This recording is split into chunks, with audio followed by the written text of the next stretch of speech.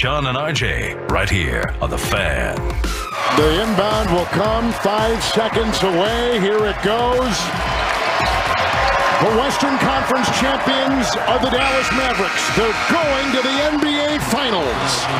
They'll take on the Boston Celtics. And going to the finals for the first time in 13 seasons.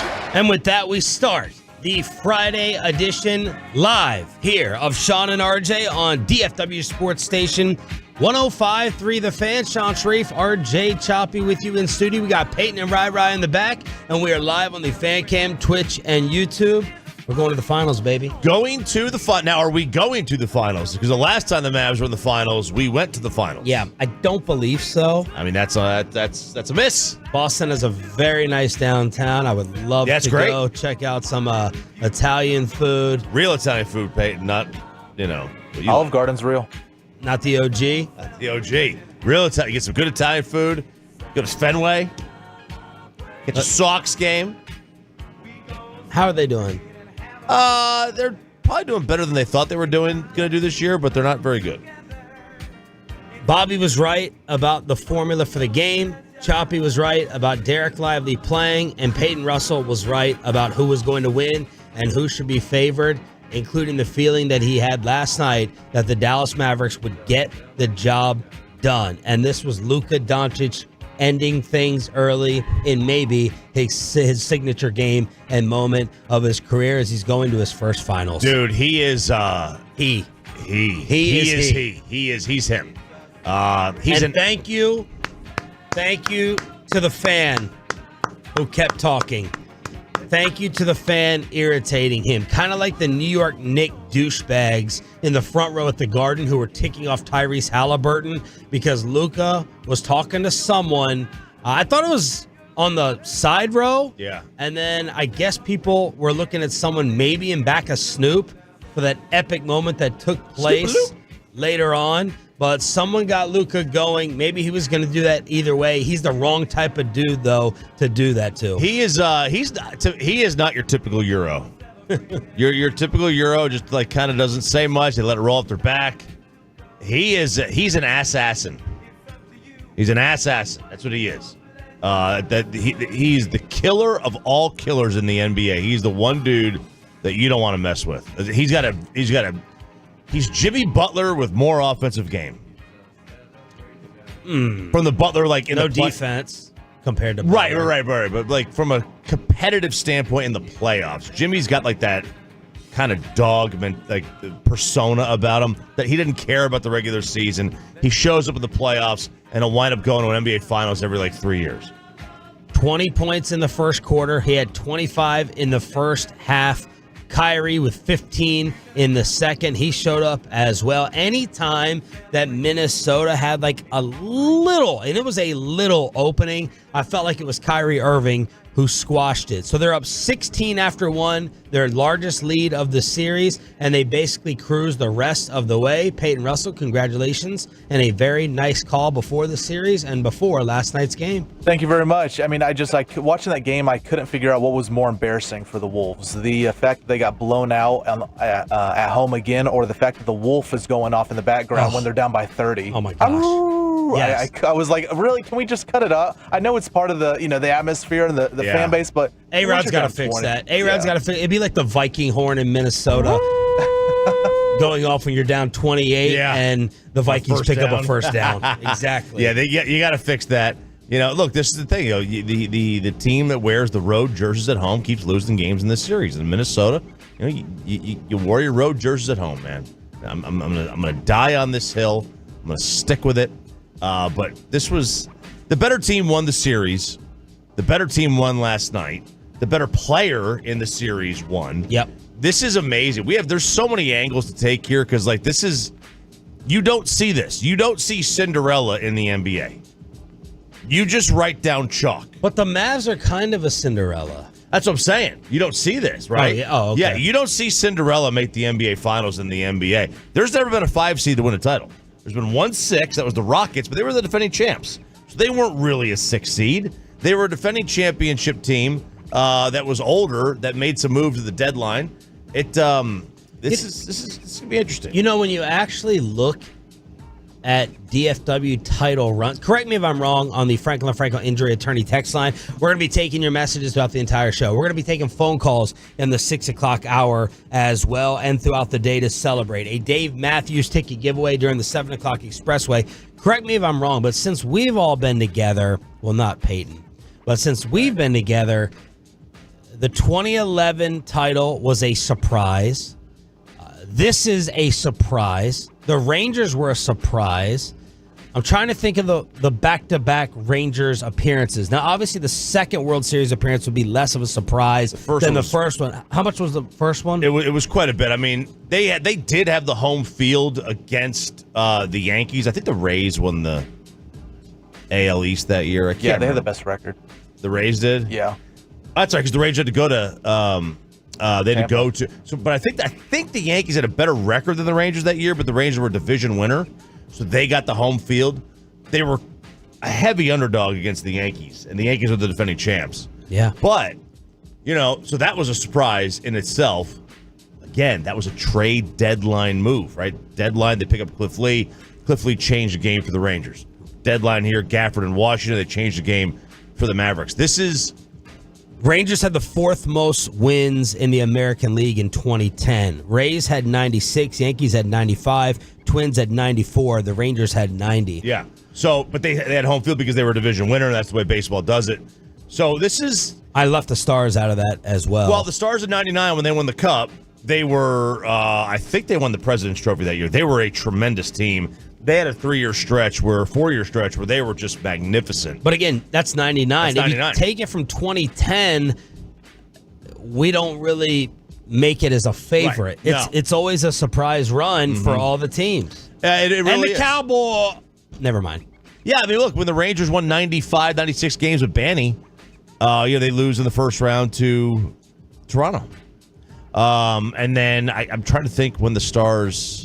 The bubble they made it. They made it, but that's weird, the bubble, right? Yeah. It was weird, right? They were a good team, but it was definitely odd. It's always been a surprise when a local team makes it, at least in this century. That's the unfortunate thing. The good thing is you get a surprise run. Surprise runs to me are way more fun. 72 combined points for Luca and Kyrie. And Stan Van Gundy was dancing on the graves of everyone who was questioning him about the backcourt opinion. You had Derek Lively returning with a little bit of a spark. Looked like he was going to leave that game again. Yeah, with another head injury that came from Naz Reid, who looked really disinterested. I thought that was a little bit of I looked like a cheap shot to me at first. I thought flagrant one was the right call. Yeah, I'm not going to... Yeah. Not ejection. No. More than just a common foul. I was worried that he re-aggravated the neck. Like, he went down. Shaq thought he was just a little bit more scared. But Gafford did what he does with 11 and 9. And Lively had 9 and 8 off the bench along with 3 blocks.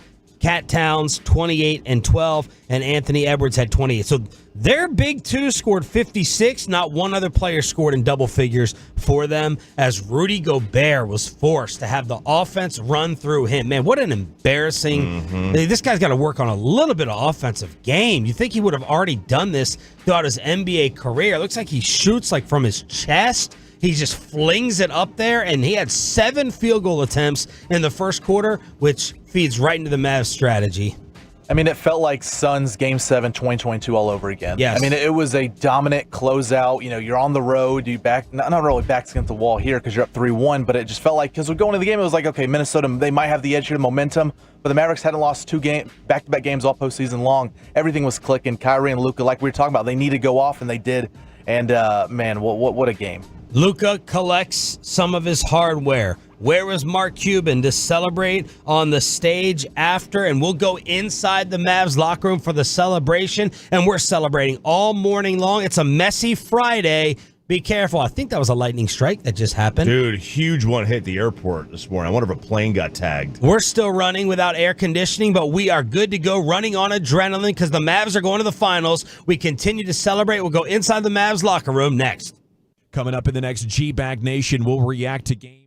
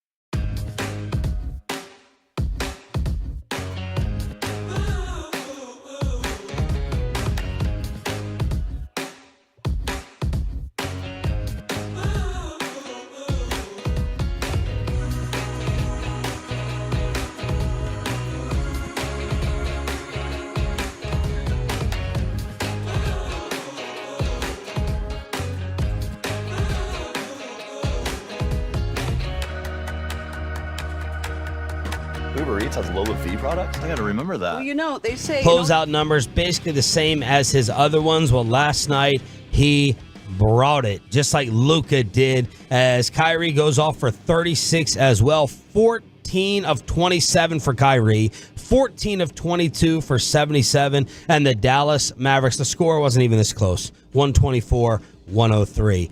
I was like Bobby, I was a little bit disappointed with TNT's angle of Minnesota quitting in the first half. Man, I just thought they got overwhelmed by Doncic. I just thought like there was basically nothing that they could really do. Then you look at the rest of the game, every loose ball seemed to go to the Mavericks. Maybe you notice a little bit of quit from the Wolves in the second half, but that first half, I wish that TNT paid a little bit more respect and attention to Luca's greatness. I don't even know if they've really like isolated, sat back, maybe I've missed it, and had a Luca greatness conversation. I know Shaq has said there's basically no difference between him and Tyler Hero, but I wanted it to be more about what Luca did to them versus Minnesota quitting and not showing up, but that's the angle that they went with. Yeah, there's two ways to look at it. Like, you know, what is the more surprising thing, that Luca did that performance or that an entire basketball team looked like they quit 14 minutes into the game? Did you think that they looked like that? I wasn't watching that being like they quit. I'm like they're getting overwhelmed. I think they're the victims of an assassin out there. Yeah, I guess that's just a matter of perspective. Like early on, yeah, like Luca put it to him, and then I think he forced their quit. Right, he forced their quit, yeah. and you can't. There was parts of that first half, like at the end. I think the last 3 minutes of the first half, 4 minutes of the first half, really stood out in their minds because it did look like, because that lead went from about 16 to 29 in a blink of an eye at halftime, and it looked like it was just like, okay, they're giving up, and they have completely mailed it in. And I wonder if that last 3 minutes kind of stood in their minds so much at halftime. That's why they went that route. Because I did think at the end of that first half, they definitely gave up. Luca wins, of course, Western Conference Finals MVP. It was really weird and to many refreshing that Mark Cuban was not standing up there at the podium to receive the hardware. He's not the owner anymore. It's Patrick Dumont. He's the governor. The governor of the team. That's what they call it. And he gets the hardware, not Mark Cuban. Cuban's got like 30% stake right now. That's going away. That's going to get down into the single digits here. The way the contract and the sale stipulates, so he'll be much less of an owner even in the next 18 months. That said, if you're the Dumont Adelson family and Dumont, and you look at the fact that they're in the NBA Finals, do you really want Cuban to go away?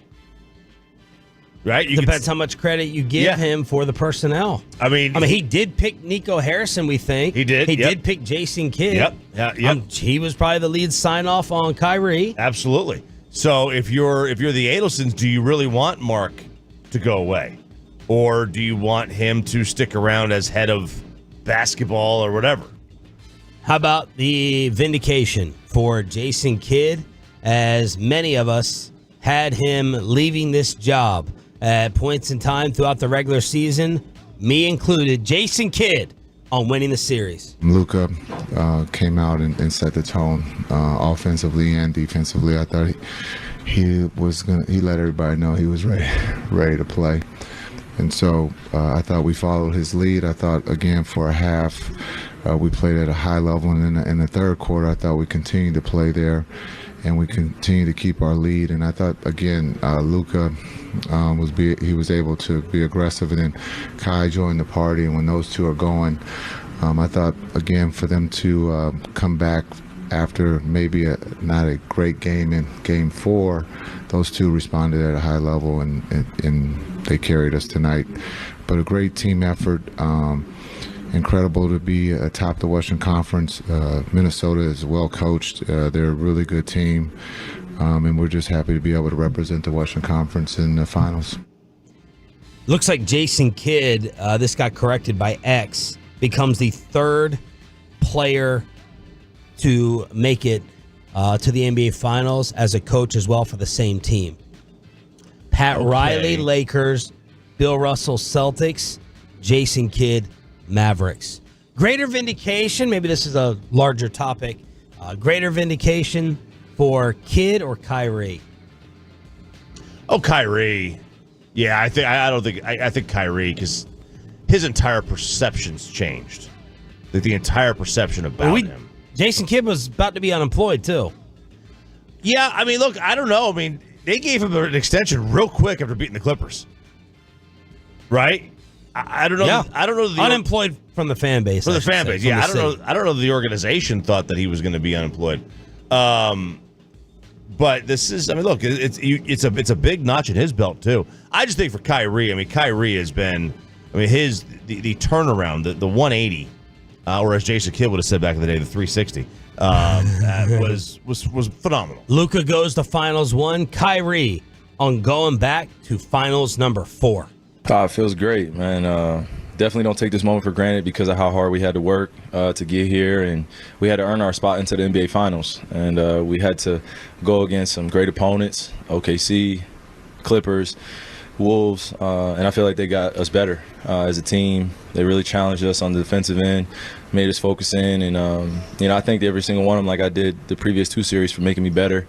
And it has been 7 long years, but it's also felt like the right amount of time, in order to reward myself, be in the locker room with my teammates and enjoying it. A long time coming, so we are going to enjoy this, but we obviously know this is just a pit stop in the journey, and we got to get ready for that court turning gold, as I like to say. The shoes turn gold, the jerseys turn gold, and as a kid, that's what you dream of, getting to is the finals and being able to play against the best of the best with the whole world watching. And now, how is Kyrie going to handle all the Boston BS bait that is going to be thrown his way by the Dave Portnoys of the world? Barstool Sports reliving what happened with the Massholes when he had that really ugly stint there in Boston. Last night, Ernie Johnson asked him about it, and he basically had a 1 or 2 word answer. It was really, really quick, as that's probably going to be the way it goes as he takes the high road throughout. But I hope that they keep it going and going and going to possibly tick him off like Luca got ticked yesterday by that Wolves crowd. Luca's so petty. Oh, he's petty, man. He's so petty. Did you all notice in the post with EJ, he went up to the podium, they started booing him, and he's like, okay. He still couldn't let it go. He's like, go ahead, keep going. And then when he got done the interview, he walked off to the left, and he goes, boo! Yeah. Boo! It is under his skin. Yeah, I got to tell you, that's a soft crowd there. Soft crowd, Minnesota. They cheered the Wolves as they left the floor. Hey, thanks for a great season, guys. Thank you so much. You got us between football and hockey season. Oh my God, thank you. That's soft. And second of all, if you win the championship on my team's home floor, I'm going to stick around and watch the championship celebration.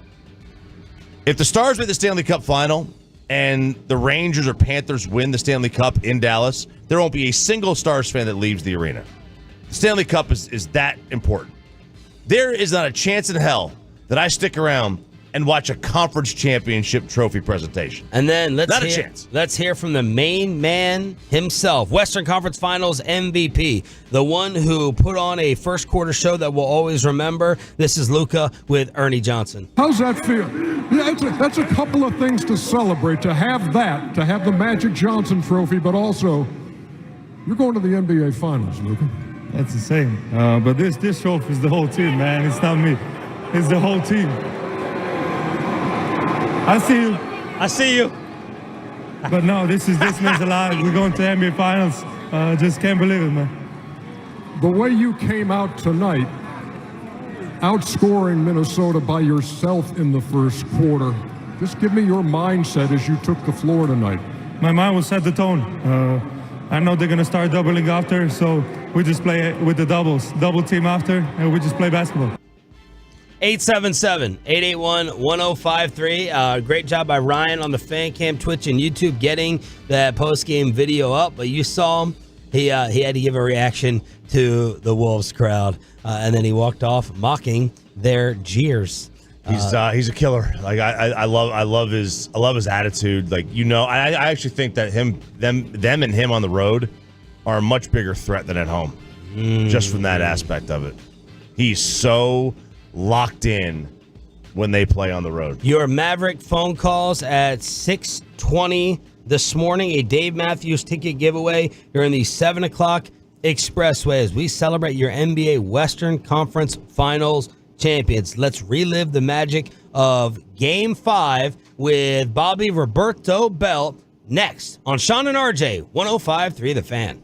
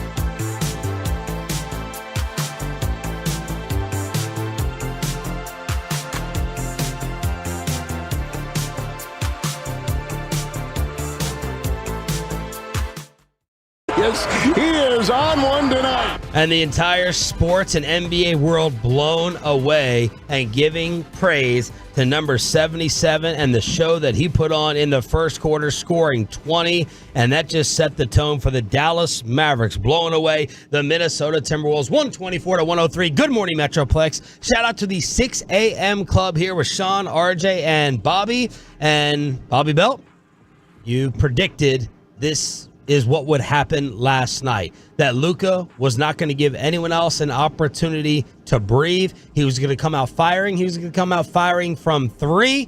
Props for the call. Why did you feel like Doncic was going to put his final stamp on the West Finals? We had that article from Tim McMahon last week where he was talking about all these people that believe Luca can't ever win a title. And all these different people that, you can find plenty of players, you can find plenty of coaches, front office people who believe that he'll never be able to do it. But he puts down in there the line after that, he says, they're happy to express these doubts as long as they're granted anonymity because nobody wants to draw the attention of Luka Doncic. Like, that's just a thing to people around the league of don't piss him off, don't get him mad. And there was just show your sources. Yeah. Name your sources. There was a lot of talking from Minnesota during that game 4 and after that game 4. Jaden McDaniels like, yeah, we can rip off 3 in a row. He's so, like, I got to go back and that's the next thing I need to check. I want to see how different his playoff splits are in road games. Because somebody said it last night. I can't remember who it was. But somebody had a tweet last night that was like, as much as he loves playing in front of the home faithful, he seems to love going on the road and playing in front of people who are making him mad. And so I just figured he's going to be in that road environment and he's going to jumpstart, go like, nope, I'm putting this away early. Well, Choppy just said he felt like they were more dangerous away from the AAC. Because of that, I mean, the greats. And Boston is the perfect place. Well, yeah, it is. It is. Except Luca's white, so they might like him more. They might like him more. The one thing He's not that's Irish, the though. one thing is like, Boston. Like, it's one person in Minnesota that has the stones. In Boston, it's 20,000 people will be heckling you. It can probably get overwhelming there, right? It can, but I think the greats just generally play better. Not better, but they keep their game on the road. Here's Luca on winning on that road with the road mentality. It's a good feeling, man. I can't lie. Just go out there, and it's us against them. Just stay together. But that feeling is great. He is the way that he just locks in those road environments. And you're right, the Boston angle of this, that was one of the things you saw a lot of people talking about last night about Luca going into Boston is either going to be one of the he will become that city's villain. The way we were talking about, and I was wrong on this. This is the thing that I missed. I was certain that Ant was ready to come into this series and level up and be such a thorn in their side and talk all this trash to their superstars. And ultimately, he kind of wilted. In fact, it was last night at the podium. He was asked for his thoughts on the Mavericks and what kind of team they are moving forward into the NBA Finals, and he was like, nothing. That's all he had to say, nothing. He was just kind of pouting at the end. But that is going to be something where when he goes into Boston, my anticipation is that entire city is going to despise him by the end of this NBA Finals run, whether the Celtics win or lose. Luca continues his number one standing as the best responder in NBA playoff history to a loss. He came in averaging 34 a game after a playoff loss in his career. That is the highest scoring average in the history of the NBA. 49% shooting after one from the field, 40% from three. The record is 11-6. So you can go ahead and bet on that if that's your thing. Luca after a loss, and he did it to him last night. Let's relive the game and just go through the dominance of Game 5. He started off 5 for 5. Reggie Miller said, is he touching the rim? No. Is he even touching the rim? He wasn't. Then he made it 8 of 10.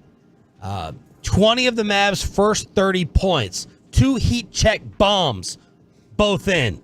He scores 20. The Timberwolves have 19 at the end of the first quarter. I was a little disappointed in the next 3 quarters. I was expecting 60 out of him.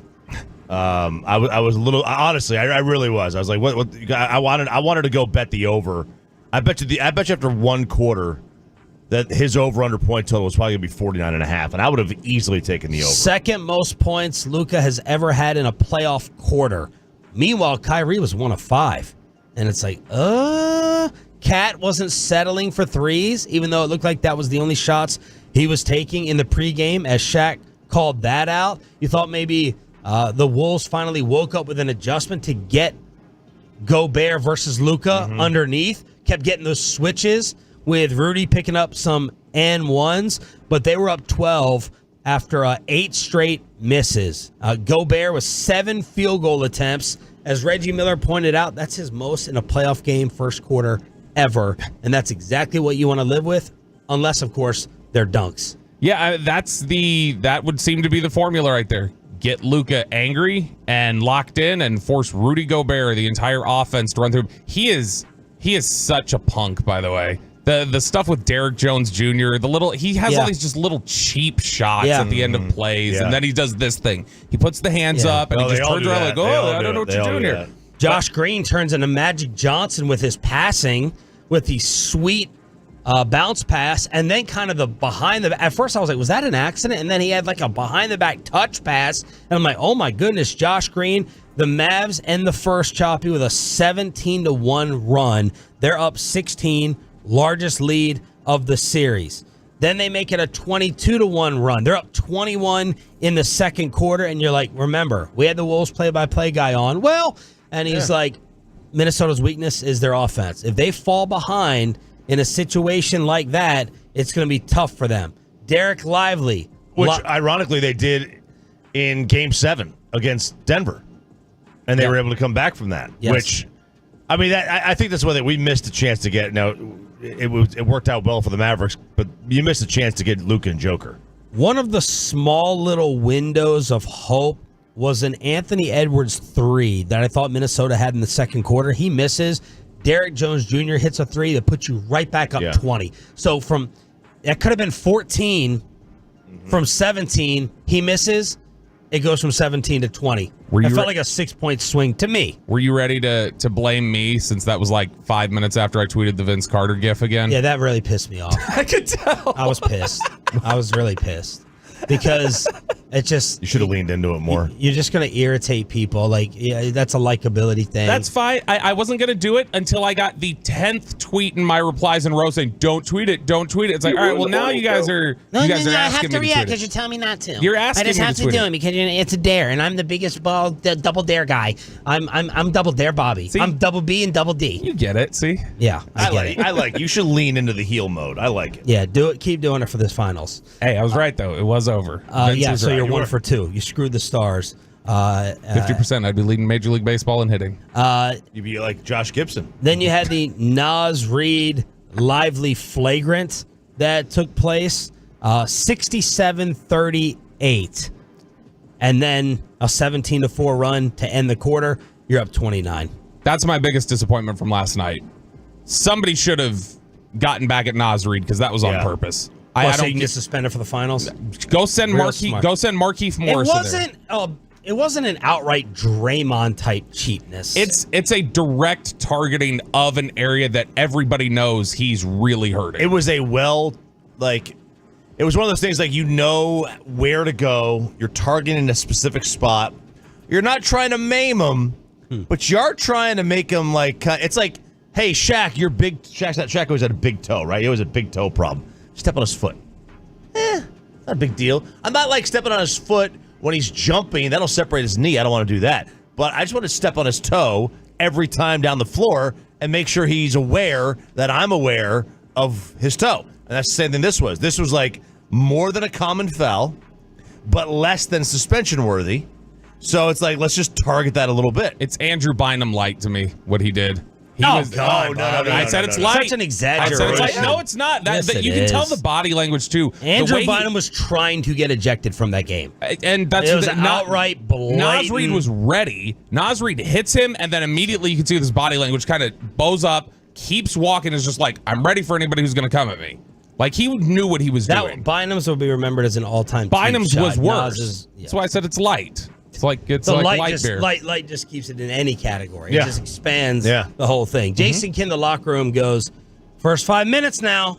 Like, let's reinforce what we just did to them. And they come right out first possession with a P.J. Washington alley-oop from Luca. Then P.J. hits a 3. It's 80-46. And then you get an all-time memorable moment when people thought that Luca was telling Snoop Dogg, how you like that, MF? Dropping the expletives, and Snoop is like, damn, that's a bad white boy. That was that reaction. Oh, my goodness.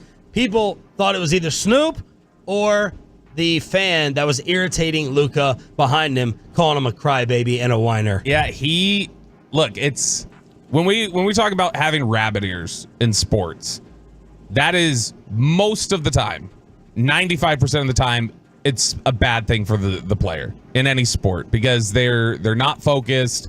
Odell Beckham Jr. had rabbit ears. That takes him out of his game. He doesn't play well.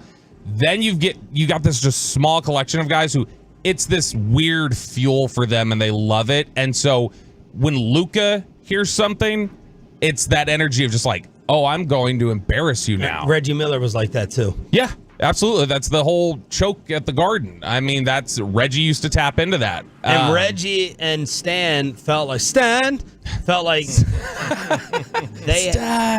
they had to keep re-explaining. They had to clarify their backcourt statement yesterday, saying, we're not saying they're the best, just the best scoring, the best offensive backcourt, because Dumars and Thomas are better, and Clay and Steph are better. I felt like they were backtracking a little bit. Spare me on the Dumars Thomas are better. Give me a break. They were trying to dunk and walk it back at the same time. Yes. Because it was not just told y'all, it was very specific of all these radio shows that are talking about all these debate shows on TV. You want to talk about rabbit ears and hearing it, they've heard it. This was Joe Dumars wouldn't even be in the NBA today. This was Stan Van Gundy dunking on everyone while Luca and Kyrie were going off. Luka Doncic, we've seen this a lot. Great ball pressure. Just watch him decelerate and stop the space he creates, Reg. Usually likes those step back going left, but that one he hits going to his right hand. This guy's as good an offensive player as we've ever had in the NBA. That's pretty significant. That's even stronger than saying they're the most talented backcourt ever. To say that Luca is, take anybody in the history of the NBA, he's just as good offensively as them, that's strong. I thought Kyrie's jumper, it was just wet. That's all it was. He hit a 3 after the Wolves cut it down to 23, and Kyrie just sucked all the air right out of it. Stan Van was also a huge fan of Lively, saying this kid makes all the right decisions. He never forces anything. He was giving him credit for his blitz defensive coverage and strategies, and it's 97-73 after 3 quarters. Kyrie extinguishes the Wolves again. At one point, he's the highest scorer in the game with 34. When I thought Luca was going to sit maybe the rest of the night, I didn't have a problem like I usually do with Mike McCarthy, leaving guys in. It's like, take no chances. Luca, he got banged up by Cat late, and I was like, oh crap, here we go. You got to be careful with that. Now you got a whole week. You got a whole week. That's the thing. We had a whole week to sit on this and stew on this and lose all the momentum, like from a energy standpoint, an intensity. I can't wait for this. We're not going to build up to this like you would a Super Bowl, like as a nation. Now locally we will, but not as a nation, right? You're going to lose all that, but. It was time to get him out of there. It was time to get him out of there at the start of halftime. Lively ends the game in the series 16 for 16, setting a record. So, Dr. Choppy, you were right about questionable Derek Lively playing. It's the gambler in me, Sean. I can't really take credit for this. That's what they I've been taught that if it says questionable, you're playing. You're playing it questionable in the gambling world. If you've been downgraded to questionable, then you're playing. I don't remember who it was. One of the basketball analysts out there on Twitter, one of the Ringer writers or something like that, pointed out there was a couple plays they had like a cut up of Derek Lively circulating passes from Luca in the game last night, and they're like, as much as Derek Lively makes an impact defensively, this is what Dallas really missed in Game 4 is Derek Lively is a very high IQ ball mover. Like, not necessarily like an assist guy, but he is really adept at helping to keep the ball moving in the way that Luca sets up the offense, and that's something they really missed the other night. Let's celebrate with the Tolos. Let's take some 6 a.m. calls on your Western Conference champions at 877-881-1053.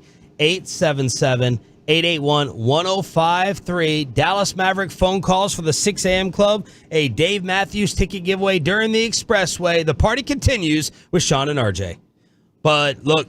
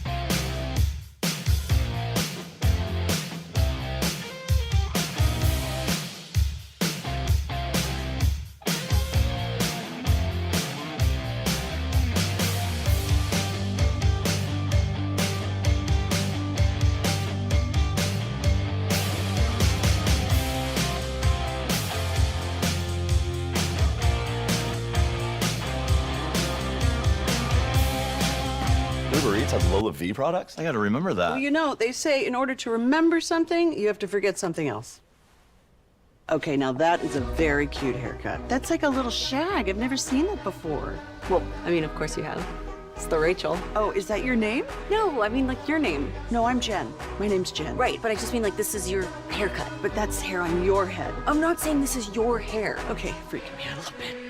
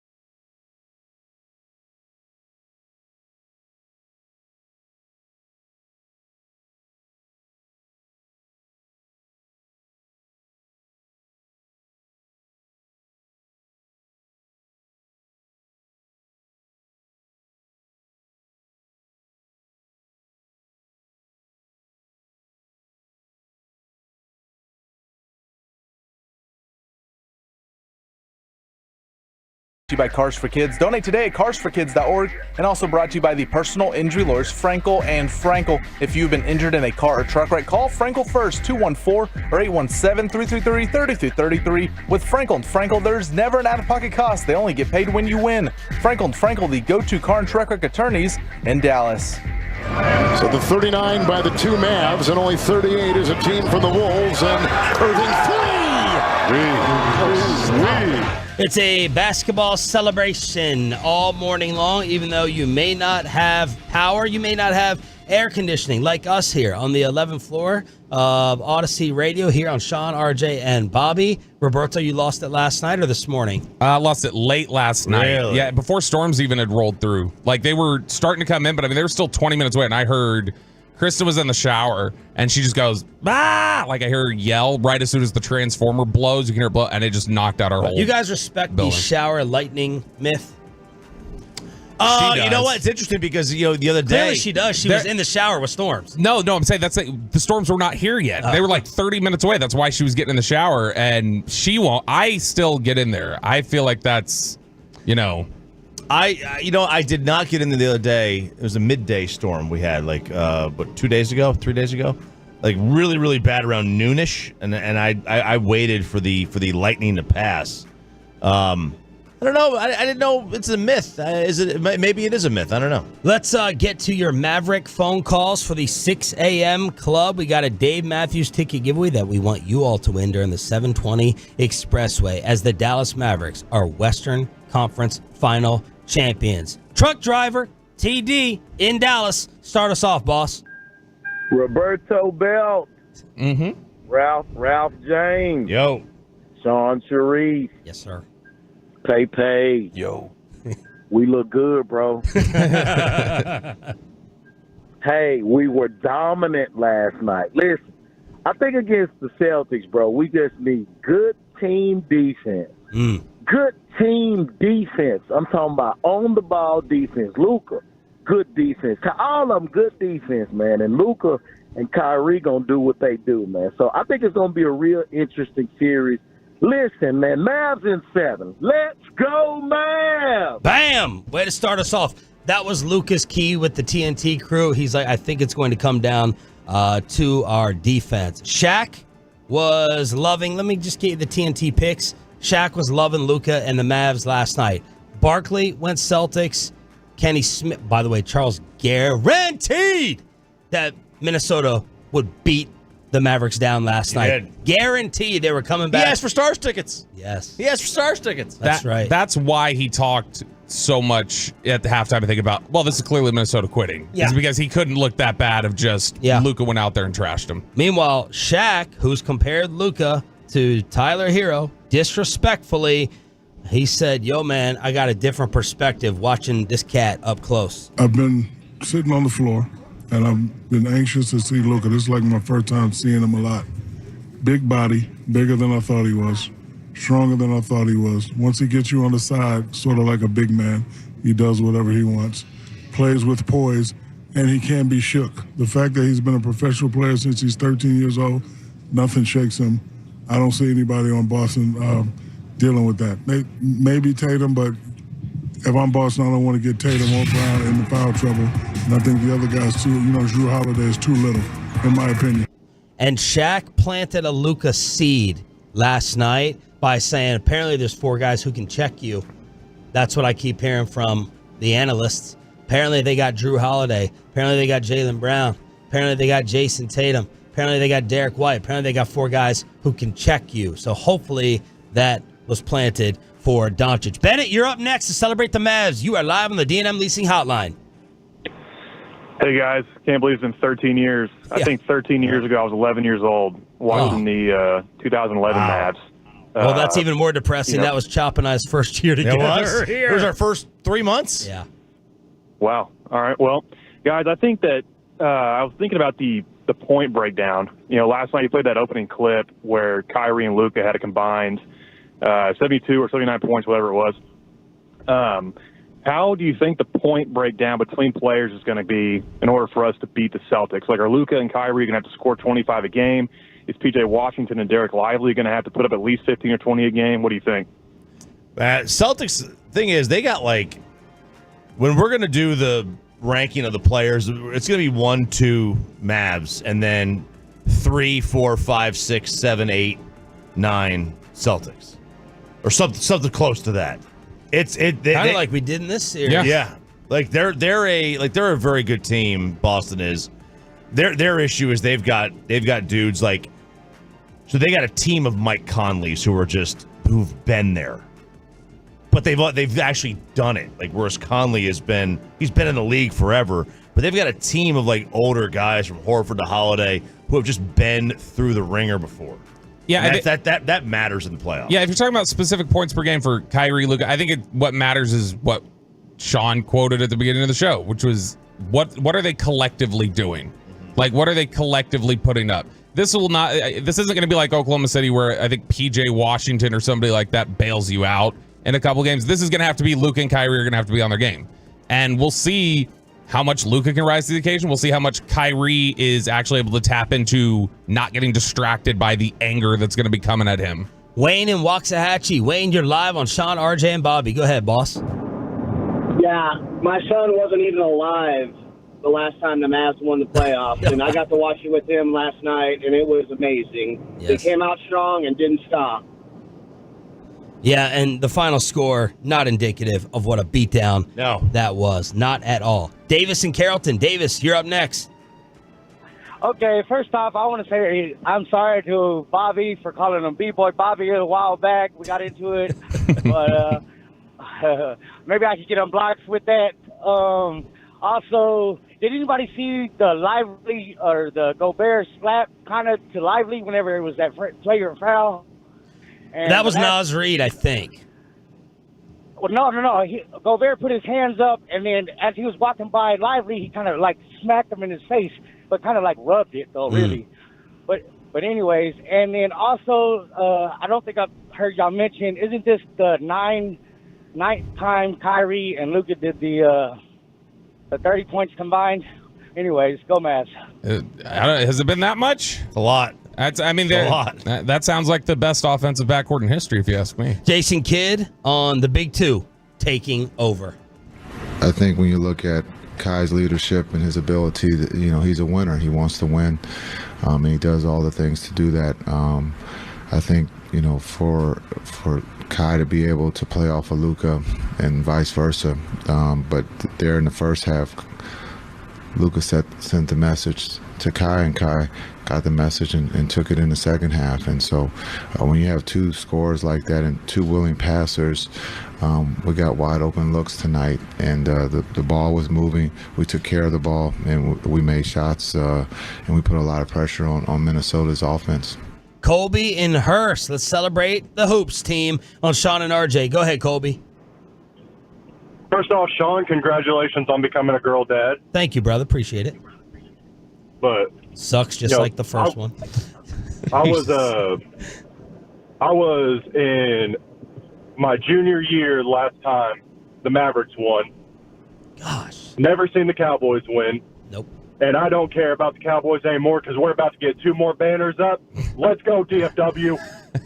Man, this is normally the Tolo calls really uplift me and reinforce we have the smartest. Now they make you feel old? And that made me feel old. Everyone's a junior in high school. Yeah, we are. Peyton, how you were 15 last time when the Mavericks won? No, you'd have been 14. Yeah, 14. Summer before freshman year of high school. He was in middle school. I remember it, though. Man. I remember it. Come on, man. It's not about you, Peyton. It's about us.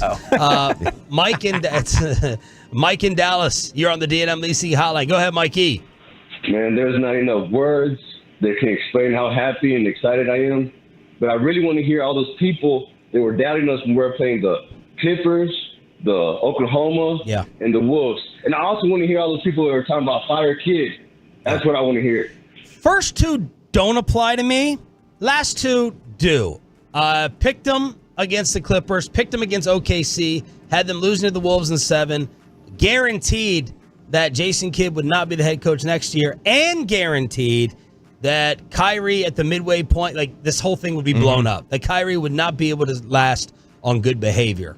Right, wrong. Yeah, I will gladly do the Randy Marsh butt-kiss apologize to Jason Kidd if that's what it takes, or like Howard Eskin did to you at the Super Bowl. He squelched on that one. He didn't do it. Yeah, he did his like a 6 degrees of separation kiss. Kidd has been any. Well, how so? And I'm not saying this to doubt and pick apart. I'm just interested in you all giving me an X's and O's coaching answer. When we talk about Carlisle's greatness, right, we always kind of talk about the J.J. Barea adjustment that we saw against Miami. Was this just Luca and Kyrie being Hall of Famers in the last 5 minutes, or can you guys point to an actual adjustment or multiple ones that Jason made? Jason Kidd is the modern professional coach. Yep. And that's we just need to come to grips with the fact that that's what it is. There is not an X's and O's advantage anymore. Not advantage. I think it's like Phil Jackson 2.0. Really, Phil got the Bulls job because he was like Doug Collins was the intense psycho X's and O's coach. Right. He was. Go with the analogy for a second. Yeah. He was kind of like the Rick Carlisle, where high burnout factor with players. Phil was, let's light the peyote. We need to be zen with each other. Yep. We all need to share the ball. Michael liked him or respected him after he got over the triangle fit, but Phil was a psychologist. Yeah, that's what you need. Like that's what you need today. Like there's sure great. You can have an X's and O's advantage, but how long before that X's and O's advantage wears thin because you're not managing personalities well? And how many points per game is that X's and O's advantage even worth when you factor in the delta between that and the personalities? And we've done these studies even in the NFL. That Harvard did this study. No coach has ever accounted for more than 1.1 wins in the history of the league. You can argue that all you want. That's just the one study that was done. Would you rather have Andy Reid, who is not nearly as as Bill Belichick? They're both X's and O's guys. Yeah. But what type of coach would you rather have? I think that's the thing, is that when you ask about X's and O's, I don't know about X's and O's. I'll say this. Game plan, he has evolved in the sense that we've had major issues with him trusting young players here. Yes. Jason Kidd has. Yes. And he's trusting Jaden Harding and he's trusting Derek Lively in big moments. And Josh Green. And I think if you want to talk about the matchup thing, it as good of a defender as he is, it still, I think, takes stones to say we're going to put P.J. Washington on Karl Anthony Towns for the majority of the time and expect it to work. Yeah. And so, I think there are definitely, I don't love him drawing up plays out of bounds and stuff like that. I know Chuck Cooperson has told us he thinks he's done really well at that. But more, I think it's obviously, like you say, Chop, the culture thing. But a big part of it, I think, is also just rotations and trust and those sort of changes that he's made. Eric in Fort Worth. Eric, you're up next here on Sean, RJ, and Bobby. Go ahead. Yes, sir. I was calling about the Mavericks, about this game and stuff from last night. That's good. This game last night, we had out-rebounded them 100% through the first 2 quarters of the game. That third quarter, we kind of went through a little bit of a slump outside of Luca getting hot and Kyrie, and they're doing our rebounding again, probably about midway through the third. I would say the 2011 Mavericks team, though, is probably going to be second compared to this team now. That 2011 team was just a really good NBA Finals run for us, going through the legendaries, through Oklahoma City and all of them, and Miami Heat, of course, the big three. But I'm going to say, this Mavericks team now is the representation of what you can do when you have the franchise that the Mavericks have, and you can put in your old players as coaches and mentors and put it into perspective of winning another championship. Thanks for the call, Eric. Well said. Let's continue with your Mavs phone calls at 877-881-1053. Sounds like Mike McCarthy's a little irritated with Micah Parsons and, of course, a Dave Matthews ticket giveaway to close out the week. The Mavs party continues on the Fan. Let's get you over to Platinum Ford in Terrell. It is, of course, a Steven.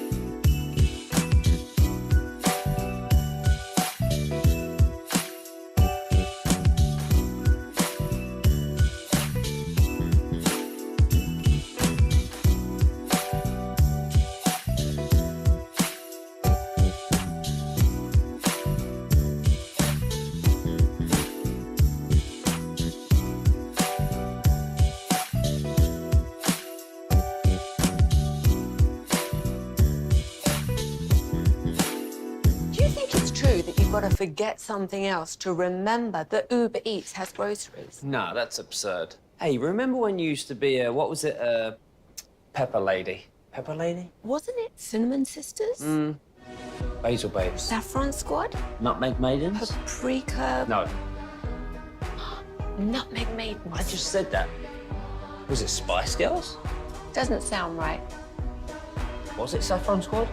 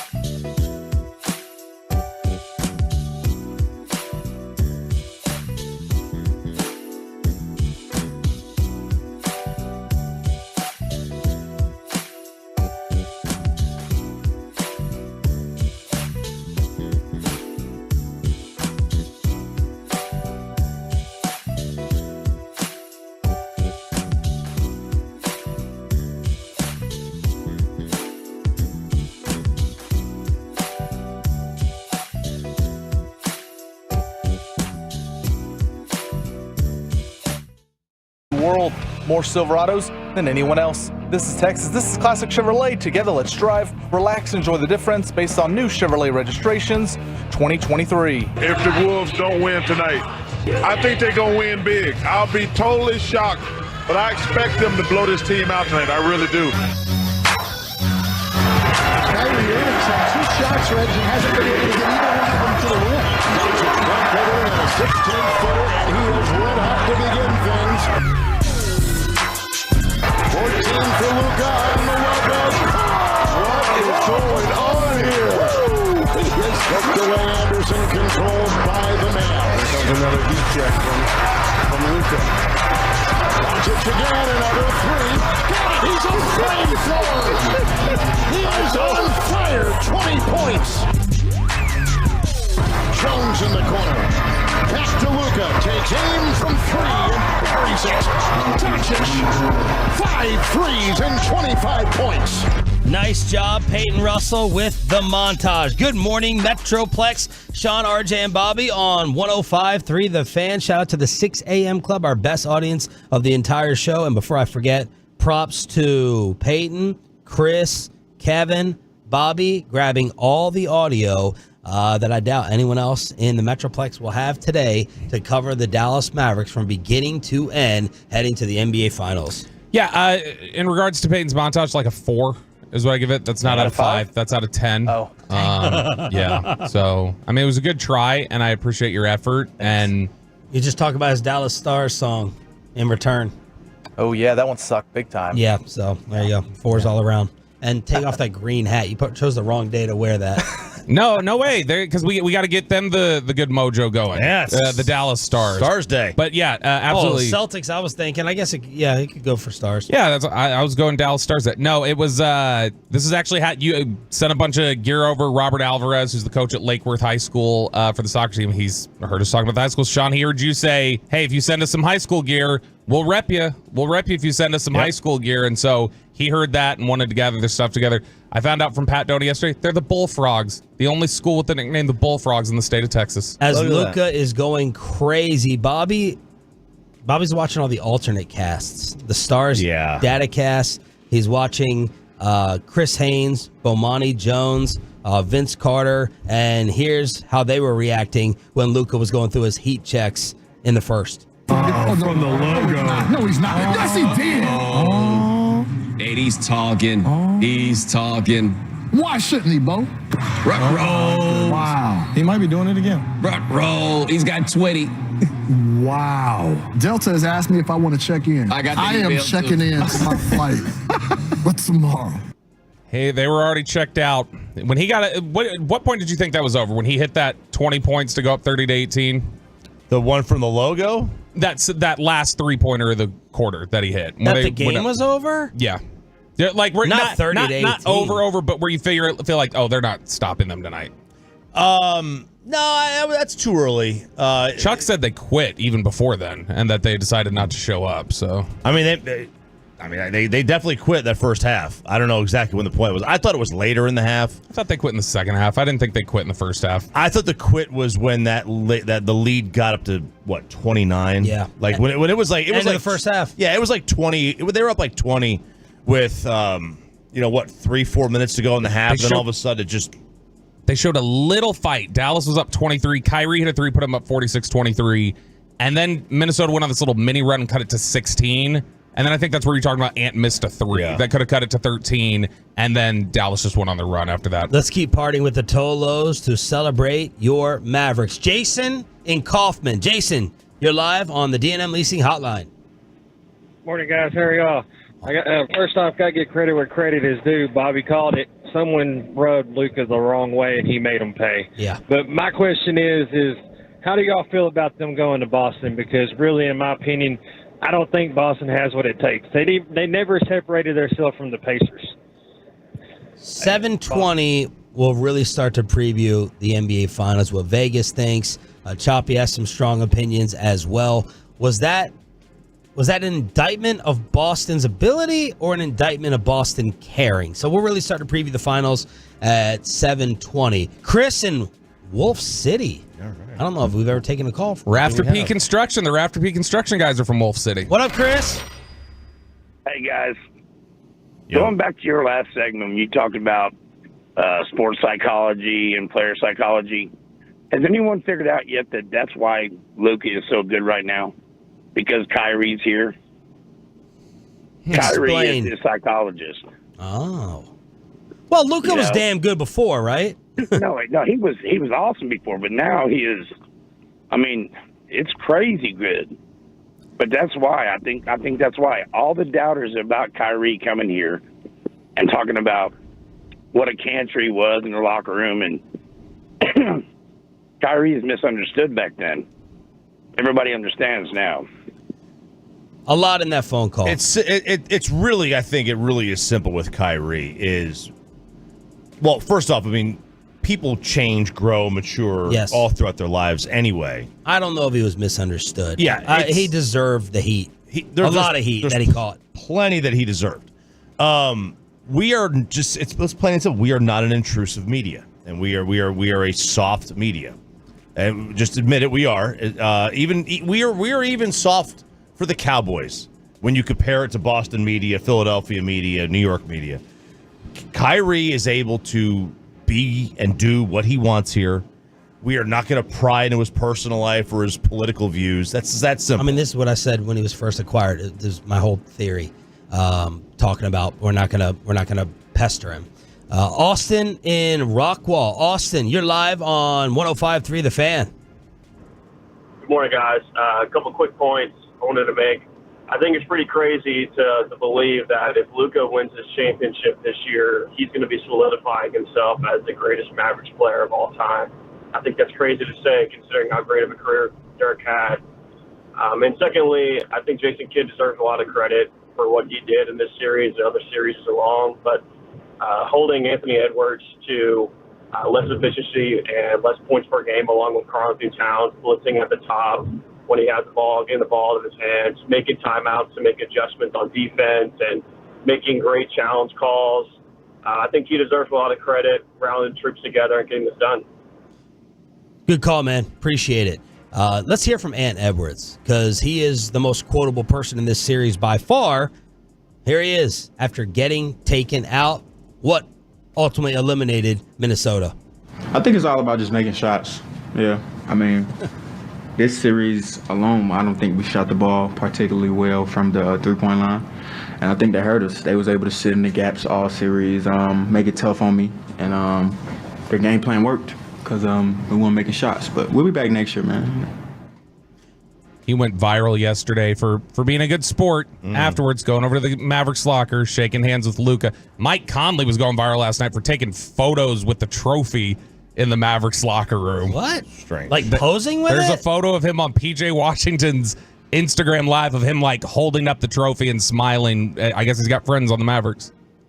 That's weird. Little That's weird. Speaking of a little weird, the interview with new Mavs governor Patrick Dumont with Mark Cuban nowhere in sight on the podium. And this is Patrick Dumont.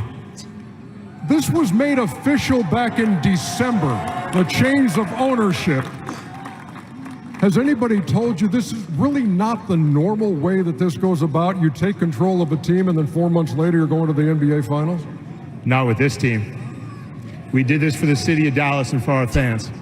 I saw you with about a minute and a half to go in the game from your seat. I saw Mark Cuban give you a big hug. What did he have to say to you?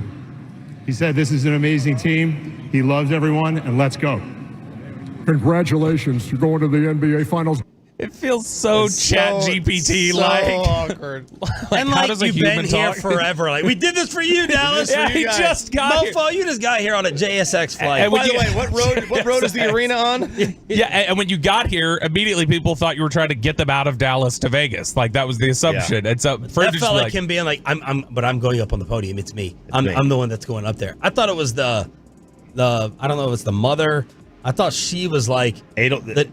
Adelson. Yeah. I thought she was like the true big dog that maybe she would possibly go up there, but that had to hurt Mark. Oh, and Tolos loved that. That had to hurt Mark. Like stand over there to the side while the new family holds up the trophy. He's the guy. He's the new governor. The new governor now. So he's the guy in charge. Travis and Saginaw, you're up next on Sean and RJ. Go ahead, Trav. Hey, man, I just want to give a big shout-out to all my Dallas Maverick fans. We're finally going to the finals again since 2011. We're about to rip the Boston Celtics a new one. I'm headed to work right now. I don't know if the Boston Celtics has what it takes to give, what we got, but we're going to give it our all. I want to give everybody in Fort Worth, Dallas, a big shout-out as well. I love you guys on the fan. Y'all are doing great work. Thanks for taking my call. Y'all have a great day. Thanks, man. Have a good one. Be careful driving out there. Ray in Grand Prairie. Ray, you are up next with a Dave Matthews ticket giveaway around the corner as well. Go ahead, Ray. Let's just say probably for MVP, baby! Let's go! Hey, I just want to say, y'all did say, Anthony Edwards did go after to the locker room after the game, but, he was being a sore loser after the game. Not wanting to shake no one's hand. And also, I just want to talk about what Miller and Van Gundy were talking about, with the Boston Celtics talking about, the Celtics are this and that. They have, a starting five that, they're all two-way players, and they got two guys that come off the bench that are excellent two-way players. And they're also saying that Holiday and White, if they're the heartbeat of the Celtics, I'm sorry, they're barbecue chicken. The postgame. Oh, go ahead. Sorry. Luca is going to eat them two up. They're way too small for him. And if you put Tatum and Brown on Luca, that's just not going to be good for them either. 7:20, we'll start previewing the finals. The post-game moment I wanted to touch on before I forgot was Michael Finley taking Luca's beer. Oh, yeah. While he was standing with his dad. What did y'all make of that? Nothing. I saw it. I mean, I didn't even notice it. But why did he moment. take it? Honestly, I have no idea. I have no idea. Finley either wanted it, saw a camera there, or he was like, no, job's not done yet. That's probably what the fans would love to hear. Job's not finished. Job's not done yet. There it is on video. Ryan got it. The beast that he is. That's Luca and his pops. And Luca's kind of... He reaches for it again and shrugs like, okay, I guess I'm not getting my beer back. Yeah, he's looking at Finley like, yo, man, what's the deal? What are you doing? But Finley comes up and just takes it. I'll take that. So I'm trying to figure out what that's all about. It looks like it looks too like, yeah, he was 6'7". It looks like Finley walked up with the express idea of I'm taking the beer. It looks like it was a fake hello, how you doing? But just to go up there and take it had to be the camera. He just doesn't want him to drink it. I wonder if there's rules about drinking outside the locker or something. If there's rules about... He's like Jacksonville kicker, man. Jacksonville kicker. I mean, Nelly did that every post game. Nelly did a lot post game and during game. Every post game in the hallway, he had a Bud Light in his hand. All right, we will start previewing the NBA Finals at 7:20. We have a Dave Matthews ticket giveaway for you turning it on, leaving it on. How ticked off is Mike McCarthy at Micah Parsons? Bobby was there for it yesterday. That's next on The Fan. Well, you might not have needed it. True that you've got to forget something else to remember that Uber Eats has groceries. No, that's absurd. Hey, remember when you used to be a, what was it, Pepper Lady? Pepper Lady? Wasn't it Cinnamon Sisters? Basil Babes. Saffron Squad? Nutmeg Maidens? Paprika? No. Nutmeg Maidens. I just said that. Was it Spice Girls? Doesn't sound right. Was it Saffron Squad?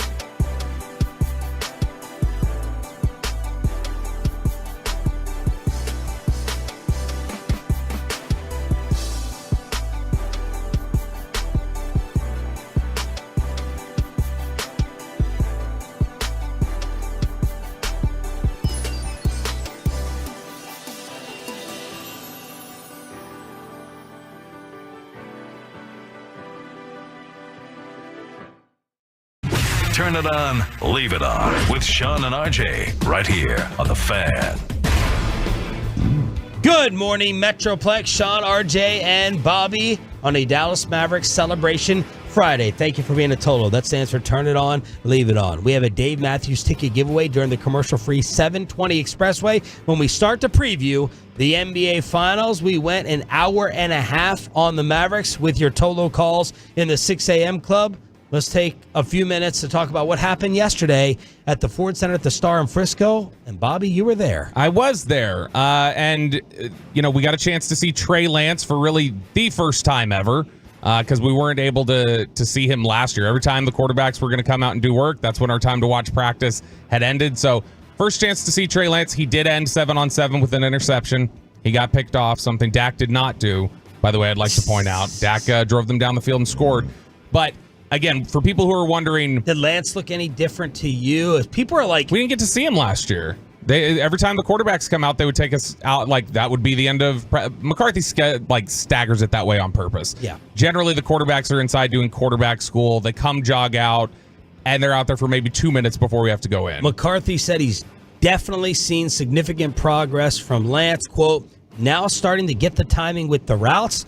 He's close to being a master of the system. Oh, baby. He has a really high understanding. He just needs as many reps as he can. But the big story yesterday has to do with Micah Parsons, as he has not been practicing with the team, but he's tweeting with the team, right? Yeah, he was, while we were in there's a strict policy at Cowboys practice. Unless it's an open practice to the public, you're not allowed to live tweet from practice because it's a closed session. You're not allowed to tweet anything till after. So that was our greatest tell that Micah Parsons was not going to be at practice, was looking at Twitter and seeing during the stretching that, Mike is tweeting thoughts about the NBA Finals. McCarthy was asked if Micah has missed an opportunity to elevate teammates by missing part of these voluntary What do voluntary mean? spring practices the past 2 years. And this is pretty uncharacteristic for Mike talking about his star players. Well, I think anytime you have a chance to to be together, it's an opportunity to improve, whether it's in the mental realm, the physical realm, which is limited obviously this time of year, but in the emotional connection and so forth. So it's a long year. Training camp is really the heightened focus for all that. But yeah, it's definitely an opportunity that's been missed. That final line, I was surprised that he added that. He generally, his entire reputation is he protects players. Like, that's one of the reasons why players do like him throughout his time in Green Bay and here in Dallas is he protects players with the practice schedule, right? Like, he keeps them healthy throughout the year. He protects players by, when Zach Martin doesn't necessarily want to play tackle, Mike's willing to go out there and say, why would I play him a tackle? That's fantasy football nonsense. He puts it on himself. And that's something that he really does. It did not feel like yesterday he wanted to take any of the Micah Parsons heat. Including Clarence Hill. Asking about number 11 again.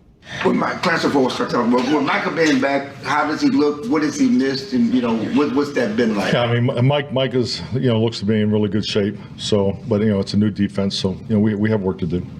How much could he take in? Did he have the playbook before? And how much could he do on his own? And how behind is he? I guess we'll ask. Well, I think like anything, he's engaged. We'll be ready when it's time. So I have confidence in that.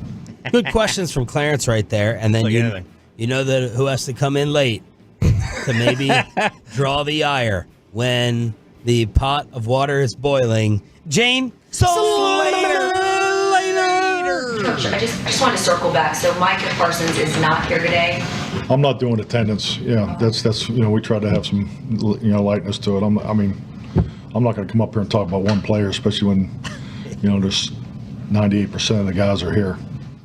Look, baby, I don't have a problem with Micah Parsons not being a voluntary practice. I hate when businesses and jobs do this when on paper, technically, you don't have to do something and they all pressure you into doing it. It's a bunch of BS. It's voluntary. I'm not doing attendance. I don't have a problem with Micah Parsons not necessarily wanting to be the leader of the Dallas Cowboys or the leader of the defense. What I do have a problem with is Micah talking like he wants to do it and then not showing up. You don't want to do it, that's fine. It's voluntary. You don't have to be the leader. But when you're quoted in the offseason and saying, I want to change the culture, these are quotes, I want to change the identity of what the Cowboys are, cut the charades out, cut out the extra stuff. I just want people to lock in for 22 or whatever weeks. That is what I have a problem with, because you're not following through with any of it. You go there from the beginning. You set the tone. You got a new defense as well. If Dan Quinn was there for his umpteenth year or whatever, okay, maybe fine. Just don't talk about it if you're not going to be about it. That's my problem with Micah. Yeah, and that is what you can tell. Because he's great at talking and wanting to sound like Michael and Kobe. He's dying to be put in that conversation with the Lion mentality. That's not this. He wants to, like you said, he wanted to change the culture. He wants to be the leader. He's the one talking about, yeah, look, we can't say we were too tired at the end of the season. We can't do this and that. You need to show up to that sort of thing. Brandon Cooks talked yesterday about like the importance of being there at OTA practices, and he had said, like, outside of COVID, I've never missed one in my entire career. I'm always there because I think it's important, and you want to talk about setting a tone and those sort of things. And for Micah to talk like that, it's got to match up. To me, I have no problem with CeeDee Lamb not being there. CeeDee Lamb is trying to get something done with a contract where he feels like they have not negotiated. I don't want to say they haven't negotiated fairly, but he doesn't feel like the negotiation has gone the way it should, so he is not going to show up to things that are voluntary. Once it's mandatory, I imagine CeeDee Lamb shows up. But for this one, for Micah, to talk about how he needs to be a leader and you've got a new defense and all of those things, and then to just blow it off feels hollow. Here's what happened. Micah did some research in the offseason, and he realized that he saw, because he calls himself a lion, that male lions don't actually do anything. The female lions do all the hunting. Yes. The male lion just sits back behind a tree. Yeah. Waits gets first dibs. Waits for the food to come. And if the female lion sticks her tail in front of his face, he climbs on board. Like that's kind of what Micah did this offseason, and that's what he's going to do. He's going to climb on board when the schedule shows, puts the piece of paper in front of his face. It's training camp time. Yes. Yeah, no problem with that. What else stood out yesterday? The offensive line groupings that they're still running. Tyler Guyton and Cooper Beebe are still not with the first team, and that's Don Beebe. No, not Don Beebe either.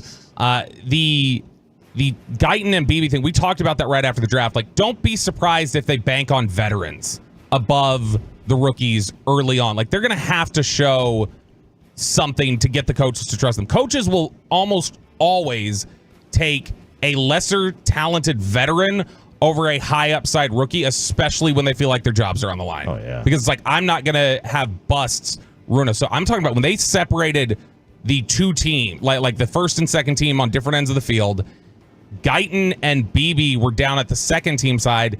It was Edoga on the first team side, and then rotating in for giving Edoga rest was Awesome Richards. And rotating in at center was TJ Bass over Brock Hoffman. So, I mean, Beebe and Guyton they are clearly being brought along. They're not just being inserted in the lineup. They'll have to earn it. It's the same approach they had with Tyler Smith before Tyron got hurt. By the way, a couple Tolos are also asking, how's Micah going to get his shoes now? Wolves fan from Anthony Edwards. How's he going to go ahead and do that? A couple final McCarthy notes on the NFLPA reportedly trying to scrap the spring workout program in favor of an earlier training camp with a long summer ramp up. He said that's a hypothetical I hope does not happen. And we have our joint practice opponent going back to 2021. It's going to be the Cowboys and the Rams in Oxnard when we are all out there. Yep, and those joint practices are really great. Like, because the opportunity for brawls. Yeah, I mean, they are for that, but that's great for content for us. Buy into us. But in general, because that'll be leading up to the preseason game they play a couple days later. But those joint practices it's a good opportunity to get some competitiveness going. That'll probably be the first day that we're really paying attention to, okay, what's Guyton doing in some of these reps? What's Beebe like when it's not the guys that they've been practicing against for 3 months? Was that the fight? That was the fight year, right? That was every year they practice. Jeff Fisher? The Jeff Fisher one, right? Where they just said, we're done. We're leaving. Those are great. Choppy, Chris Tanev was seen in a walking boot. He was in the Edmonton airport. I was surprised. I was like, is he flying commercial? Right. Is he flying? Are they making him fly home on a Delta flight, American Airlines, Jet West? Was it Jet? Was Canadian? Budget airlines. Where'd they make him fly? Just make sure it was an Airbus. Yeah, but yeah, he was in a walking boot. So they'll game time him. They'll figure things. Game time him. I mean, that's probably what's going to wind up being with the walking boot. It could be a protective. My assumption. Dr. Choppy, this even go 2 for 2. My assumption is he will be. Well, hang on. I gotta get my hockey mode on. Yeah, because they are different. They are a different animal. I would lean 50.4% to 49.6% that he is out. Okay, I think it's Florida that election. By the way, speaking of Florida, Eastern Conference Finals last night. The final seconds tick away, and the Panthers take Game 5 by a 3-2 final score, and the Panthers take a 3-2 lead in this Eastern Conference Final, and the Panthers are now 1 win away from a second straight trip to the Stanley Cup Final. Florida radio with the call. They've been the better team in this series. I watched the first little bit of this while before the Mavs game started, including the pregame. They were all talking about how Florida had been the better team in this series. Despite the fact that it was tied, they had been the better hockey team. And last night it showed. And then now they get to go home for Game 6 and see if they can wrap things up. That was a rowdy atmosphere to start. It was a rowdy crowd to get that thing going. The Rangers are back in action today against the Marlins, but what we have to talk about in the American League West is the Oakland Athletics announcer who struck again. Friggin' customer number 2. Hey Siri, it's not your night. Feeling. All right, stop it. What is that set? What is that joke that she's trying to make? The hitter for the Rays, his last name is Siri. Yes. And Jose Siri. And he did work like the night before, the game before, too. Yeah, he did. I mean, and then he did work about a pitch later, too. Let's play it from the beginning. Friggin' customer number 2. Hey Siri, it's not your night. Feeling Mason Miller might have some payback in his back pocket for what Siri did to the A's yesterday. 0-1, and that's launched towards left field, and the payback comes at the bat of Jose Siri. Tied up the ball game with another homer. I hope that was all in real time and the internet did not screw with that, because I know everyone wants to fire this girl, Jenny Kavnar. I contend she has to stay because this is the number 1 draw of the Oakland Athletics, to tune in to what she's going to do every night. It's her and Mason Miller. It's not your night. It's not your night. Hey, Siri. It's not your night. Yeah, he was 2 for 3 the night before with a double. And then, today or yesterday, he was 2 for 5 with a pair of home runs. It absolutely was his night. She woke him up like Luca. She did. That's what she did. I will refrain from making any jokes about her because the last time I did, Choppy got in a panic while you were out, Sean, and thought that my joke was too much and thought we might get canceled for it. I heard you were like all of a sudden like very aware and like FCC conscious while I was out, trying to make sure Bobby didn't go over the line. You usually do not care about the line. I must have just kind of slipped into my subconscious that I had to be the adult. Responsible. Which, as Jerry Seinfeld said, for somebody who wants to be a comedian, it's a very childish pursuit.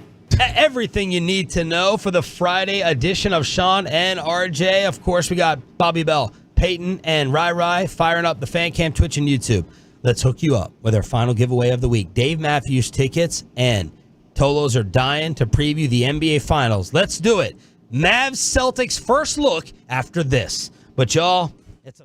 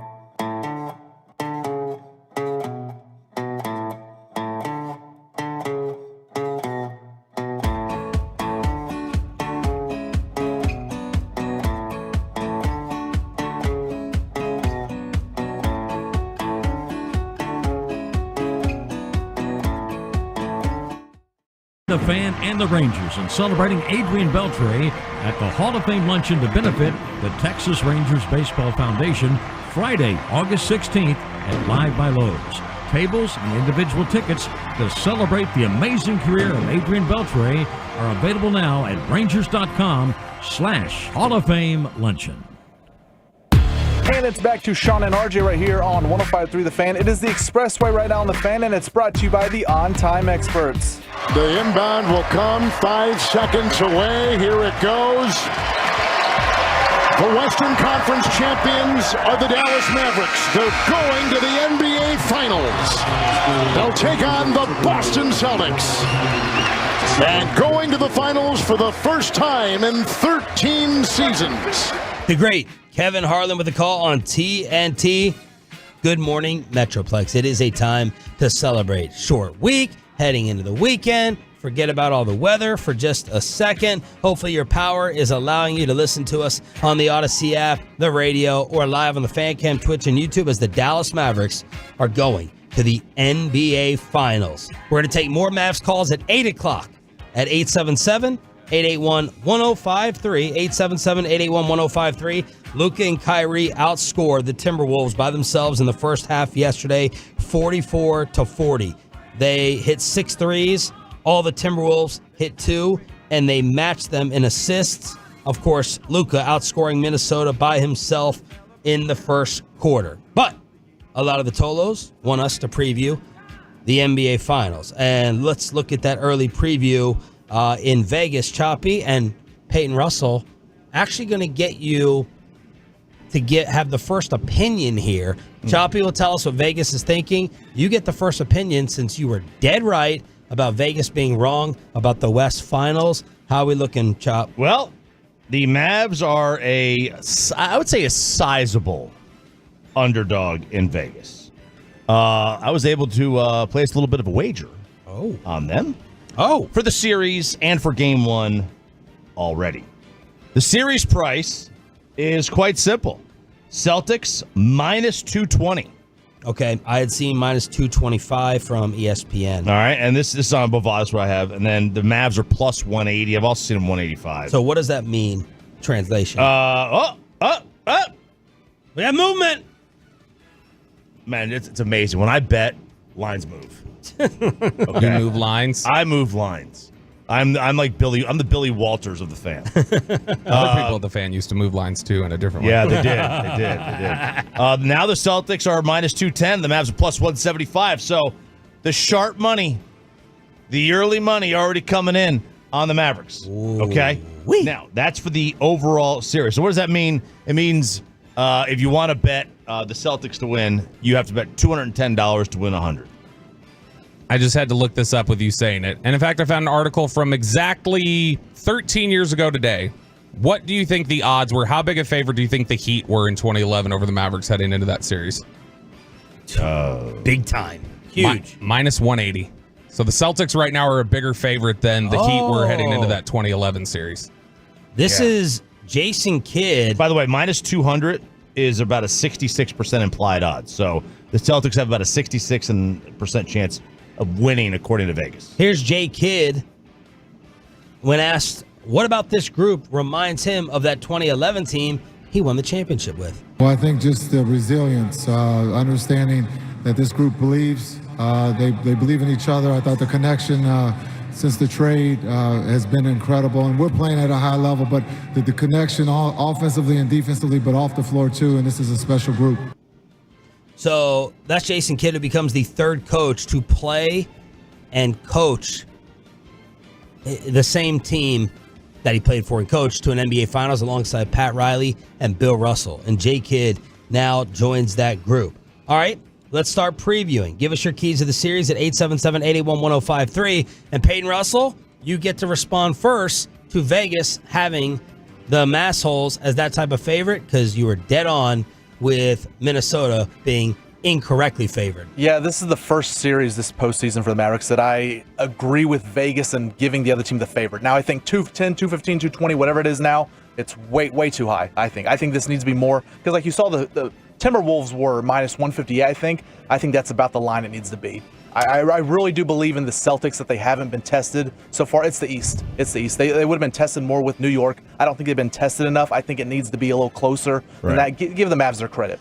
Yeah, it's the Celtics. These two teams played 3 times. The Celtics did pretty good against one the Mavs. post trade. They beat them. They beat them after the Gafford trade. Yeah, they beat them by 119 to 110 or something like that. It wasn't that close. It was that close at the final score, but it was now, not. I have a season series is 2-0. I got all this from TNT last night, not 3 games. Well, did they play one in the in-season? Did they not play an in-season?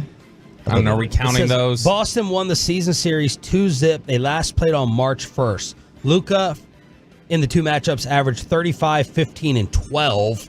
Tatum, 35, 9, and 4. So that was the 2-0 series recap, at least from TNT last night. But you said a while back that you think the Mavs should be favored. I do think that for one reason. First of all, and yes, they did play post-trade. The Mavericks, for one, have been and were tremendous down the stretch in the regular season. They're clearly a different team today than they were the last time these two teams played. But the Mavs do have, I believe, the 2 best players in the series. I don't take Kyrie over Tatum. I mean, we'll do the series rankings next week. Yeah, I would. But that's not the reason. Boston, to me, is the Wichita State of the NBA playoffs. They played a mid-major playoff schedule to get here. They played a Heat team without Jimmy Butler. They missed having to play Milwaukee because Giannis was out. They played a Cavs team that didn't even dress Donovan Mitchell for the final 2 games, and the Celtics were up 2-1 in that series. I mean, the Celtics lost game 2 when they were like a 15-point favorite. It was the largest swing between point spread and final score in playoff history. And they played an Indy team that, first of all, never should have beat the Knicks. Never should have beat Milwaukee. Never should have been there. They never should have done that. Indiana was a good basketball team. Okay, they're the 6th seed, right? They never should have been there. They never should have been in the Eastern Finals. They were, to their credit. Now, look, can you say the Mavericks had to, they lucked out by missing Denver? Absolutely. Yeah. Absolutely. I don't think we're here today raising a banner for the West Finals in 5 games against Denver. I don't think so at all. Now, they may still win the series. I don't think it would have happened in 5 games. Yeah. The Mavs, meanwhile, went through a team loaded with Hall of Famers, and then the 1 seed, and then a team that just unseeded the champs. Like, to me, like, it's not Boston has played down to the level of their competition. The Ringer said that the best players for the East, number 2, 3, 4, 6, and 8 seeds, finished the season injured. Yeah. And the Celtics took advantage. Again, the best players for the conferences, 2nd best, 3rd, 4th, 6th, and 8th best teams. Yeah. Now, are the Celtics like an overall, like, would you trade rosters if you're the Mavericks with the Celtics? I mean, like, yeah, okay. You probably would trade rosters. Like, they're probably 1 through 15. Well, they're loaded. A more complete basketball team. I don't think anybody's disagreeing with that. They have not been tested. They have not had to play a top flight player for a 7-game series in this playoffs. And they have 2 types of pressure. Number 1, they're past. There is a cloud hanging over their heads. Hanging over Tatum, for sure. And they're going to have the pressure of being the favorites in this series. The Boston Celtics are supposed to win the championship. Yeah, and we've seen, even though they largely handled each one of their series, so far in the playoffs, they're 12-2, or whatever the record is, pretty close to that, 12-2, 12-3, whatever it is. They will fall asleep at the switch a lot. Look at their home record in the playoffs over the last 35 games. It's basically 500. They're like they're like a really talented student who just isn't being challenged enough, almost. So they start screwing around at times and having trouble. Do you know any?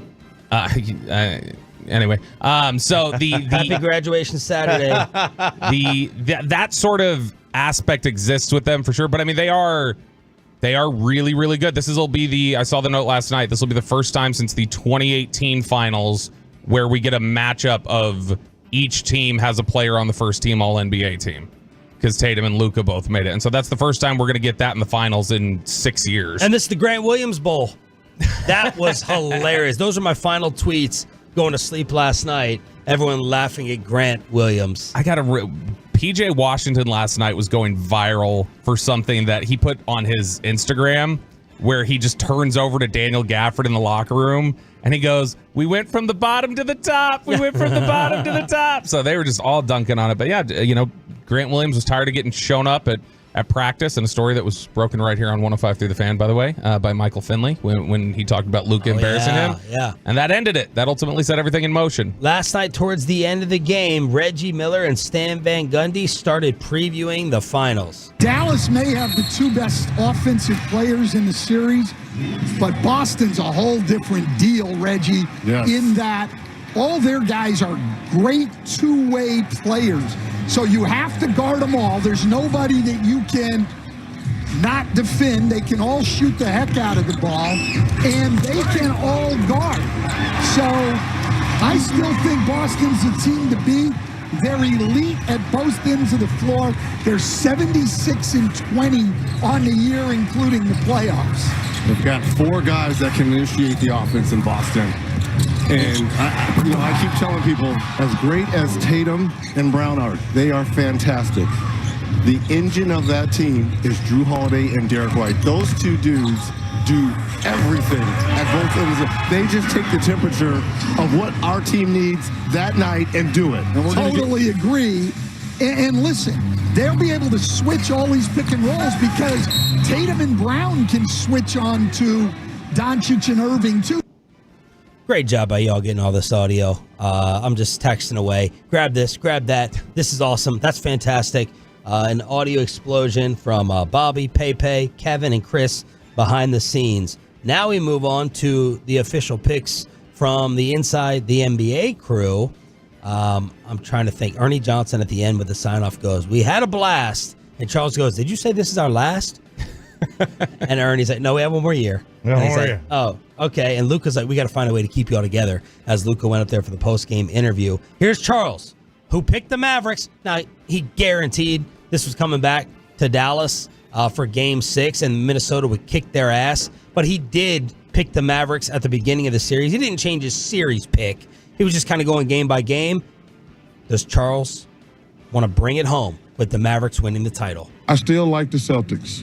Without Porzingis. Without Porzingis, I still like the Celtics. Stan Van Gundy and Reggie said something really important. They got 4 guys that can guard Luca and Kyrie. And Luca and Kyrie can't guard those guys on the other end, in my opinion. So I like the Celtics. I think it's going to be a hell of a series, but I like the Celtics. He wasn't that strong with it, though. I could see him changing his mind again. And then, finally, Kenny also picked the Celtics. But the big fella, seeing Luca in person while sitting next to Queen Latifah at the AAC, Shaquille O'Neal representing for the Metroplex. The Celtics do not have 3 or 4 guys that can guard Luca. I like Dallas in this series. I like the way they're playing. I think this is a little special for Kyrie, maybe a little special for Porzingis as he plays, because I know he played in Dallas, but I think I like Dallas in this series. The Porzingis thing, first of all, nobody has anybody that can guard Luca. Right. Let's be fair. Yeah. There's not really a guy out there.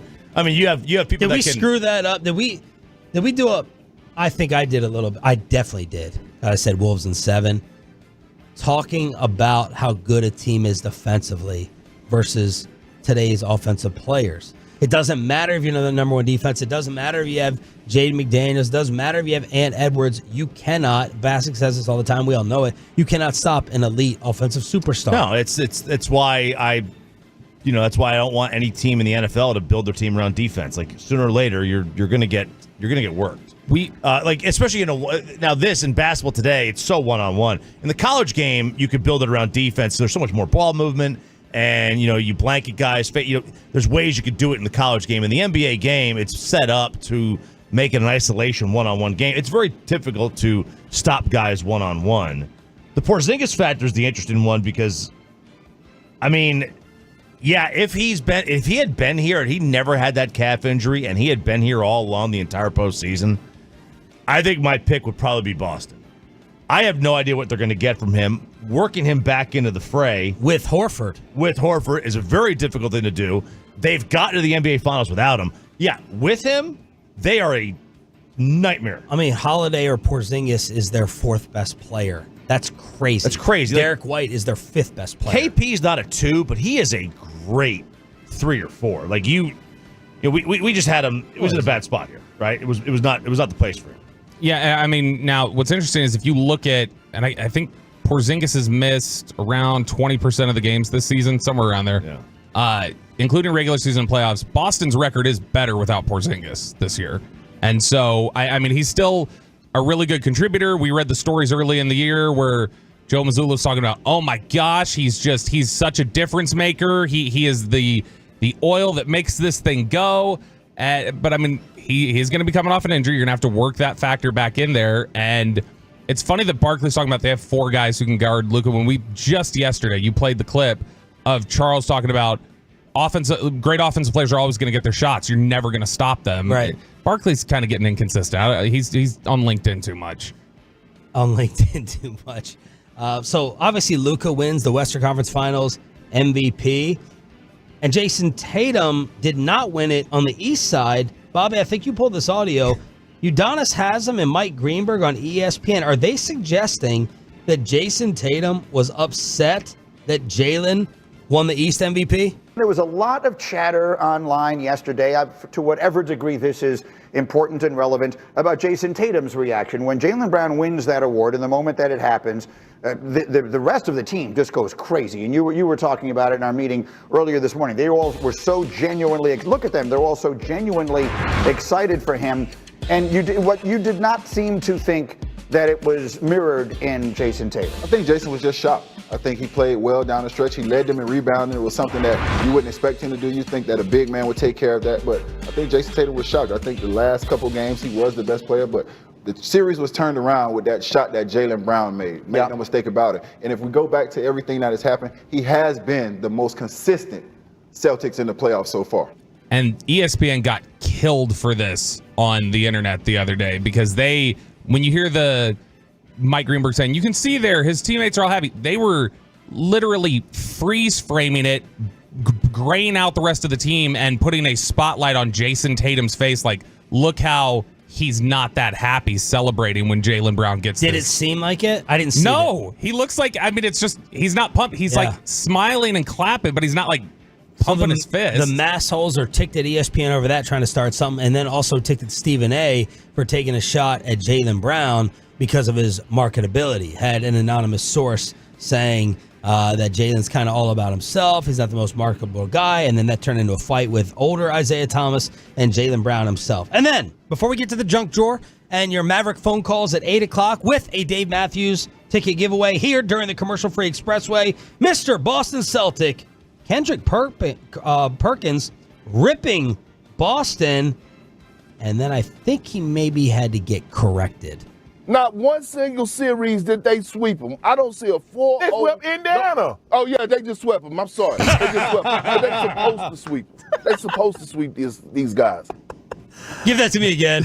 Give that to me one more time. With Not one single series did they sweep them. I don't see a 4-0. They swept Indiana. No. Oh, yeah, they just swept them. I'm sorry. They just swept them. But they're supposed to sweep them. They're supposed to sweep these guys. I like how he's like, they didn't sweep anybody. And then he immediately goes, when he realizes he's wrong, he's like, oh, crap, I got to pivot my whole energy. Well, you're supposed to sweep them. How impressive is that? In the series that just took place, not the first round. Yeah, no. Literally just ended the day before. Not the second round. Triangles into circles. Let's hook you up for turning it on, leaving it on, and make this Maverick Friday even better. All right, Tolos, that's right. Caller number 10 right now at 877-881-1053 wins a pair of tickets to see the Dave Matthews Band at Dos Equis Pavilion this Saturday. That's tomorrow, June 1st. That's caller number 10 at 877-881-1053. Congratulations to the Tolo, whoever ends up winning that. Same phone number for your Maverick phone calls at 8 o'clock. Our way of saying you are appreciated. Let's clean up the junk. Did you know that Benjamin Franklin invented the junk drawer? Junk it! I have been selected for jury duty. Oh, still waiting for my first try.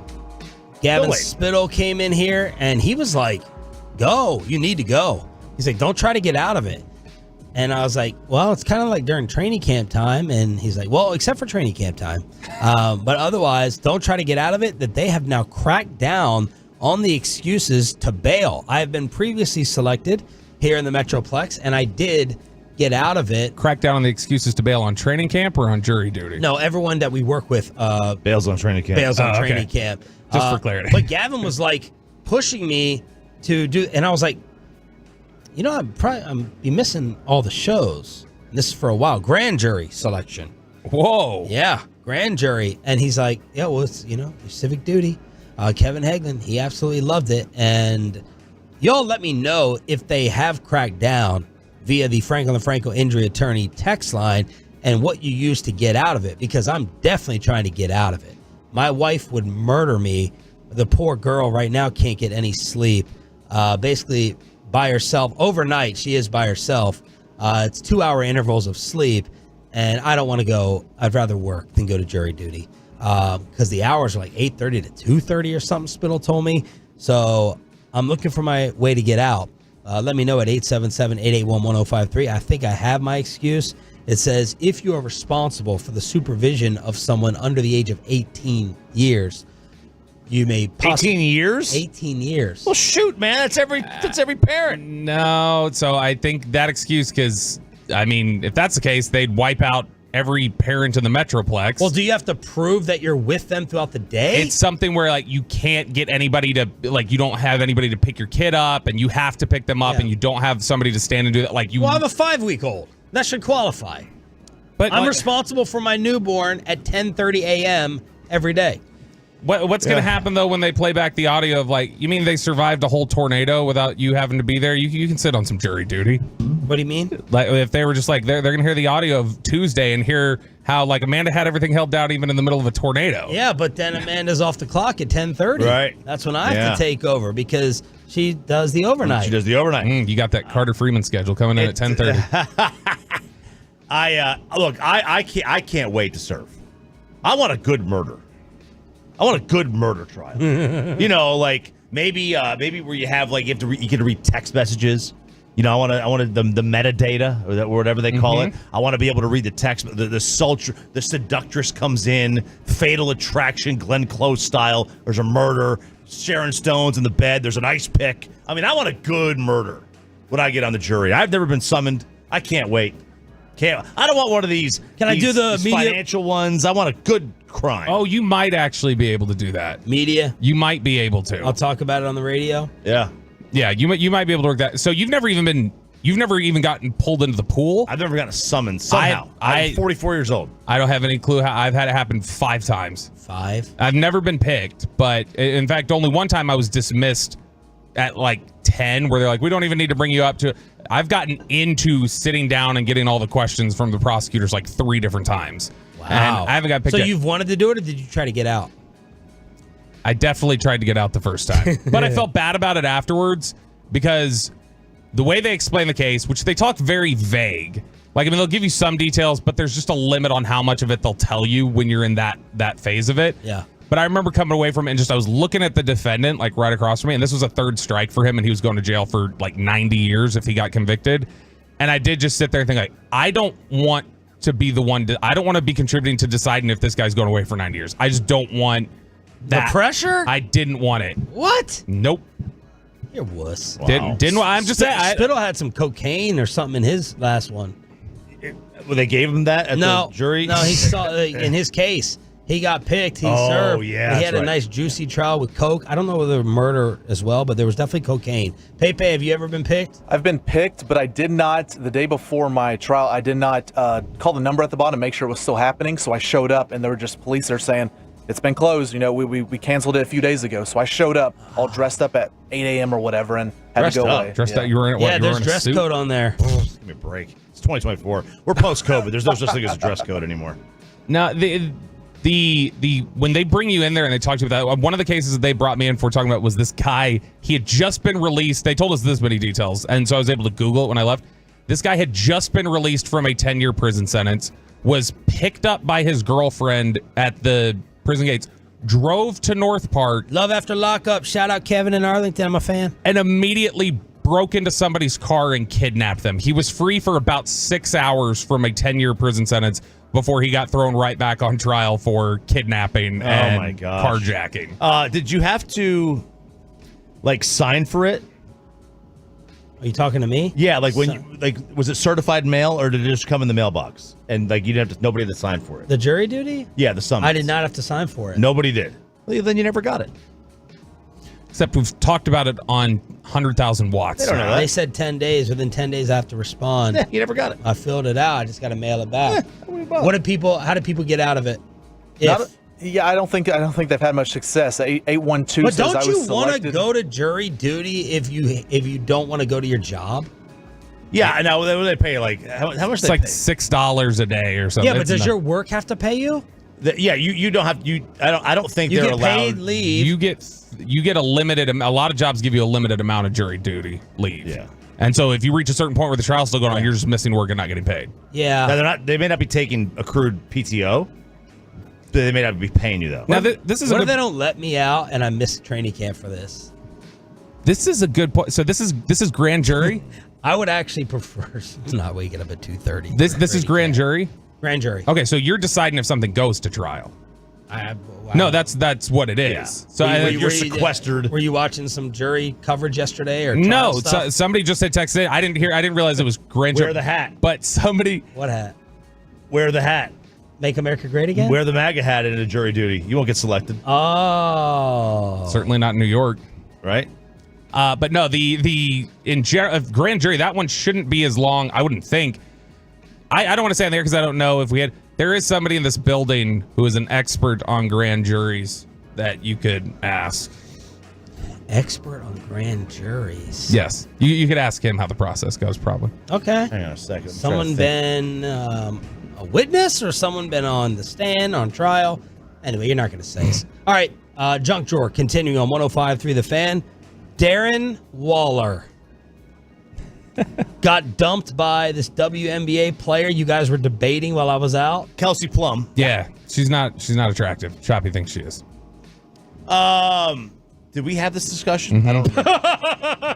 I figured if any discussion you remember, it would be about this. Yeah, because I've had this discussion with the Hood Rats, the group chat I'm on. Mm-hmm. Yeah. And half of us think she's attractive and half don't.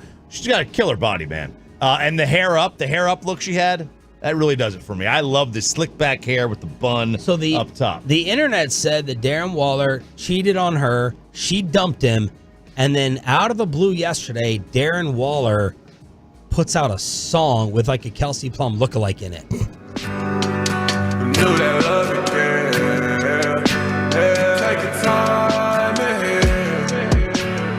If you take your time, you feel the way fall off. What your plans are, go ahead and call off. Tired of your day job. We can go down that dirt road like some kids, we can go play hard. A lot of auto-tune. A lot of auto-tune. Listen, I don't blame him. This is Josh McDaniels' fault. He separated the couple. She was in Las Vegas playing for the Aces. He was in New York playing or doing whatever the hell he was doing for the Giants. I blame Josh McDaniels. This is a long-distance relationship. I side with Josh McDaniels after hearing this. I would rather listen to Boss Man Fat. What do you have in the junk drawer, RJ Chopper? Bryson DeChambeau. Bryson DeChambeau is a professional golfer. A lot of people like to listen to professional athletes when it comes to advice on their craft, right? I mean, why wouldn't you? You know, my kid is a baseball player. So what did he do? You know, he wants to throw a Derek Holland. He wants to go play catch with him. You know, he wants to go see Bassick and get pitching lessons.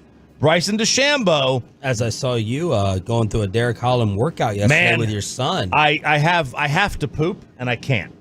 I can't squat down on the toilet. It hurts too much, so I'm just. Did he just pull a Chiafalo and completely change the subject of the Derek Holland thing? What do you mean? Then you're talking about going to the bathroom. What does that have to do? No, with he's anything? because he did squats I did and legs. we did too much. We did workout. Oh, And, that's what you did. It was quite a bit. But anyway, Bryson was on the range giving a golf lesson, and he is. Please stop. He's going to get somebody killed. A drill that's very helpful for learning where the club is in space. This may sound crazy, and there's a reason why I turned my hat back around, is the fact that you got to learn to hit the golf ball with your eyes closed. Make sure you're in a safe environment where you're not going to toe shank it or heel shank it, chunk it or thin it and hit someone. But the most important thing you can do is learning to know where the center of that club is at all times with your eyes closed. If you can do that, you're on your pathway to hitting it the best in the world. I mean, this is what the best in the world can do, is they can literally close their eyes and hit the ball and know where it's going off the face by their input. It's a bit psychotic, but what else is new with me? So I'll show you real quickly. If you guys can zoom in, I'm gonna close my eyes. I'm gonna hit it. Right down the middle. Didn't even open my eyes, nothing. So what's going to happen is some 12 handicap slappy's going to be out there on the range practicing this. And then, old Archibald, who's looking for his ball on 18 in the rough, is going to take one off the side of the head. This is what's going to happen. How does golf expert Bobby Bell... And by the way, why did Bryson need to turn his hat? I don't know. I have no idea. To piss off Colin Cowherd. What? Mainly. To piss off Colin Cowherd, I think. What does golf expert Bobby Bell think of this technique? I think that when you're telling me that's one of the greatest golfers in the world and he's actively telling people, just close your eyes and whack the ball, then I don't understand why you guys get worked up at me just saying, if I've never played and I play with my eyes open, I could shoot 80. That seems like a reasonable take. More reasonable than that one from Homeboy there. So... there you go. What story would you like here, Sean? We can go a number of different directions. We can go excrement balloons. We can go how Louisiana is dealing with sex offenders in a very aggressive way. Pittsburgh police. Which direction would you like to go? Let's go with the poop balloons. Okay, so... oh, baby. Yeah, this is apparently because North Korea can't get, nuclear weapons to work. They can't get any to actually reach the coast or do anything else. They are now taking to an absolutely disgusting form of warfare, and they are launching poop-filled balloons into South Korea. This is legitimately what they did. Now, animal poop. Yes, this comes from the fact that a bunch of South Koreans have been protesting Pyongyang, and they got worked up about it. And so what North Korea did, they literally were sending balloons that were exploding into South Korea filled with animal feces, and that sounds about like North Korea being 70 years behind the times of everybody else. And I mean, more than that. How long ago was Oppenheimer? Now that movie was in the 40s. I mean, they can't get their 80 years ago. They can't get their rockets to work, so they use poop balloons. So yeah, this is the great Kim Jong-un. This is what he's come up with for the next level of warfare, is to do this. And this also now makes sense why we had the story the other day that I sent of South Korea is having such a population problem. They're trying to pay people to reverse their vasectomies. They're trying to find all the Eric Chiafalos they can. Yeah, how much would Chiafalo take to reverse his? It's not. As I'm next in line now. It's not. Are you going to do that? My wife says I have to. Huh. Oh, boy. It's not. Oh, baby. Oh, baby. It's not enough. I should just get Bonte to do it. You should just get Bonte to do it. Absolutely. It's $700 is what South Korea is for the paying vasectomy? to ease the burden of having to the financial burden of reversing your vasectomy. How much would Chiafalo take versus the prospect of having a 14th kid? Man. 2,000? Oh, no. I mean, that's More? short-sighted, right? Very short-sighted. Very short-sighted. Yeah, but I mean, I don't know. 5? If you gave him a $5,000 check, you think would he reverse it? Maybe not if you asked him 2 months ago. If you asked him today, probably he'd take an extra $5,000, I would guess. 877-881-1053 is the Franklin Franco injury attorney text line. Your Dallas Maverick phone calls again. Whether you want to talk about the greatness of last night, beating down the Wolves, or previewing the finals, wherever you want to take it, let's celebrate at 877-881-1053. Mavs calls after this. After we get you over to...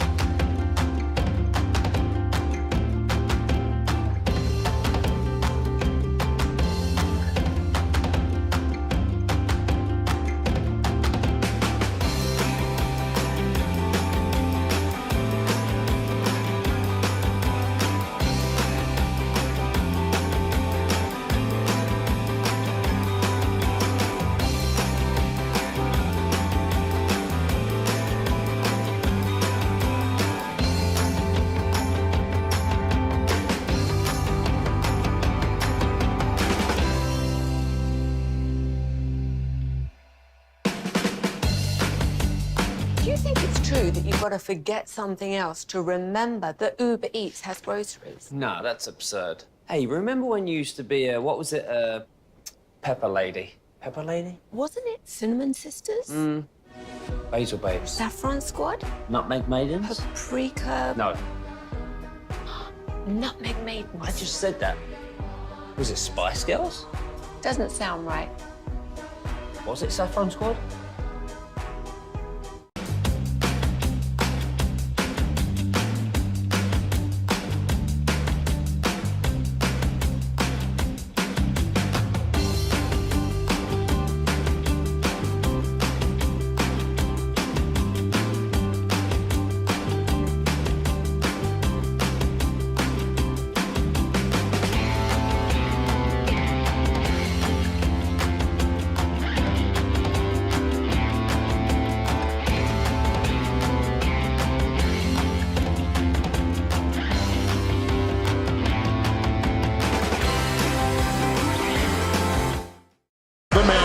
Another heat check from Luca. Doncic again, another three. Getty, he's a flamethrower. He is on fire. 20 points. A first quarter that we will always remember. Is this now his number one moment? Okay, so it's this bang bang, the double bang, and then game 2.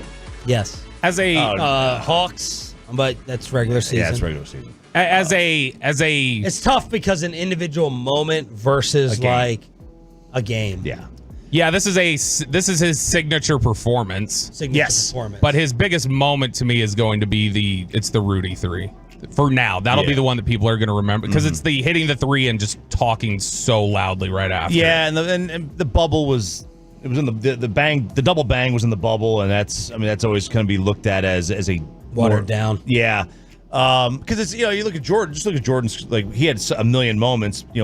Where's the flu game, right? That was an individual performance versus the shot over Elo or Game 6 in Utah, or the moment where he sinks the 3. Why do we remember him sinking the 3 before half, the 6th 3 before half against Portland? Because it's the shrug. Sorry, like it's that animated stuff. Luca gave the shrug last night after banking the 3, as Shaq tried to say it was intentional because Luca was practicing before the game, and then Luca afterwards on TNT was like, I practiced those, like, with a dead serious face, and it's like, you didn't mean to bank that. Shut up. Did you see Barkley call him Kevin Durant too? Yeah, I didn't get that because he was saying that Kenny Smith was trying to ask him, hey, how do you keep yourself grounded, or who holds you accountable? And he's like, myself, I got to do it. Because Kenny was saying, who's going to handle all the distractions with your personal life, with the request and tickets and all that? And Luca goes, me, I'm going to handle it. Yeah, and he so I think what he's saying is just the whole, he's scoffing at the idea of okay, Mr. I'm me, I do it alone, just like Kevin Durant's whole energy has been, where it's I just kind of go my own way and I don't hang out with teammates or whatever else. But either way, Barkley just looks for reasons to take shots at Durant at this point. 877-881-1053. Now it's time to celebrate with the Tolos on the D&M Leasing Hotline with Sean, RJ, and Bobby. Jesse and Oak Cliff, you are live first. Go ahead, Jess. First, I want to shout out to Sean and RJ and Peyton, man. Maybe I'll give Peyton back his car for wearing his girlfriend's jersey. But I want to say, man, Luca and Kyrie, man, are awesome. When he first got to Dallas, man, I really couldn't see the vibes between him and Luca the first year. But now, man, I think they got together, man. I think we're on our way to that championship, man. Y'all, shout out to y'all, man. Y'all keep doing what y'all doing, man. Jesse, before you hang up, I'm seeing you're calling from Oak Cliff. That's my wife's hood. What do you think of Oak Cliff Doncic and this haircut that's been going around? Do you know what I'm talking about? Yeah, that's Yellow Beezy, man. Yellow Beezy's doing that, man. He's trying to push Luca, talking about he's from Ledbetter. All right, I just had to ask about that because this is the Luca haircut that's been going around. Oak Cliff Luca. Mason in Southlake. Mason, you are live on 105.3 The Fan. Let's go, Mavs. Yeah. So I'm big Mavs fan, big win. I think we're going to take it home. Back in February, I placed a $50 bet, 40-1 odds. Mavs win the championship to win 2 G's. Wow. So everybody was laughing at me, but I don't know. Am I taking it to the bank? Do I hedge? What do I do? Well, you got to find out what your cash out option is right now. But you absolutely hedge. Oh, you have to hedge. You have to hedge it at some point. You got to bet Celtics here. You got to be able to hedge that bet. Yeah, if you're a coward, you just ride with the Mavericks. Yeah, because we were talking about the Thunder guy, the OKC Thunder guy who cashed out. Remember that guy who cashed out, took his $80,000 or whatever. Mm-hmm. He could have hedged, or he could have taken the $80,000, or he could have waited, and he made the right call. Rodeo Ron in Fort. Why are you laughing? Ron, how sober are you right now? Words for you. Western Conference champions, baby. Bring on the little leprechauns from Boston. Vicky's got something for you, too. And remember, if you're not coloing out on 105.3 The Fan with Rodeo Ron, drinking Jim Beam on your way to work, where the F you at, baby? All right, so I had my... Rod. So Ron... I thought he was talking about with that leprechaun who he took to the draft show. Careful. So Bobby told me about Ron. First off, we start with Ron getting engaged. I'll never forget where I was. I was driving up to the Globe. He gets engaged live on G-Bag. I'll remember that moment.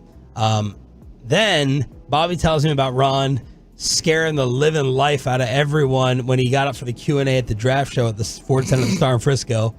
Then Ron showed up to me and Bassik's draft event at Pluckers, and we had a great time. It was fantastic. He's a diehard Tolo. Shout out. He Ron. is the number one partier among listeners. Like, I would not be able to hang with Ron. You can on see a night. the Jim Beam sweating out of him.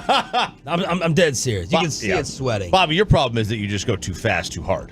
He goes as fast as hard as I do, and he goes for like 8 hours. David in Arlington, you're live on Sean and RJ for the Mavs party. Go ahead, Dave. Fellas, good morning. Listen, it's a great day to be a Mavs fan. Shout out to Mark Wahlberg, Ben Affleck, Paul Pierce, and Big Poppy. We're coming to that Beantown that y'all call up there, and I got more on that Beantown stuff later. Listen, let me just tell you how the series is going to go. Mavs going to pick up the game in Beantown. Game 1 or Game 2, it doesn't matter. We'll take one of them. We'll come back to Dallas. I want y'all to take a trip down Luke 12. That's right, Luke 12. Luke 12. We're going to go through Oak Cliff High. And listen, man, I want to shout out to Yellow Beezy. The whole Oak Cliff Luca with the haircut, man, I started that. Go back 2 years ago, put in hashtag Ledbetter Luca at I am David Harris. I was the first one that was doing that. Yes. Yellow Beezy, you know I'm a fan, man. Stop taking my shine. I'm telling you guys, the Mavs are going to take it. And, hey, y'all know what they say about Beantown. Beans, the magical fruit. The more you eat, the more you poop. It smells up there. We're going to take it out of there. Mavs in 6. G-Bag of the Day nominee, David in Arlington. And how about, was Luca cussing at Snoop or the fan who got him going? I think the fan. No doubt, right? Nobody angle out Snoop. Suge Knight does, but Okay, the angle of the video initially makes it look like the TNT had represents it as if it's Snoop. But when you see somebody had posted a video from the crowd where a guy is standing up in the crowd and literally like doing the crying sign at Luca. Did McMahon not ask Luca about that last night? I haven't seen post-game audio with it. As the exact quote I wrote down on my social media was, "Who's crying, mother effer?" I thought not Slovenian. I don't believe. I thought he said he can't say. I thought he said that he can't say what he said to the fan. Oh, did he? Last night? I thought so. I thought I heard that. Ray in Fort Worth, you're up next. Ray, go ahead. You're live on the Fan. Good morning, fellas. Hey, Sean, first of all, I want to congratulate you on your newborn. Thank you, man. Appreciate that. We just had a grandchild ourselves born a couple weeks ago, and they named him Luca. Oh, it's like Choppy's son. Speaking on Luca, he's one heck of a ball player and everything, and the only thing my problem with is he's always crying out there on the court. If he wants to ever foul his way and so forth. So my question is this: if Michael Finley is willing to step in the way, take a beer out of his hand to protect his image, why don't he take it a step further out there on the court and protect Luca's image from crying all the time for fouls he doesn't get his way? I'm just saying. So you want Michael Finley to check Luca? Yeah, somebody. You would think they would have something like that to, hey, talk to him, MJ never did stuff like this. It's okay to talk trash, but you can't get ever called your way. I just feel like that kind of ruins his image a little bit, being one hell of a ball player that he is. Thanks for the call, Ray. Well, look, Finley played with Tim Duncan, who complained a lot, and Dirk, who complained, especially early on. Well, look, a couple things. And also, like, you want the players. Yeah, couple three. You want players to be themselves the most you possibly can. If you take that away from him, no, because it makes him relax. If you take that away from him, he's not relaxed. I will. It's a comfort factor when you're out there. Like, if you want to be yourself, you don't want to be using your brain. You want to be using your instincts, your brain for the cerebral parts of the game. But if you're sitting there playing, thinking, "Oh man, can't complain," your mind's elsewhere. You need your mind on the game. So let him be what he needs to be. Not because it takes him out of his comfort, but I think you pushed back against this previously, Sean, when I suggested this. I do think that it's that same mentality, that same mindset where he's bitching and complaining about, I didn't get this or else. It's the same defiant energy that makes him want to, like, complain at the guy in the front row and Kobe separated it. Michael separated it. Right, but I mean, all the greats who have had that pettiness, they didn't complain this much. Now look, all the superstars complain. Ant complains a ton. I'm going to do a compilation. I wouldn't. Oh my God! I went and checked it. It's not the same universe. Every single time he got in the paint in Game 4, literally every time he got in there, he went, "Hey!" Every single time it picked up on the microphone. But either way, just because they can doesn't mean Luca's personality can't. It's his personality, and to me, it's you kind of got to let him be who he is. It's a downside of it, but you got to let him be himself. Jacob and Oak Cliff. Jacob, do you have the Luca cut as well? Oh, no, I got full-blown locks. My locks are down my back. All right. Just want to shout out to the Mavericks. It's been a heck of a season.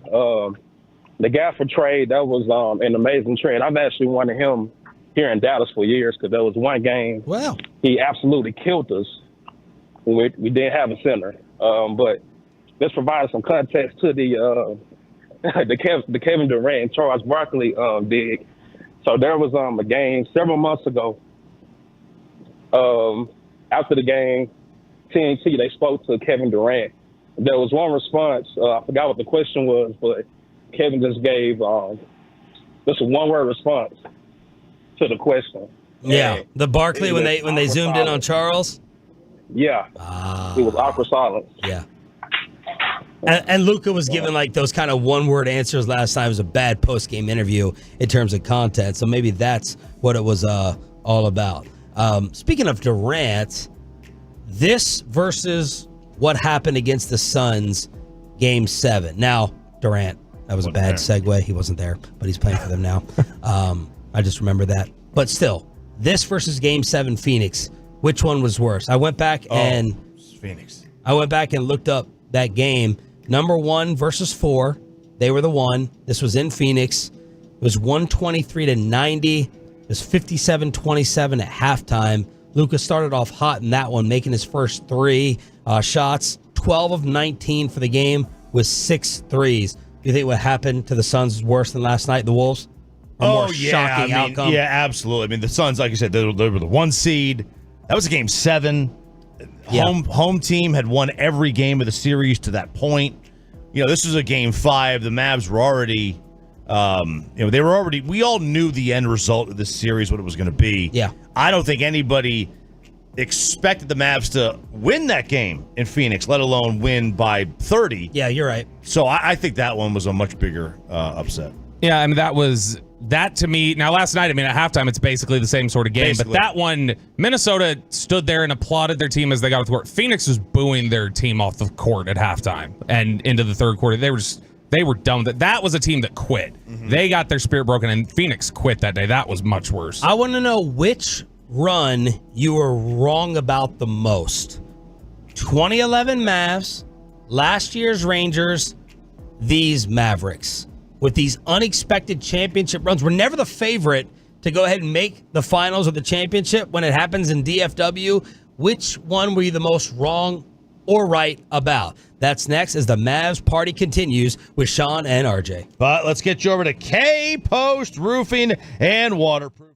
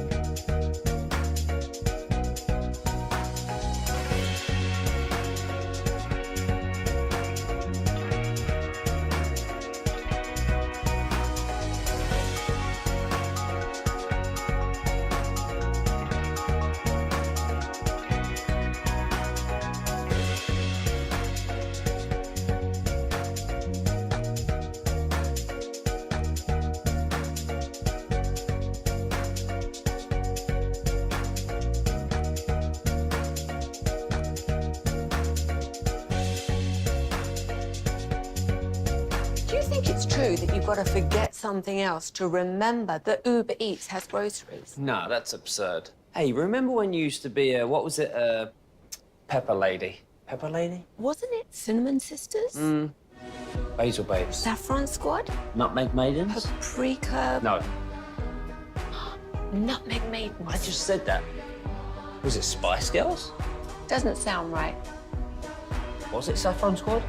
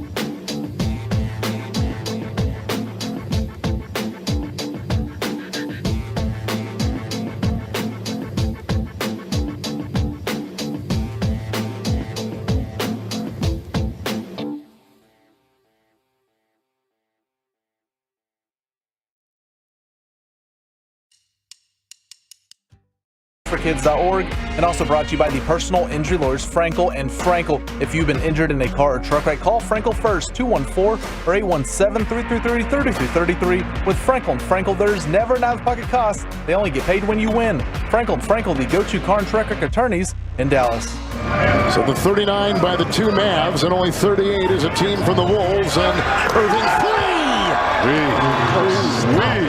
Did anyone think Bobby's homework, his Kyrie closing homework, was going to haunt them yesterday when Kyrie started off 1 for 5? Early on, it was not looking great as Luca was carrying, and of course, he ends up with the same exact total as Doncic, as his jumper was wet. He's the one that I thought extinguished any little small window of hope that Minnesota had. Kyrie just snatched it right back. Yeah, I think that's a good way to summarize it, is that Luca put them on their heels, and then just Kyrie made sure they stayed there. Like that they weren't, anytime there was any momentum, he was hitting. That's one of the first times I feel like we've seen Kyrie take what Bill Simmons has called those irrational confidence shots, where it's essentially heat check, but it's almost just, you have no business shooting that, but you're just like, I'm going to put this up. I feel like I can make it right now. It's basically the momentary Tim Hardaway thinking. And Kyrie, it felt like last night was just like, I'm putting this up, it's going down. And he was hitting them all pretty consistently. 14 of 27 from the field, 4 of 10 from 3, perfect from the free throw line, 0 turnovers. The Mavs had 12 turnovers. They actually had more turnovers than the Wolves. I'm very surprised by that. Kyrie scores 36, Luca scores 36. Here's Kyrie with Ernie Johnson on the podium after. So it's a first trip for Luca. You've been to the finals before. This will be trip number 4, and you've won a championship. What's the best advice you can give to team members who have not experienced what you're about to experience? Just enjoy the moment and realize how hard you work to get there. Nothing's guaranteed in this league, especially making it to the finals every year. We couldn't have done it without a collective responsibility. Us working together every single day, practicing hard, doing the little things. So we should reward ourselves by playing hard. Exactly. I mean, and when you came to play with Luca, and, there was a debate, hey, how is it going to work, or is it going to work? What has made it so successful between the two of you? We're a great team. It's not just about me and Luca. We said that since the beginning of the season. Without these guys supporting, without our ladies supporting us, we wouldn't be here. So shout out to everybody that does the little things for us to be prepared every single night. And it's our job to go out here and put our best foot forward. You may have noticed that the finals will start in a place where you used to play, in Boston. You looking forward to that? Yeah, absolutely. I mean, Boston's in the way in between our goals. So that's it, man. That's it. By the way, last night, that is the most points Kyrie's ever scored in a closeout game. Was 36. Wow. So he went from basically his worst performance in a closeout game of his career to the best. So I said this to start the show, that all of these recent championship runs have never come as a favorite. Maybe the Rangers back-to-back World Series appearance, but obviously they did not win it all. We have to sneak up as a surprise in DFW. Yeah. At least since 2010 when we've been together. So I'd like everyone to rank the runs that you've been the most wrong about at 877-881-1053. And again, we're all happy to be wrong if you were. 877-881-1053. This Mavs run, 2011 Mavs title. RJ, that may be your best run throughout picking the NBA playoffs. Last year's Rangers. And if there's something else you want to throw into the mix, you can. But the one that caught you the most off guard, since this show has been in place for 15 years?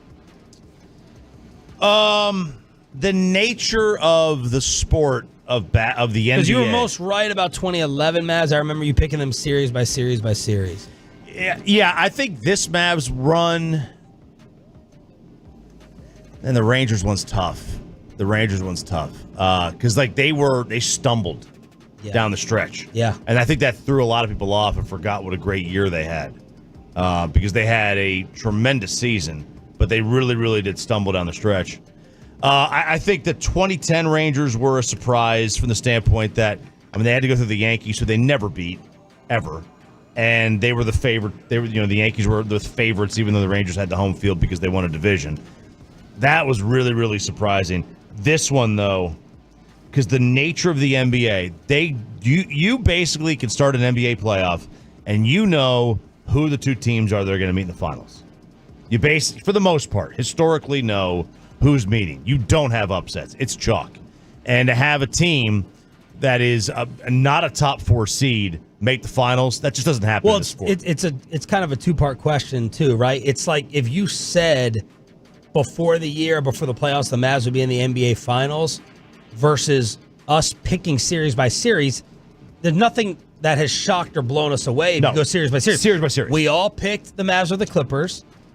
We picked them basically over OKC, and Bobby picked them, Peyton picked them over Minnesota, and you and I had them losing in 7. So it's not like there was any shocking development. Right. And if you said before the year, it's shocking. Sure. And if you did before the playoffs, I think it's shocking. But, like even in 2011, if you were to just look at it before the playoffs, and I picked them in every series, I didn't. But if I were to go before the playoffs, they missed San Antonio. San Antonio got upset. I didn't think they would. I don't think they would have beat San Antonio in 2011. And if they did, I mean, it would have been obviously it would have been very, very close. It certainly wouldn't have been 4-1 like they did with Oklahoma City.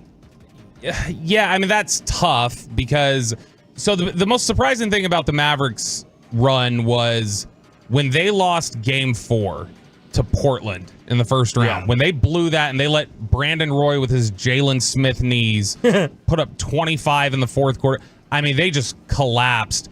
And I remember when that series got to 2-2, people were like, this is another year of them just having a massive collapse in a playoff game. And every other time that this has happened in the past, which you can go pretty much every year of the 2000s, they had a massive collapse in the postseason in a game or in a series. That had become their reputation. So when that happened, everybody expected, well, here's the next domino to fall. They will lose these next 2 to Portland. So from that point on, it became the most surprising because them sweeping the Lakers, nobody saw coming.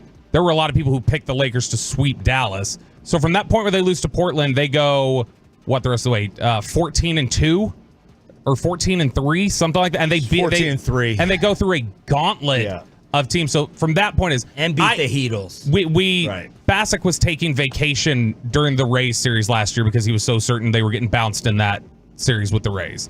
But once it got to Baltimore, I think we all picked them to beat Baltimore, and we picked them to beat Arizona. But I didn't pick them to beat Houston. Right. Nobody picked them to beat Houston, and especially if you want to talk about a collapse moment, after the Altuve home run, that was over. We were going to remember that as one of the most painful memories in the history of Rangers postseason. So I was never going to make another song. So which one? Rangers is the most surprising me. Most wrong last year, Rangers. Yeah. Pepe?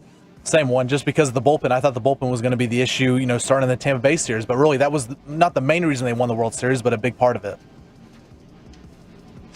I'm trying to decide if I need to answer this before the playoffs start or before the year starts. I don't remember how I thought about the 2011 Mavericks before the year. This Mavericks run is less surprising than the 2011 run, in my opinion. I was shocked that they beat the Lakers down like that. I was stunned that they beat the Miami Heat. So from that standpoint, this one's less surprising because you have a second star. That team did not have a second superstar on it. Yeah. Now, is part of the expectation that was going on with Dallas was we just didn't quite understand who Tyson Chandler had become yet by that point of his career, because he then goes on to become Defensive Player of the Year with the Knicks and one of the better defensive centers in the NBA. They obviously got big-time shooting performances from veterans like Peja, but like that Mavericks team, I think the Mavericks, you're right, that's a more improbable run, but I do think still that I'd probably say that's a better team still. Let us know. What has been coming in the most on the Franklin Franco injury attorney text line? Most wrong about what run? The Rangers. A lot of Tolos went in on the Rangers. They were wrong. 972 says they actually called this year's Mavs run. So congrats to the 972. A couple people last night, and by couple I do mean literally 2, were like, are you going to walk back your Joker comments? Joker Luca comments yesterday at 9 a.m. when you were making fun of Alan Hahn on ESPN for saying Luca's the best player in the NBA, and you called anyone who believed that an idiot. No, I'm not going to walk it back. No. And the follow-up yesterday was, Joker can't do what Luca just did last night. Yeah, because one is a freaking point guard and one's a center. Luca having that type of quarter and first half in game doesn't change my opinion that Joker deserves his top tier respect as the 3-time MVP and NBA champion. So I don't know if that doesn't change my mind. And of course they do different stuff. One's 7 foot tall and the other isn't. One plays point, whatever you want to call him in the backcourt, and one is a center. So no, does not change my mind that Joker is the best player in the NBA. No, now maybe if Luca goes through this, we have a different discussion. And wins. Keep in mind, I thought Luca should have been the MVP this year. I know everyone forgets that, just like they think I'm out to get Dak, and I'm like, the guy finished second in MVP. Let's not forget that. Pay him his money. I've said that. Just like I said, Luca should have won MVP and been higher up than SGA. Did you just compare Luca and Dak then? Yeah, it's look, I still think Joker's the better player. I mean, you have to factor in the last 4 seasons as well. Yeah. And like you can't just go based on this year or this postseason, and Joker's got the 3. He should have 4 MVPs. Because he should have won last year too. So he should be 4 straight. And then he's got the ring as well. I mean, like, what are we doing here? Jokic is better. And what you saw last night is what Luka's the best at in the NBA, though. Luka has that terrifying trait of when a couple shots go down early like that, everybody, all the analysts, us, everybody on Twitter, you go, uh-oh. He's in one of those moments where it's a very Jordan-like thing. No doubt about it. And there's nobody else in the NBA right now who does that like he does. Absolutely. 2017 clip of Luka's boy, 14-time Maverick in the offseason, Goran Dragic, went viral. Did you pull this, Bob? Yeah, this went viral this week. This was after they won Eurobasket. Well. And they were getting interviewed, and Dragic calls Luka over, and Dragic is being hailed as a prophet for what he said 7 years ago about Luka in this interview. Wonder boy. He's gonna be the best player in Europe in a couple of years. Trust me on that. In Europe. Or maybe in the NBA. Luca. In NBA too. Come in our party. Join us, please. Congratulations. Thank you. Are you okay? How are you? Yeah, it's okay. It's thankful. 1-2 weeks. I'm ready. He's a born winner, so. No, I'm not kidding. He already have a lot of trophy medals, and I'm happy for him. And mark my words, he's gonna be one of the best in the whole world. One of the best in the whole world. I can't help but notice there, Sean. Sounds like they were having some Michael Finley beers. I can't. I think that's just the accent. One thing that all Eastern Euros, that Soviet bloc just sound intoxicating. I couldn't help but notice he was talking about how his ankle was a little banged up even back then in 2017. Luke was talking about, I'm a little banged up. Why does Eric Chiafalo think that the Dallas Cowboys moved to Kansas City? That's next in Below the Belt right here on The Fan. Coming up on the next KNC Masterpiece.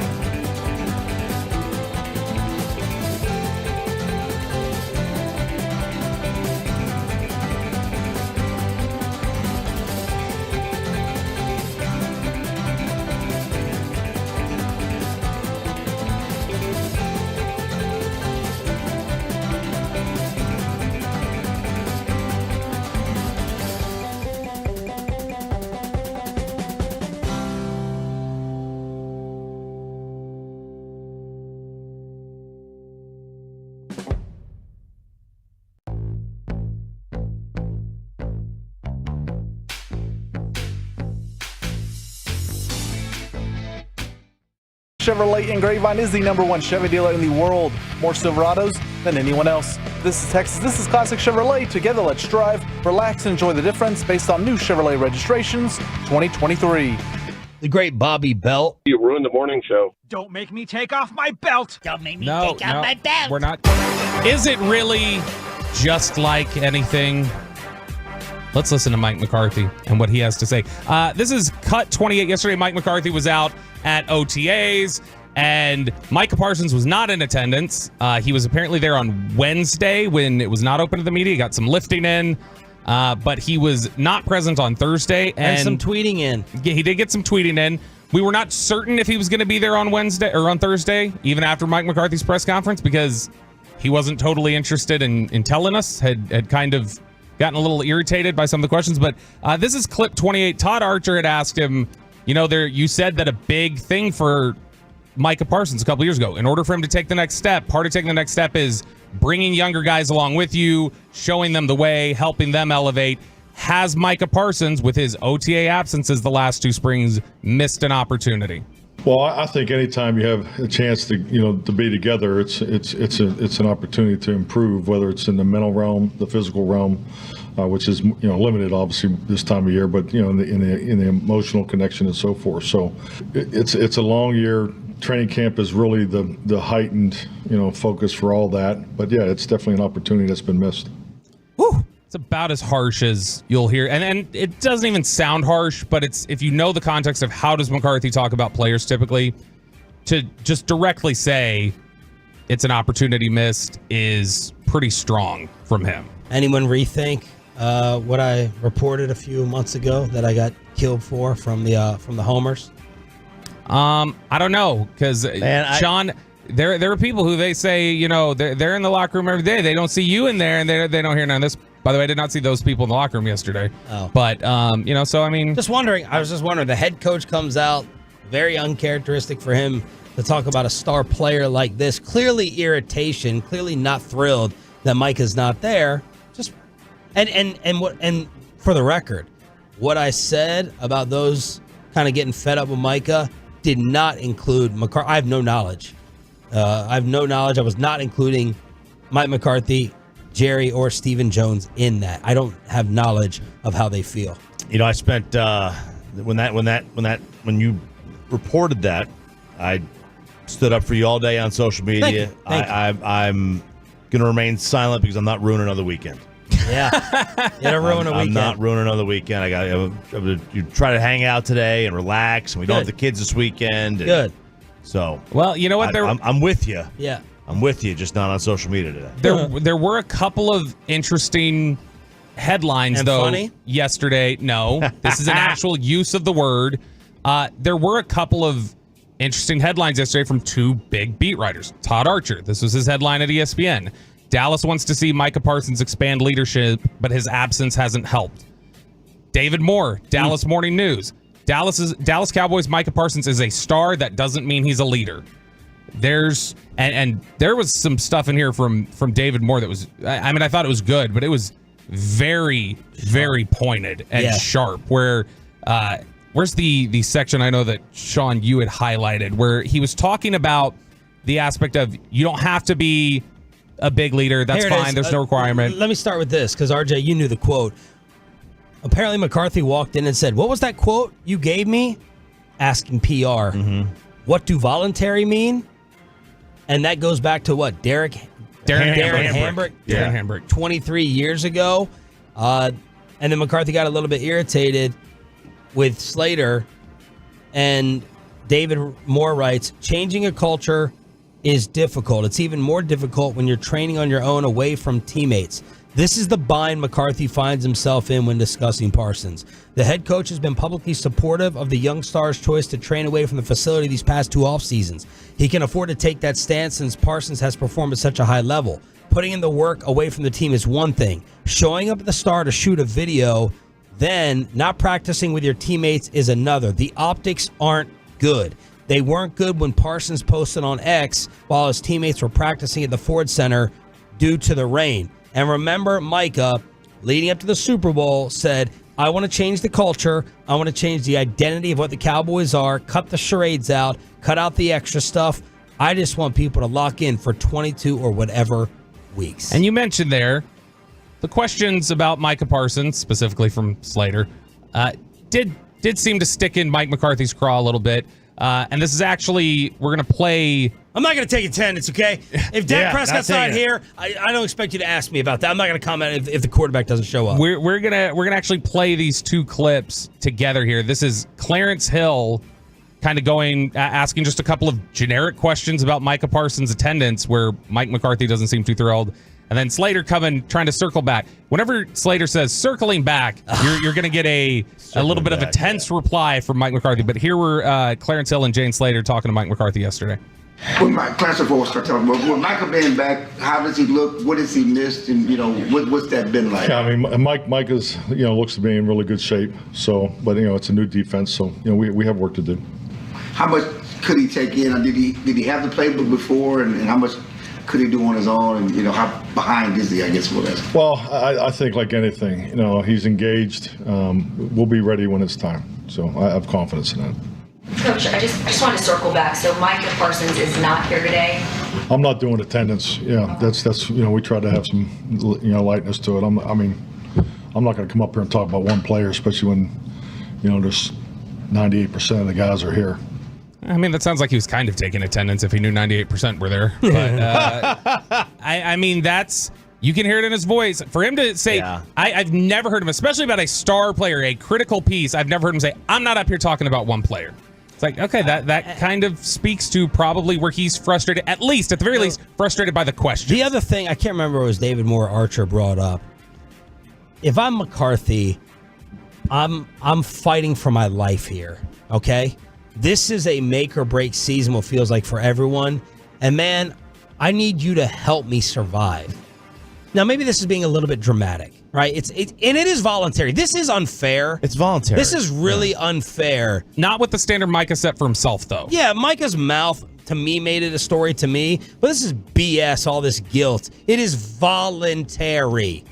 But if I'm McCarthy, I'm like, yo, man, are you ride or die with me? I need you next to me, man. Because I'm out of here. if this thing does not go right. Yeah, here's the thing. You got to look at also the position that they play. You know, that obviously matters with how important OTAs and mini camps are, in my opinion. I don't care if an edge rusher's at camp. Is there anybody who we anticipate being used in more complex ways next season than Micah Parsons? In a new scheme. From a defensive standpoint? In a new scheme where Eric Kendricks, we won't have time to play the cut, I don't think. Eric Kendricks yesterday, who has been in Zimmer's system for 8 years, said, yeah, I'll admit, there's some of this has been a little bit confusing. Said that the install has been confusing for a guy who spent 8 years in that system, and they're drawing up all new things for Micah Parsons to do. He needs to be there. They're complexly asking him to rush the passer. Like, they're not that's what they're asking him to do. Look, Chubb, I'm not worried whatsoever about Micah doing work. Right. I'm not worried. I'm just saying, don't hype it up and don't talk about it if you're not going to be about it. And all this, I need to be in a better spiritual place to raise up. All that is leadership talk. Okay, all that is mentality talk. And then you don't show. So you don't want to be a leader, that's fine.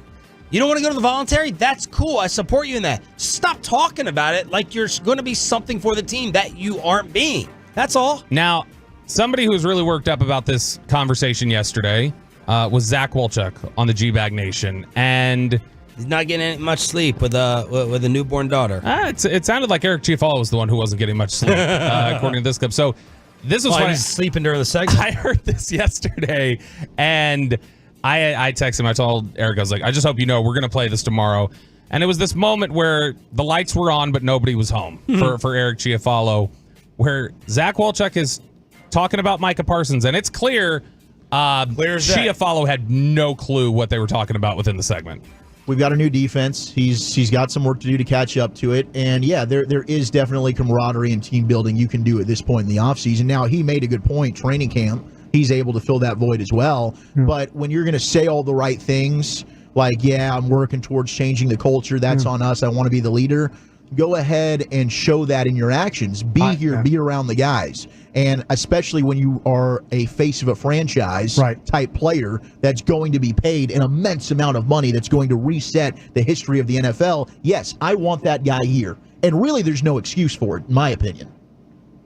Yeah, you see like the Chiefs and what they did with Tyreek Hill. I think that's a few and far between situation where they're like, hey, we have a quarterback who's obviously going to be paid a ton of money, and we can get by with kind of average wide receivers with this dude. Now, all right, I was thinking of you first, Choppy, on how far can you go into that to justify it. Better call Chop. I was thinking like Tyreek Hill, Micah, someone maybe a little disconnected, a team issue. That's where I thought he was starting to go. That's where I thought initially. I thought I was trying to draw a correlation there, and then no, it didn't work. He wasn't paying attention. This was 3 minutes earlier. I looked at the clock on the playback. 3 minutes earlier, they were talking about. Follow question. They were talking about what we had brought up the other day about the receiver market. Could it go the way of the running backs, and you just choose not to pay receivers? So they had finished that discussion about 3 minutes earlier, started talking about Micah, and Chiafalo zoning out was just like, crap, what was the last thing I heard we were talking about? Well, I think, with the Chiefs, them not paying Tyreek Hill, that's a different situation. He owned up to it, though. He's like, yeah, I was not listening. Now, Chop, this reminded you of something, though. Yeah, we back in the day in the middle years. This is the middle years of the Sean and RJ program. Back when the great Roy White was still here. It's a great question. It was a great question. He had a moment or two or seven, and look, so have I. So I'm not going to really pile on him here, but where he wasn't necessarily on the same topic that we were on. List of teenagers to ever put up 30 points, 6 boards, 5 assists, and 3 steals in the game. Are you ready for this list? Yeah. LeBron James, Kevin Durant. Who? And that's it. Wow. Really? No. That's amazing. Kobe? It's just getting ridiculous that he scored 30 and we're not like, oh, like if he had done that in his debut, we'd be like, holy crap. And now he's scoring 30 and we're like, okay. Yeah, I think it's partly because we assume that like 25 of them are coming from the free throw line, and that's not always the way he shoots most exciting free throws. thing. But if you haven't seen, since Chris Paul's been out of the lineup, 40 a game. What? He's averaging 40 a game. Luca has? No. James Harden. We were talking about James, 30 points. No. Nope. Streak. No. Sorry about that. I was talking about Luca. We transitioned to. My fault. Said 30 points and. Yeah, 30 for Luca. You almost got me the other day with the money putt question. When my head was down and I had just gotten a text and I got caught. You threw a question. I was like, crap, what was it? And I don't know. Somewhere I heard money puck and I was like, oh, he's asking about that. All right. And I was able to collect myself, but it was almost caught me the other day. So it happens from time to time, especially on when you're on a show with the 4 people. And I imagine there are long stretches where you're kind of like, all right, well, I guess my turn's not here yet. Yeah. Then you can zone out. Can happen with vape pens too. 877-881-1053. Frankel and Frankel injury attorney text line and the phone number to call. If you want to get in some final Mavs phone calls to celebrate going to the NBA Finals, you can do that to start off the 9 o'clock hour. That was Below the Belt right here on DFW Sports Station, and EJ Raddick from the NHL Network will join us at 9:20 to preview the Stars and the Oilers tonight. Final Mavs calls, and Peyton pays homage to Luca's first quarter next. But what type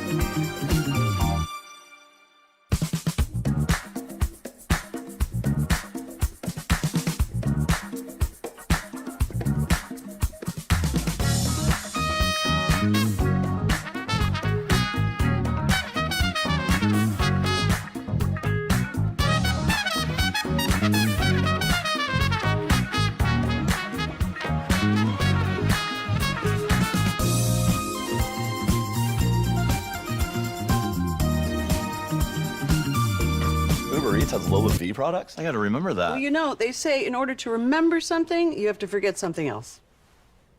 Okay, now that is a very cute haircut. That's like a little shag. I've never seen it before.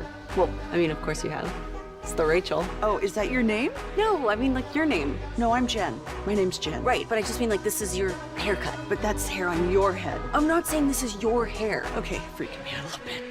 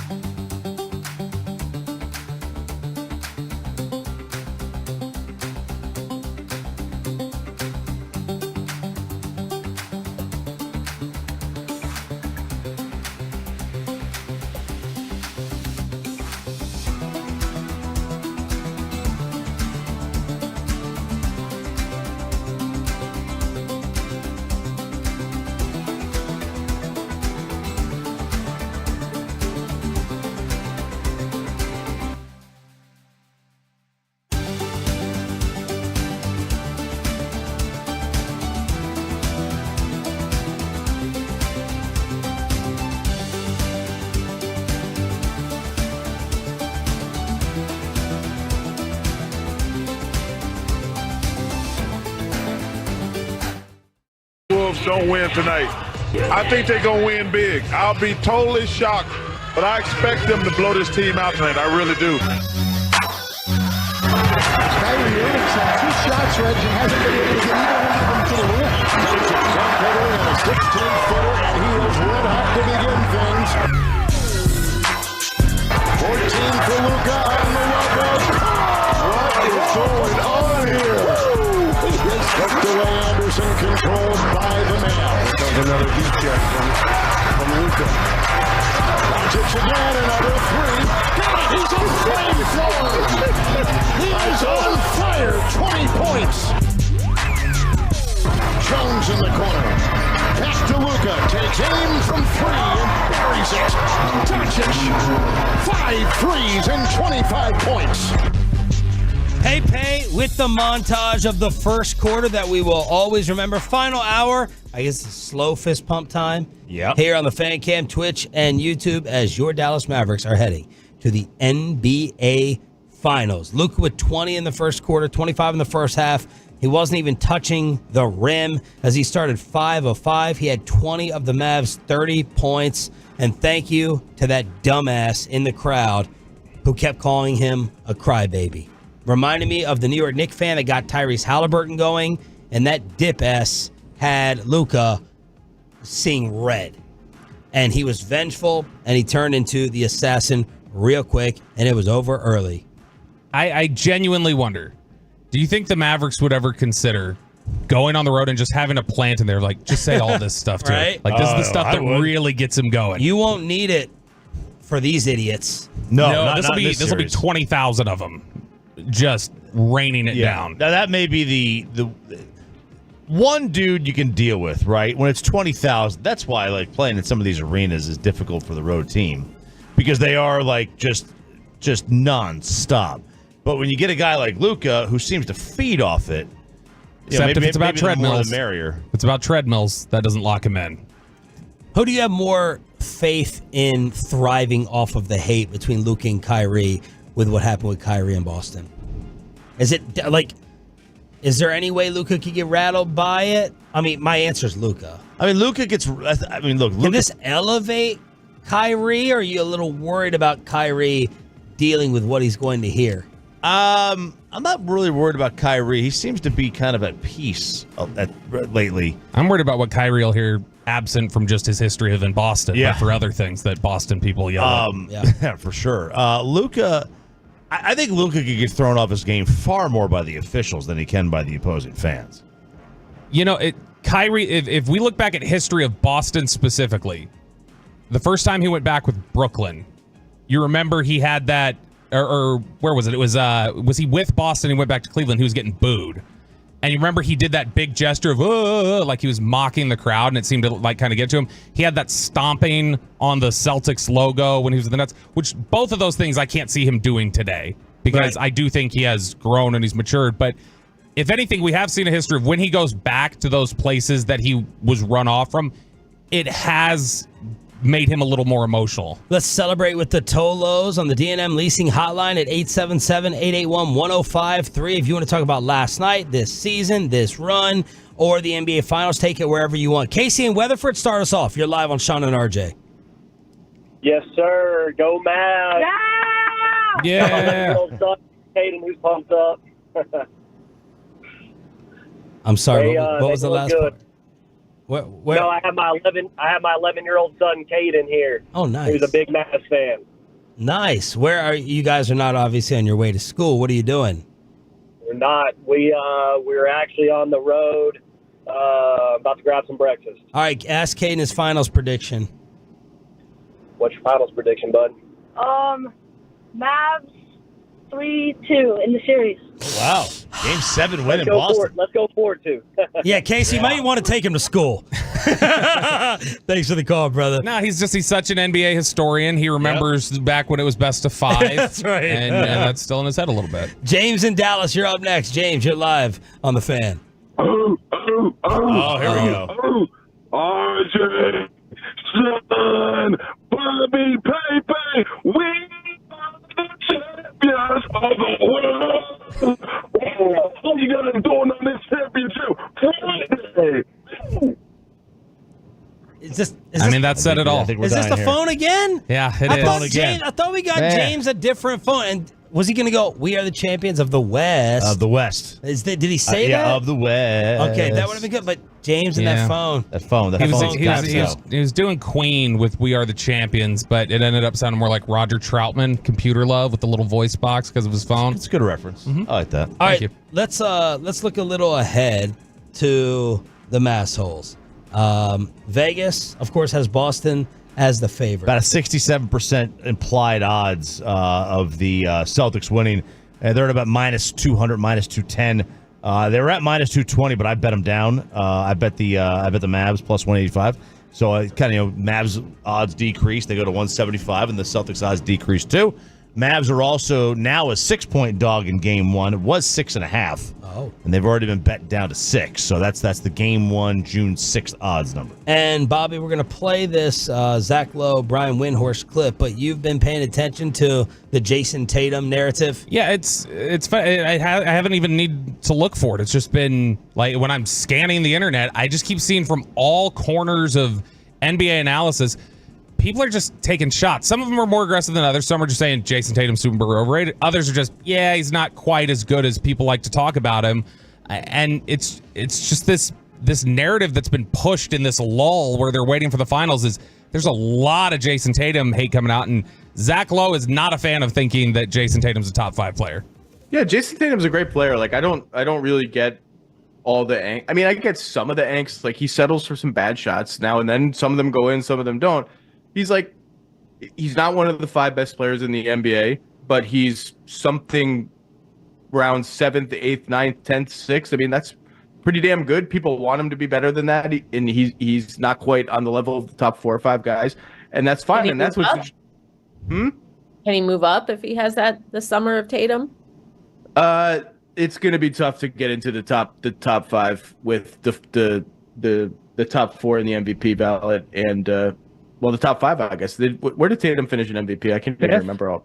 I mean, you're saying not top 5. I understand that some guys missed. Embiid is the one that. Yeah. But I mean, his defenders will say, well, he did finish 5th in MVP.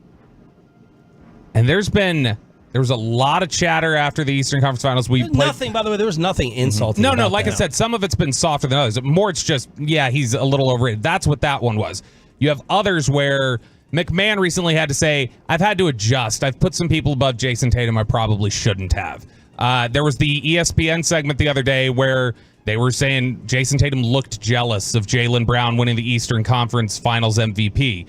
Josh Hart was getting roasted by Boston fans yesterday for what he had said on the Pivot podcast, criticizing Jason Tatum. And it's been this. There's articles. You've got, I think The Ringer had a piece out the other day talking about like how beatable Jason Tatum's game is. We do it. We talked last week, Sean, that to me he is a boring superstar. Yeah. There's nothing really exciting about watching Jason Tatum play to me.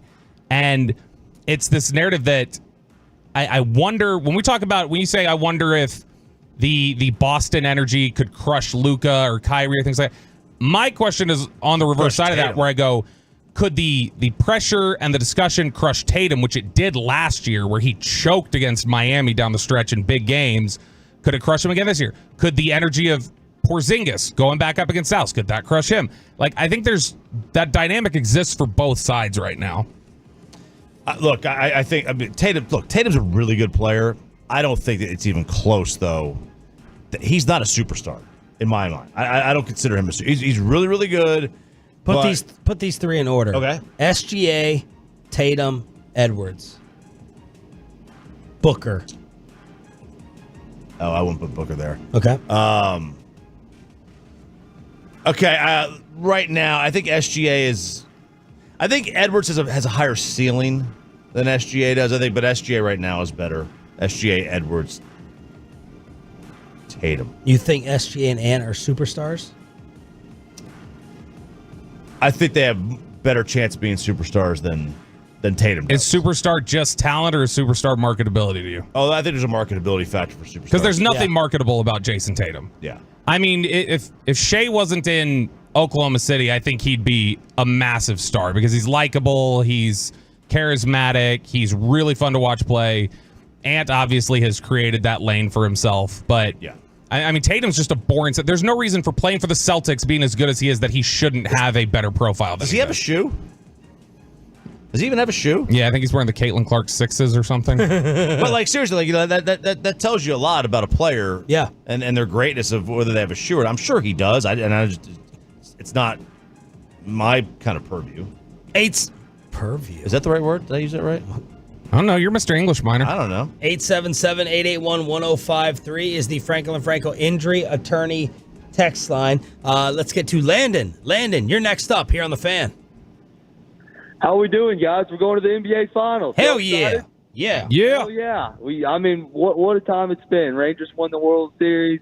Stars are 2 wins away from the Stanley. And the Dallas Mavericks are going to the NBA Finals for the first time since 2011. Wow. Just what a time to be alive. What a time to be a Dallas fan. You sound like Eli Manning. Kind of like voice. When he launched in, when he first started off with "How we doing, guys," I thought it was Garrett. Jason Garrett. Yeah. How you doing today, boys? Yeah. I guess that was a little pep talk right there. And maybe this is from Pottsboro. Where's that? You had to ask me that. I've been there. I can't remember where it is. Wait, isn't that up like Wise County? Why do I think that's in Wise County? This is one you'd want to dive into more next week. But I was thinking about this during the break. When we get all these fans calling in talking about how great it is, you've got these 3 Dallas teams that have been crushing it over the last year and making these title runs. Have you felt like there's been one of these runs has stood out above the other in terms of an energy that the city got behind? Like, is the Mavericks energy behind this ride right now? Is it stronger than the one behind the Rangers? No. I don't feel near the buzz that I felt in the fall. Baseball's a more popular sport here. I think that the run, you're right. I think the Rangers' run has had a bigger buzz, but it did feel like, to me anyway, I don't know if y'all felt the same, but when it got to the Diamondbacks, it felt like a lot of people were just like, we're going to beat the Diamondbacks. And it kind of become anticlimactic when it actually happened. I think the actual finals appearance here for the Mavericks might have more juice for the city than the World Series did. Well, yeah, for the finals. I know, but I mean, ultimately, isn't that's that an what easy take? But ultimately, isn't that what we're going to remember about the run? Will be however crescendos. There isn't 50% of the buzz that there was for the Rangers World Series. Right, in the run in general, yes. I just mean once we get into the series, I think this is going to have a lot of juice behind it. It's the Boston Celtics. I think you're being Captain Obvious here. You know, I don't like Captain Obvious stuff. It's the Boston Celtics, and it probably won't be done in 5 games. It's going to be a much better series than the World Series. Yeah, I mean, look, outside when there was there's two moments of intrigue in the World Series. It was how Arizona was going to respond in Game 2, and then how the Rangers were going to respond in Game 3. And John Smoltz, would he actually wear the jersey? Because, the moment Seager hit the home run to tie it, and the Rangers win Game 1, Arizona very easily could have been up 2-0, but the Rangers responded in Game 3, and it was over from there. Steve in Red Oak, you get the final word for now. Steve, you are live on the D&M Leasing Hotline to celebrate the Mavs. Final word from Red Oak. I called it in 5. I called in. The radio station said they will take it in 5. Ant-Man lived up to his name. He's nothing but an ant. Here we come, Boston. Here we come. All right, Steve, you got to give us the finals prediction then, since you nailed the Western Conference Finals. Dallas in 7. Going to be a tough series, but Dallas will take it. Luca's the man. Kyrie is the Robin. Let's go, Mavericks. Thank you, Steve. I thought that was Grego. It's Sean, RJ, and Roberto live on the Fan Cam, Twitch, and YouTube. Stop it. Allergies. Let's get you set for tonight. Can we get another team in their finals? Stars Oilers preview with the great EJ Raddick, NHL Network, right after this. After we get you over to the greatness of Diamonds.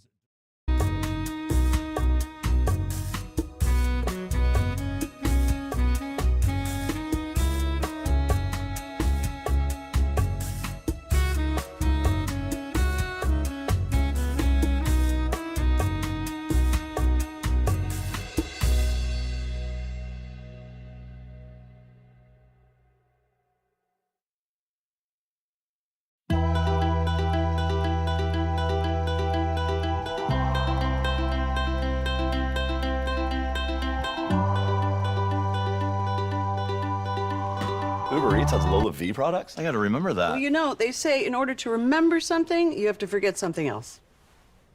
Okay, now that is a very cute haircut. That's like a little shag. I've never seen that before. Well, I mean, of course you have. It's the Rachel. Oh, is that your name? No, I mean, like, your name. No, I'm Jen. My name's Jen. Right, but I just mean, like, this is your haircut. But that's hair on your head. I'm not saying this is your hair. Okay, freaking me out a little bit.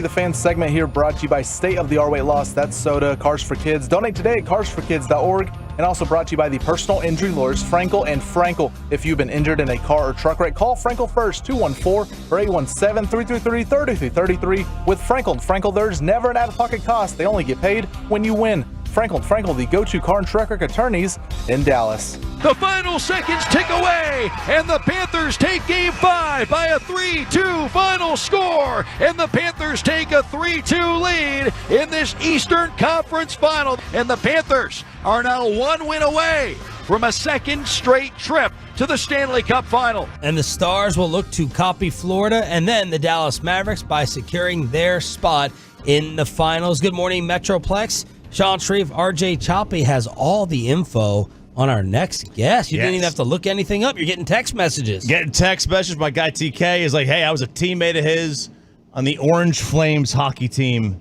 in Valley Ranch, NHL Network's EJ Raddick. Morning, man. How are you? All right. How are you? Is that true? And do you recall being teammates with RJ's buddy?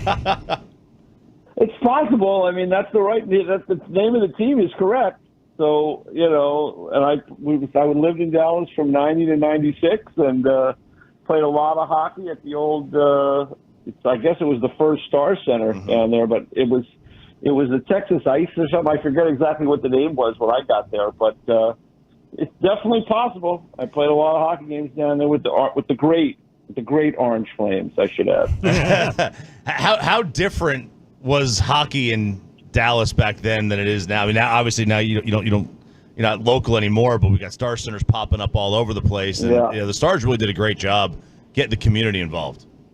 Yeah, there's no question about it. I mean, Jim Lights was came down with the team. I guess Norm Green owned the team at that time, and it was they did a great job of really embracing the community, understanding what it was going to take with the long-term vision to build it out and to make that investment in the community. And it was unbelievable, really. I mean, I know, again, when I got there, there was a hockey community in Dallas because there's a lot, as you guys know, there's a lot of transplants. It's a huge city. People come in, from different parts of the country. I was from the New York area, and I met a lot of people from different places that, had settled in Dallas and were working there. But we're people who had played hockey and were hockey fans. And it obviously wasn't thriving like it is now. But, it's such a big spot and a diverse community. It was ripe for hockey. But the Stars group, again, led by Jim Lights, they made the investment. They saw the long-term plan of building those Star Centers and having, young kids grow up with hockey, and now they've grown up into adults, and they're huge hockey fans. I know when I was there for the Winter Classic at the Cotton Bowl, I mean that was quite a day, for me, having been there, like I said, in 1990, and then to be there on a day when they had, what was it, 75, 80,000 people, whatever it was, at the Cotton Bowl. It was I thought it was a huge day for that franchise. So it was definitely different. That old rink we used to play in, it was good enough, but I can tell you this: when the Stars came in there and they refurbished it and put another sheet in there, it was a much nicer place to play. Lead analyst, NHL Network, 5 o'clock our time, play-by-play voice for the NHL Network, EJ Raddick. What was your pick before the series, and how would you adjust it if you would like to, as we're tied at 2? Yeah, well, I picked the Stars in this series, and I'm not going to adjust it. I think it's a close series. I mean, it's been a head scratcher because there's been so many momentum swings. It's been, it's humbled us who watch these games and have to, talk about what we think is going to happen, and because it's gone back and forth. I mean, you guys have watched it. I mean, it looks like Edmonton is going to roll right through, and then Dallas storms back and plays great, and then it looks like Dallas is, taking control of things, and then Edmonton finds a way to kind of get their game going again. So I think it's been really, really close. It's great players on both sides. I stand by. I think Dallas is the deeper group. I think they have the edge in goal. But at the end of the day, we're sitting here 2-2, and the Dallas Stars have a problem. Chris Tanev might not be able to play, and if he can't play, that really that really challenges them defensively. And we'll see what Pete DeBoer and everyone can come up with tonight if Tanev can't go. EJ, after Game 4, when essentially the last 52 minutes of hockey were dominated by Edmonton, Jamie Benn comes out. He talks about how there's no concern at all for us, and it was a very even keel approach. Matt Duchene talked about the same thing, that said, hey, we're completely even. We don't get rattled very easily. When teams talk like that, is that a general bluster, you think, that you have to have in a certain approach you have to have? Or do you think that is just genuine confidence from Dallas that feels like, hey, we over the course of these 4 games feel like we've played well enough to probably be up 3-1 or potentially be up 3-1, and we feel like our depth ultimately is going to win the marathon of this? Yeah, I think that you have to have that confidence. And this is a team that went to the Western Conference Final last year, right? It's a team that, the core of it went to the Stanley Cup Final in 2020. So this team has every reason to be confident. Heck, they beat the Vegas Golden Knights and the Colorado Avalanche back-to-back, because some people would tell you those are maybe the two of the best 3 or 4 teams in the league. So they were able to do that. They got down 2-0 to Vegas, losing both games at home. They rallied in that series. They've been really good on the road. There's a number of reasons why they would be confident if you're the Dallas Stars. So I don't think it's any kind of false bravado. We're down to 4 teams. They're all really good teams. The games are all close. And, you got to be playing your best, and you have to have some good fortune. You look back to that first series, guys. Game 7 against Vegas, what was it? A shot that hit Radek Faksa's shin pad or his knee and caromed right into the perfect spot into the net. That was the difference in that game and eventually in that series. So, these teams are competitive. This league is tight.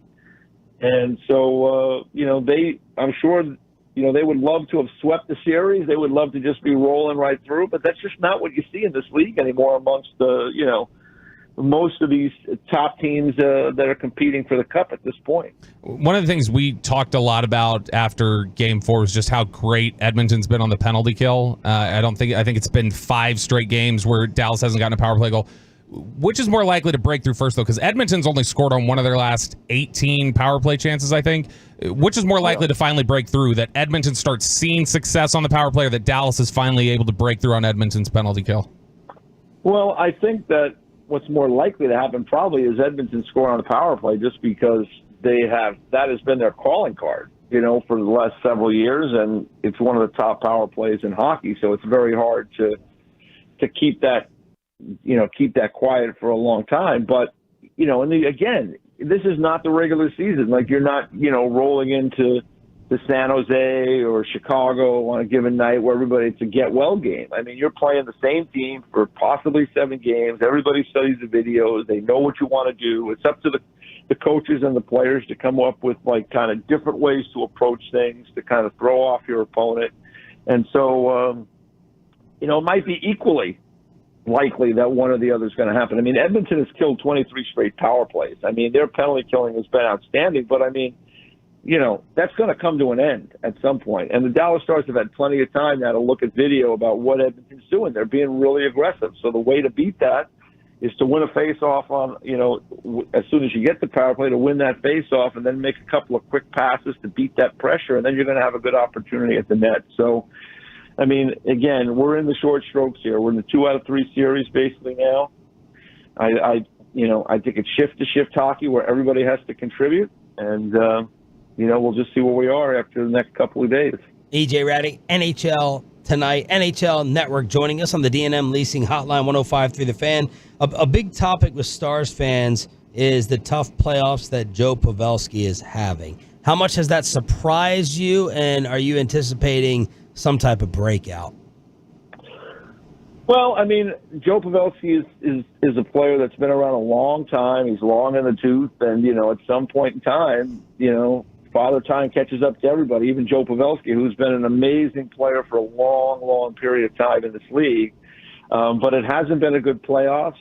From a production standpoint and watching the games, you don't notice them as much. I mean, for me, watching hockey for most of my life and certainly covering hockey for many, many years now, I mean, that's, the great players. I can remember being at a Devils-Penguins game, near the end of Mario Lemieux's career and sitting there and with about 6 or 7 minutes left in the game, thinking to myself, I didn't notice Mario Lemieux in this game tonight. And that was something that you never had happen because he was just an unbelievable player.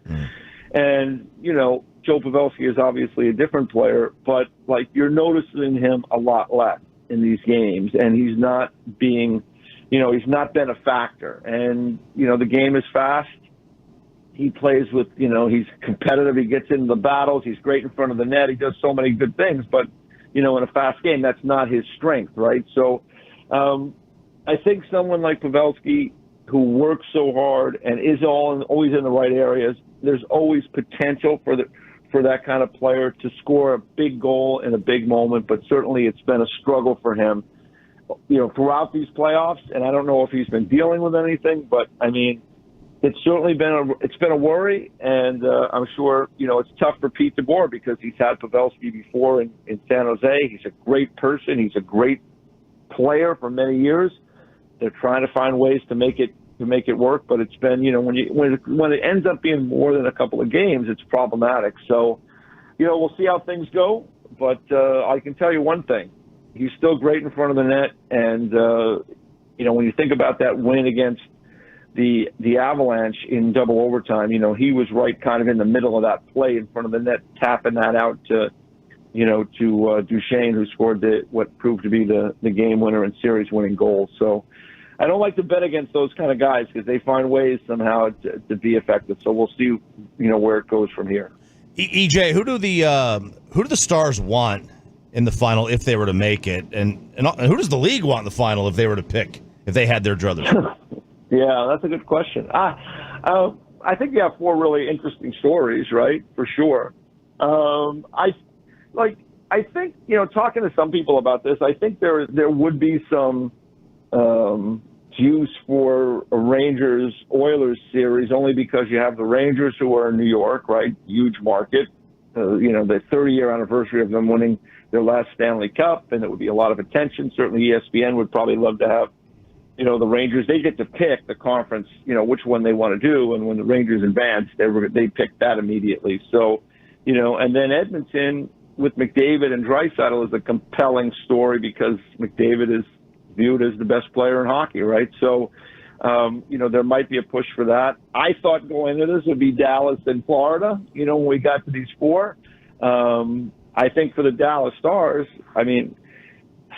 I think you'd rather play the Rangers than Florida because Florida is just big and deep and strong, and they can wear you down. A Dallas-Florida final, I think, would be really good hockey, and it would be a great story of, 2 good friends coaching both of those teams. Pete DeBoer and Paul Maurice go back a long way. They're very good friends, and, both have gone to the finals twice, both not winning the Stanley Cup. For them to be going head-to-head in a cup final with one of them finally getting that ultimate prize and the other one having to come up on the short end again. It would almost be like, when Jim Harbaugh and his brother John faced off in the Super Bowl. Those 2 guys are very close friends, and they're not brothers, but they're very close friends, and that would certainly be an intriguing storyline. So for me, it's all winners because these teams are all good, but I think from a Dallas standpoint, I think they'd probably rather play the Rangers, but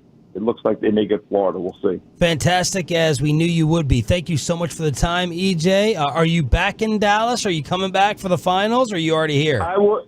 If the Dallas Stars are in the final, I will be back. I called the final for NHL International, so that's heard, outside of North America. I've been doing that the last couple of years, and obviously I'll continue my work on site with the NHL Network. So, yeah, I'll be back down there. It'll be a lot of fun to see some of my old friends, some of my old Orange Flame friends, like Dennis Gowdy and Mike DePaula and Mark Petrosky and Al Clark and Jeff Hart and I got Neil Hessler's not down there anymore, but I had great teammates. I was very, very fortunate when I moved to Dallas in 1990 to kind of hook up with that group of guys. And I've been in touch with many of them over the years. And it was kind of a crazy men's league. We played 45 game schedule, then 3 rounds of playoffs. It was almost like the NHL. Hey, man, thank you so much. Have a great weekend. Enjoy the game tonight. All right. Thank you very much. Have a great one. You too. EJ Raddick on the D&M Leasing Hotline. Let's continue the Mavs party with the K&C masterpiece next. But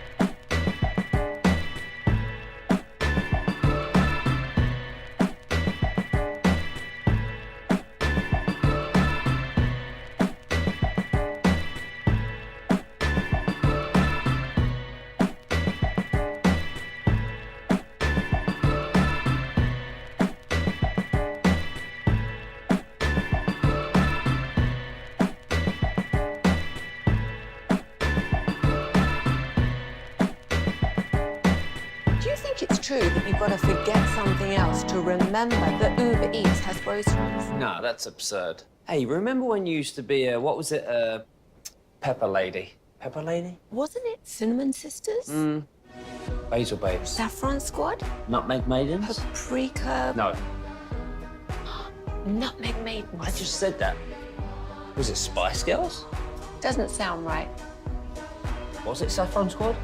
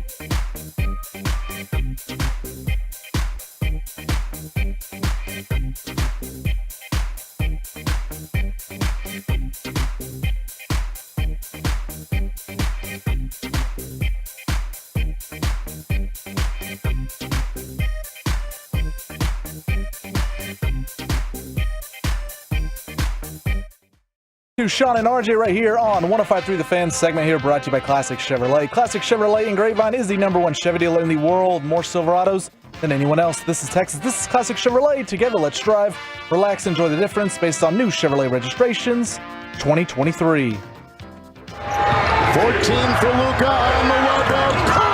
What is going on here? He is on one tonight. Let us celebrate and crosstalk with the KNC masterpiece on 105.3 The Fan. How much will it pay Mike Bassick to be out today? Oh, man. He's got to be sad not to be on today. He's playing golf. What are you talking about? He's loving. He's probably what he's okay. doing. My favorite part of that entire broadcast is the multiple times that Van Gundy said that the Timberwolves should be embarrassed. Yeah. About how they were playing, like, right before halftime, and they're like, this is embarrassing. Well, Bobby and I were a little bit butthurt that was the TNT halftime focus instead of, like, talking about Luca's greatness. Sure. Yeah. Like, I wasn't thinking Minnesota has quit here. They got assaulted. Yeah. They caught a tidal wave. And I don't know, I was thinking about effort as the reason that they were down 29 versus Luca going nuts. Yeah, that whole, like, hey, they just didn't want to get swept. That was kind of irritating me hearing everybody say that. And I was just like, I mean, that's fine, but okay, talk about the Mavericks winning 4 games then. Yeah. Not as much about Minnesota just being like, hey, we won 1, and that was good enough for us. I mean, it was incredible. Like, Luca, and we can't forget Kyrie in this because he took the baton in the second quarter and went off himself. Like, that is why you have superstars, and that was the name of the game. If we simplify this series, which of these superstars tandems was going to show up in a big way? And for 4 of the 5 games, Luca and Kyrie absolutely stunted on the Minnesota Timberwolves. You know what I really like, too, is that Luca, he goes, it's about more than just me. And then Kyrie said, it's about more than just me and Luca. Like, they're really quick to be like, hey, I understand what you want to talk about, but there's a whole bunch of the other guys that are really stepping up. When did y'all think it was over? First quarter, when Luca was doing what he was doing. I mean, I'm joking, but yeah, I think I texted y'all with about 7 minutes left in the fourth quarter, and I said we're going to the NBA Finals. You did. And I think I was... I didn't get that text, did you? Well, I was texting our show for the next day. We could start texting you, too. Yeah, we can add you to the team. Oh, buddy, you don't want to be in that text, especially once Mike gets going during the game. Or maybe you do. It's entertaining. Which show text chain do you think is the most or the most annoying? G-Bag text the least, probably? Yeah, I think y'all exchange the most based on what I hear y'all talk about. Ours is without question the darkest. Yes. Okay, I could see that. Yeah. It's the overall Bobby and I are of ill one repute. that's the most annoying because everyone has to like everything. And I'm like, Really? Yeah. What did I say? Peyton's wished ill things on many of the people. come on, wow. Yes. In this building?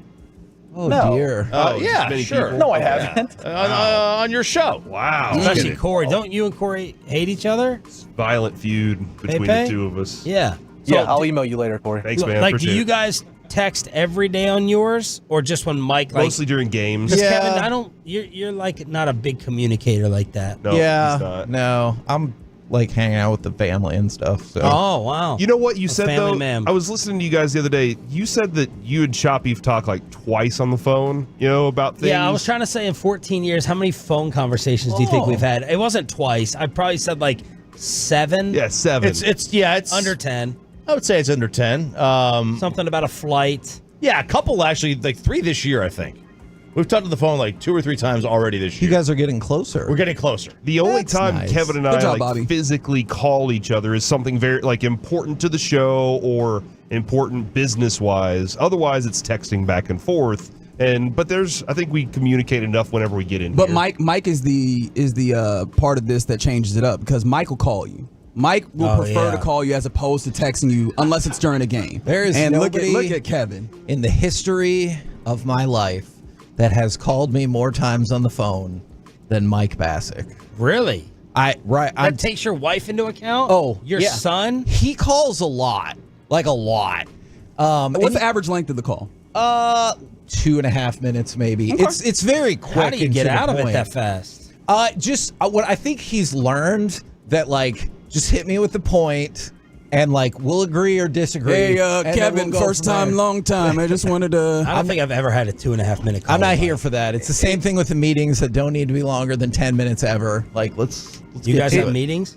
I You thought guys we were the don't. only Yeah, ones. we were the only ones. Is there a more entitled energy that exists at this station, though, than Mike hijacking every group text for just his own thoughts and where it's like, hey, I had a question that I wanted to ask our group text, but this is the top one, and I'm damn sure not going to scroll down and find that one. I'm taking this over and asking Mike But questions. if you did that to Mike, fine.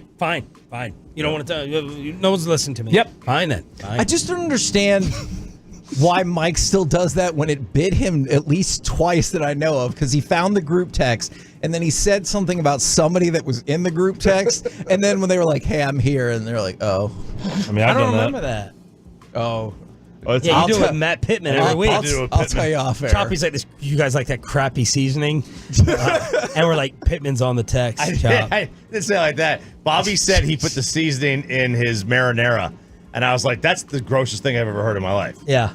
Because I Blanco? thought it was steak seasoning. Yeah, I thought it was steak seasoning. Right. Yeah, I don't see that in marinara, but It's like salt, pepper, garlic. yeah, but it's got some cumin in it too, so that's the kind of I think.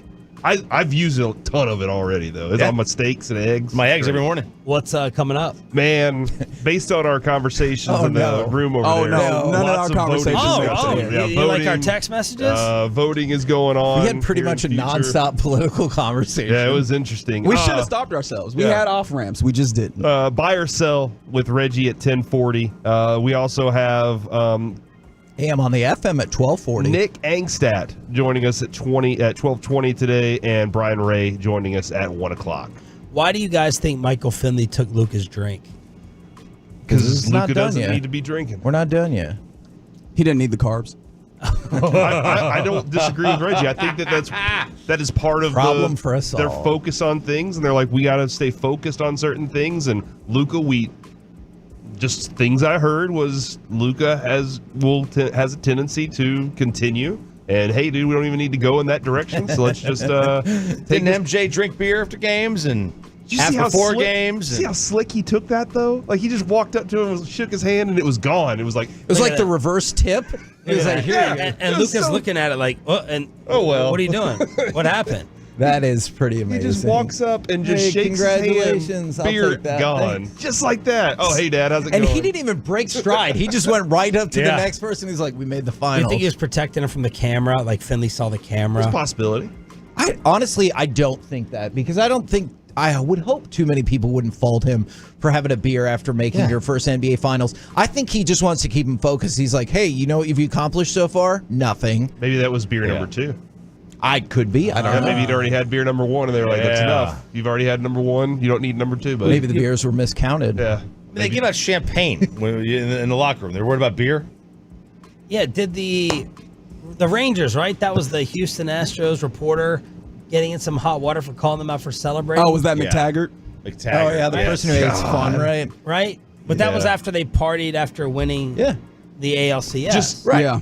No, that was after they partied after Oh, winning the getting wild into card, the right? playoffs. Yeah, getting the wild card. Yeah, that's right. That just getting into the playoffs, they celebrated that, and they hadn't even won the division, and so it was celebrating the fact that they got into the playoffs, let alone. And then that's whenever Houston did a lot of people with the whole Kanye thing, and that I guess we'll never know. Yeah. That was the best. All right. No, the one when Bregman did it. No. the When Kanye Corey one. Seager said it, Well, Bregman did it. and Jared is like so Kanye said it was freaking better. pumped. Yeah. So awesome. He looked like he was on a pogo stick. We got to replay Eric Chiafalo yesterday on the G-Bag Nation. Is another super long question? No. Well, He probably wishes. This is probably worse, I think.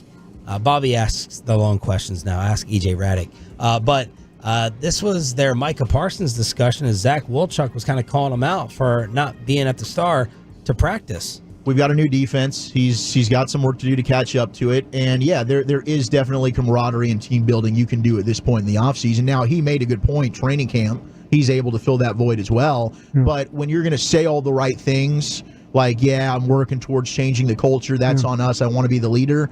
go ahead and show that in your actions. Be here, be around the guys. And especially when you are a face of a franchise type player that's going to be paid an immense amount of money that's going to reset the history of the NFL. Yes, I want that guy here. And really, there's no excuse for it, in my opinion.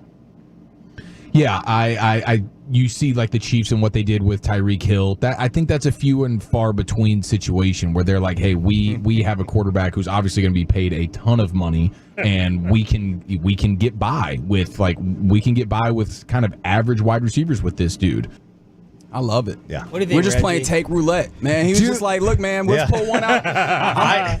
Uno reverse. We going where I want to go, baby. I am getting this take in this segment. Man. That's for damn sure. Do you have what happens after that? Yeah, what did they call him out? Did anybody say anything? Oh, that's a show that will call you out for sure. So they had been talking about the receiver market potentially becoming like the running back market about 3 minutes earlier, and Eric zoned out.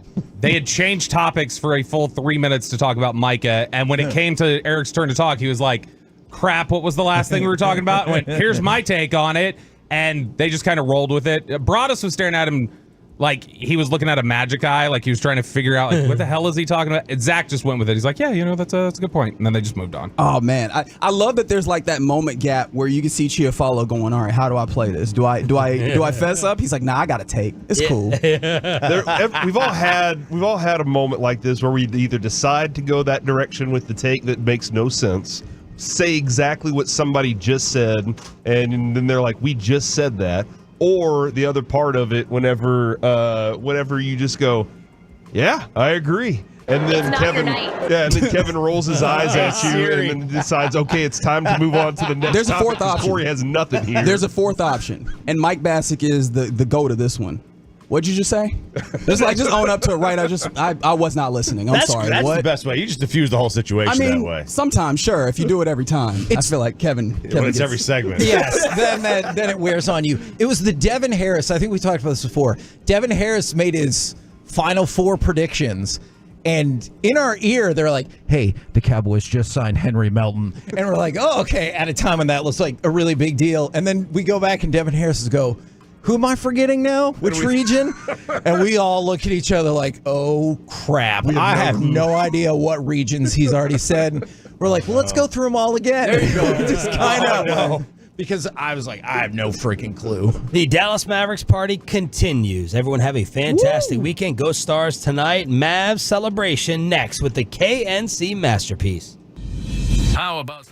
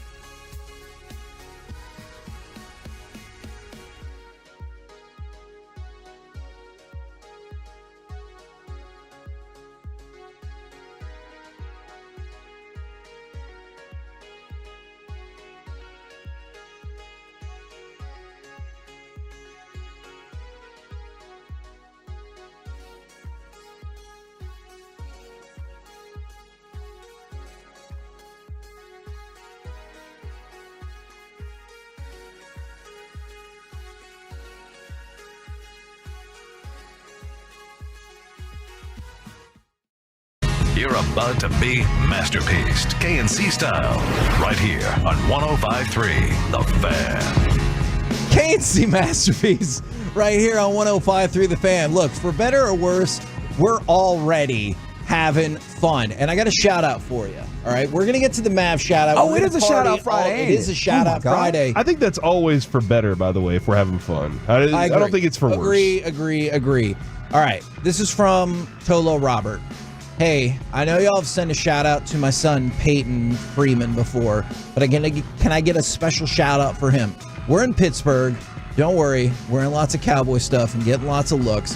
Getting a yearly checkup from his small intestine and liver transplant for the first time since COVID, and found out he is one of the 20 longest surviving patients of this particular transplant. Wow. Still alive, and one of only 2,000 in the world that is still alive from having the transplant. We are truly blessed in both Tolos. So look, I know this has been a crap week for a whole lot of people. So if you need a shout out for something, let us know, 877-881-1053, or maybe you just needed to hear that shout out. Sometimes I need to hear some of these shout outs and be like, hey, you know what?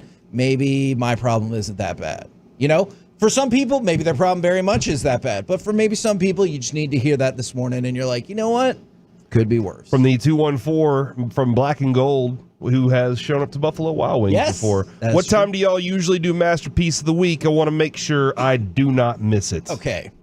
I'm disappointed in Black and Gold B. Black and Gold B is one of our most prolific texters. Yes, he is. Tolo's up and down, too. Yep. And you don't know it's at 1:30? Yep. Come on. What's at 1:30? What are you doing? I mean, look at you. You don't have to put it together. And now you're just like, I don't even care anymore. Yeah. No, God, I love this Friday so much. Because you don't have to do That's that? right. Okay, all right. I can get down with that. That is Alex's problem. Yep. Let's go to... Well, thank you very much, Alex. Thanks, for Alex. taking Love on you, that buddy. problem. Appreciate you. And let's just go ahead and go to cut number 4, because it felt like the celebration was on for the majority of the second half, if not the entirety of the second half. But let's hear how it ended. The inbound will come 5 seconds away. Here it goes. The Western Conference champions are the Dallas Mavericks. They're going to the NBA Finals. They'll take on the Boston Celtics. And going to the finals for the first time in 13 seasons. It is amazing when you think about it that this organization has been playing since 1980-81 season. All right? So you're talking about more than 40 years, I guess 44 seasons out. This is the third time. Yeah. Oh, yeah. Crank that up. I want to hear that louder. The third time ever the Dallas Mavericks have made it to the NBA Finals. And ladies and gentlemen, first time for Luca. Scorigami. This is, you know what? Yes. All right. Count it. This does feel like a big giant celebration today, does it not? Yes. It absolutely does. And you know what's funny? Like last night, it was a celebration, but it also there was like a wave of emotion you could see and that you could feel, which is funny because you were up 3-0. Like it felt inevitable that this was going to come. And yet and still, it still felt special that they got that done last night. Yeah, it was the culmination of getting it done that really allowed you to feel kind of relaxed as a fan. And now the next step of it begins. And I don't know how much of it is, hey, man, I'm just happy to be here versus, no, this is time for Luca to establish what he is over the league. I liked Reggie's tweet last night that said they really did that against this West. Like this Western Conference. That is and a they great did point. It, and they haven't had an easy path by any means. Any means to get there. Kevin, I know you said slight favorite in the Clippers series. But that was it. But that was it. They were not the favorite in Oklahoma City. And that being said, neither were the Timberwolves. Timberwolves had to beat the champs. Yes. They had to beat Kevin Durant and that weird bunch down there in Phoenix. That's a good way to describe to it. get to where the Mavericks are, it's not like they beat somebody that was just a cakewalk for them at all. And then Kevin seeing this, like this from Tim McMahon. Luca leads the entire playoffs in points, rebounds, and assists. First guy to ever do that entering the finals ever in the history of the NBA. You feel very happy that you have that guy on your side. And as I told Reggie, Absolutely, I feel happy he's on my side, because if I had to sit there as an opposing fan and watch that dude come into my place, talk all that drop dumps on your couch. He walks in and he's like, I'm cooking on your grill. I'm making a steak. Better than you've ever made it. Yeah, better than you've ever made it, and I'm feeding it to the dog. Did you see the Reddit thread because of that last night? So there was So you went on Reddit after this game, huh? Or somebody sent it to me. Oh, okay. No. This was before the game. Oh, okay, gotcha. So there's a Reddit thread going across Minnesota that said, do not boo Luca. Because they know. Because he's going to take it, just like Jamal Murray did. Should have taken out an ad in the paper. Yes. Because there was at least one person that came out there with like the handkerchief, supposedly. Yeah, good call. Who's crying now, MFer? And at first I thought that was for Snoop, but now we've gotten more information you figured it out. Yeah. about that. But they were like, hey, every time Luca gets the ball, just be silent. And because, like, when you boo him, that clearly energizes him. And we're already getting texts from people I love very much that are like, hey, the job's not done yet. Agreed, but the fact that Noah's texting the show? I do love Noah very much. But you're 6 days away from the finals. So in this moment, I appreciate that Michael Finley took the beer away from Luca and's like, hey, you got to work.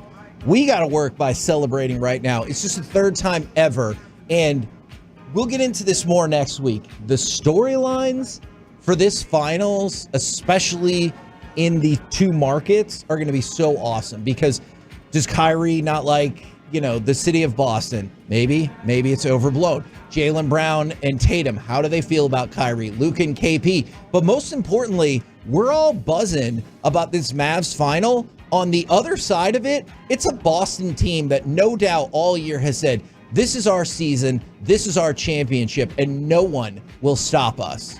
And if they do get stopped, I don't know what the hell that franchise is going to do next in terms of team construction. But let's face it, this is a team that maybe outside the Nuggets, they have been the favorite for the vast majority of the season. So that's who you're going up against. Yeah, and seeing that this team, didn't really have a true understanding of what they were, the Mavericks, at the trade deadline. At the trade deadline, you didn't know. Then they kind of show you. And they have a period where they're like, we're going to lose like 4 games in a row. And then they finish the season out, and you're like, all right, let's see what this thing can be going up against the best teams in the league. And throughout, you felt pretty good every game. Every single game, you felt pretty good as long as Luca's healthy or Kyrie's doing his thing. And not looking too far into the future, because next week is going to be complete, focusing on Boston and all that stuff.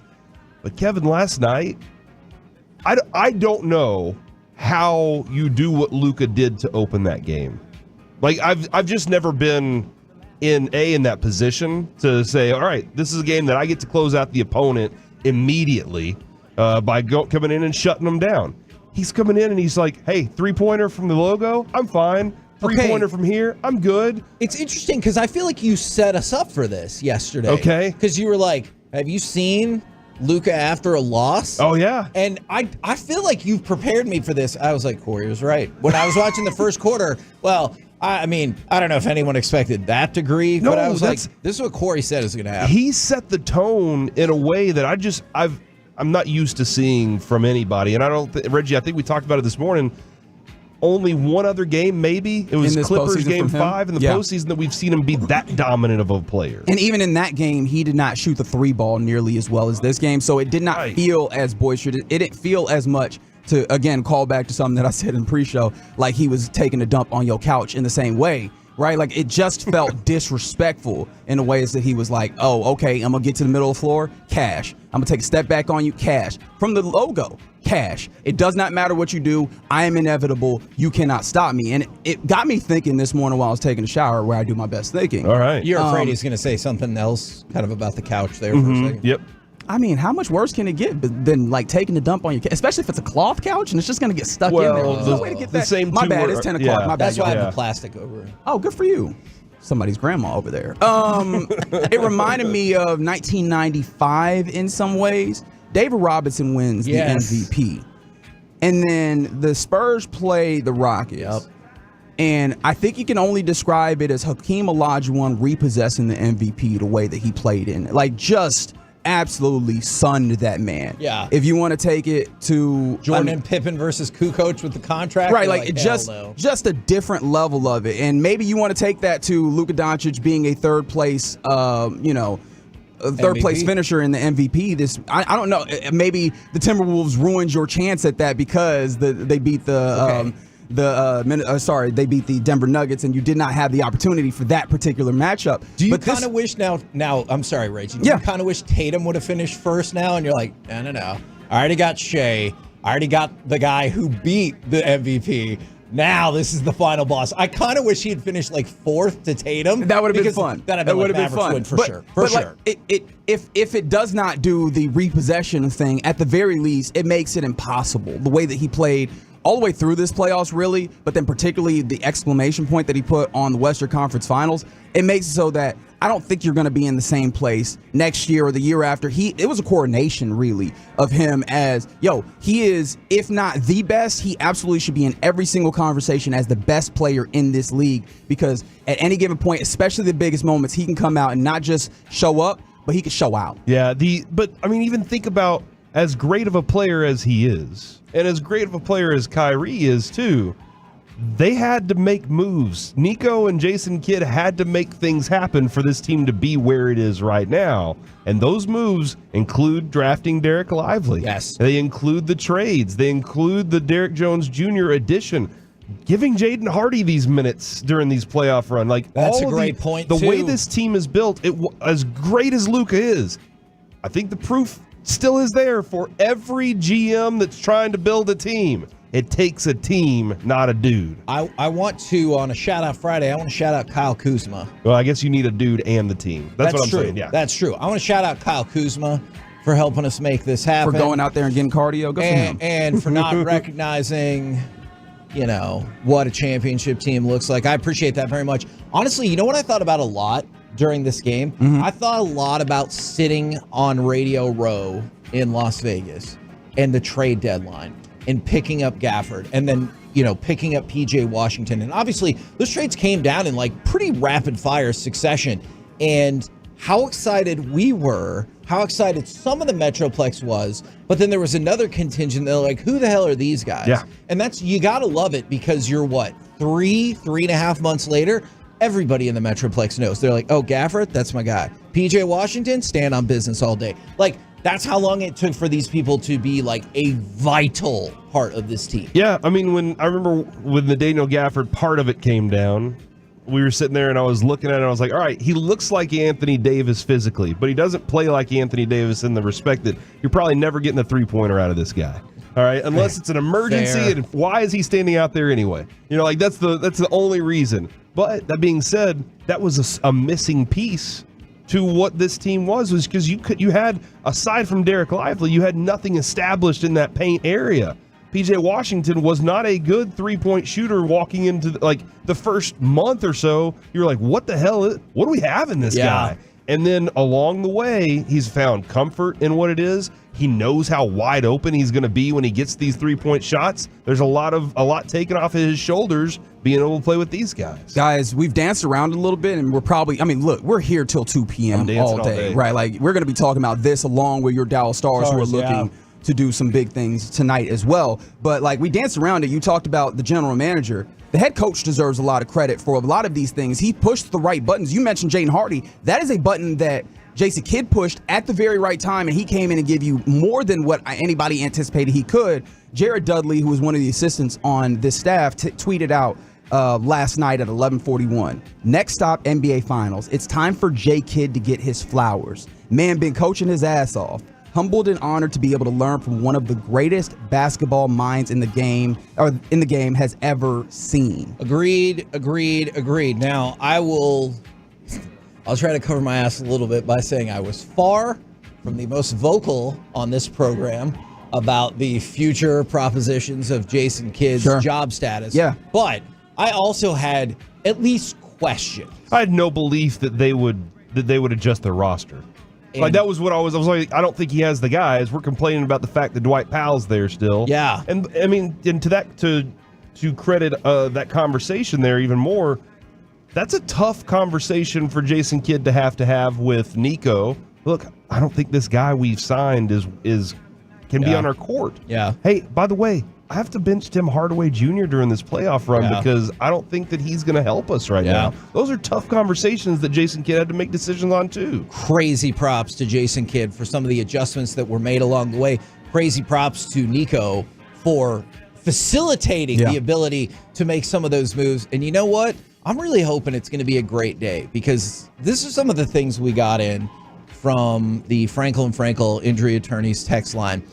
From the 214, it's been a really crap week. Lost 3 pigs, and the bank screwed us out of a paycheck. Yeesh. I love you guys, though. And then for the 254, how do I get my text name saved? Guy who sent Kevin the Mavs to the finals winning bet ticket 2 months ago. Just put your name on the end of it. So, like, the numbers all show up, but put your name on the end of it, and you will definitely start to remember. And then I want to give you a couple more. We're going to set the tone for the day. The Mavericks are going to the NBA Finals, and this. For the 817, much love to the liver and intestine transplant. I had kidney transplant, lasted 21 years. I'm back on dialysis. We're there, rooting for you, praying for you. And then from the 903, just like you said, Kevin, I needed to hear that shout out. Pray to Tolo Robert and his son and everyone involved. People are supporting people. People are supporting the Tolos and the Twolos community, and people are supporting the Dallas Mavericks. Reggie, would you like to talk a little bit more Mavericks? I think that's a good thing to do. Yeah. Okay, how about this? How the Mavs put the Anthony Edwards NBA takeover on hold. Let's do it next right here on The Fan. Full KNC Masterpiece shows available anytime on the Odyssey app. Proudly presented by Comerica.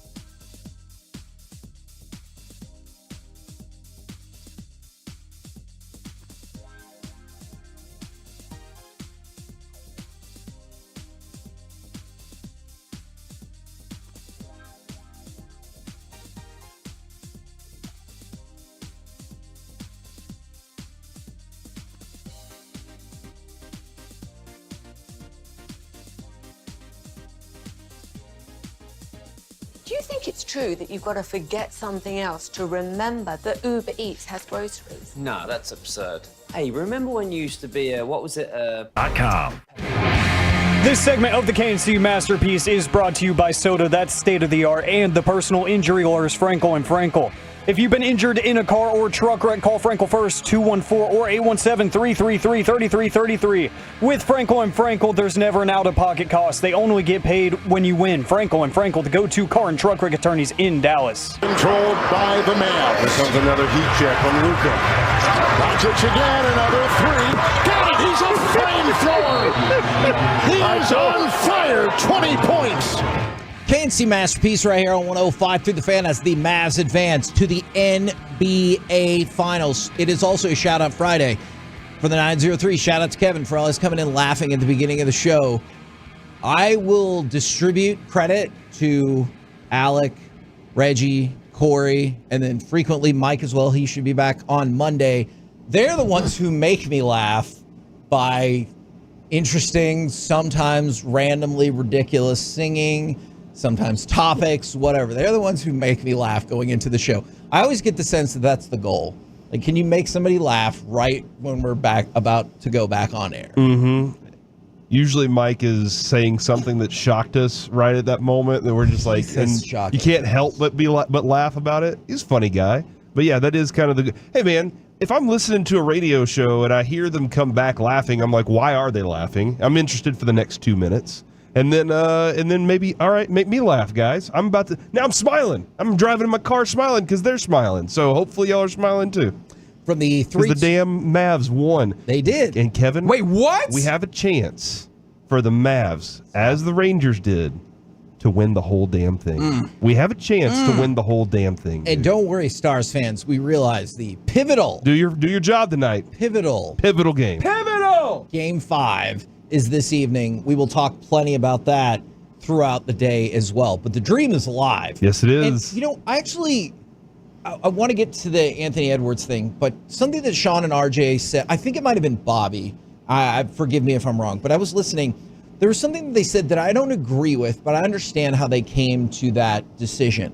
They said the buzz around the Metroplex is maybe not even 50% of when the Rangers were going on their playoff run. The thing that I disagree with about, I think it's pretty close to the same, but you take the teams in tandem. Like, I think the buzz is the same, but not everybody is a Mavs fan or a Stars fan. Like, there's some carryover on each side. But I think people are buzzing because every single night you get a Western Conference Finals game. I just think it's different than the singular focus of the Rangers. Yeah, you had a couple days of Rangers discussion after each one because there was nothing competing against it. Yes. I mean, you had Cowboys competing against it, but it was regular season, and it's a playoff run with Rangers, which is something we've never experienced a World Series before. We didn't talk about Cowboys-Eagles that week because you're like, who cares? Yeah, it's World Series, baby. And so, like, that's that part of the thing. I agree with you. If the Mavs let me down one night, I get the Stars to bounce back the next night to make me feel better. So I understand what you're saying there. It is a tandem of those two where it was very individually the Texas Rangers run there. And man, I don't know about the buzz compared to 11.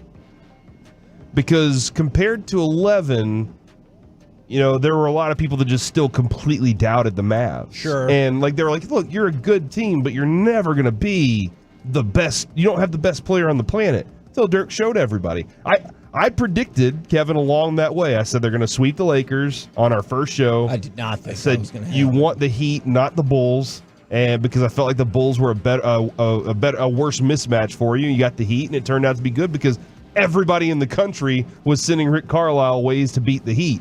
And including like huge ice cubes and stuff like that. But that buzz then was we need to finally take advantage of this moment for Dirk. And again, Kevin, what did you not have at that time? Stars running alongside him. So, and I don't know how you guys feel about this, Reggie. I don't know how you feel about this.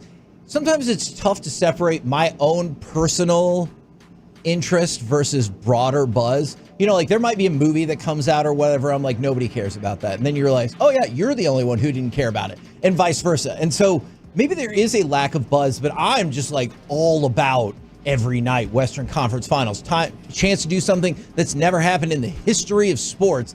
I'm all about that. I also wonder if we're more siloed, right? Like, Would be. Especially, I know Sean got kids. He's at the house.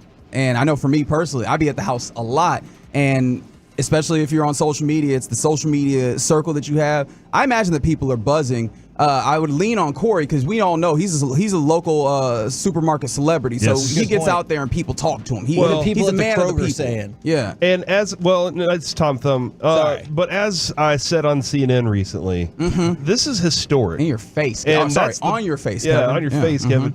On your face. Did you know that that was the first thing that you said? I actively said "F you" to my phone because of what had happened. Do you know? And you know, like why I said it too, I'm right? Sure he did it just to piss me off.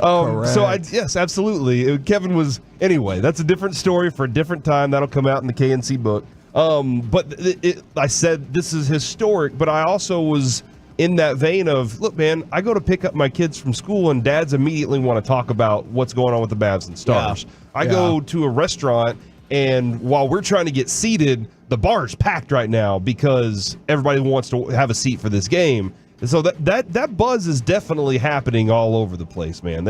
It's there. And now that the finals are underway for the Mavs starting next week, it's going to be even more prevalent. And hopefully the weather will be nice so we can have some patio weather and some patio Mavs watching. Absolutely. And like to that point, right? Like we had our friend Joey Erickson on from Locked On Stars. We're going to have our friend Nick Angstad on from Locked On Mavericks. Specific, like, and obviously we have the Spits and Suds podcast. Gavin Spittle hosts that. Specific things to these teams that have seen huge upticks. People are flocking to get more and more information. They will have a fresh episode out either tonight or in the morning. Absolutely. So get that wherever you get your fine podcasts. But like you can see, people are clamoring for more and more about these teams. I think that counts as buzz. This is quickly becoming my favorite shout out Friday. Like these people are coming in hot.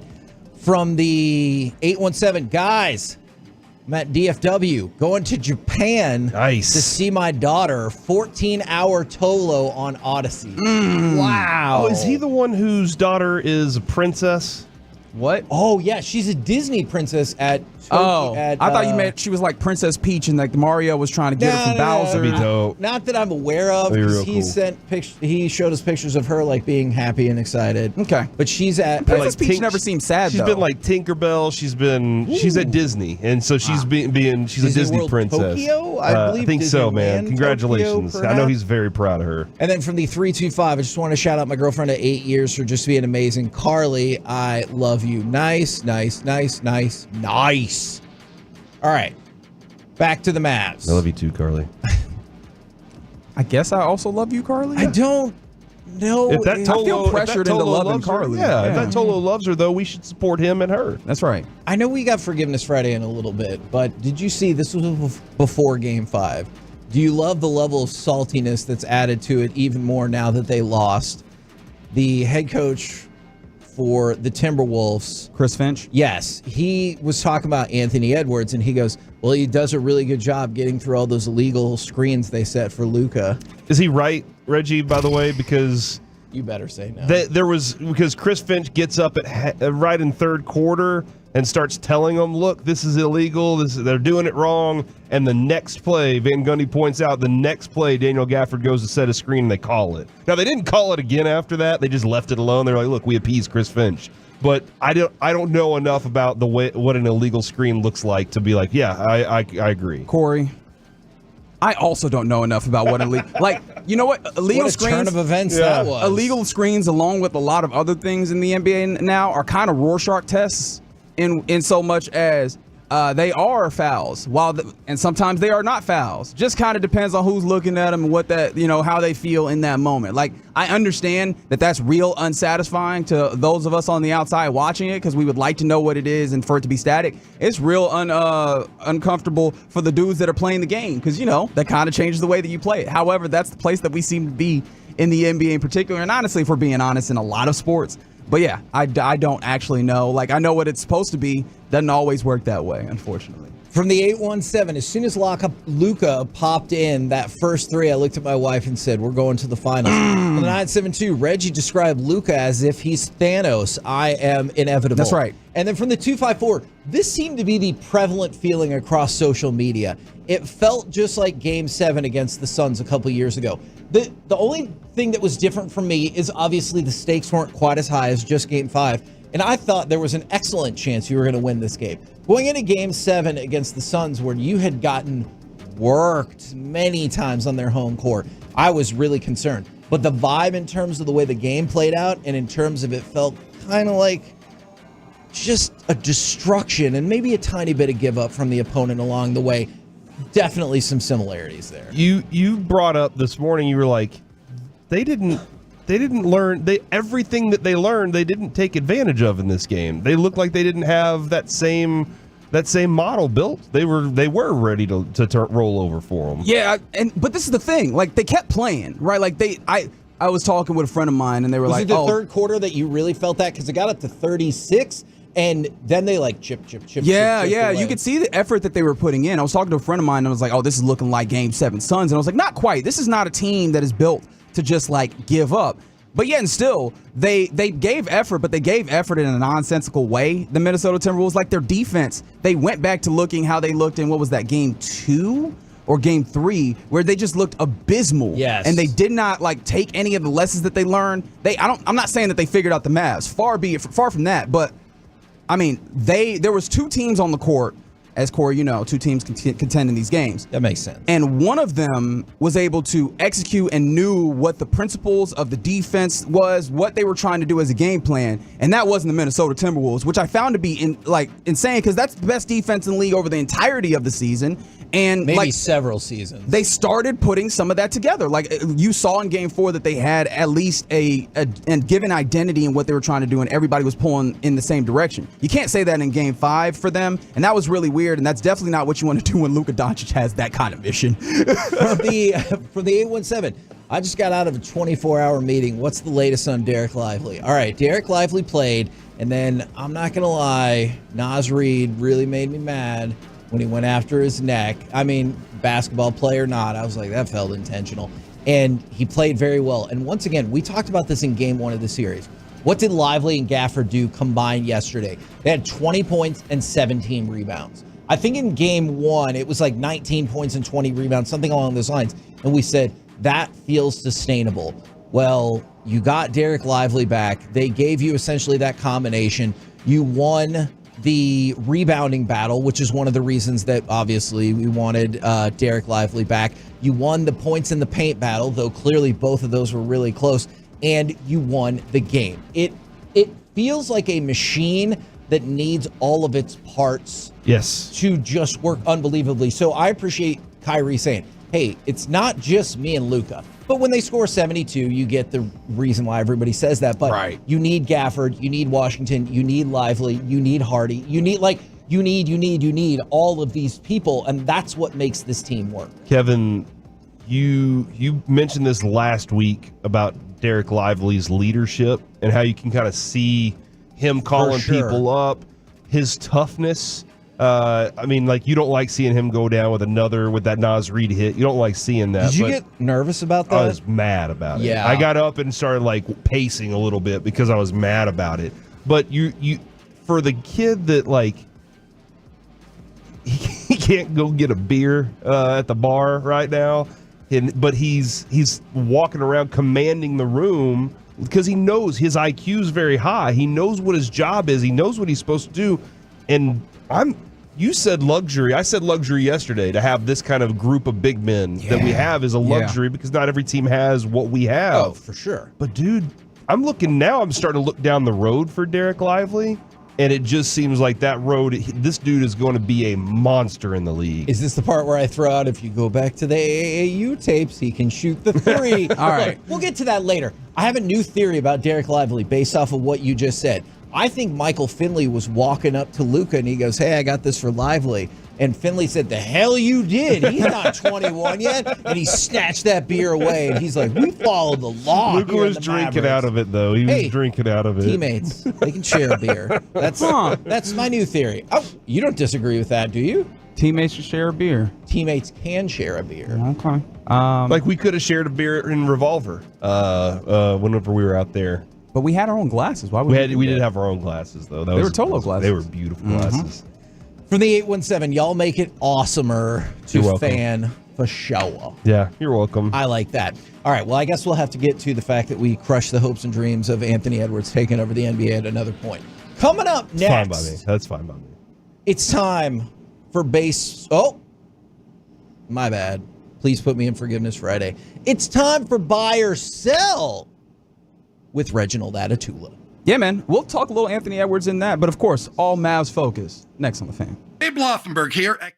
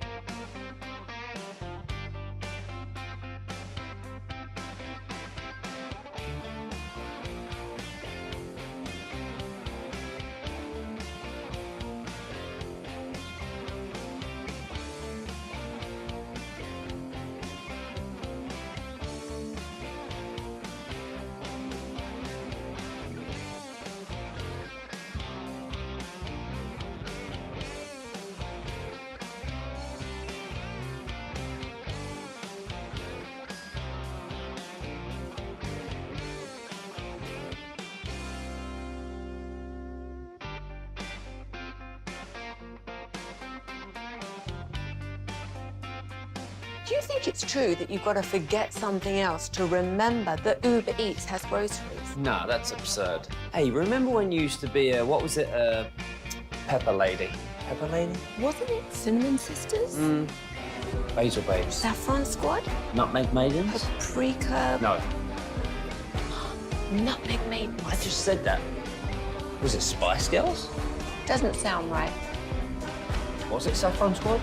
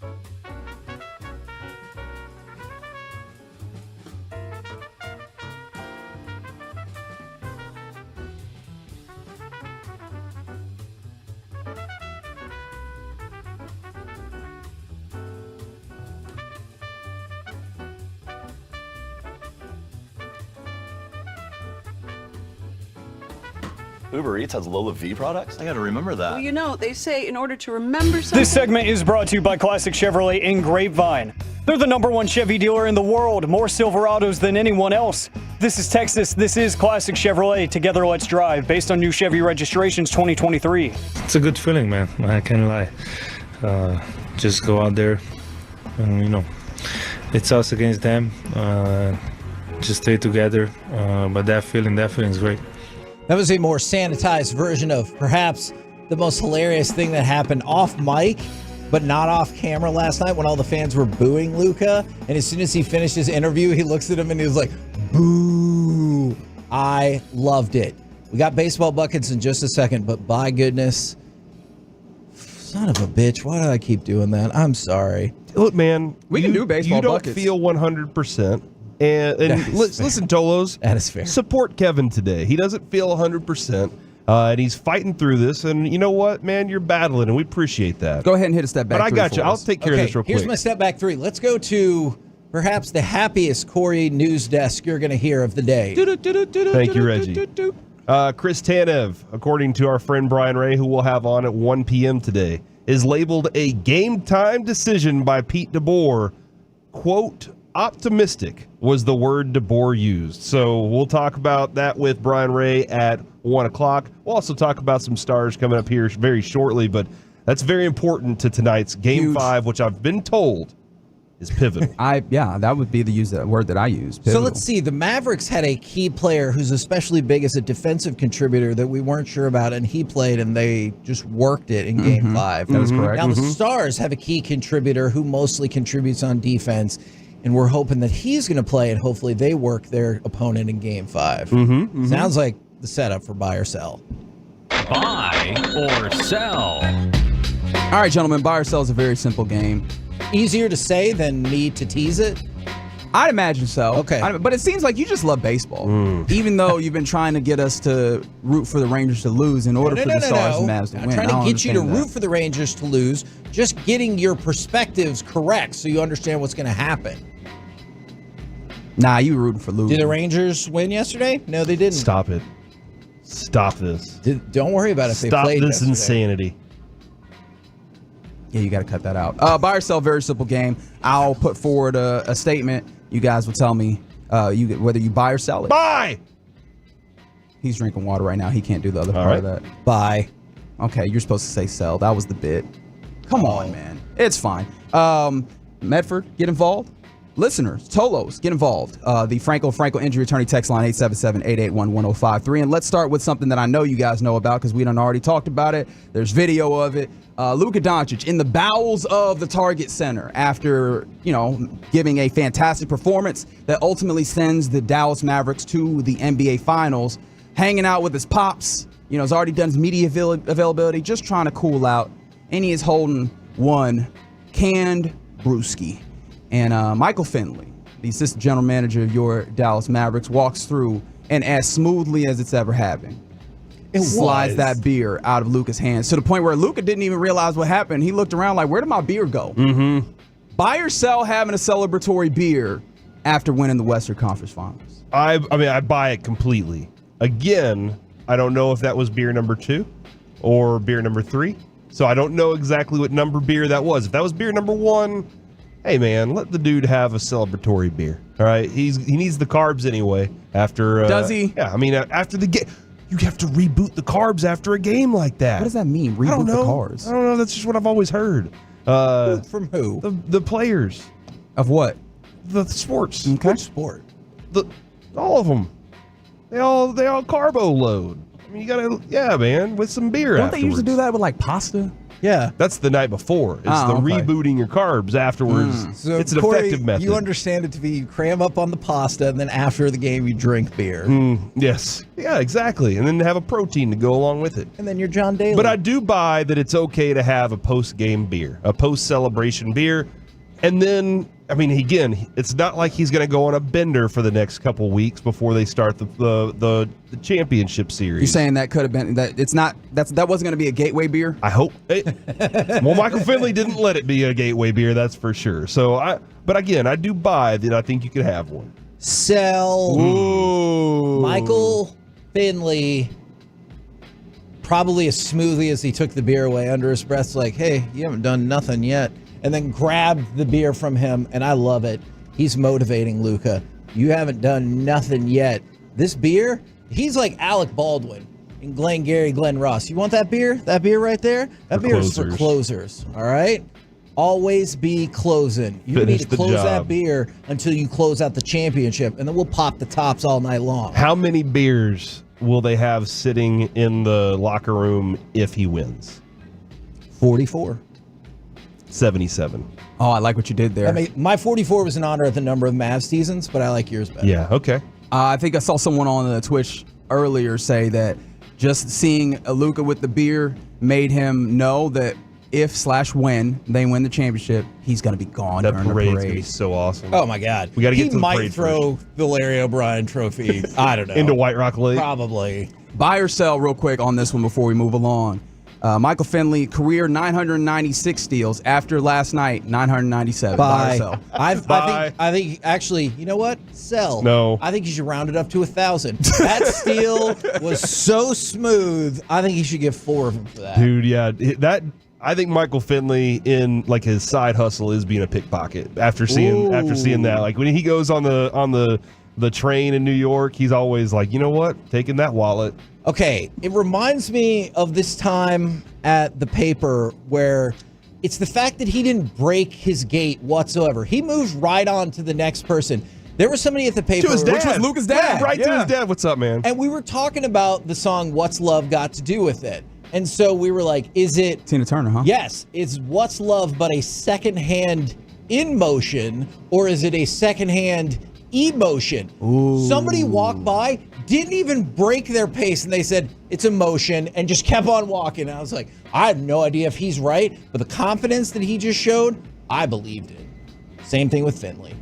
Shout out to Mike Finley, keeping our guy on the straight and narrow so that he can win 4 more games and then have a beer. Parade Luca's going to be. And another beer. Yeah. And another beer. That's right. Yep. And a margarita. I'll take a margarita. All right, cool. It's Friday. Let's continue along. Buy or sell here on. It is emotion, by the way. The KNC Masterpiece on 105.3 The Fan. I need a little bit of audio assistance here because Anthony Edwards obviously loses in this series. Played a pretty good series for a dude under 23. However, not as good as Luka Doncic, clearly. And he was asked in his post-game availability about these Mavericks and about what he learned during the course of this series. And what do you think about this Mavs group and their potential of what they could accomplish in the finals? And what do you think you can take from what they did to stop you personally in this series and apply it to next year and beyond? Nothing. Oh. Buy or sell, Ant is being salty. I'd buy it. Look, I would like it if he gave a better answer there, but I can understand how in that moment you don't want to be like, hey, you're right, man. They're awesome. You think that was about the Mavericks more than it was about the second question? Because he got asked 2 questions and he only gave 1 answer. Do you think it was because... Do you think it was all-encompassing, or he was just like, I'm not learning nothing from the way that they played me? And I also think it was the... I don't know if we can go back to the very beginning. It was the too upbeat nature of the question. You got to know in the press conference you have to have sad voice in this. Hey, heck of a performance by you. But instead, yeah, listen to the beginning. And what do you think about this Mavs group and their potential of what they could accomplish in the finals? And Man, what about what this do you think Mavs group, huh? you can take from what they did to stop you personally in this series and apply it to next year and beyond? Nothing. He was too upbeat with the question. What about these Mavs, He's man? like, whose side are you on here? Is what it sound like Anthony Edwards. I'll buy that he was salty, and he should be salty, and he will be salty. I just hope it doesn't turn it. Well, actually, I kind of do, because I don't necessarily. Kevin, I know we have a topic we want to dive in on there, but I don't necessarily want to see Minnesota rise up in the future. I hope you're right. I hope he hope really does take nothing from this. I hope that what this is it's just Luca has finally hit his MJ point and just like takes hold of the league for the next 9 years or whatever, and everybody's just like, man, what could we do? We had to face Luca every year, but it kind of makes me want Anthony Edwards to take that saltiness into practice one day and point at Rudy Gobert and Cat and be like, I'll beat all y'all with the bench players, like Jimmy Butler did up there in Minnesota a while back, and just see Anthony do it and then be like, well, we got to ship Anthony Edwards off now. then he comes down here. And I don't want this to turn into a lyrical discussion, but somebody did text in, well, Kevin, secondhand in motion doesn't make any sense lyrically. I think it does. I mean, on a clock? Yeah, because I was thinking like she was saying, what's love, but something that's eventually going to elapse. You know what I'm saying? Like that was my interpretation of the incorrect lyric. I didn't know that you were like a songwriter. Like there's definitely some what's happened, artist spirit in there. You know what's happened too many times is people have been like, but you know what that song's really about, right? And I was just like, I thought it was just a fun song about like, hey, I like these lyrics. And they're like, no, those kids are getting killed for their shoes. What? And you're yeah, Pumped Up Kids. Man. Yeah, that's not one. Real quick before we go, quick buy or sell on the back end of it. And it comes from my friend Josh Eberly. You catch him on Twitter. He is a Mavs fan. He lives in Canada, so he's trying to come through for a big Celtics Mavericks Game 3 that'd be at the AAC. And he looked at tickets, and I'm looking at tickets in $325 for $1,700, tickets in $208 for $969, all sorts of things. Buy or sell, you expand the budget in order to be in the arena for a finals game. Buy. Did you say expand the arena? Expand the budget. Oh. To be in the arena. I was like, man, expand the arena like they did in Russia during the World Cup. Don't do that. Open up a whole section out there. That and went bad. I've been trying to get Carter to a Stars game. As they get deeper into this, the budget keeps going up, and it does open up more and more. I know what happens. I know helps with that. Using the Game Time app, That's obviously. right. By the way, my buddy who is a physical trainer did say replenish the carbs is the word I was looking for, not reboot. So I like the way you said it. You got to start the carbs back up. Yeah, you know? you got to get them back into the system. That's why it's called a carburetor. Kevin. What? That's a fact. That's not a fact. Ask a mechanic. Those are just words you said. That Are you a doesn't make them mechanic? a fact. Are you a Aren't mechanic? all facts just words you say? Have you ever changed your oil? Yes. When was the Damn, last that time? backfired. It's been a while. Okay. We're the KNC man. Absolutely. There was a time when I did it, and I was like, no. We're the KNC masterpiece right here on 105.3 The Fan. Coming up next, the series is tied, but who looks like the better team, Dallas or Edmonton? Let's do it next right here on The Fan. Commercial free.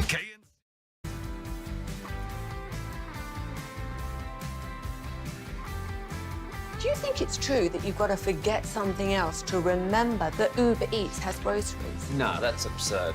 Hey, remember when you used to be Pepper Lady? Pepper Lady? Wasn't it Cinnamon Sisters? Basil Babes. Saffron Squad?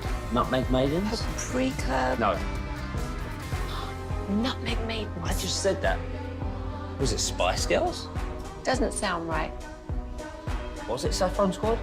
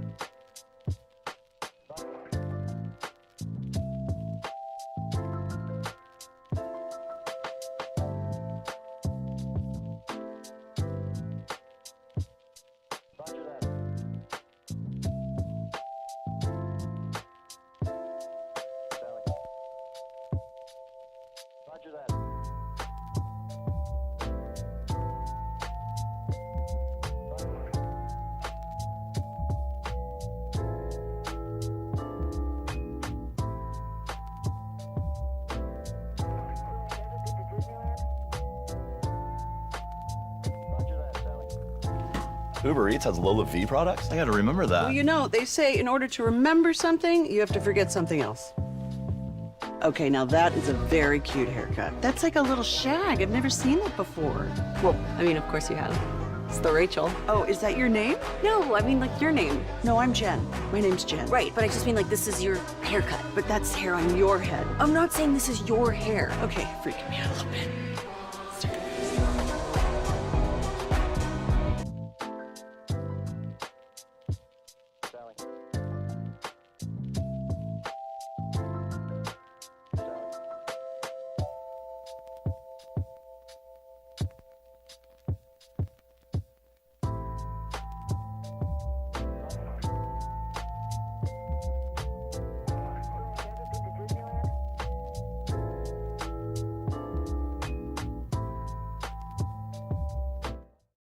You're about to be masterpieced, KNC style, right here on 105.3 The Fan.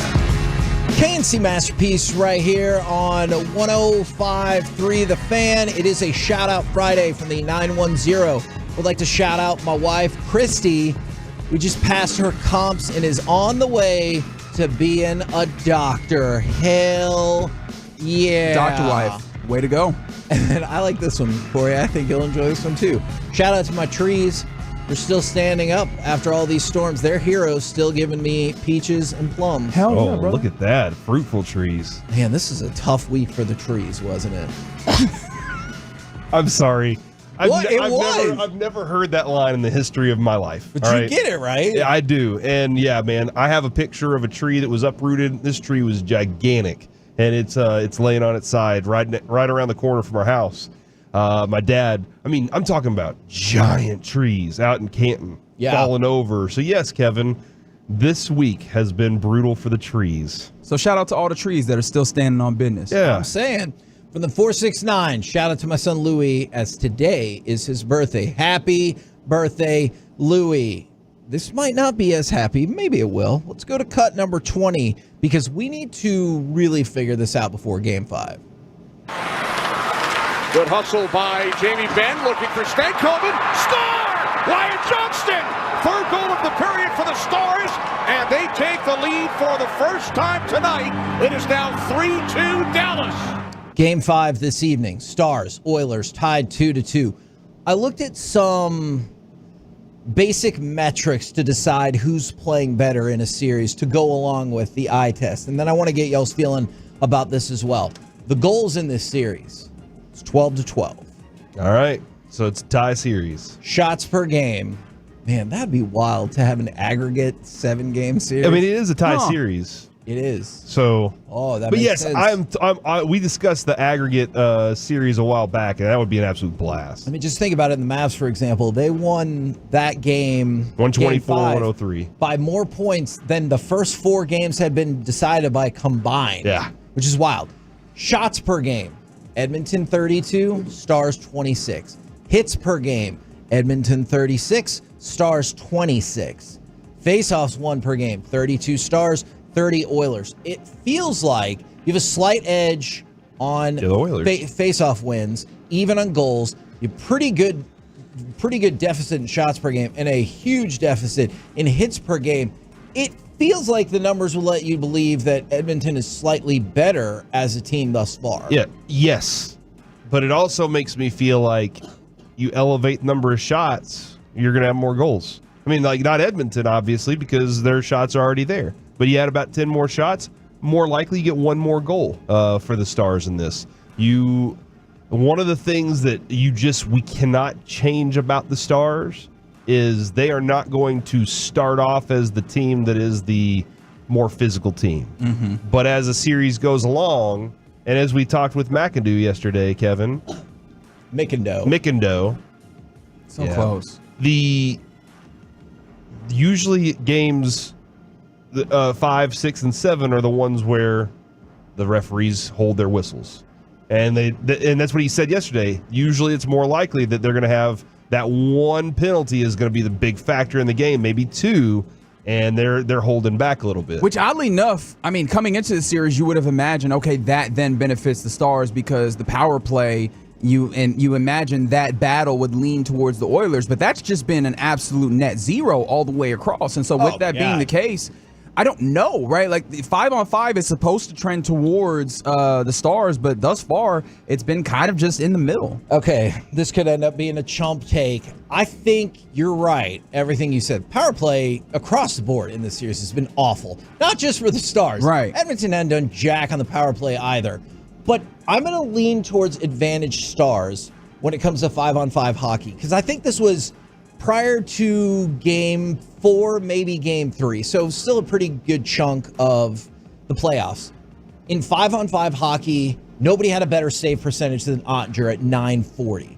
And look, Edmonton is a more physical team. I'll concede that. But I think on the other side, you should concede all day long that the Stars not only have the better goalie, I think they have the better goalie by quite a wide margin. Which won't be the case if you make it to the Stanley Cup final. I'm not saying you can't have the better goalie, but it won't be as decided because both the goalies on the other side are really, really good. I do not think Skinner is really Do you really get frustrated, though, by the fact that I think it's evident, you can see it watching that Skinner is not the better goalie, and it feels like they have not punished the Oilers for that? Yes. Last game was a great example because you were up 2-0 and you were up 2-0 quickly, but you had at least one, maybe two more chances to, who knows, punish them. Yeah, but I'm not saying 3-0 means it's over, but man, it feels like that could have changed some of the dynamic of that game. And I feel like Skinner does look at you and be like, hey, you want to take a goal? That's what happened in the last series, and I got pulled. Yeah. And Kevin, to your point on that, I love Money Puck. They give you some of these advanced stats in hockey. When it comes to goals saved above expected, our guy, Jake Ottinger, is third. Okay. 8.4 positive. Yeah. Stuart Skinner, negative 1.0, which is good for 21st in the postseason.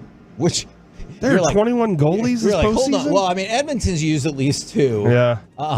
Vegas used a couple, but you're like, hold on, there's only 16 teams. That's how poorly he's played overall when we talk about as a goalie, and it feels like you've got to be able to show him up and take advantage of that. Quick side question: do you still have that list up? I do. Are first and second by chance the Panthers and Rangers goalies? Rangers, Igor Shesh. All right, I'm gonna. I got you. Yeah. And Sergei Bobrovsky is 6th. So okay. those are still really solid goalies. So you see one ahead of you and then one really, really close if you make it through to the Stanley Cup final. And I did see, sorry, we're getting a lot of text from the 580. Oilers have shown flashes of how scary/dangerous they are, but overall the Stars have been the better, steadier, deeper team. Is it okay, or is this a total cop-out for me to be like, that's what I think for this series? I don't know if that has shown itself in the first 4 games. Like, I think that the Stars are the better, steadier, deeper team. I'm not sure the first 4 games have reflected that to us. And maybe, again, I go back to what we were discussing with the physical nature of the game. The Stars, they are more of a finesse team. Agreed. But whenever they do add that element to their game, whenever Jamie Benn says, I'm finishing checks, and everybody starts to follow suit, they become a better team. That's why I'm kind of curious if it's the first 4 games, and you'd love it to just be a sweep in hockey all the time. I would. But maybe there's this like feeling out period, and now we can add this other part to it, and maybe you see a more physical game tonight because the Stars know that the referees just typically let off the whistle a little bit, and you don't have to spend so much time shorthanded. And that's something that they don't want to be against Edmonton for sure with what Connor McDavid can do. But I'm hoping that the Mason Marchments, the Jamie Benns, they finish those 4 checks, the puck stays in zone on the other side, and they're able to bury goals. And now Chris Tanev, obviously, as you brought up, I don't know, like 30, 45 minutes ago, optimistic. Game time decision, but Pete DeBoer says optimistic, which makes me feel pretty good. That's what optimistic means, Corey. Feeling pretty good? Mm-hmm.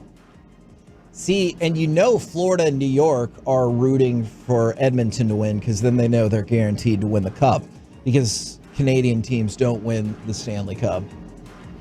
That's true. I just want to Somebody really got mad about that the other day, Kevin. Did they? And they were like, you guys pretty much just guaranteed it. I said, we've been talking about this for quite some time now. Many and they said, well, I'm keeping a receipt. And they said, they texted yesterday. and said, hey, I got a receipt that shows that you said the Stars, you guys screw the Stars over. And I said, no. We said Canadian teams don't win the Cup. Exactly. I mean, they still have to face 2 American teams if they get past the Stars here. So that's just the way that it is. All right. You got. Thank you, Bruce Hornsby. That's just the way it is. You got some of the Tupac. standard answers coming out of. You got some of the standard answers coming out of the loss in Game 4. Joe Pavelski, 2 good teams playing. No one's going to lay down. Jamie Benn, they're not just going to hand it to us. There's a lot of good teams in this league, blah, blah, blah, blah, blah. I do feel like you can look at this as the 4 best teams in the NHL, which is not always the case when you get to the Final Four. Just take a look at, to the Pacers. But what adjustments do you think need to be made? Because my primary adjustment going into Game 4, this is definitely wrong. And I still think in theory, this is a fundamentally sound option. Start the game out well. Well, guess what? The Stars started out the first 10 minutes of Game 4 about as well as you could. Then from there, they got outshot 26-7 immediately after that happened. So now I don't know if starting out like a house of fire is the way to go. Well, Kevin, what did you say a house of fire? House of fire. Isn't it a house on fire? Ooh. 877-881-1053. We'll take the poll. I mean, oops. Let us know what fire happens with houses and how it goes. Kevin looking it up right now. We'll wait. I wanted to see too if this is a more common phrase in wrestling, which is maybe what has got me thrown off my game. Okay. House of Dragons. That's a different. No, it's House of the Dragon. House of the Dragon. That's right. That is not relevant. They got to to come the out like a Stars. House of the Dragon. Okay, Mhm. what? Yep. Does that Can you have to do imagine with though- the Stars adjustments? You imagine a house full of dragons, though? That house house made isn't of make it very dragons, though. long. How about that? That'd be a dope Right. house. Okay, so that adjustment means what? Dump and chase some more, Kevin. I think that no, sincerely, obviously I did not. Melt the ice. I was struck, and maybe this is me just reacting too much to Game 4. I was struck by the ways in which the Oilers were able to not allow the Stars to connect passes, even into the neutral zone, talk less of getting clean entry into the offensive zone. And we talked to our guy, Joey Erickson. One of the things he talked about is it felt like they did not embrace, the Stars didn't, that dump and chase. And that's not where you want to start, right? Obviously, if you get clean entries, do that. Sit in the zone. Be able to work the puck around. Obviously, that's the better way of playing hockey. However, if push comes to shove, you can't just be stonewalled out of the offensive zone. So if you need to dump and chase, utilize the speed that you have with some of your guys, and get into that offensive zone, man. Like, you can't get stonewalled in the same way that you did in the second, third period of Game 4. Show some pride. I have a positive note for am I losing pretty No, badly? no. That's that. Well, yes, but no. There's something else that is going on the side over here. Okay. And I'll get to it in a moment. I want to point out that since the beginning of the Vegas series, when obviously you dropped those first 2, you have not lost consecutive games since then. And we've talked about, I know this isn't an adjustment, and that's what we were just talking about, but we've talked about how good the Stars and Ottinger have been following losses. So what you're saying is, Kevin, I'm just looking at how the map looks right now. They lost the last one. Win tonight, that's 5. Lose the next one, win the next one. Like, that's the only way this can go out. Look, because they don't lose 2 in a row. The Stars don't lose 2 in a row, and Pete DeBoer doesn't lose Game 7s. Although I am a little shaken by the fact that Kyrie lost a closeout game. I realize he made up by whipping the ever-loving crap out of them. He did make up for in it, Game that's for 5, sure. but I am a little nervous. But I do feel like this is a game that if you take this game tonight, the Stars have already shown they're an incredible road team in this postseason. And I like the idea that hopefully you can take it down in Game 6. Yeah, man. I'm looking forward to a brand of hockey tonight that is very physical. Maybe not house on fire to start, Kevin. Or of fire. Or ring of fire. Yeah, burning ring of fire. And it buns. The ring of fire. So my mom she couldn't say her R's whenever she was younger, so she always sang that song, and it buns, the ring of fire. And so that's where that came from. Did she still know to hit that deeper inflection right no, there? yeah, she was like 7. So that was some editorializing. Yeah, that was me just kind of showing off. That's fine. We're the KNC Masterpiece right here on 105.3 The Fan. Deion Sanders, Chiefs defensive lineman Isaiah Buggs, and the French Open. Do any of these folks deserve Forgiveness Friday? Do you? 877-881-1053. We'll do it next right here on The Fan. If you're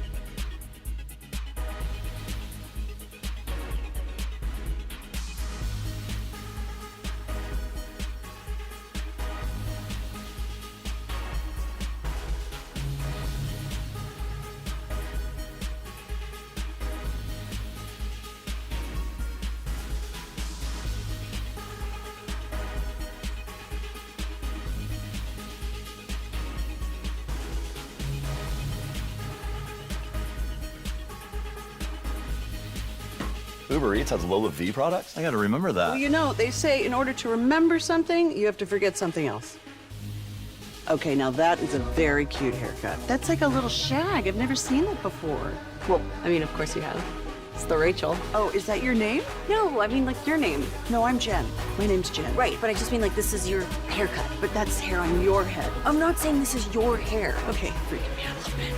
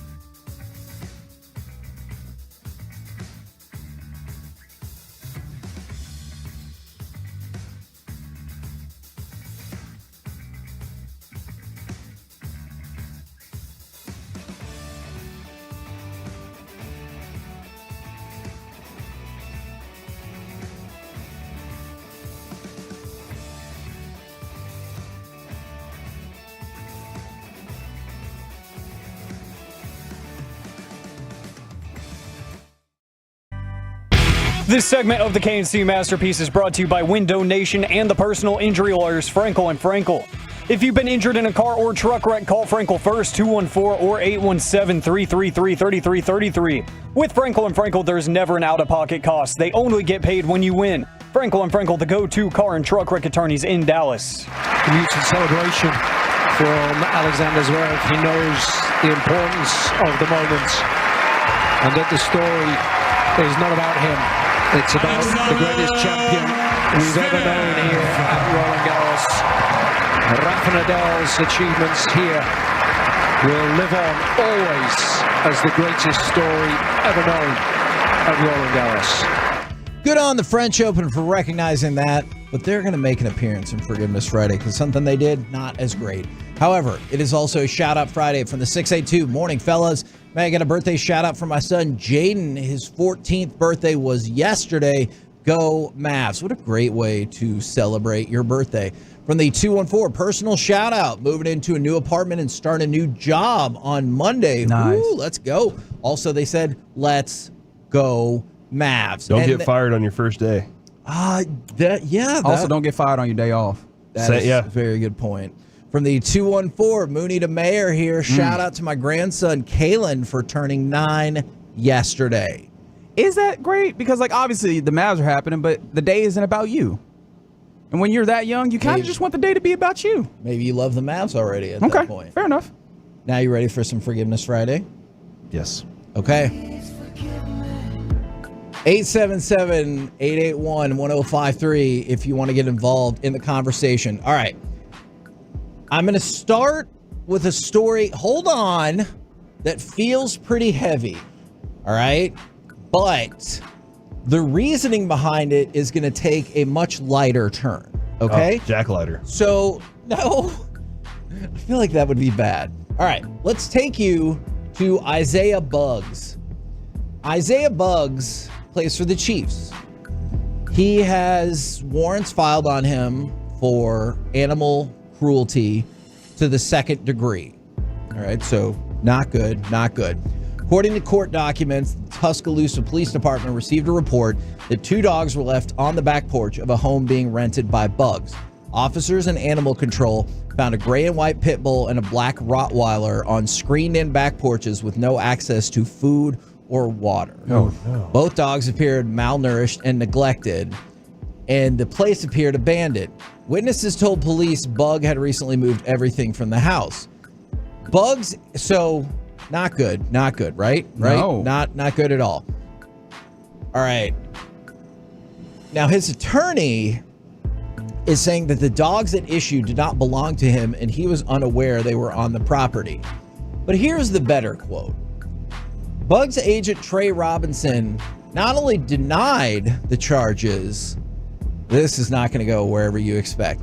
He alleged his client is the victim of an ongoing subversive campaign to force the closure of the hookah lounge that he owns in Tuscaloosa. Hold on. He's trying to get his hookah lounge closed? No. He's saying other subversive elements. There's hookah wars? That's right. The competitors are trying to smear his name with negative politicking for his hookah lounge to go down. Exactly. So they tried to Mike Vick him. I see it. I seen it. So that's why they're coming after his house with the dogs? They planted malnourished dogs. That is what his agent says. It's part of a subversive campaign to force the closure of the hookah lounge that he owns in Tuscaloosa. That's a hell of a pivot. My client didn't even know the dogs were there, and this is all about closing down his hookah restaurant. On your face. Thank you very much. This is a wild turn, that I did not expect, Kevin. Normally, I wouldn't have brought it up because it is sad, but then when it took that turn, I was like, hold on. So who needs forgiveness here? The people that are trying to set him up, or him for claiming that he's being set up?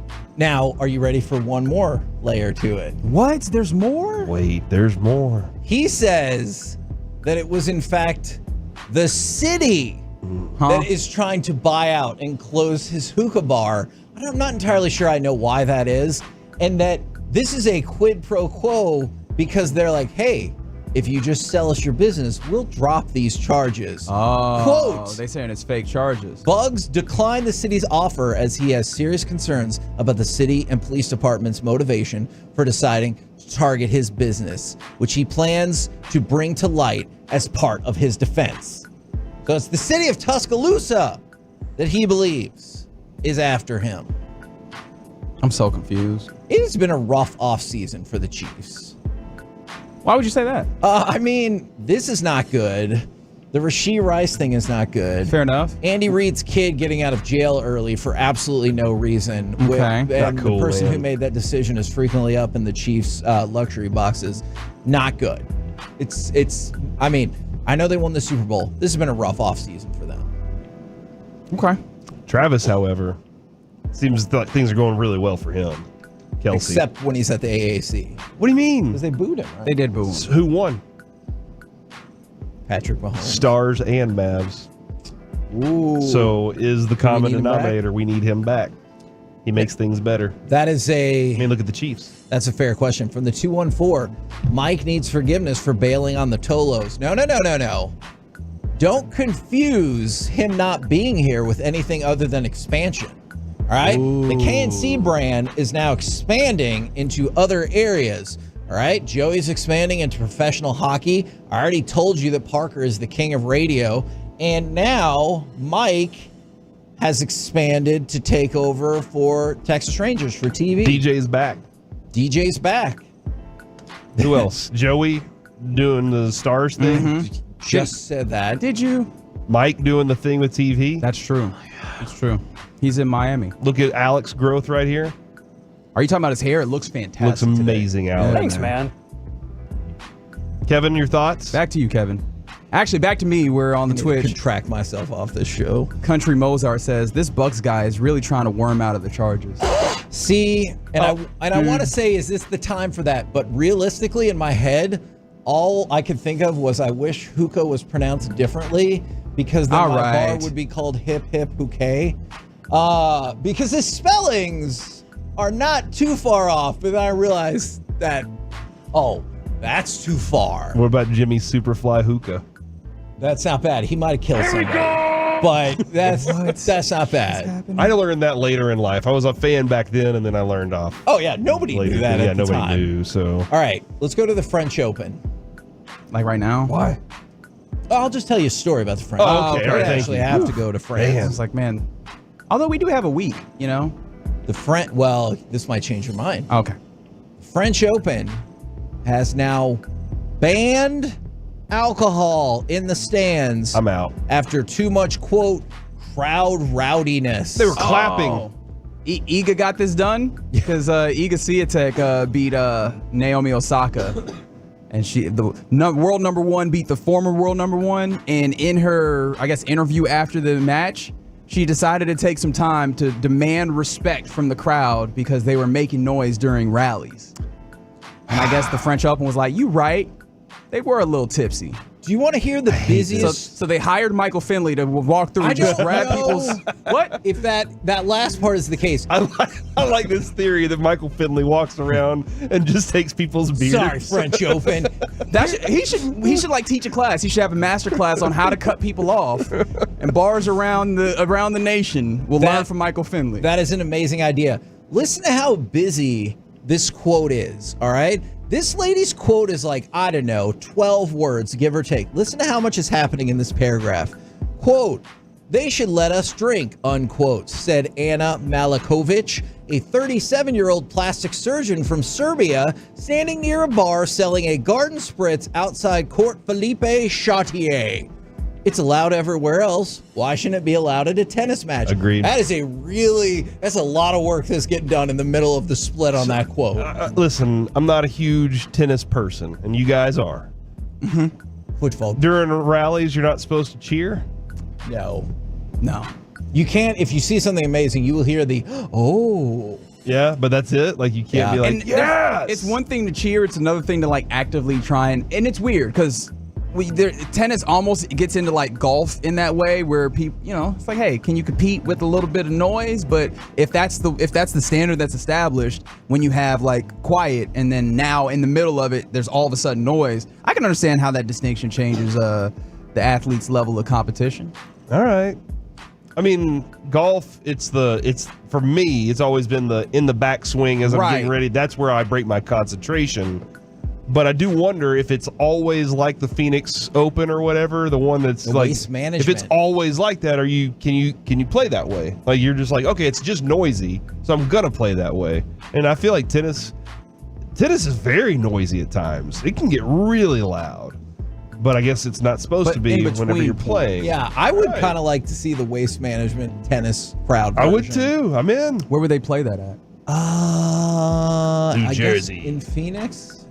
Oh, yeah. That actually it is weird that the waste management. Shouldn't the U.S. Open, I mean, being in Queens, I feel like the U.S. Open should just and they be have that. wrestling shows there, so like let's turn it up. Let's have a little bit more fun. From the 817, we need waste management to take over the French Open. See, and like not the French, but at the U.S. Open, sometimes they're playing until like 2 a.m. Eastern. That's if you make it past midnight, you should be able to be like, whatever. Don't the French just throw their waste out into the streets? I think so. And then also, for some reason... Do you know that to be the case? I do, in fact.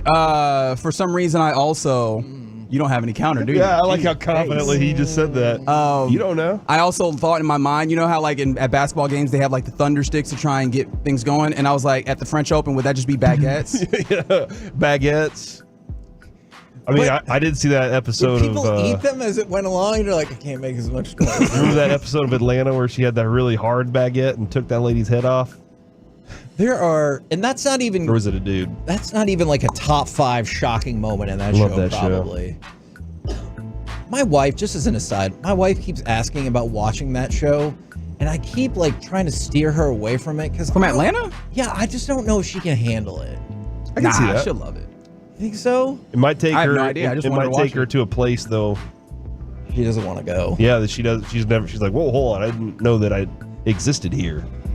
And then a lot of people asking, this plane. ooh, this is a good question. Do you think that Colorado needs to ask for forgiveness? And now this tweet has politics. No. Oh. No, this is about recruiting. Okay. Oh, the University of Colorado. Yeah, the university. I'm sorry. Oh, Colorado. Oh, Dion. Yes. So Why did you just say that? Coach Prime. You know what? That's a bull jump. My apologies. Yeah, sorry for not calling That's him some horse hockey. Coach Prime.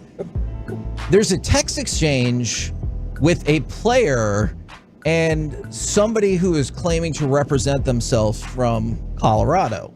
This player was committed to CSU Pueblo. Pueblo? There you go. Pueblo. And they texted and said, hey, do you have an interest in a commitment flip with us? And then he said, I don't know. I'll have to talk to my parents. And the immediate response is, sounds like you're pretty firm in your commitment. We'll cycle back to you during the next recruiting cycle.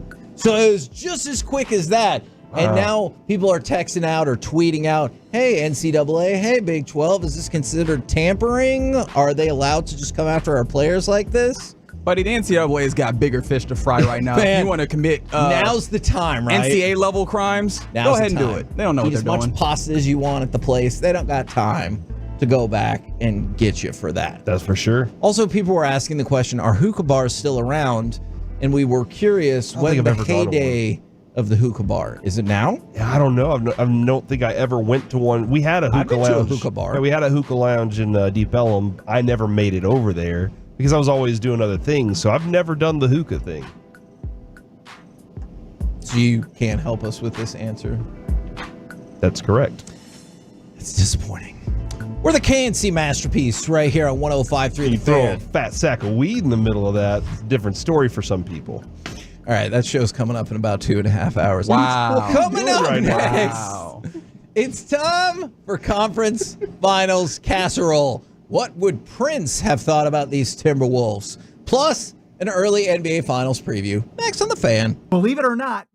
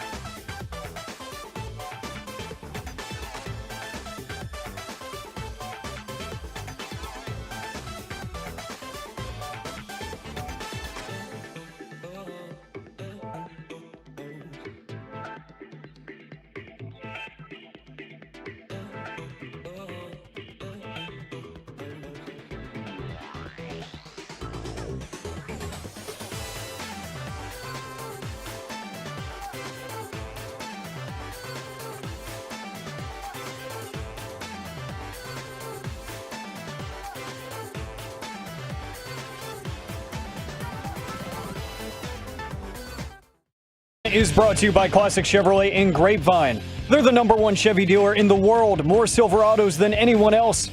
This is Texas. This is Classic Chevrolet. Together, let's drive. Based on new Chevy registrations 2023.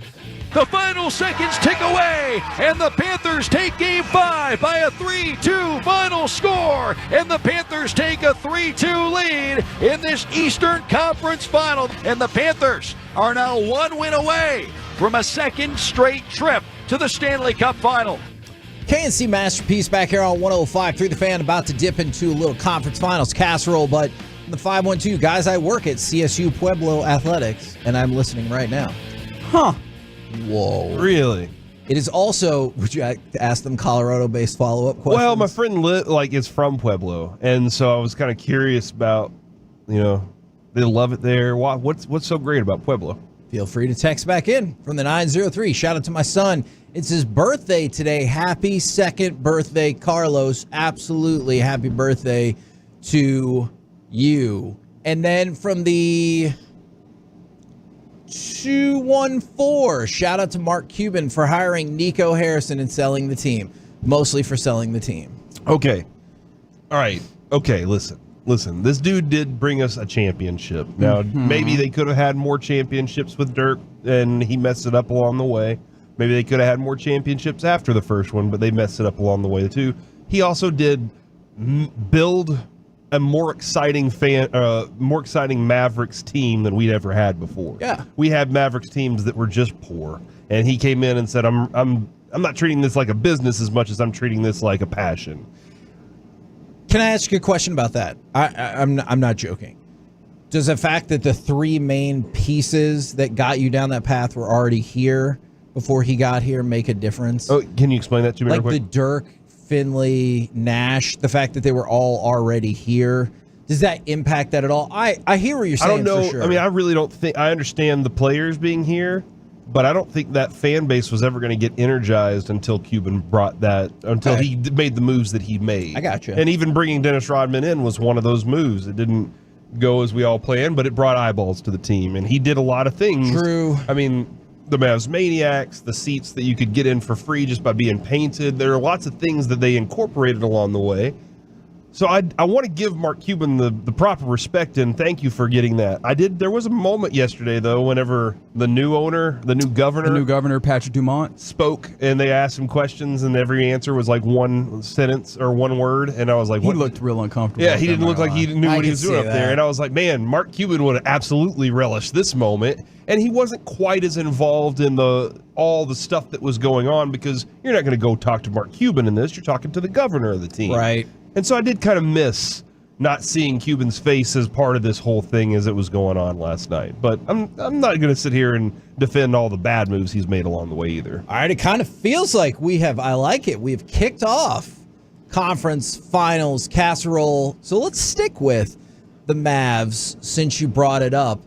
The betting line has already started to shift this morning. One of the places I like, obviously we've talked a lot about BetQL over the years, love BetQL. One place I also like, because they give a lot of series prices as opposed to just games or over-unders and everything like that, is BetOnline. BetOnline, at the beginning of our show this morning, minus 205 for the Celtics, plus 175 for the Mavs. What is it now? Minus 225 for the Celtics, plus 195 on the Mavs, which means early on, heavy money coming in on the Celtics. And I feel like that's a good price.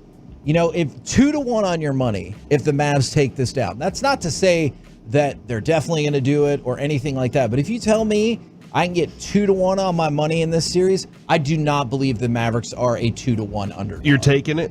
You're taking that all day? I am taking it. And again, you're putting 2-1 money on the best player in the series. I don't know that anybody has questions that Luca Doncic is the best player in the series, and I imagine you should be emboldened if you were to go with that bet by what he did in Game 5. Like, he just came out with a level of energy and a level of bleep you, I do what I want, that's got to feel comfortable. Yeah, going into a series rather, against admittedly very good Boston Celtics team. Yeah, they are very, very good. By the way, NBA Finals start on Thursday. where the Stanley Cup final begins a week from today. Obviously, we're hoping that the Stars are going to be a part of that. Wait, it's the 7th or not the 8th?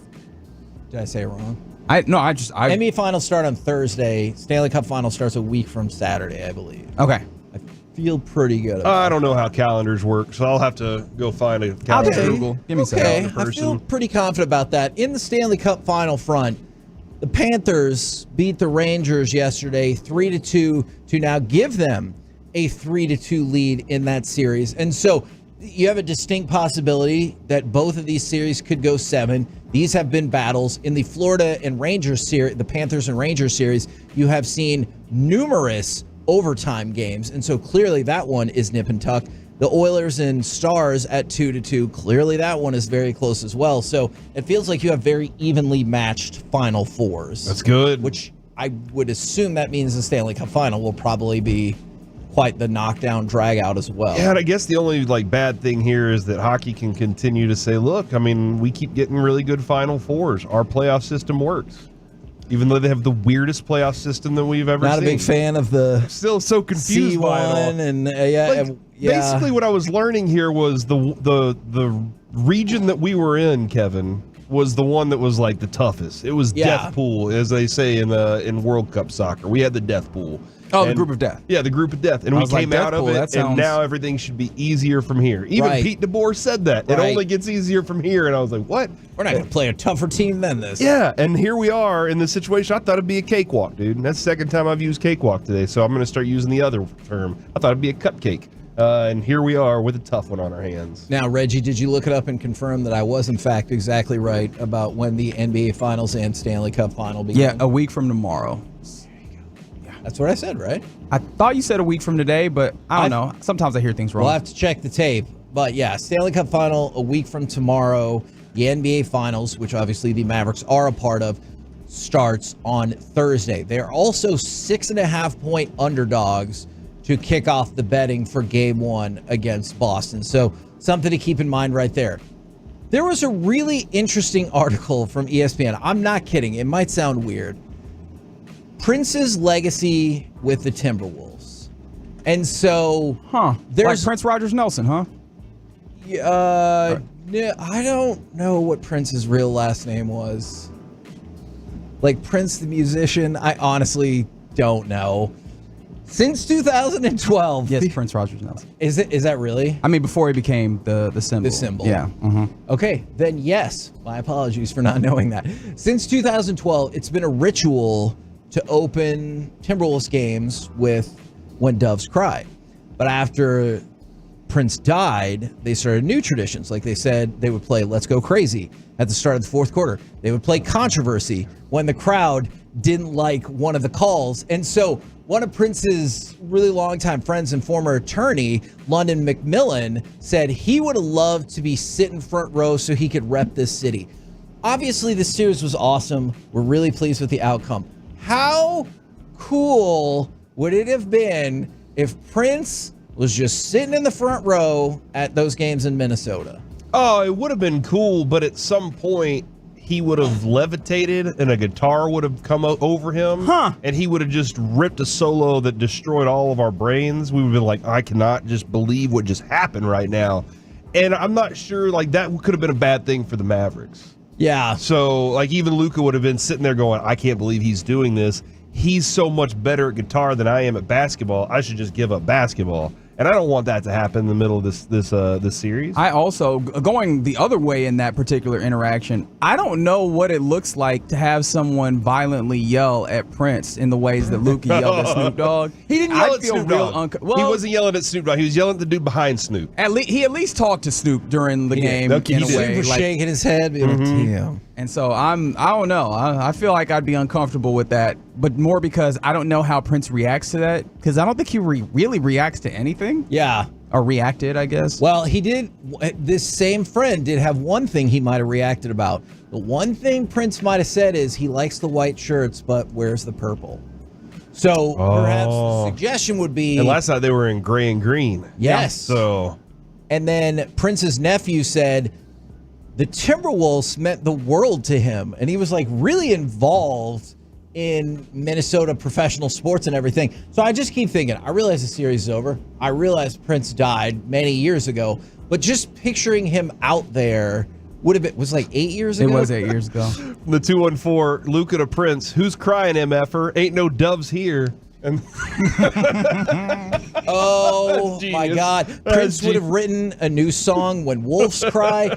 Sean Sharif would have taken a screenshot from every game once it was over with Prince and just said game blouses. Even though I realized that is Chappelle in that. That's right. In that picture, but man, that would have been so amazing. Yeah.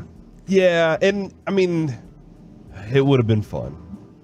Just the room would have just felt different with Prince around. That's just what I've learned. Very true. In the meantime, though, it is still pretty darn fun to be going to the NBA Finals. It's another cool run here. I mean, I said this last year with the Rangers. The Rangers played fun baseball, right? Like, that was fun to watch. We were in a mode where we were just like, dude, watching Corey Seager, I get to watch Corey Seager hit more. I get to watch Adolis hit more. When we beat Houston, it was one of those, like, we did that, dude. That was awesome to see together because they put them down. And this kind of same vibe is I get to watch Kai and Luca play more in this place that they're at right now. Because I can't guarantee that they'll get back to the zone that they're in next year. And maybe they do. Maybe they find what it is. But I can't guarantee the team's going to be the same way that it is.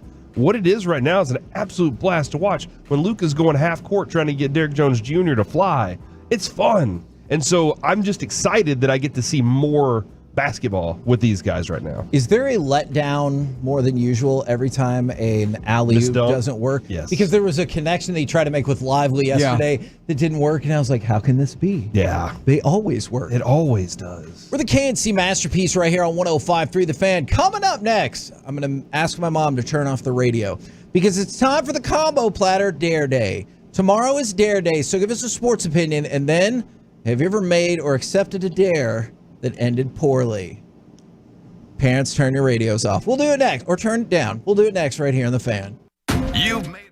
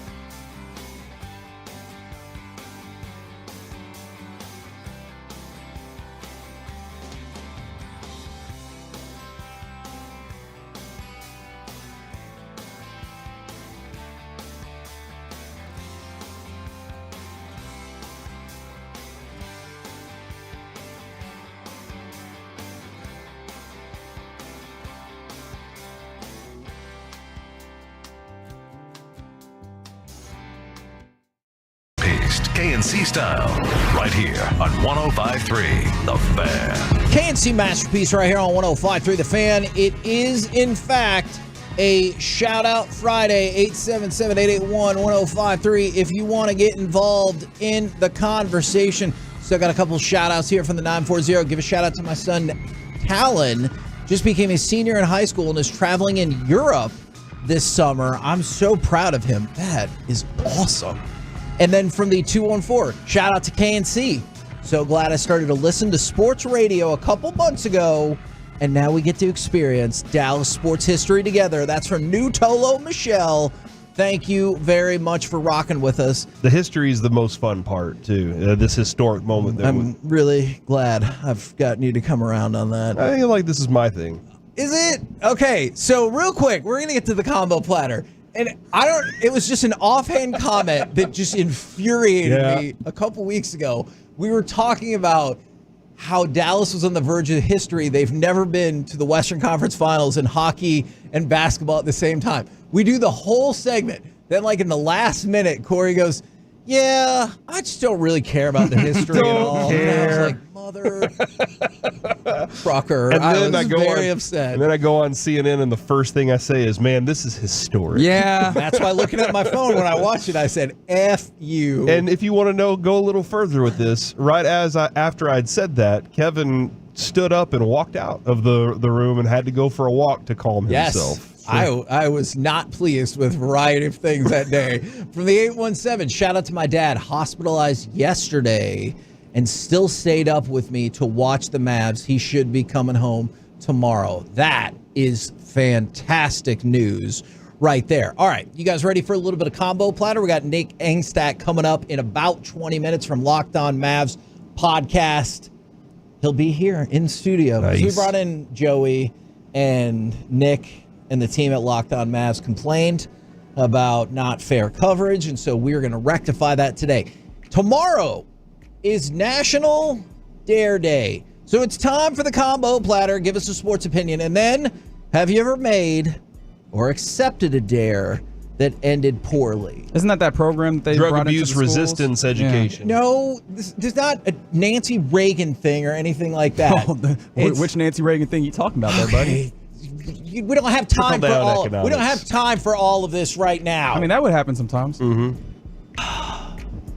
The dare in terms of, I dare you to go do this. Okay, that makes my more bad, sense now. Man, Alec, I like you so much from a professional standpoint, but then when you shake your head agreeing with these knuckleheads, it makes me not It's like amazing. you. I didn't even say a word. I could tell. Oh, I can tell. Man. And so then my question was going to be, is the dare gone wrong that you threw out there or accepted that could be worse?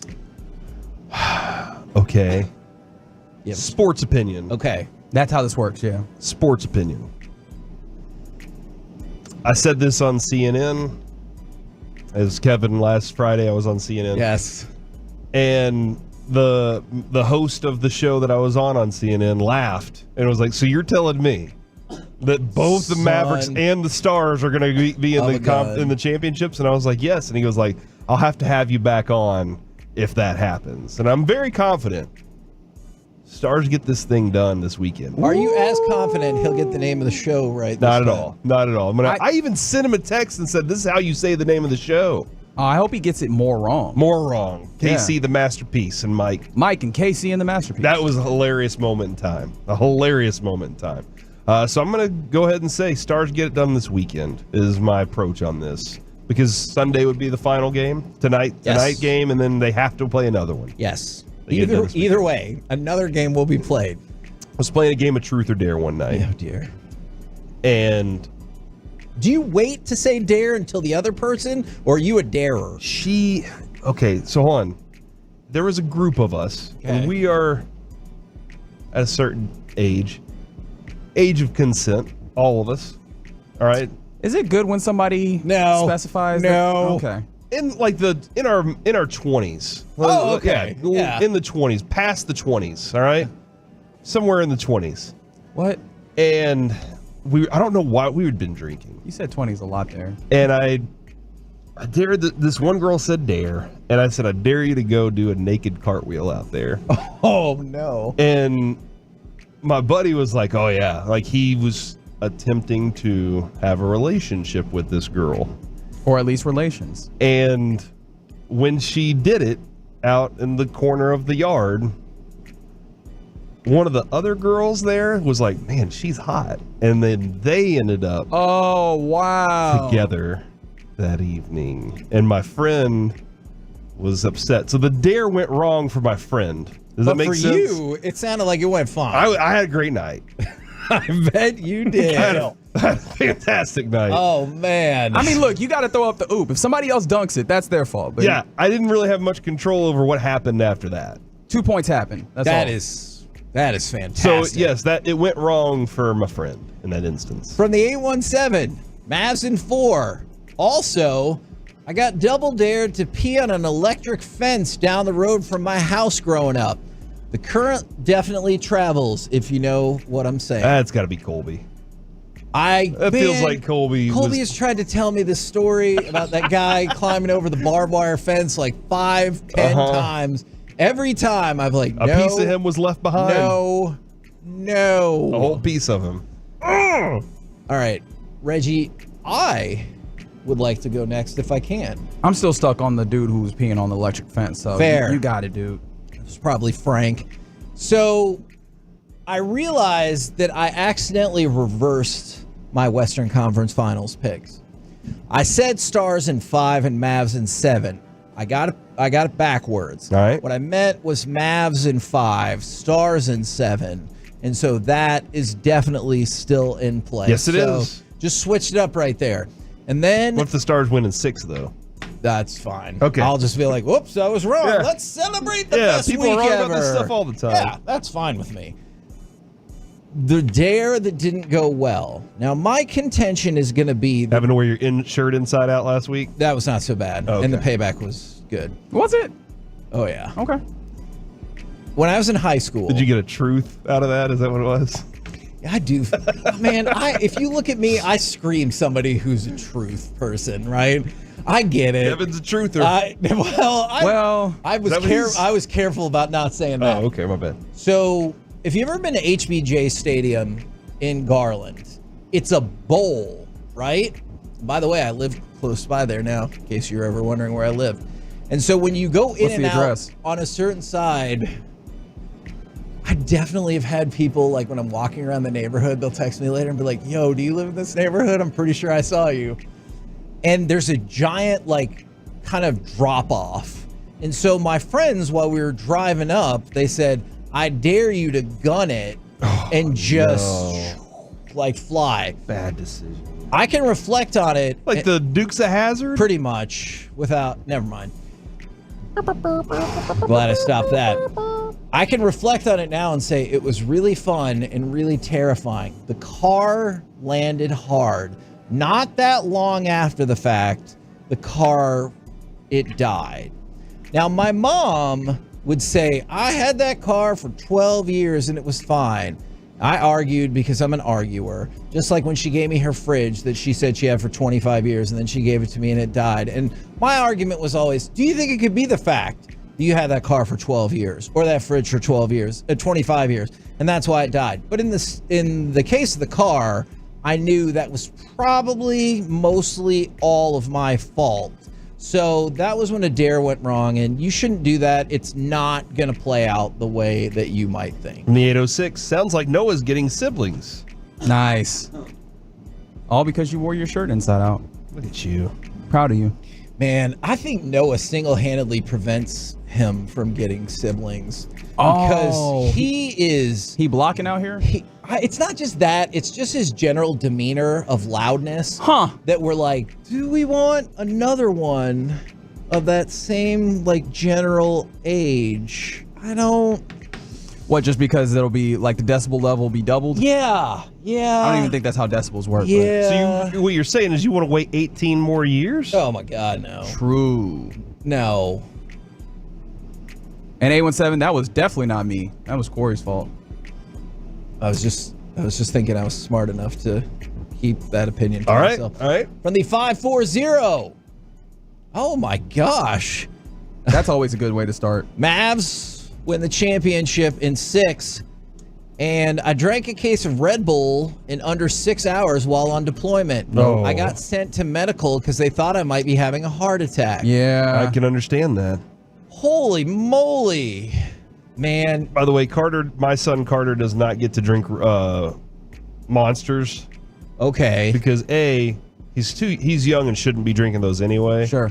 But he also becomes a big jerk whenever he drinks them. Like he gets really rude. Oh, okay. Like very defiant and just like not gonna listen to you at all, Dad, kind of vibe. And then he's like doing the sturdy all over the house, and I'm like, you gotta stop this. Do you know what the sturdy is? No, and I don't want to. It's a dance move. I mean, I'll pull it up and show you. Not gonna look. Oh dear. It's on TikTok everywhere. Thank you, sir. Reggie, can I give you one more before we get to you? Absolutely. From the 205, Wyatt Langford will return to spring training form after this trip to the IL stint. Dare. Goodness. When I was on a 3rd grade field trip, another kid double dared me to touch the teacher's boobs on the bus. Nope. I walked up to the front of the bus, fell over onto her, and blamed the driver for driving like an animal. The teacher told me it was okay. Wait for it. And then double dared me to take my seat. Oh, dude, she knew. Wow. She knew. Wow. I will add this. Don't do that. Went to the 5th grade graduation the other night, which I still disagree with, and it was too long. But we're done with them anyway. Aren't all graduations too long? Yes. Agreed. This one was almost 2.5 hours What? for 5th grade. Yeah, it was a 52-minute video. In the video, what? There was a question about lessons. You had to watch a student film? No, dude. That's basically it was what a slideshow that interspersed, if that's the right word, Interstellar videos of the kids answering a few questions about what they were going to miss and stuff like that. One of them was, what's the biggest lesson you've learned? And one of the kids hopped up on there and goes, don't try to kiss your teachers. It won't turn out well. Technically correct. And I needed to know more about that kid and that conversation. Holy moly. Reginald, would you like to take a shot at this? All right, my sports opinion. Kevin, that was from Billy Madison. That was from... They got us! They got us!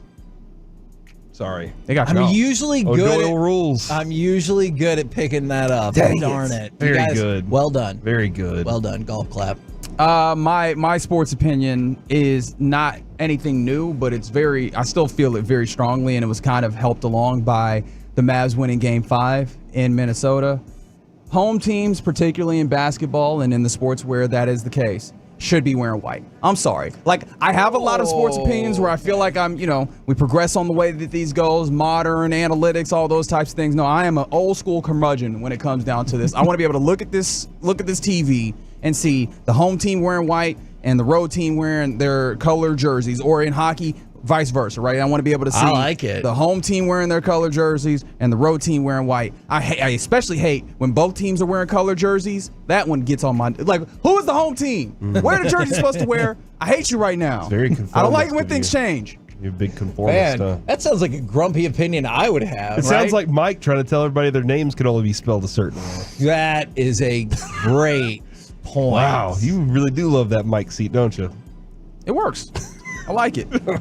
This is, I don't know, would Mike be in the same place as me here? No, when you talked about dares, and I was trying to think back, and I don't feel like I've actually, I don't really succumb to peer pressure that way when it comes to the dares. However, I have done something incredibly stupid that was similar to a dare that I agreed to very easily.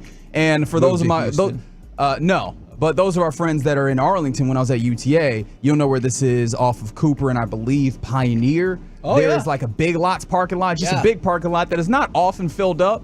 And so one night, it was me and my friends, and I was like, I was the dude with the car. So I was like, I drove a lot, and we happened to be driving back from, I think, like Lake Arlington. Okay. We drove past that, and someone was just like, I want to get in a parking lot. Will you drive me around, or get into a shopping cart? Will you drive me around? I was like, sure. So we get into we get into that parking lot. He gets into a shopping cart. I am driving and out the window holding the shopping cart. Oh, see, I thought you might have been pushing it. Okay. No, so I'm but is it any better that I'm trying to hold it with one hand while driving with the other? That's stupid. So we're driving around at a normal speed, and then I guess this is where you would constitute as a dare, because they're like, speed up. And apparently not being a smart human, I was like, sure. We begin speeding up. It's going great. Until it's not. He flips out of the car. He was ultimately okay, but for a second, I thought I killed a man. Oh, my gosh. Teeth all there? I haven't checked. I need to check back with him. Oh, wow. Actually, now that I think about it. From the 940, Mavs in 6, and then in high school, I dared a group of girls to go skinny dipping to only find out they had cameras everywhere and the authorities. Oh, no. But they went, huh? So that dare ultimately won out. Okay, this is a really dark one, but it has a happy ending, okay? From the 682, the Mavericks just defeated their demons, the up-and-comers, the best defensive team in the league. They will now win the championship. I was dared to do drugs, and it ruined half my life. But I'm sober now, thank God. Nice. That's it. It takes a turn, and then it's happy. Alec, do you have a sports opinion, and then perhaps dare? Sports opinion, I still think that after the All-Star break, the Rangers are going to be a winning team. I think after the All-Star break, if you just chop that season in half, it'll be a 500 record after everybody gets healthy. Okay. It will be above that. I don't know by how many games, but I think they're going to be a playoff team still. I think they're okay. I haven't been sweating it, haven't been overreacting too much. I've accepted a couple dares in my time that weren't awful. I mean, like, the last relationship I was in was totally based off of a dare in high school. Congratulations. Yeah, because of track teammates. I'm sorry that happened. Yeah, because it didn't end well. So I guess you could count that as one. But one that we collectively in 8th grade dared, we had a buddy that was in athletics, but he was really short. Like, really, really short. He's, to this day, maybe 5'1", 5'2". Whoa. And we thought it was a good idea to take one of the track hurdles and set it to the highest height and have him, like, piggyback jump off of someone's back to clear the hurdle. And when he landed, he didn't really land the right way and dislocated his knee. Oh, no. And I was standing right next to where he landed. I could hear it, and it was the ugliest sound I've ever heard in my life, and they had to pull an ambulance onto the football field and everything. It sounds like the air getting sucked out of a Coke can. Yeah. That's because when my knee got dislocated, that's what I've always described it as. It's just this sound. It's hard to describe, but it's terrifying. Man. Yeah, and he missed like a month of school because he had to get multiple surgeries. It was crazy. What were the repercussions for you guys? Nothing? Not really. It was just, hey, stop being stupid when the coaches are in like a football meeting or whatever. I got one more for you from the 817. Dumbest dare was in 6th grade. Oh, they said Mavs in 5. Dumbest dare was in 6th grade. I was dared to dump ranch dip on some birthday girl's head. I don't have many regrets in my 34 years, but that's one of them. If Destiny is somehow listening, I'm sorry about that. That's your destiny. And her name was Destiny. Kevin did that to a kid once. It wasn't ranch, it was Coke. But it was a Coke. You want to apologize to that kid? Yeah. I'm sorry about that. I didn't know what was back there. We'll tell that story another time. Coming up. Carter's back there like, I have not heard this story before. I'll tell you the story, Carter. It's not a good look for me. Coming up next, the host of Locked on Mavs podcast and maybe Reggie's best friend. It's Nick Angstadt next right here on The Fan.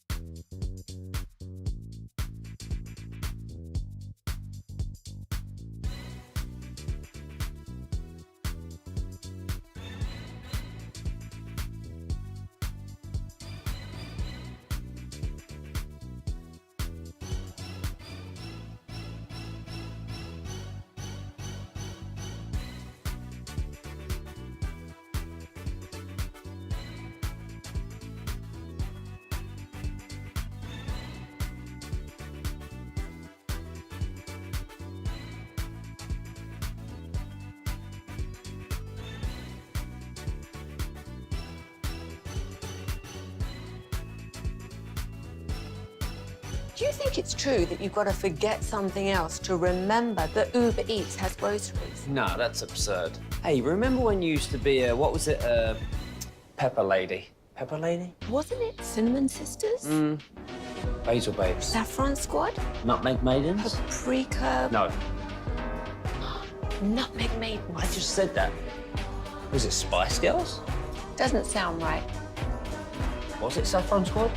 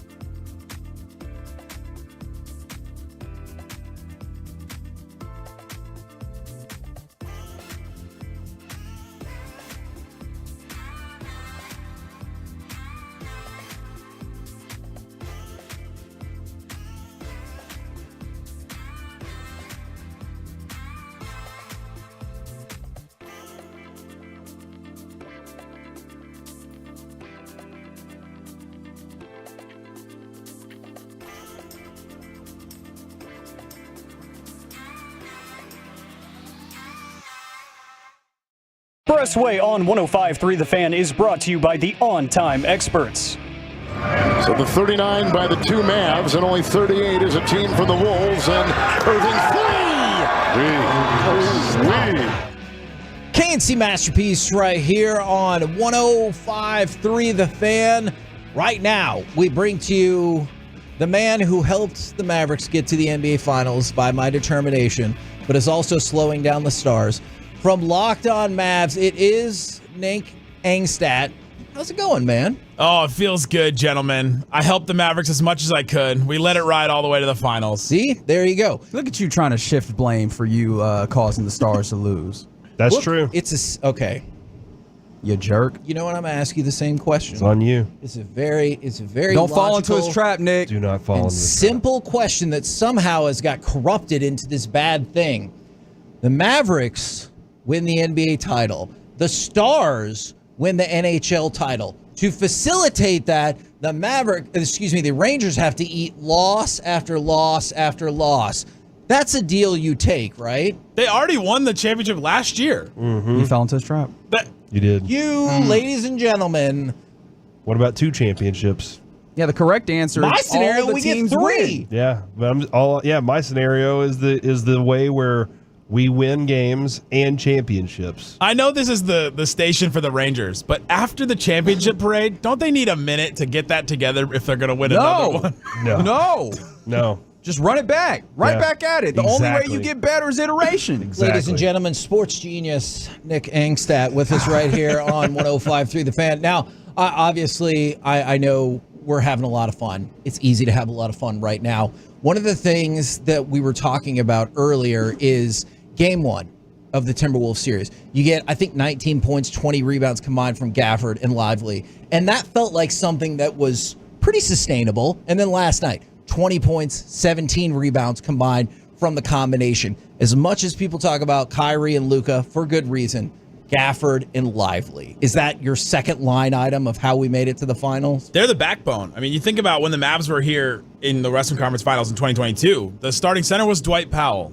Like, God love me some Dwight Powell as a person, as a veteran leader and all that, but to have a front court of Dwight, Maxey was playing a lot. They would play some small ball to now go to Lively and Gafford. The way that they can, catch lob passes from anywhere, the way that they can defend. I was talking with a couple Timberwolves people, and they were like, man, we don't have one big that can catch lobs the way that yours do. And I was like, you have That's true. Towns and Gobert, two defensive player of the year 4 times and a multiple-time All-Star in Towns. And they're like, man, Gobert's not flying through the air to do anything. They're like, man, wish we had what you guys had. And I was like, man, as Mavs fans, we dreamed of these days when you have one competent center. Now you have 2 that you can play 48 minutes. Mm-hmm. Yeah, we had Boban sitting on the bench for most of that run there. So yeah, that's a different vibe. Did you expect Luca to come out the way that he did though? Because that threw me for a huge loop. He was already in the zone by the time he stepped on the court. We hadn't had a Luca game like that the whole playoffs, right? We just hadn't had the one where he comes out and he goes, hey guys, you know what? I'm the best player here. I'm the one that's going to come out and dominate this quarter. I'm the one that's going to set the tone. And some of it had been because of injury. We hadn't really seen it. He still hasn't had a 40-point game in the playoffs. And he has the most 40-point games of any player under the age of 22 in the playoffs ever.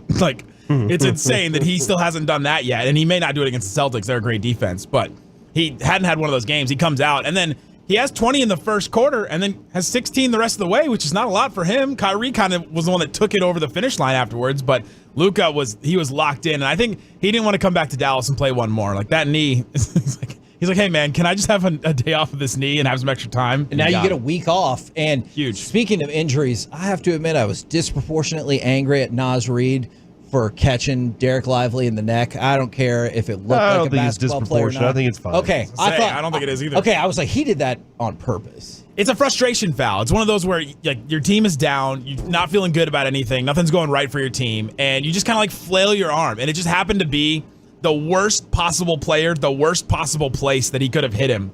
Just karate chopped the back of his head. How often does somebody get karate chopped in the back of the head on a foul? Never. And it just so happened to be the one guy that had a neck sprain. Insane. Now, shout out to folks in the Twitch chat that are shouting out this Raccoon Squad. That's right. But I did want to circle back to, as this series wraps up, I mean, we're getting to a place, and I think you had some questions. Kevin's had some questions. A lot of us has had questions about Jason Kidd. How are you feeling about him now? Because Jared Dudley put out a tweet last night where he called him one of the greatest minds that we've ever seen in basketball. And I mean, that's some high praise. You compare that and you juxtapose that with some of the ways in which people were asking for this man to be fired maybe 3 months ago. I don't know. Maybe did you do that? Oh yeah. And so, where do you stand? The person who usually sits in that chair. There you go. Yeah. Where do you stand on Jason Kidd at this moment, headed into an NBA Finals? Yeah, there's that point in the middle of March where they lose 5 out of 6 games. All the problems that had come up before were looking like the same thing. It just looked like the Mavs were falling back into all their old habits, all the stuff that had them miss the entire postseason. And it's such a tight, contested standings in the West that if they slipped any farther, they were going to fall out of the playoffs again. And so you go, maybe they need another voice. And so that's where I got to that point. And obviously now, since then, they've become a completely different team. And Kidd has specifically mentioned that date, March 7th, when they turned it all around. They become the #1 defense in the NBA. And Now he's unassailable. I just saw the stat today. He has 21 playoff wins as a Mavericks head coach. Carlisle has like 33, and Avery Johnson has 23. Yeah. It's like he is third in Mavericks. And he's the first to get him to multiple Western Conference finals. And isn't he the coaching series leader? He's won the most playoff series at this point in Mavericks history. He's had Luca, which is really good for him for sure, but I mean, he's unassailable at this point. He's done a great job. He's gotten these guys together, and I think an underrated thing that I've really appreciated about Jason Kidd, that is the reason why the Mavericks were never, even though I and some people were like, oh, maybe they should move on, the reason why they never were going to is because they got buy-in from Luca and Kyrie. That those two guys, after the season they had last year, they missed the entire postseason. 10 teams in the West make the postseason, and they were not one of them with a top 5 player. Kyrie had just come over in a trade, was going to have to sign some kind of extension or re-sign with them, and they got them both to buy back in and now to play defense the way that they are. Like, that's a feat in and of itself. How do you guys feel about the coaching matchup against Missoula? Obviously, the Celtics have been knocking on the door for a while and have rolled through a couple of coaches to do so. What do you feel about that coaching matchup? I think Joe Mazzulla and I are like the same age.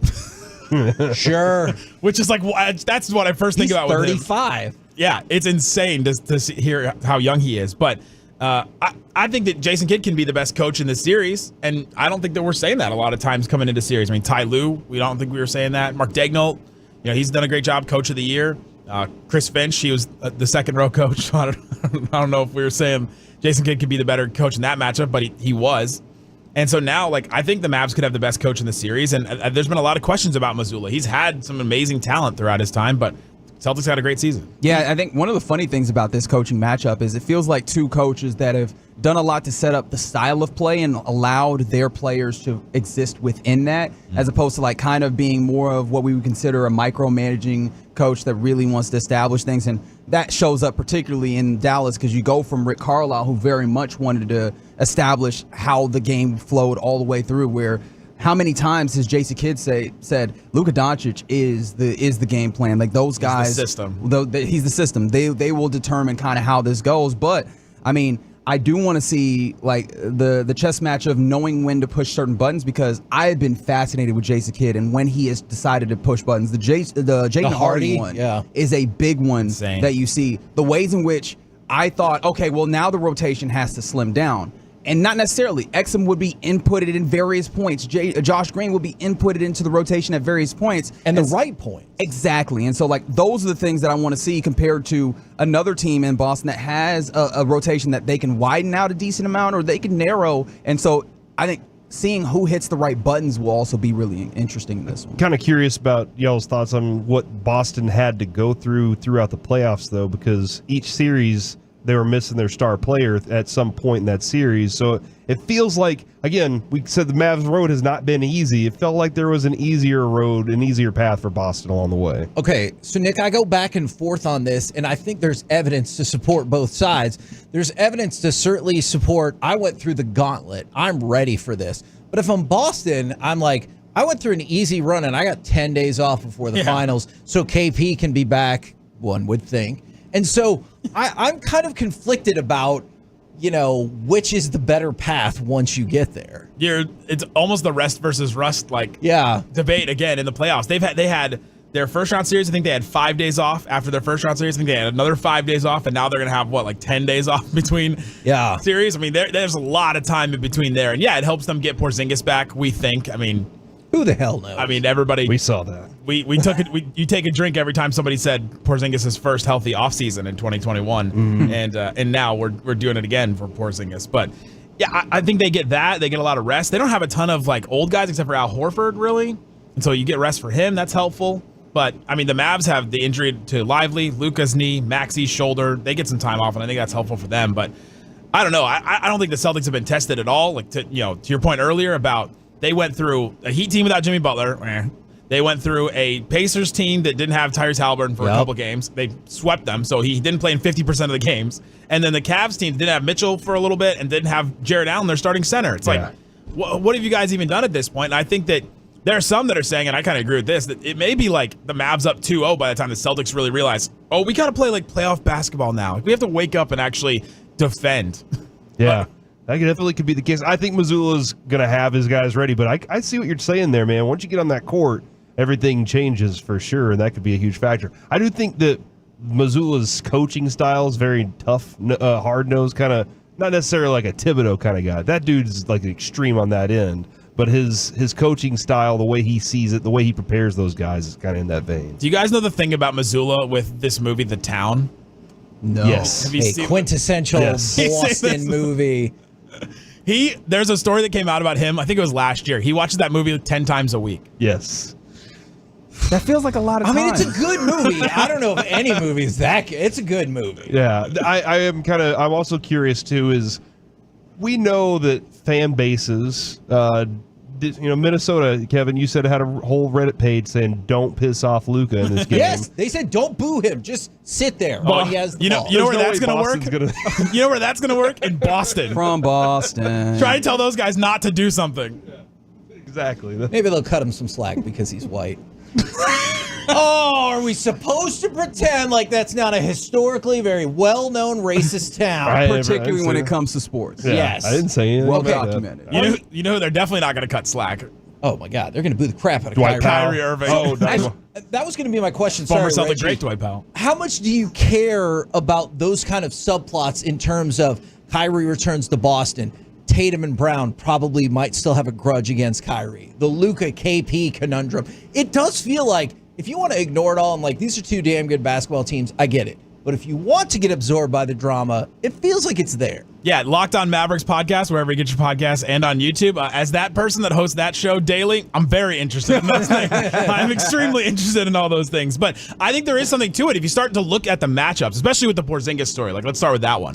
You start looking at, okay, if you have Derek Jones Jr. and PJ Washington on the two wings, Tatum and Brown, that means Luca or Kyrie are probably going to guard Porzingis, and I think it's going to be Luca. We could have Luca guarding Porzingis in this series to start because they'll probably do the thing where they have Gafford or Lively like roaming and not on one of the other guards. Like that's probably what they're going to do to start. And so then all of a sudden now that matchup matters. So we're talking about why it means so much, why Porzingis may have a little extra mustard on a post-up or something, and Luca may have a little extra, FU on his side of it. And so I think that stuff does matter. The Kyrie stuff, we'll see. I mean, we've seen him struggle against some really good defenders in the OKC series, and so maybe the Celtics is a similar version of that. He's going against Derek White, who's an amazing defender, and Drew Holiday is too. But, Kyrie's going to be motivated, and he was motivated in Game 1 against the Timberwolves, and you saw what he did. You just mentioned a player right there, Derek White, who might not have as much like name recognition for, let's just say if you don't follow the Celtics or you follow mostly the Mavericks.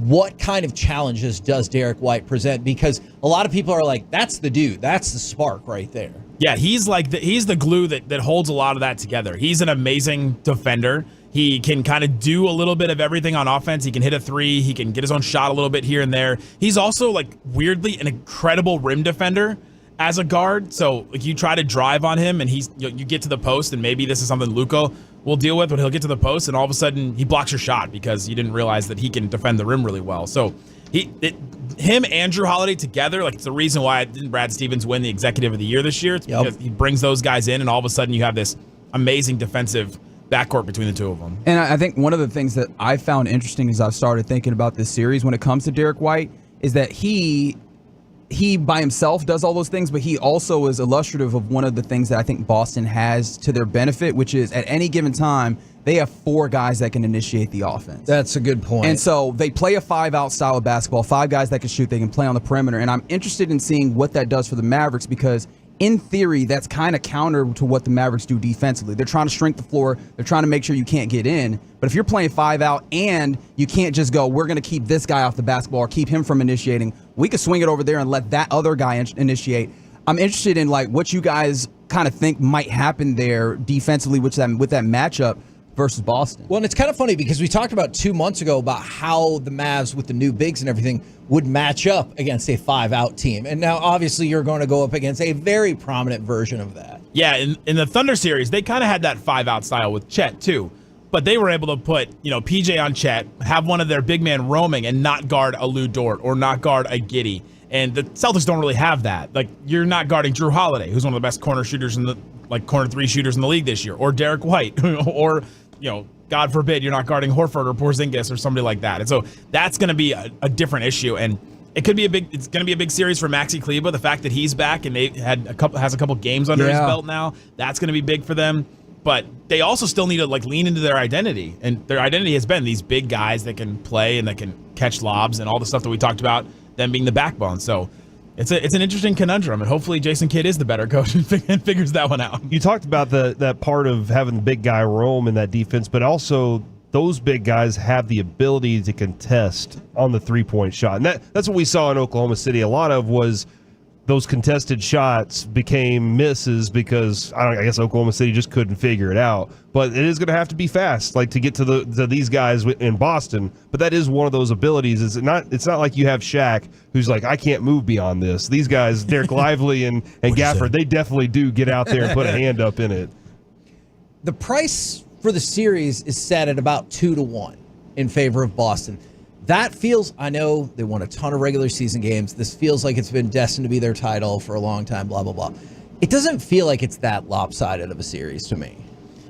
Yeah, because we haven't really seen the Celtics tested, right? I mean, we haven't seen them really get pushed at all, really. And they've lost a couple of games. They should have swept all those series, but they lost a game to Miami when they hit a bunch of threes. They lost a game to the Cavs. It's they haven't really been tested yet, and it feels like the Mavericks have gone through this gauntlet of Clippers, even though they were without Kawhi Leonard for a couple games, and then the two of the best teams in the West. I mean, they were young teams, sure, but the Mavs have been tested, and the reason why it doesn't feel that different is the Mavs are going to have the best player in the series. That's the big equalizer of everything. Is there could be all these different things and matchups and all this. Luca comes out and does what he did against the Timberwolves last night.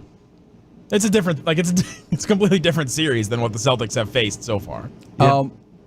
I did want to get into this, and this is a little bit less like X's and O's, but kind of steps back. And I think it might have been you that I was talking to before Game 4 about this, and someone on the 203 happens to be in that same vein. Dwight Powell, as you mentioned, obviously not in the rotation in the same way, but he has an opportunity to be possibly like a Brian Cardinal type player if he were able to. Look at you. If he were Mike's to be able to hate this. That's absolutely, and that's why I'm doing it. To be able to have that legendary status, if he was possible or able to come into the series and maybe make a notable play. Do you think he has the capability and really could become to this fan base like Brian Cardinal was, or do you think that his status is so cemented that it couldn't even shift into that place? We did talk about this before Game 4 because we were watching Dwight Powell warm up, and he's just so goofy in some of the stuff that he does and his interactions with fans and things like that. Before Game 2 in Minnesota, I was sitting there in my seat and I watched him take off fake jewelry and hand it to the Mavs social media manager. Just take off all this stuff. Literally for 2 whole minutes, sat and started removing all this stuff. And I just looked at him and I was talking to you and Reggie, and I said, he should be a fan favorite. He should be a guy that we look at and go, man, that's Dwight Powell, who always puts it all out there, who is a big chemistry, camaraderie guy, vet, all that kind of stuff. And yet we look at him as this pariah at times. He was the embodiment of the Mavs' problem of not having any bigs for so long. And maybe he will come back in this series and have a moment, and then he can redeem himself. Because in the finals, we've seen with the Brian Cardinal example, you can become a legend in the finals. You come in and do a couple things, and the fan base will remember you forever, and it wipes out everything else that you did before that. Now, there may be some players that couldn't do that, like a Rondo or a Derek Fisher or a Lamar Odom or whoever, but... Is Rondo still trying to say that it wasn't him the whole time? Oh, my God, he All is. right, that's a different story for a different time. I was there at that Raptors game, Rondo. I saw you walk out. Yeah, I do contend that if Dwight Powell draws a charge that just sets up at the right moment, everything changes for him. It's just that one play, and they win. If they lose, it's not going to happen. But if they win, it changes everything for him. The problem is if he's playing, something terrible happens. Something bad has happened. Hey, he played 3 minutes last night. I mean, he got his 3 minutes in. I was going to say, something good could happen. They could just completely blow out the Celtics, and then he's playing. There you go. Just all of a sudden finds springs that he hasn't ever had and just puts down a dunk. I would love Mike talking about how Dwight Powell helped facilitate this title. He gets a Calvin Booth type dunk. Would he be super excited, or would he be saying it through gritted teeth? The second one. Okay, definitely the second one. Can you stick around for just a little bit? Yeah. All right, because we're going to fire up another segment so you get to engage in our shenanigans and nonsense as well. It's time for AM on the FM. What does this button do? Please Please, do not push the button. You have no idea what it...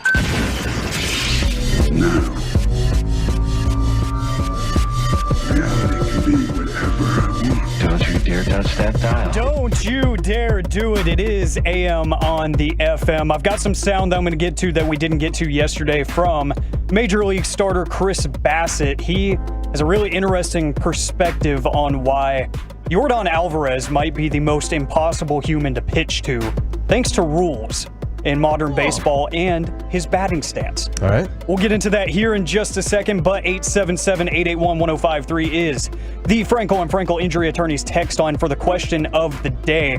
I was doing some reading, and the PGA put together a little bit of an announcement that someone in Iowa was able to defy 16 million to 1 odds to hit an albatross on a par 4. And according to their records, that has never been done in history. Albatross on a par 4? Yes. All right. So that's a hole in one on a 4? Yeah. Yes. Yeah. And it was just a blind shot off the tee box that he went down to the green, couldn't find his ball, went and checked the pin, and it was in the cup. Wow. So, according to their records, this has never been done before. So you just give up golf at that point, right? Like we did. Yeah. We beat the game. That's the best. He actually he is on the University of Iowa golf team. So I think he just got instant street cred there on I'm so campus. sick of the University of Iowa at this point. Yeah. Yeah, same. Have a football offense. Yeah, Peasley. You jerks. The question of the day is based off of this. Do you have some athletic feat or accomplishment that you still hold dear to your heart to this day? Even though it doesn't matter to anyone, nobody should care, but you care. I don't know how athletic you will consider this, but at the time, we went to Bombshells and played big balls against KT and Jeff. That's a sentence. No, it was Dingus. It was Dingus. Jeff. I never played big balls in my life, never played beer pong in my life. Still not sure what that is. Gave me the giant, it was a beach ball kind of thing. Yeah, it was like one of those, those rubber balls that you get that'll pop immediately if it hits a fence, Oh, yeah. The big, huge rubber balls. I know what you're talking about. Yeah. They can look at each other all they like. I know what you're talking about. And I threw it into the big trash can from across the parking lot, and I was like, boom. It was pretty I should've impressive. Just wait after. I'll take that. That's impressive. We ended up winning. And Waddle has the famous skadoosh line right there. Skadoosh. That was a great moment. There were so many balls in that story. I couldn't keep track It was a big ball. It was a big orange ball sinking in the water. I don't think that's healthy. Yeah. I guess the 22 stolen bases that led the district. Look at that. That's a very overweight kid. They were like, he's not going anywhere. And then I'd be like, Crafty, gotcha. And also, whenever I would slide into second, I would go think thin, and I would feel like I flattened myself out. So that's the one. Yeah, that was You ever the one. bring that philosophy back around where you just like, you need a moment to just like think thin? Think thin. Not necessarily. Try but it out, see if it still works. Sometimes it's like when you're trying to scoot behind somebody in chairs. And Yeah, I'm just like, man, definitely. That's definitely a think thin I have moment. too much cake for that. That's right. Oh. I've often said this. As they say. Mhm. Yeah. Kids say it these days. Kids. The youths. From the 469, I went 6-0 as a white belt in a Brazilian jiu-jitsu tournament with 6 submissions. Kind of a big deal. Yeah. I like dope. that. Yeah. My youth hockey team won a game 10-1, and we didn't have a goalie. Wow, y'all did them dirty. That is crazy. So y'all went 6? They went 6 on ice at all 6 times? skaters? Wow. Maybe they just. Do you think their goalie was hurt, or is that level of disrespect? They're like, We don't even need gotta one. put We don't need a nobody goalie back tonight. there." Wow. I like that even more. I do too. Let's see, from the 817, I tried out as a walk-on for the 88 Olympic baseball team. That's impressive. Nice. Holy moly. Even Yeah. if it goes nowhere, I would talk about that. That's right. All the time. Great party story. Was that like an invincible thing where they just let anybody come on, or is that a? It's a good question. That is a good question. That's one of even two still. of Philadelphia's most beloved sports heroes. That story where somebody always tries out for the hometown G League team. It's like, what would it be like if I tried out? Yeah. Is that why they instituted a cost where they're like, it's going to cost you a couple $100 just to make Just sure to that try y'all out. aren't wasting our time? Kevin almost tried out for the NFL once. Yeah, they sent me a polite rejection notice. Well, like anybody can submit their name for the I know, draft. and I was really excited. And I had a friend who every year used to submit their name for the NFL draft, and I did think it was a funny bit. I think my athletic feat that nobody cares about, but I still talk about to this day was, I think this is the lift that actually stunted my growth freshman year of high school when I squatted 315. And I think that was when I was still kind of growing because I was like 5'4", 5'5" at the time, buddy. and now I'm 5'7", so I didn't get much further after that. I think that's the lift that kind of killed my hopes and dreams of being an Olympic athlete. So that's why I talk on the radio now. But Chris Bassett, anyways, he was on with Chris Rose on his baseball podcast. And Yordan Alvarez, everybody knows him. Everybody hates him around here because, one, he's an Astro, but two, he kills us all the time. And earlier this season, Chris Bassett faced him and gave up 2 home runs and 2 at-bats against him. Not great. Also gave up like 5 earned runs that day. And here's the reason why he thinks Yordan Alvarez is the most impossible human to pitch to right now. For me, he's just such a tough at bat because, how do I say this and not rile up people up? In the old school days, I should and I would throw a ball like close to his head. I'm not trying to hit him, but like you're gonna get out of the way of the ball. Like it's really hard to make him uncomfortable inside because he's so far off the plate. And then he dives. To basically not let him dive, you've got to throw in. And the problem is he's so far off the plate. Throwing in is like deliberate as can be, for me especially, because I don't ever miss there. I don't trust the umpires in the aspect of I throw one up and in and miss them, and then say like the next at bat I throw another one and I hit him, that I don't get thrown out and suspended like 10 games. Yes, I am deliberately throwing it at him, but I'm expecting him to get out of the way. And if he doesn't get out of the way, it's his fault. But the reality of the game is you're not allowed to throw at people anymore. And I understand the reason why. The fact that I don't really have a way to make him uncomfortable along with his skill is a bad recipe for me. So him standing so far off the plate makes it to where you essentially can't throw in. I know Bassick agrees with this line of logic. Yeah, and that's one of the reasons he didn't do as much damage to the Rangers was because Evaldi's splitter breaks away from Alvarez, and Montgomery's death ball breaks away from him as well. So anytime he was they were just staying low and away to Alvarez the entire time. Mm-hmm. And if they missed in, they were screwed. I think if anytime you're the guy that goes, I think I understand why I'm not allowed to throw at his head. Like, I don't know you're in the right on that. He had that awareness. All right, Nick, where can everybody find you, listen to you, watch you? Yeah, YouTube, Locked On Mavericks, also podcast, Apple Podcasts, Spotify, Locked On Mavericks everywhere. Reggie on me. I don't know. I'm sorry. Masterpiece of the week coming at 1:30. You all heard what Nick just said. Don't love that at all. There's an extra cost for that, but you can. Yikes! That's on their OnlyFans. What? If there's an OnlyFans, I'm not getting paid for that. So what's happening? Reggie on with me at least once a week, all the time, and the 3-man post games have been amazing. Do you agree? This is the part where you're like, yeah, you can agree with him if you want to. Do you want me to ask more questions about the Mavericks? We got to go. Okay. Thank you very much, Nick, for jumping on. Thank you very much. So the corner shooting. No. Oh, okay, my bad. No. Dwight Powell will. Thank you very much. No, he won't. Alec, for when will Derek Lively shoot the 3? On the FM when he goes back to AAU. Hey, dude, we didn't even talk about PJ, though. Coming up next. So Derek Jones Jr. We have another guest, too. The C Block starring Corey Majors and special guest. Brian would Ray. Be mad to get his time cut, Brian Ray. As Pride Month commences,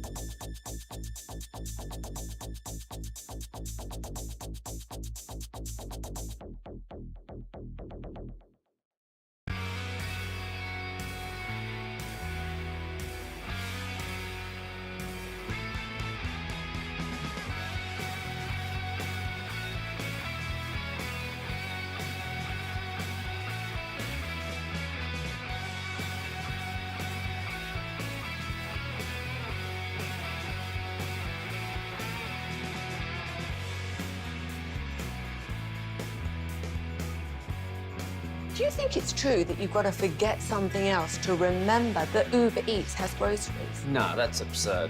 Hey, remember when you used to be a, what was it, Pepper Lady? Pepper Lady? Wasn't it Cinnamon Sisters? Basil Babes. Saffron Squad? Nutmeg Maidens? Paprika? No, Nutmeg Maidens? I just said that. Was it Spice Girls? Doesn't sound right. Was it Saffron Squad?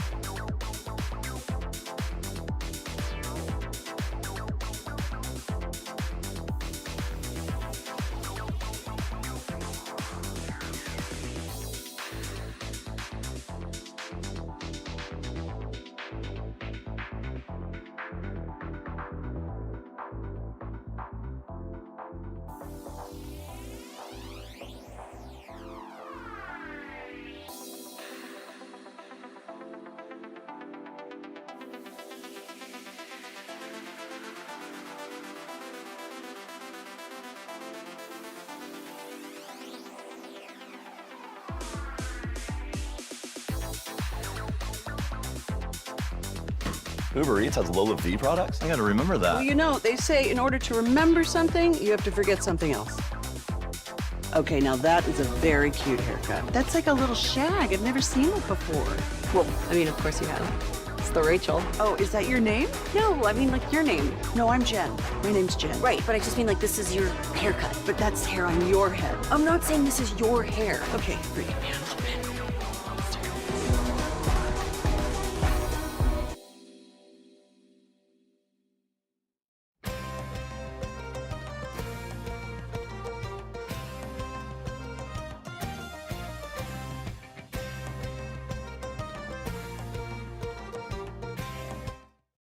You're about to be masterpieced, KNC style, right here on 105.3 The Fan.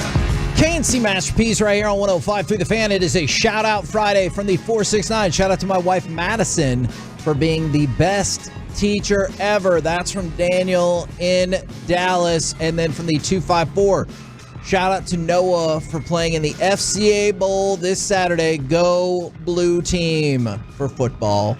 Right now, I always shout you out at this time, Corey. It's time for the C Block with Corey Majors and his more prominent guest. Yes, our prominent guest, Brian Ray from Bally Sports, who does the pre- and post-game show, and you can see him during the intermissions as well. And, Brian, have you been at all of these games so far? Are you trying to make it to every home game that you can?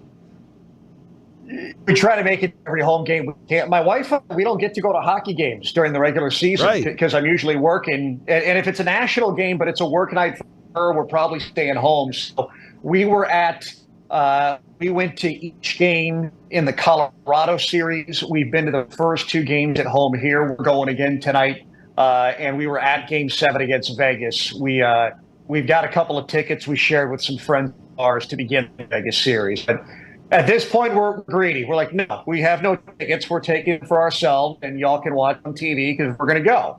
Yeah, that's a good approach. And your record so far at the games, are you just say undefeated and we'll be all right? Ooh. Yeah, no, we're not defeated because they lost Game 5 against Colorado. But they won Game 7. They won Game 7 against Vegas, and they split the first two. I think I'm 1-2. Okay. All right. So it's listen, if it's me, all right, I'll own it. But I've done it long enough. It ain't me. The series is tied 2-2.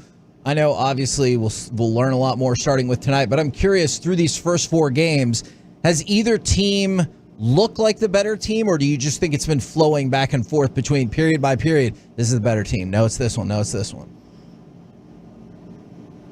I think it's been a 50-50 series, which I know is a cop-out answer considering it's 2-2. But I feel like there were two very prominent storylines when this series began. And it was the star power of Edmonton against the depth of Dallas. And so the game that Edmonton won, it was Connor McDavid that scored the overtime winner. I mean, he nearly ended it in the first overtime.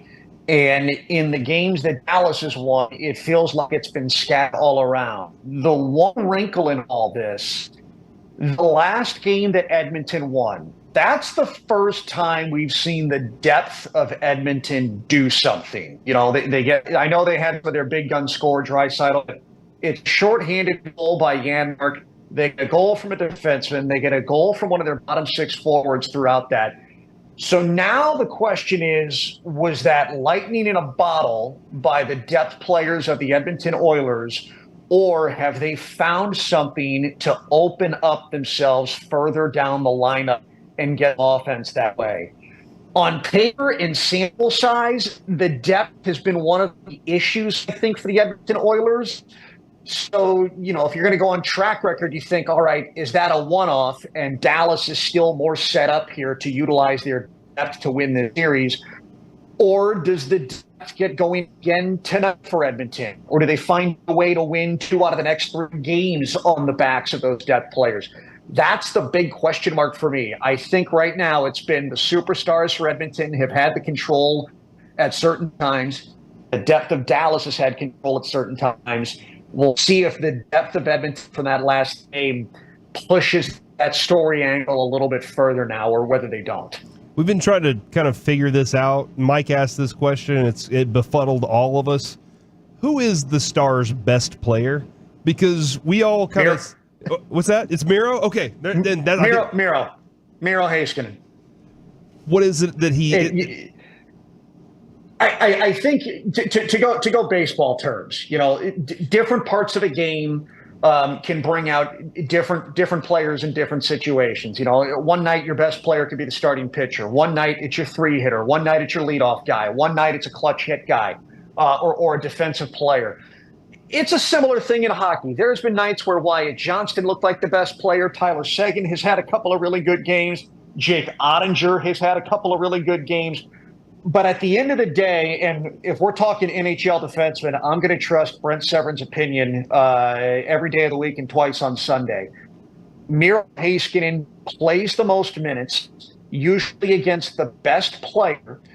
And while the offensive production is probably not at the level that we all would love to see him get to, or at least it's down from last year, his fingerprints are on so many different minute details of a hockey game on his half of the ice. And so when you've got a guy playing that much time, I mean, he is involved in the play more than anybody because of the amount of time he spends on the ice. So that leads me towards Miro Heiskanen as the best player on this Dallas Stars roster. And he's paid like it. Talking with Brian Ray right here on 105.3 The Fan. How much have you been locked in on the Eastern Conference Final? Because it feels very similar in terms of the nip and tuck nature of the series, and maybe this has got 7 written all over it. I don't know how you feel about that, or maybe the Panthers are now broken through. How much have you been locked in on that series as well? So I haven't been diehard 100% all in. It's kind of one of those, if I've got an off night, my wife and I are cooking a meal or catching up on the DVR or something, if we're not watching a Stars game. But I try to check in, catch the highlights, or maybe watch a period or a period and a half as each game has gone along. And I'm also curious if who can Dallas potentially face if Dallas can get through the Edmonton Oilers. I thought both these series had 6 games at least written all over them, if not 7. And it seems like Florida, at least numbers-wise, they have dictated the play in that series, but a goaltender is the great equalizer when it comes to playoff hockey. And the Rangers have arguably the best one available in the playoffs in Starkin, and it feels like he's done that.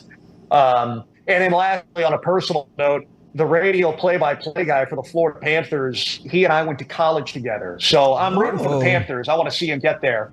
So I have paid a little bit of attention to it, but I've not been dialed in by any means. Well, Brian, I mean, you mentioned obviously the importance of goalie play at this time of year, and you can look at this comparison that you see in the Western Conference Finals between Ottinger, I mean, who has been solid, and Stuart Skinner has not looked, at least to my eye, to be all that solid in this, but it feels like the Stars haven't punished him for that. What do you see that's happening there, and maybe in what ways can the Stars maybe do better to punish him for not being as solid as you would anticipate? So we can cut that a couple of different ways. I think Stuart Skinner has been better than people were giving him credit for entering this series. I still think Jake Ottinger is the advantage for Dallas when it comes to the goaltending picture. But Stuart Skinner, give him credit. He had a good bounce-back game after giving up the hat-trick goal to Jason Robertson 2 games ago. So I call it Stuart Skinner has been good enough to have this series even, if you want to phrase it that way. I don't know if you guys can hear my dog barking at the squirrels in the background, but she clearly found something that she's mad at. But with one thing that I think Edmonton has done really well, they almost have kind of taken a Vegas approach where they set up what I like to call the wall or the defensive shell in front of Stuart Skinner. And a lot of times when Dallas gets a puck towards the front of the net, or at least the initial shot on Stuart Skinner, it feels like there are 5 Edmonton jerseys packed right into the middle of the zone as quickly as possible. And it's almost like, let's get everybody in the middle. We'll take a couple of shots in the face, Rocky Balboa style, but as long as we don't go down, it's the bend, don't break mentality, we're going to be okay. And in a situation like that, especially early on, you have to figure out a way to penetrate that shell. The dangerous thing with Edmonton is if somebody just full bore attacks that central part of the ice to go get a puck in that shell, and they miss, Edmonton's gone the other way. and they are one of the best rush teams in the National Hockey League. And so that's the risk reward. How aggressive do you try and penetrate that gel? But if you don't get the puck or you don't complete the play, you're now exposed going back the other way. And so that's what makes this series so intriguing, or one of the elements that makes it intriguing. That's also what makes it fun, nerve-wracking, painful. This is the beauty and angst of playoff hockey, because the margin of error is so razor thin. So, but I agree with you. I think Dallas needs to force Stuart Skinner to be heroic. I don't think he's been heroic yet. He's been good, but he has not been heroic. Don't pass up a chance to shoot the puck on net from any angle for him to be a heroic goaltender. And before we let you go, Tanev, we saw your tweet earlier. We talked about it. Optimistic feels pretty optimistic, right? I mean, I feel like he's going to be on the ice tonight. I just say it. I'm glad to hear it. I'm glad to hear Peter DeBoer say he's optimistic. But if there's one thing I've learned about hockey coaches in the playoffs, I don't believe a single player is healthy or playing until I see him on the ice in line rushes during warmups. The information is so guarded, so misdirected, so steered opposite direction. Unless you're Vegas. You say the player's hurt and you're Vegas, then I know the player's healthy. But for Dallas and Tanev, optimistic, it feels good, but I'm not believing anything until I see Chris Tanev at the line rush and warmups. All right, man. Well, we really appreciate your time, Brian. Thanks for hopping on with us every week, man. It's been a lot of fun. Looking forward to hopefully continuing this as we go along. Let's get a cup, man. Yeah, hopefully we've got a few more weeks of this, boys. It's good to talk to you. There he goes, Brian Ray from Bally Sports, who has been joining us every single week, just for fun, just because he likes hanging out with us. I think is the reason that he does it. Now, See Kevin, if we can get him in studio. Yeah, that's probably a good approach on seeing if we can make that happen. Now, Kevin, this weekend I told you I could not have a Game 6 Mavs. I could not let that happen because I have to see Hamilton. And you get to see Hamilton. Okay, and that's what I wanted to point out is Mike was like, well, tell her you're sick and I was like, no, I want to see this. Like, this is, I don't think I've seen a musical. You couldn't wait for it? Since high school. No, I couldn't wait for it, is what I'm... He hasn't seen the show yet. Oh, yeah, that's right. I mean, I've seen the Disney version of it. So does that... I mean, I feel like you should have gotten that reference. Well, just you wait, all right? Just you wait. I want to give it my best shot. I don't know what you're talking about. Okay. I'm not entirely sure you have seen that. I have. I know. I'm just joking around. What... Have you ever been to other musicals? No. Like, you've never been to a musical before? No. Really? Mm-hmm. Many. And you've been to many. You've seen Wicked. I have seen Hamilton, Phantom of the Opera. There's a whole bunch. You've seen Phantom of the Opera multiple times. True. I've often called Kevin a supporter of the arts. He has. Yeah. True. He's always like, you know what we could use these funds for? Not military, arts. Right, that's what I've always thought from Kevin. But I'm not going to see Josh Hamilton. That's not what I said. Why not? It's because I don't know that he might be there. Do you think he's just that? Was it Sherlock's? And he's like, I'm gonna take my shot, and he's just gonna pour it back and then hit the bathroom. But yes, maybe so. But that happened? I'm very interested to see this, and I don't know. How do I dress for business casual? Business casual. So throw on the Not suit, this no business tie. Casual though. Okay. Yeah, this business casuals, flip flops and shorts and maybe wear a collared shirt. Collared shirt. So I can wear jeans. Yeah. Can I wear a rope sweater? You can do it whatever you want. This time of year, you might be able to get away with that. Yeah, actually, maybe he's right. All right. Well, I'm looking forward to it. If anybody else is going to be there, I've already told at least one Tolo to come say hi. I don't know where my seats are. I have no clue how this works. Are you even sure this is happening? Yes, because Be a Adrian, surprise party. I saw the money. I saw the money leave my bank account for the tickets, so I know that that's happening. I just haven't, like I said, I haven't been to a musical since high school. Like, that was when we had musicals, so I have no clue what to expect out of something like this. But I'm excited about it because it's 2 hours and 45 minutes with only one intermission. I mean, there's an intermission at least. Yeah. Chance to get your fancy cheeses. But you see they have fancy cheeses there? Hell yeah. All right. It's the theater. Yeah, I'm cheesing it up. Come Coming up next. Yeah, Say that like a newsboys from the 1920s. Do they have? Is it the canned cheese with the bacon flavor? No. Cheese whiz? Is that what you're going for? It's not cheese in a can. Cheese in a can's so good. With Ritz crackers. I think you should try to smuggle in cheese in a can. And just in the intermission, just be like, I feel like we're doing a lot with Ritz crackers. Why don't the club crackers get enough? Club crackers are good. Absolutely should. But Ritz is where I usually start, just because of the buttery flavor that goes along with it. Okay. Now, we talked a lot about the game all day. We just talked with Brian Ray about it. It's time for your updated Stars-Oilers predictions. When we come back on Monday, we'll have seen Game 5 and Game 6. Where will the series be at that point? Plus, Masterpiece of the Week. It's a jam-packed segment. Good news for you. It's next right here on The Fan. Full KNC Masterpiece.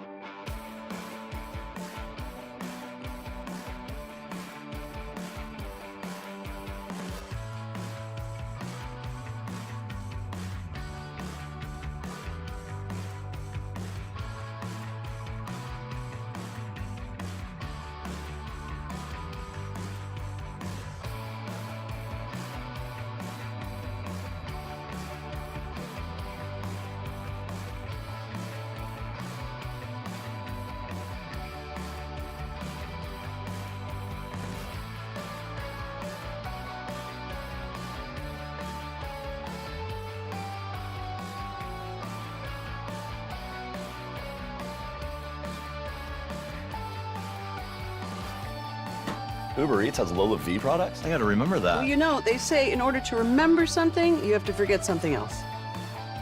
Okay, now that is a very cute haircut. That's like a little shag. I've never seen that before. Well, I mean, of course you have.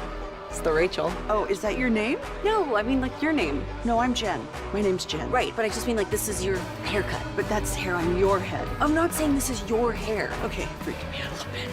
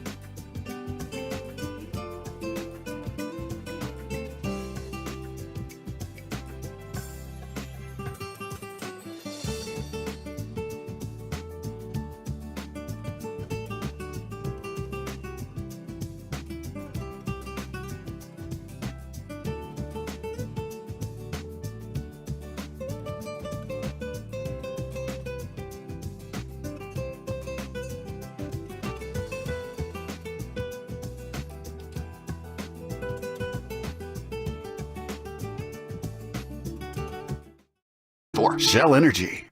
This segment of the KNC Masterpiece is brought to you by Cars for Kids. Donate today at carsforkids.org and the personal injury lawyers Frankel and Frankel. If you've been injured in a car or truck wreck, call Frankel first, 214 or 817-333-3333. With Frankel and Frankel, there's never an out-of-pocket cost. They only get paid when you win. Frankel and Frankel, the go-to car and truck wreck attorneys in Dallas. Kept alive by the Stars. Here's Robertson, looks to back it in. He scores! A hat trick and a 4-3 lead for the Dallas Stars. KNC Masterpiece right here on 105.3 The Fan on a shout-out Friday from the 817. Been at Tolo for 12 years. My shout-out goes to all those struggling with addiction. Never, ever give up. That is a damn fine message right there. Also, shout-out to Gavin Dawson for saying Mavs in 5. Yeah, and never he knew what was flipping or up flopping from it at all. from the 972. Shout out to you guys for making my lunch awesome every day. That's Tim and Rowlett. And from the 806, shout out to my daughter Shelby. She graduates today and turns 18 tomorrow. Awesome. Now, let's stick our attention with the Stars. 877-881-1053. Game 5 tonight. Game 6 on Sunday. So by the time we come back, we'll have seen at least 6 games. Will we need a 7th game? I have no freaking clue. But what is your new prediction? Or is it just the same as your old prediction? From the 817, Stars in 6. And why not try a chicken biscuit? Chicken in a biscuit. Chicken in a biscuit. Have you never heard of chicken in a biscuit? It's not a chicken biscuit? No. It's a cracker. And is it the blue box? Yes. Yeah, I know the thing. Okay, I thought it was called a chicken biscuit. No, it's chicken in a biscuit, and because when I buy chicken in a biscuit, as soon as I open it, it's one serving. It's a one serving box is what it is, because I'm going to finish it once I open it. Yeah, Colby brought some because we'd never had some. And so Colby brought some up and he was like, and he brought a can of Cheese Whiz, and that was the way to do it. That was good. But I still stick with the Ritz cracker. I don't know. It's not because it's Ritz. It's just I like the flavor. Kevin? Also, if you can text in a vague plot description of Taken 3. I'm sorry, Corey. The Taken movies have been on all morning, and I know I've seen the first one. His daughter gets taken. I missed pretty much all of what happened in the second one, except they're at a malt shop at the end. It's him and his daughter and her boyfriend and his ex-wife or whatever. And the third one just started, and he's running from the cops. So I'm like, just even vague plot description of Taken 3 would be great. Yeah, I don't know, because I don't know that I've seen this one yet. So I'll have to dive in on it at some point. So in the first 2 rounds of the playoffs, I said I went with Mavs in 6 in both, and I was right. So I had that one right.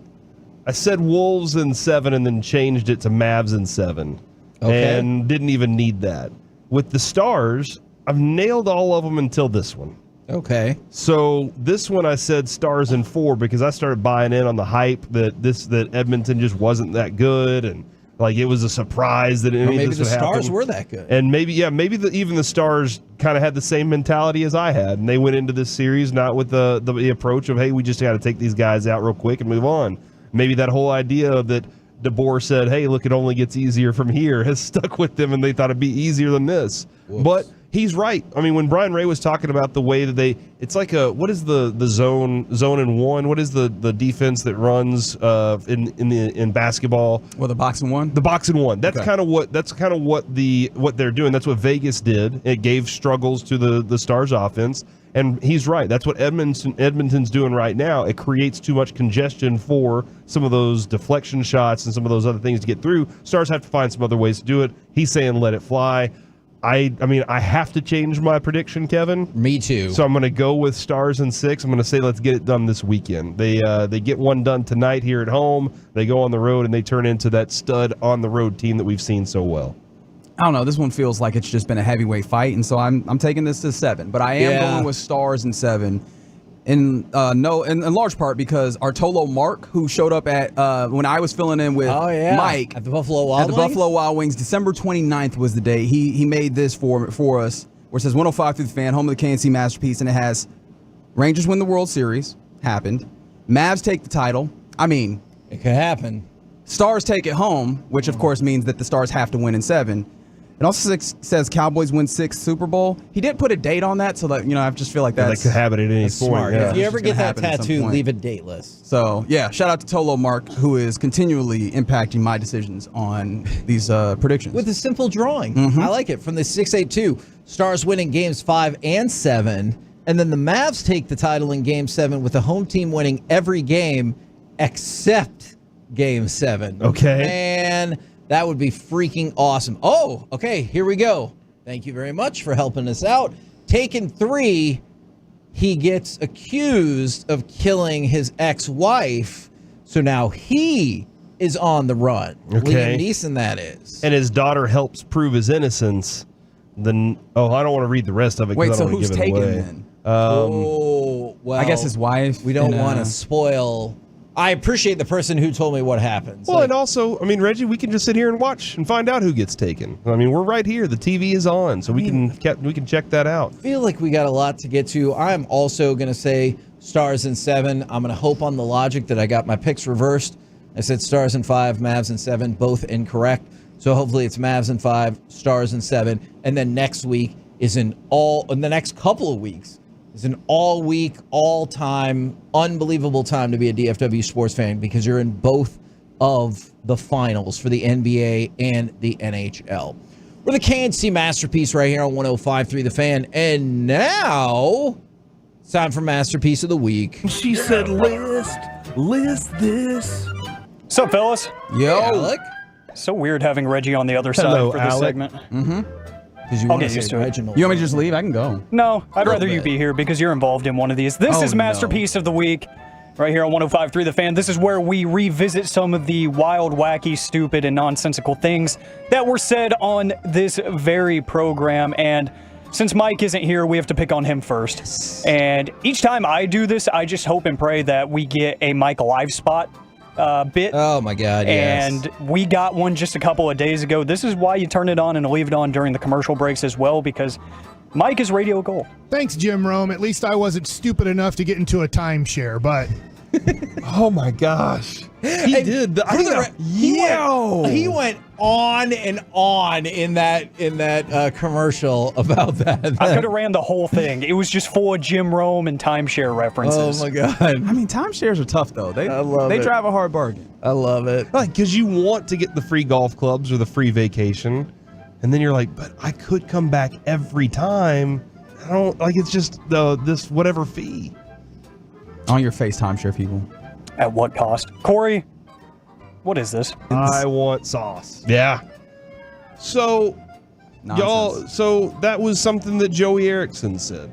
And he didn't say that. What? He didn't say that. No, he said that he's been getting sauced by all the fans. They've been saucing context. him. Alec, can you please explain it to me? Because he's like me and Alec, and Reggie looked like he had no clue. What does saucing mean? Wait, Alec, before you do that, so you didn't know what it meant. Yeah. But you decided to use it. I want sauce. On 100,000 watts? Yeah. All right. Yeah. I'm not going to lie. I don't understand the context they used it in. Yeah. Like, I understand it as, like, an adjective where it's like you're describing something cool. Yes. But I don't know, like, that's like an action. I've never heard that. So Joey's alone there. I'm sorry. All right. So nobody knows the answer to this question. What is to sauce? But sauce is good. Well, I guess to sauce. I mean, I typically use that. He sauced them, like he, crossed them up. Like, I guess I always go to basketball, but like if you did something really, that makes sense. Somebody, I don't know. Well, maybe it's kind of like icing on a cake, sauce on a brisket. I don't know, sauce on a ribs. Man, this would have been a great time to play the clip that Mike discovered. Oh no. On your face. Sauce on your face. Speaking of Joey Erickson, he was in studio yesterday and he made a statement. I'm useless. Damn. I mean, no one is half the battle. I mean, but he's been useful with his Stars content. That's true. That's been a bonus. That's fair. Good for him. Let's see, Kevin, we haven't picked on you yet. That's right. You gave us some great content yesterday, and I'm gonna start with this. Please give us context because I honestly don't even remember where this came from. They like to smoke weed and they like to hump. No, I can tell you the context of that. Mm-hmm. Who? Try. it was all the people texting in, like, what number listener do you think you are? And it was 69, 420, 69, 69, 421, because the stoner's never on time. That's right. And I was like, let's just cut to the chase. Our audience, they like to smoke weed and they like to hump. Well, somebody texted in earlier because I said a big old sack of weed. And a fat-ass sack of weed. R.I.P. our good friend, Roger Emmerich. That's a great drop. It will be now. Somebody texted in and they said, hey, Corey, just because you guys used to have a nighttime audience doesn't mean that all the stoners came with you. And I agree, and I contend strong disagree that nobody out there right now is listening to this show under the influence of marijuana. Oh, no. I contend that, and there's no way that you can assuage my opinion on this. 877-881-1053. 1,000,000% there's people smoking weed like literally this second listening to our show. Or doing an edible or what, a 1,000,000%. Nope. That's a dangerous game, Corey, because the last time you asked for the text line's help, this happened. 877-881-1053. We'll take the poll. I mean, yo. Yeah. No, that happened. We were trying to take a poll. I think my favorite part was the end, how fast you realized. I mean, oops. See, I want that. Like, I vote that as just Corey's oops. Play that one more time. 877-881-1053. We'll take the poll. I mean, oops. From the 817, haha, right now. From the 214, literally just smoked a blunt. From the 817, he's not wrong. I do like both of those things.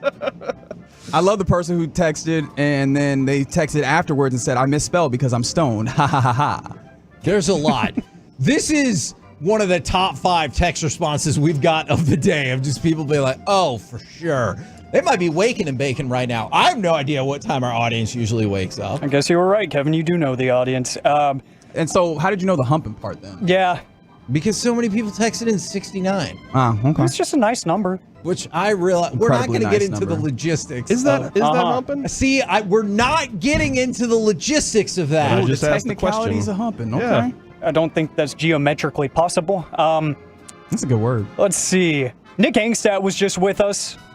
Like, what, half an hour ago? This is my folks. 36 He's never coming back. Yeah, Reggie, you got some explaining to do? Reggie on me. I don't know. I'm sorry. What just happened? That's not on me. Locked does up. that- He was apparently. How does that work? That is that. I have no idea where that came from. and What's what the that's supposed to monthly fee mean. on that, Reg, just so the people know? I mean, there are parameters on it, but it's not cheap. Well, as you always say, OnlyFans is for content creators. That is right. And everybody has a price. I just want you to admit, like 90 to 95% of that content creation is naked. I don't know that. Or scantily clad. I don't know what it all is. I mean, sometimes it's pottery or drawings Or turning wood.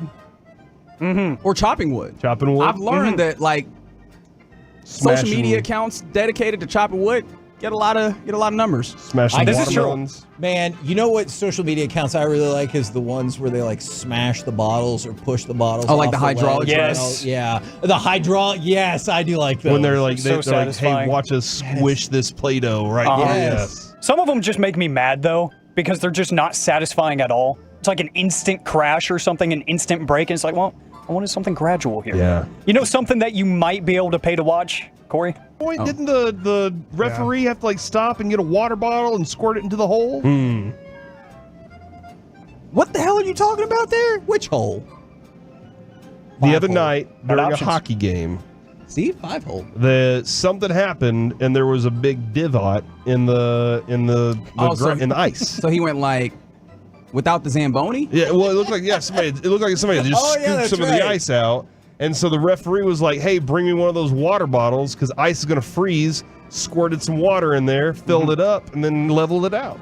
From the 972, new KNC, totally original segment. What you smoking? What you thinking? Oh man! And then The original "What You're Thinking" segment. come on, man. I'm a salaried employee. What do you think I do for my home office? That's a good point. Work. You work.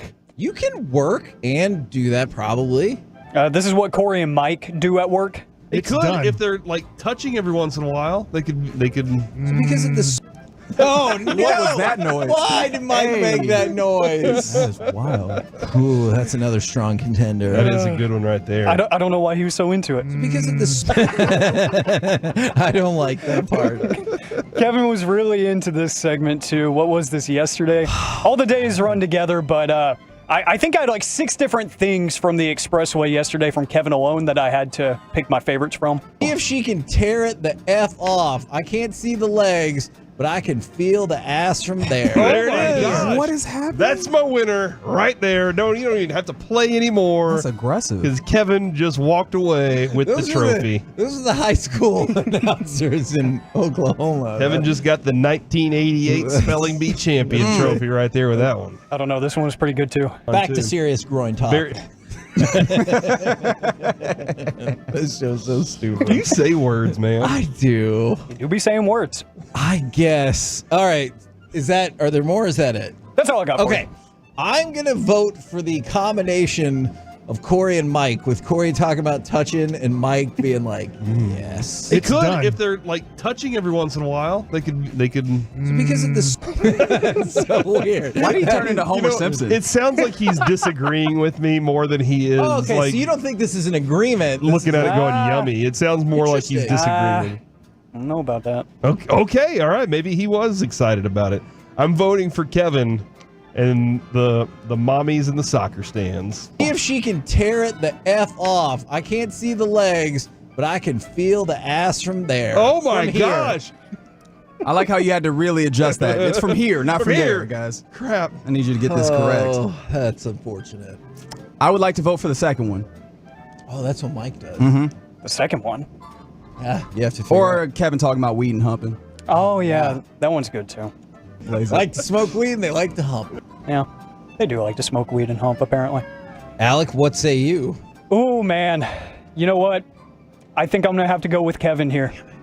See if she can tear it the F off. I can't see the legs, but I can feel the ass from there. Oh my gosh. That takes skill. I'm just shocked. That takes skill. I do like, even in the moment, Corey is shocked by these statements. I'm appalled.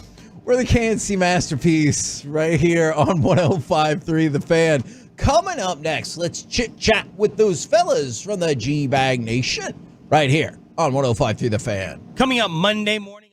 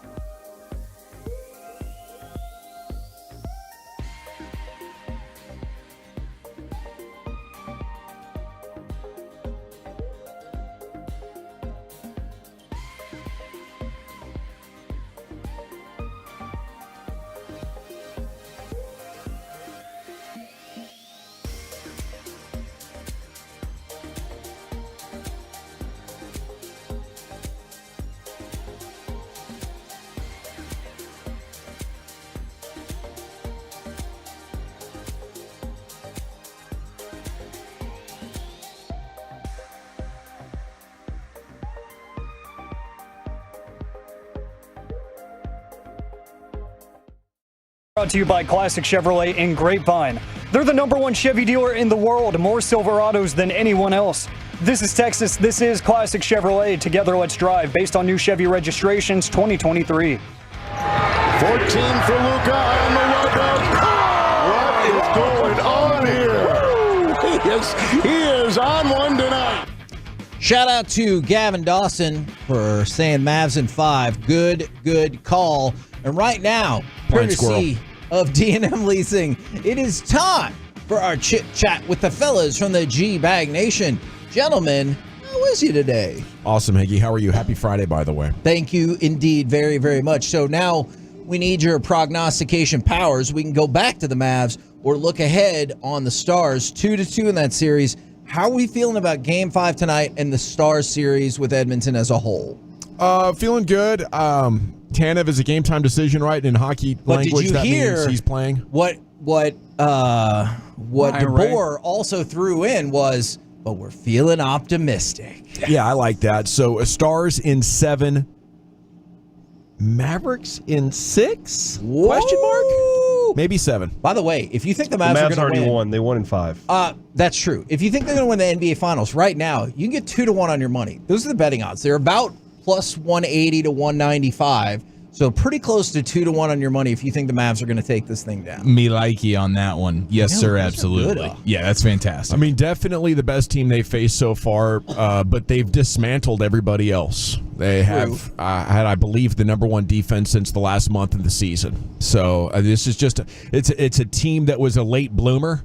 But it's the only one that clearly looks like a champion in a historical context. Oh, I like that.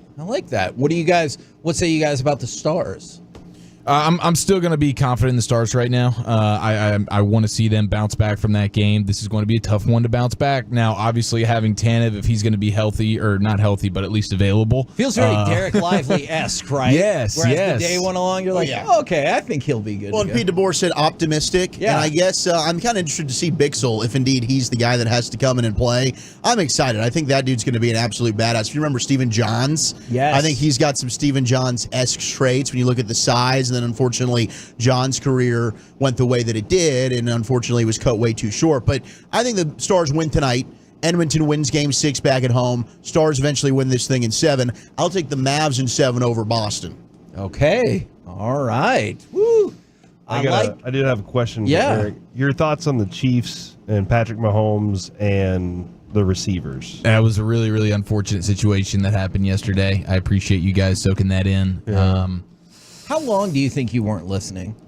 Well, according to Bobby, 3 minutes. Okay. I feel like he's exaggerating on that. I'm like, there's no way it was 3 minutes. I couldn't believe, though, that there wasn't a call out because there always is. Yes. I couldn't believe that it was Bobby informing me that I wasn't listening and not these guys. It tells me, were they even listening to themselves? Interesting. You know? No, it's called being a good teammate. You were trying. That's what it is. I had your back, whereas you would do the call out. I'm a and bad that's how that teammate goes. then. I call that out. You're such a every good teammate, time. you're lashing out at me now. Now I'm lashing out. In my Now I'm fired up. my situation is Kevin will say it, and I'll go, yeah, sure. And then he rolls his eyes and goes on to whatever the next topic is, and then he'll like just walk off afterwards, like he knows. Or here's what the other thing I'll do. I'll just say whatever he said, and he's like, I just said that. Yeah, and just I'm like, gaslight no, I him. just said that. You're just gaslighting. Okay. All right.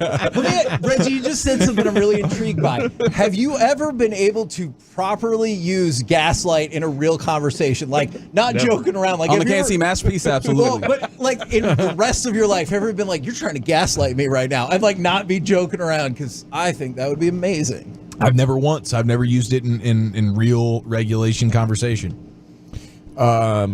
Yes, a couple times. Okay. Was it said to you or you said to them? I said it to her. I'm sure that went over well. Since then, whenever we're in an argument, she says I'm gaslighting her.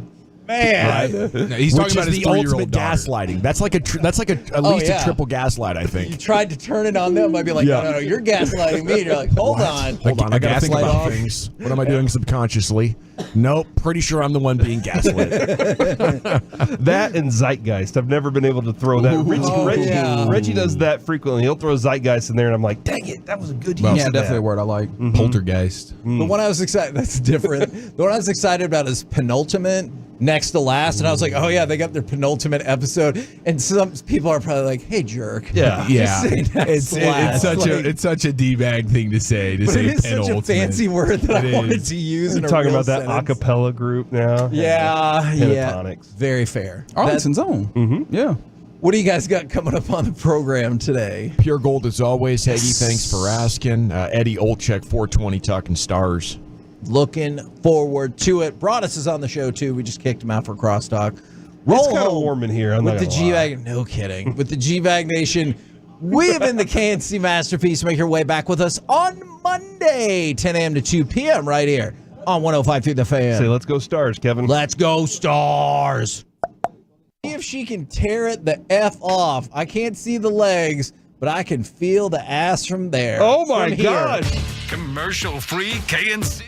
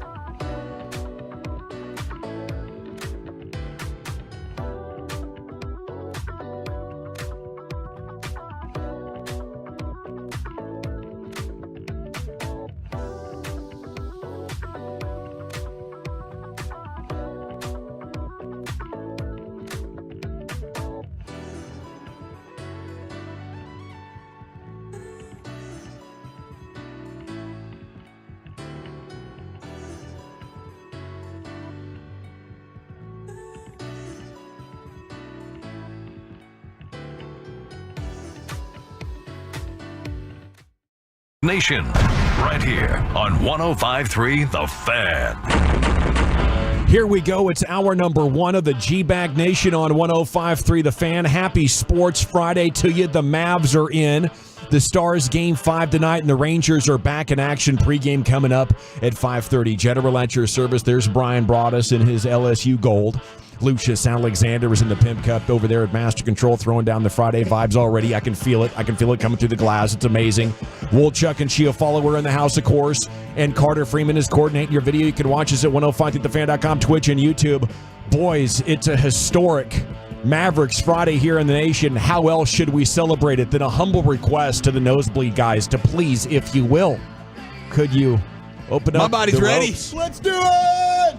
Club Mavs taking on the finals for the first time in over a decade, ladies and gentlemen. From Dallas to Boston, taking down 50-plus win teams.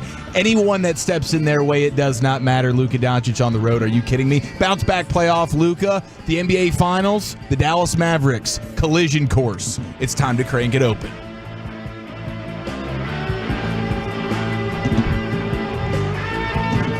The anticipation is building. It is building. Security is letting us know. We're making the final preparations. I'm getting the ID check. We're getting the giant bottle of Dom Perignon at the club ready for you guys. And before too long, the velvet ropes will be unclipped. Don't be taking my beer, Finley. And we will be welcomed. You keep your damn hands off my beer, Finn. How about down Finley, the red carpet. dude? Man, Sneak attack. Kyrie and Luca with 36. Oh my goodness, let's go! Here we go! February 23rd. We're back! I told you in crosstalk. They're going to the NBA Finals. This team's winning the damn West. You're the Profi MVP, boy! Let's go, baby! You did it. Luca Doncic, 20 points, outscoring the T-Wolves in the first quarter. That's all it took. Luca Don Julio in the club. I'm pulling up. I'm hitting threes from the damn logo. Anthony Edwards knew it was over. Don't bleep yourself, Anthony. Hey, Snoop Dogg, what's up? Can you smell that? Shaking his head. It's a Luca 20 burger in a quarter. From Los Angeles, but never seen nothing like this before. The Don Julio man himself, putting it on dagger after dagger, looking into the stands. Go home, B-words. We brought our ass, and now you can take yours to Cancun. Yeah, F you, Chuck. You want to pick against the Mavs? You're doing it again in the finals. That means we're winning. Don't you count us out, Chucky Chuck. Boston. Kyrie's got a can of whoop ass for you, just like Ernie Johnson said on TNT. This game was over after the Dawn unloaded in the first quarter. Kyrie going for 36, and how about the rookie, Derek Lively? Derek Lively bouncing around. Luka giving him the Western Conference MVP trophy, because he is MVP, MVP, MVP. We love you, Derek.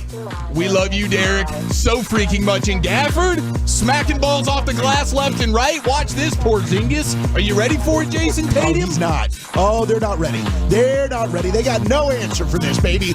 No answer. Move Jason over, Tatum. Boston cream pie. It's time for the Slovenian cream pie. Yes. You're about to get a healthy dosing of it, ladies and gentlemen. KP, you better bring your ass, because Daniel Gafford's got something for you. So does Derek Lively. And how about PJ Washington, the hometown kid? Just standing on business in the PJ, club. We love you. I'm just burying corner trays like it's nothing. I'm putting these up. Cha-ching, the Maverick money ball. Cha-ching, cha-ching. Let's go. We're finals bound. There's a Hardy party going down in the club tonight. Who'd have thought? We'll have a little Hardy party in the finals? Is he even old enough? Is he old enough? He is actually. As a matter of fact, he is old enough. Derek Lively perhaps is not, but everybody's in the club tonight. And we are going to Boston, boys and girls. Let's go. Who's crying now, Mother This is Bleeper? amazing. This is an amazing feeling. That might have been the most climactic Club Mavs I've ever experienced, guys. Yeah. And Ernie was loose in that postgame last night, wasn't he? He was really loose. Very. Did he drop a little cussy cuss? Oh, he cussed a couple times, I feel like. Oh, my God. Was that his farewell? I think he forgot he had another year, just like we all thought that this thing was done, and then we realized, oh, wait a second, this thing doesn't take effect for another year. I know.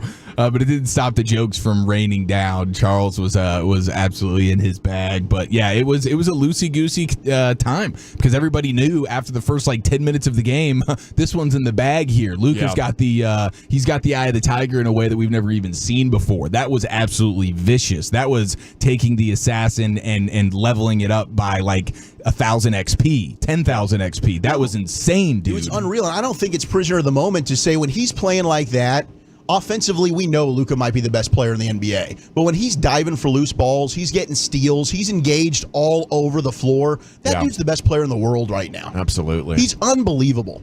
But we were laying down on the couch, or Abby was laying down. I was sitting up watching the game, and Ernie's going through his post-game spiel, and she's kind of dozing off to sleep. But at some point, she goes, "Dad, this guy's really bad at his job." And I'm like, okay, this is Ernie, but that's a fair point right now. He's a broadcast legend, but I have no idea what's going on. Was this when he was doing the ceremonies? Yes, it was right after. He was like, well, I can't tell you who the Western Conference Finals MVP is, but he's from Slovenia. I thought, I was like, ooh. Yeah, that was a little harsh. Yeah, a little bit of a swing and a missy miss. Right? I got to tell you, though, I watched this game in full darkness on delay. I did not look at X. I did not turn on the radio on the way home from practice. I get home, I make dinner, I sit down, I watch the game in its entirety, and I was like, holy cow, what an absolute dominant display. I love what Jason Kidd said afterwards. Like, Luca's just got something in him when he goes on the road. He talked about Game 7 in Phoenix. Remember that one a couple of years back where he absolutely nuked the Suns in like the first 15 minutes of the game. A vulgar display of scoring power from Luka Doncic. Kyrie Irving as well, though, with 36 points after his up and down playoffs up to this point, leaving no doubt about it that he's a massive reason for this absolute dominance that the Mavs have been able to put together. And then, yes, Derek Lively, I thought, the impact from Game 4 to Game 5 and his passing, finding guys open.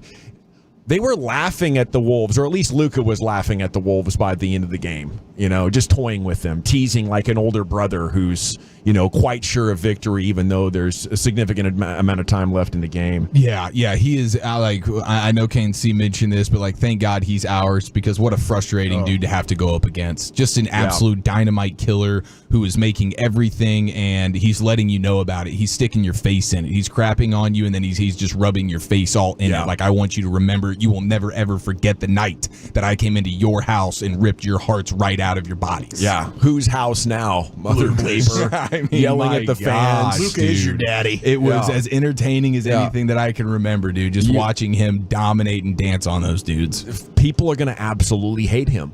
He might be one of the most hated. And the boos were raining down last night. He's catching it way out on top beyond the logo and just holding it for 10 seconds. They're just driving him mad. And I guess because he's ours, we're definitely going to appreciate it and revel in it to an extent. But I think he's going to be a villain.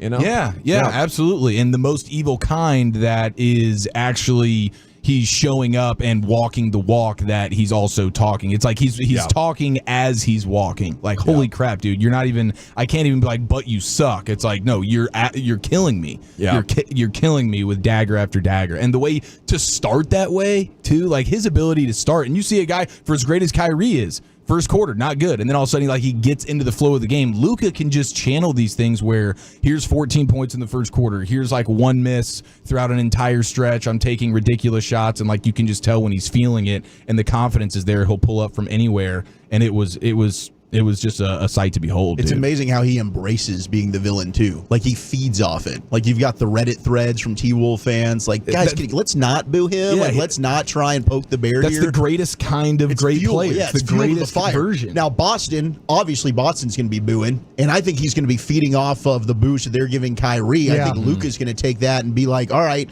you want to go after my teammate, I'll have a little something for you. I mean, you got the best player in the series, and that's saying something when you've got Tatum and Brown on the other side. Yeah, no doubt. And speaking of Tatum and Brown on the other side, this is going to be obviously their stiffest test, maybe by a significant margin.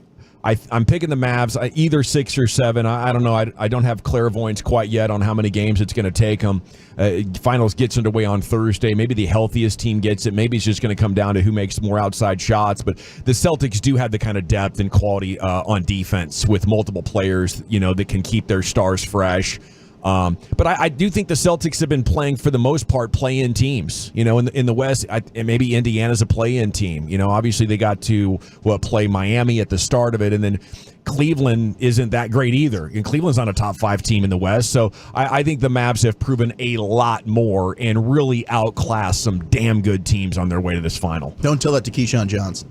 Yeah, I think the thing that people will look at with Boston is, and we mentioned it a little bit earlier in the week, was they have been playing some teams that unfortunately have been banged up with injuries and stuff like that. At key moments of the series, their opponents have lost their key players. And, give them credit. Boston takes advantage of that. The series, I think, against Indiana was a little bit more of what I believe is going to happen going forward. I think Indiana was in all those games. And, unfortunately, though, the last couple, they didn't have their star player. But when you watch them play, I think this series is going to be a lot like the Minnesota one, with the exception of last night's game. Close games. I think they're all going to be, when you get down to crunch time, who is the team that's able to best handle the last 4 minutes of those games? Can you get stops? Can you protect the rim? Can you stay out of foul trouble at the end? Are you going to have all your healthy bodies ready to go? I don't worry about Luca with the injury stuff now. Now that you're in the finals, he's going to play through anything. You're not going to see limping or banged up Luca. You're going to see a guy that's going to try and bring this trophy home. Yeah, I do. Unless there's re-aggravation, you think the worst of it is behind him, because now you get the week off, and then you get 2 days between. Basically, I'm pretty sure every single game there's 2 days between. So he'll be good. This is very, very reminiscent of like when the two teams get to the Super Bowl and the injury report has nobody on it. Nobody wants to be missing these games. And so you're going to see the ultimate gut checks from a lot of guys. If you're banged up, nicked up, if you have to get 24/7, treatment, you're going to do it. Anything to be able to line up and play 48 minutes to maybe decide this. You've carried it this far. You've got to find a way to be available. I'm not worried about Luca one bit in this whole thing. And I think it's going to be a very, very tough, tight series going both ways. Sorry, I think it's going to be tough for Kyrie again because the Celtics have the kind of guards in Holiday and White that can play great defense and probably frustrate him. But I don't know if they have an answer for Luca unless they want to spend Brown or Tatum and commit to chasing him. And we see how exhausting that is. Luca is, I think, going to be able to physically dominate. So I'm looking for Luca to be healthy at the perfect time and lead the way with a couple of 40-point triple-doubles and just kind of build off what we saw last night. Yeah, I'm with you 100%. When Flem fighting over here, I'm sorry. When you bring up Kyrie, that's the concern. I don't think there's any way you can defend Luca. I don't think there's anybody on the planet that can stop Luca right now. He's just on such a tear. The size, the shot-making ability, the passing, the dribbling, the handles. Kyrie, though, we've seen now in back-to-back series, really just one game against Minnesota, but Oklahoma City certainly, some good defenders there. They did a nice job. When they mixed McDaniel for Game 4, that certainly gave him some issues, but you're right. Derek White, Drew Holiday, Tatum, Brown, they've got a variety of guys that can give Kyrie issues. Kyrie is 0-10 against Boston. Now, that's granted, that's with a bunch of different types of rosters and teams. That's ever since he slammed on that logo when he was with Brooklyn. So, I don't know that really has anything to do with this series at all. But he certainly has not fared well against Boston. They've had an answer for Kyrie Irving. I am interested to see what matchups and what Kyrie does to try and counteract that a little bit. But I think having Luca certainly is an equalizer. I think he's getting his buckets. The key to me is going to be the bigs in this series, much like it was against Minnesota. Gafford and Lively. How dominant can they be with the rim running and the dunking and trying to create, maybe open some space? Then you're going to, of course, need P.J. Washington to get going some nights as well to give you that third scorer. Yeah, I just don't think they have the size inside with Porzingis and Horford. They have the height, but they don't. Is KP going to be in this, right? Like, they're expecting him to come back, but he hasn't played in a while. Yeah, for sure. There's going to be a rust factor. Could there be minutes restrictions? Who knows what version of him you're getting? But they definitely are going to need the best possible version of him that they can get if they feel like they want to actually win this thing. Because I do think the Mavs are playing like and have all the ingredients to just be an extreme nightmare for just about any team they go up against. Yeah, and in my life, the real MVP players win the finals against guys who are like number 6 and 7 in the league and number 12 in the league, and that's where I think Tatum and Brown roughly are. Very, very good players. But, I mean, there's a massive difference with Luca's ability to beat his man and then put him in jail on his back. And now we're effectively playing 5-on-4 so much, and I have the ultimate vision. And I'm tracking all of my options, the shot blocker, and the guy on my back. I'm controlling all of this simultaneously. It's a savant level of orchestration of offensive basketball. And now that he's giving 100% effort consistently, I don't think anything's going to stop him. Okay, Dallas Stars taking center stage tonight. We're going to talk a lot about this matchup. Eddie Olczyk's coming up in 2 hours as they attempt to take the upper hand on the Oilers once again. Still reeling a bit from giving up the 5 unanswered goals.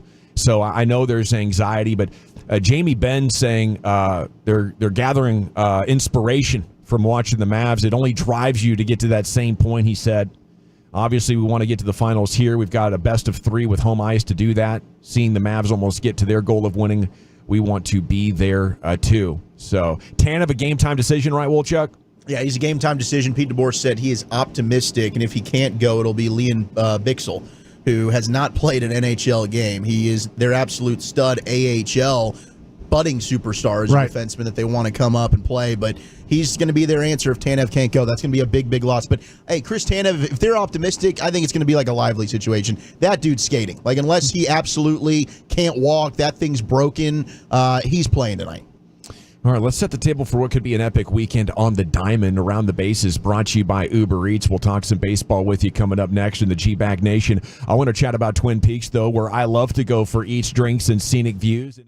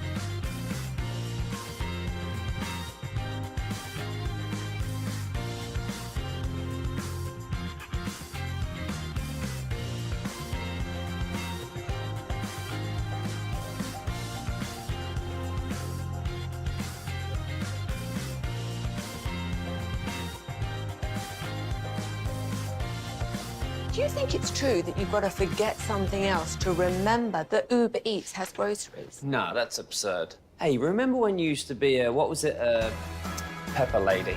Pepper Lady? Wasn't it Cinnamon Sisters? Basil Babes. Saffron Squad? Nutmeg Maidens? Paprika? No. Nutmeg Maidens. I just said that. Was it Spice Girls? Doesn't sound right. Was it Saffron Squad?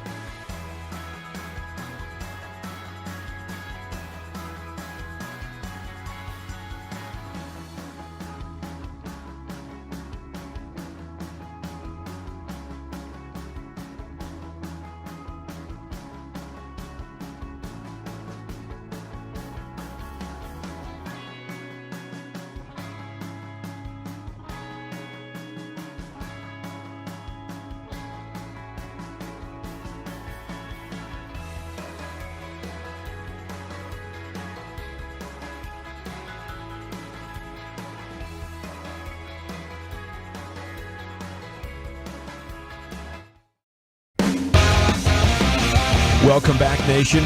G-Bag of the Day is coming up at 2:30 here on The Fan. Segment's brought to you by the Frankels. Life's unpredictable. Accidents happen. Frankel and Frankel, the go-to attorneys for car and truck wrecks in DFW. If your loved one's been in an accident, contact the Frankels for a free consultation, 214 or 817-333-3333. Go to frankelfirm.com.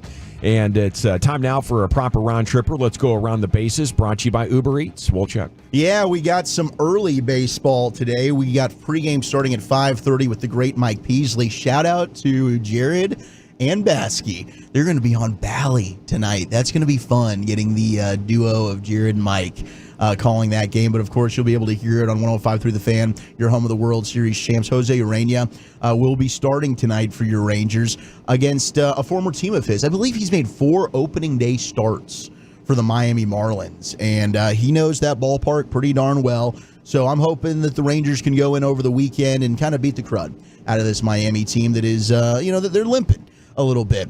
Now, a couple of Ranger players seem to be getting out of some slumps lately. I mean, how about Wyatt Langford? Pretty darn good game coming off of the IL. Corey Seager, best offensive player again in baseball. But Tyler Glasnow, former pitcher of the Rays, now he's with the LA Dodgers. He had a unique method for busting his most recent slump. Some might think it's psychotic. Here's Tyler talking about exactly what he did to kind of spice things up.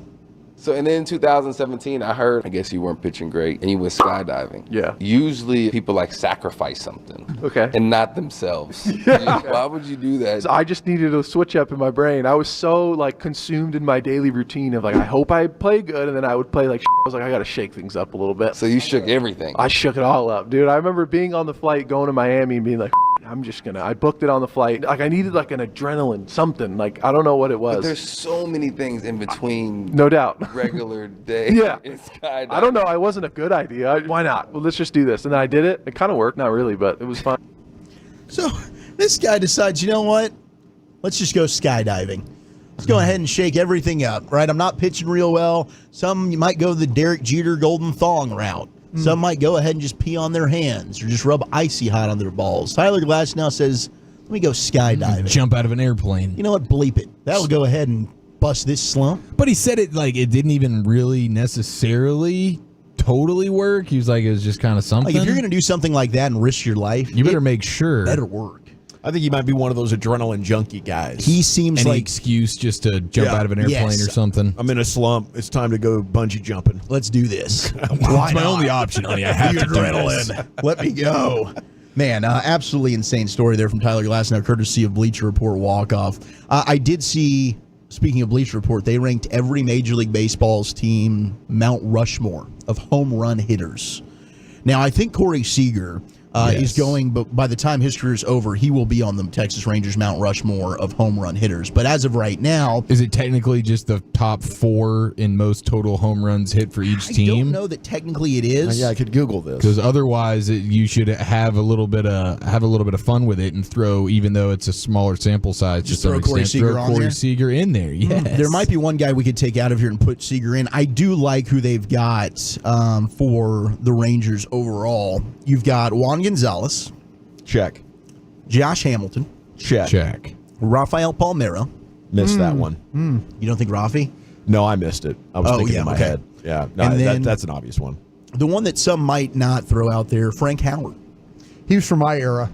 He was one of the original Washington Senators. I didn't realize just how giant Frank Howard Yeah, was. huge man. He came over when I started going to games in '72. He was the big attraction that we had on an awful team. But guys like him, Harmon Killebrew. There were these big, massive dudes. Ted Kluzinski. Best name in sports history, by the way, Killebrew. Yeah, Harmon. Dang, 44 bombs, 48 bombs in 69 and 70. He was raking, but the dude was 6'7", 255. Big man. He was Aaron Judge before Aaron Judge. Yes, he really was. I mean, holy crap, Frank Howard. I've heard of Frank Howard. I never got to see him play, obviously, because you're right, before my time. Yeah, nickname Hondo. Hondo, Dude, just a massive human Also, being. the Capitol Punisher.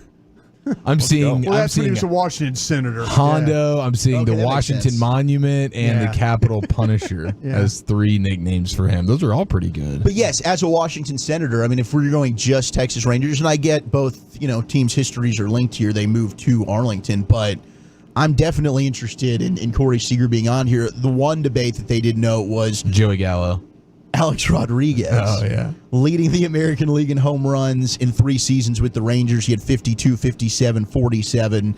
We just don't really think of A-Rod in high regard, even though he was damn good in a Texas Rangers uniform. But it is fun. He started roiding. Yeah, that's true. But hell, I mean, Juan might have been roiding. I mean, More power it's to kind of him. hard to tell who wasn't roiding. Yeah, I guess And we just don't like A-Rod that much. I'm for the roids personally. Go ahead and roid up, guys. Pro-roid guy. Pro roiding.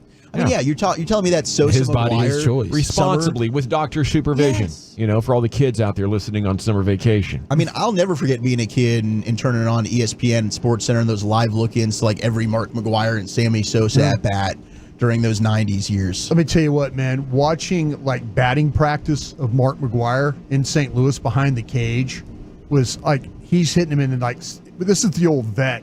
He's hitting him into that 700 level, and just the sound. I mean, it's the pit, and then you just the crack. He had like thighs for forearms, dude. He was massive ridiculous. guy, big man. Nelson Cruz has to be on the Mount Rushmore from the 469. Hey, I'm a Nelly guy. I know Gavin and I don't think agreed on that one when it came to Nelly Cruz, but Nelly did hit a bunch of bomb skis. To me, though, went on a rampage in the 2011 playoffs, and now he also roiding. Yeah. Allegedly.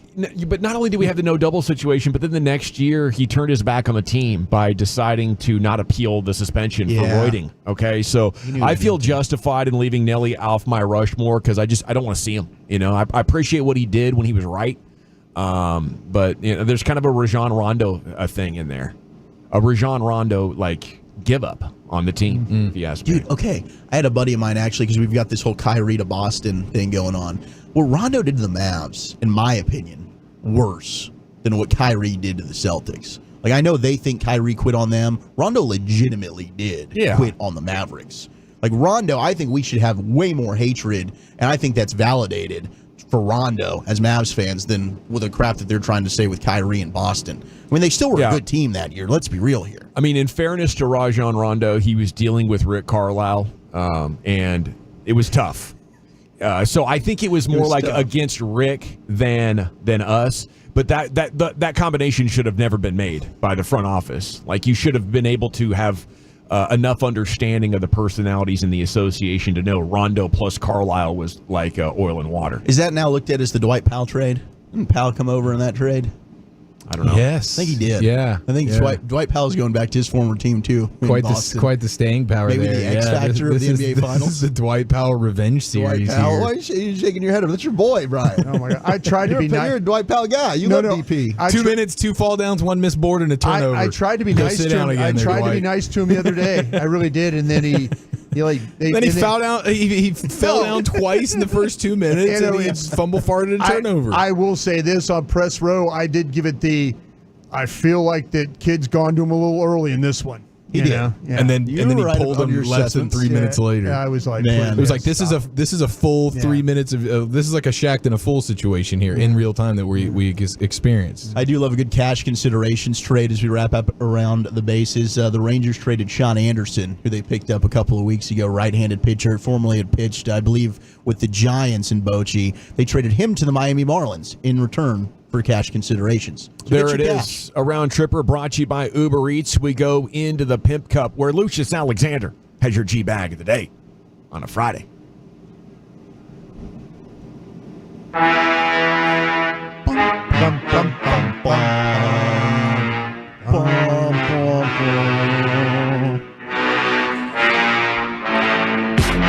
Never fails, never fails. Every time I hear the phrase Mount Rushmore, I think of the 6 grandfathers.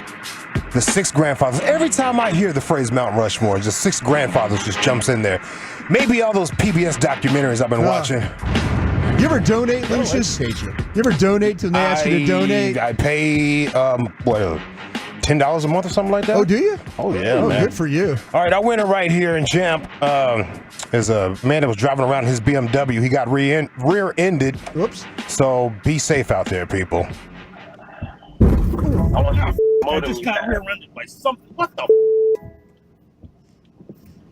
Dude, I'm probably going to have to let you go because I just got smashed in the ass. Smashed in the ass.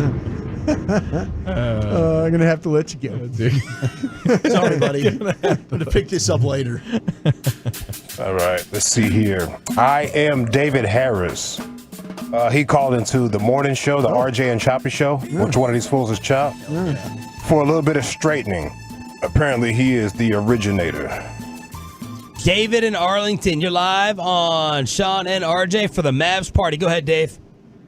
Fellas, good morning. Listen, it's a great day to be a Mavs fan. Shout out to Mark Wahlberg, Ben Affleck, Paul Pierce, and Big Poppy. We're coming to that Beantown that y'all call up there, and I got more on that Beantown stuff later. Listen, let me just tell you how the series is going to go. Mavs going to pick up the game in Beantown. Game 1 or Game 2, it doesn't matter. We'll take one of them. We'll come back to Dallas. I want y'all to take a trip down Luke 12. That's right, Luke 12. Luke 12. We're going to go through Oak Cliff High. And listen, man, I want to shout out to Yellow Beezy.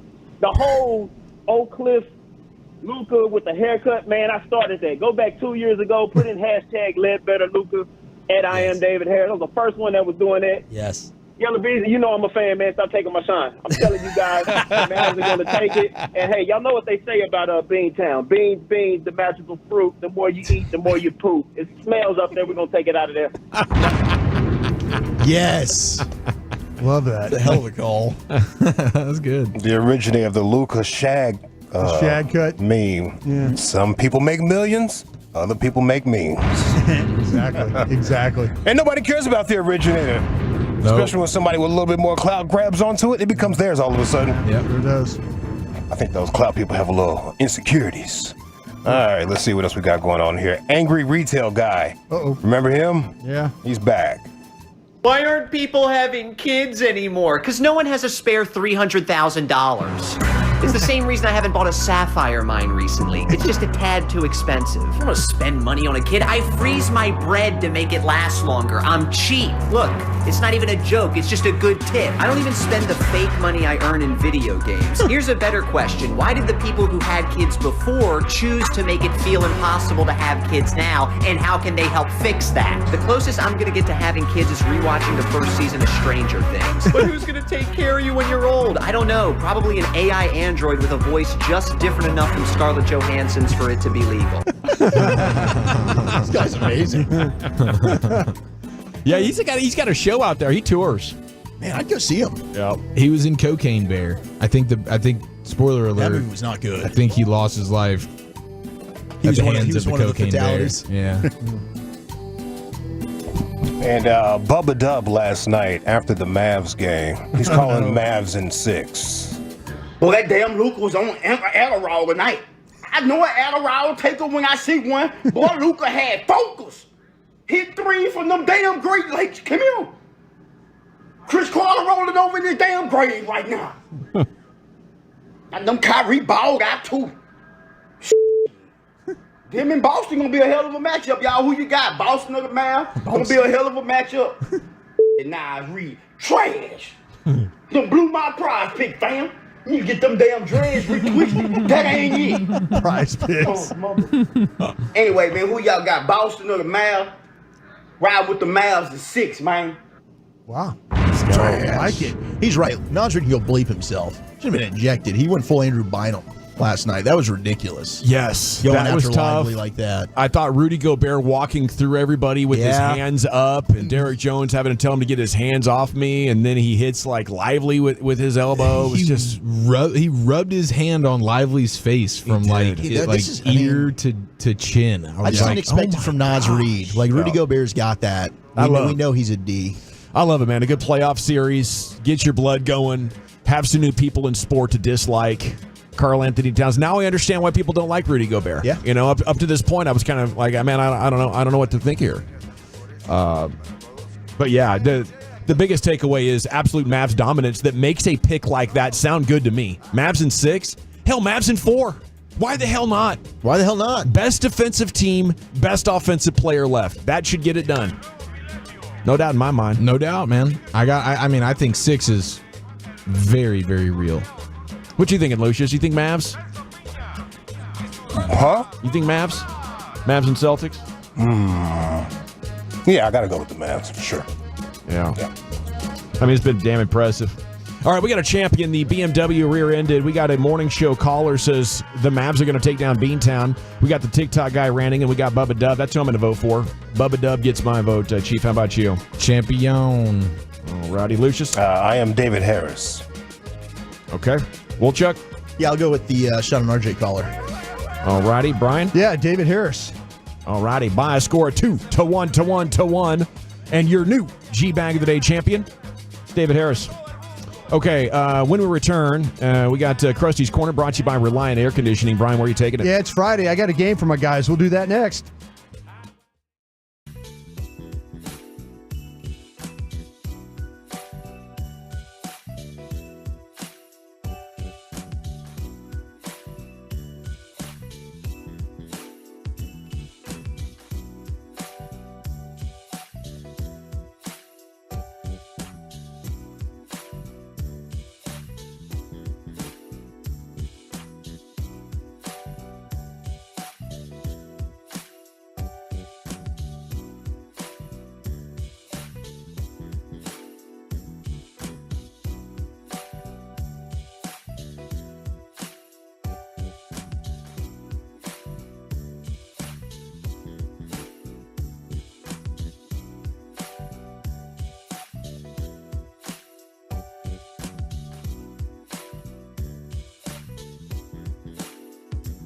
Do you think it's true that you've got to forget something else to remember that Uber Eats has groceries? No, that's absurd. Hey, remember when you used to be Pepper Lady? Pepper Lady? Wasn't it Cinnamon Sisters?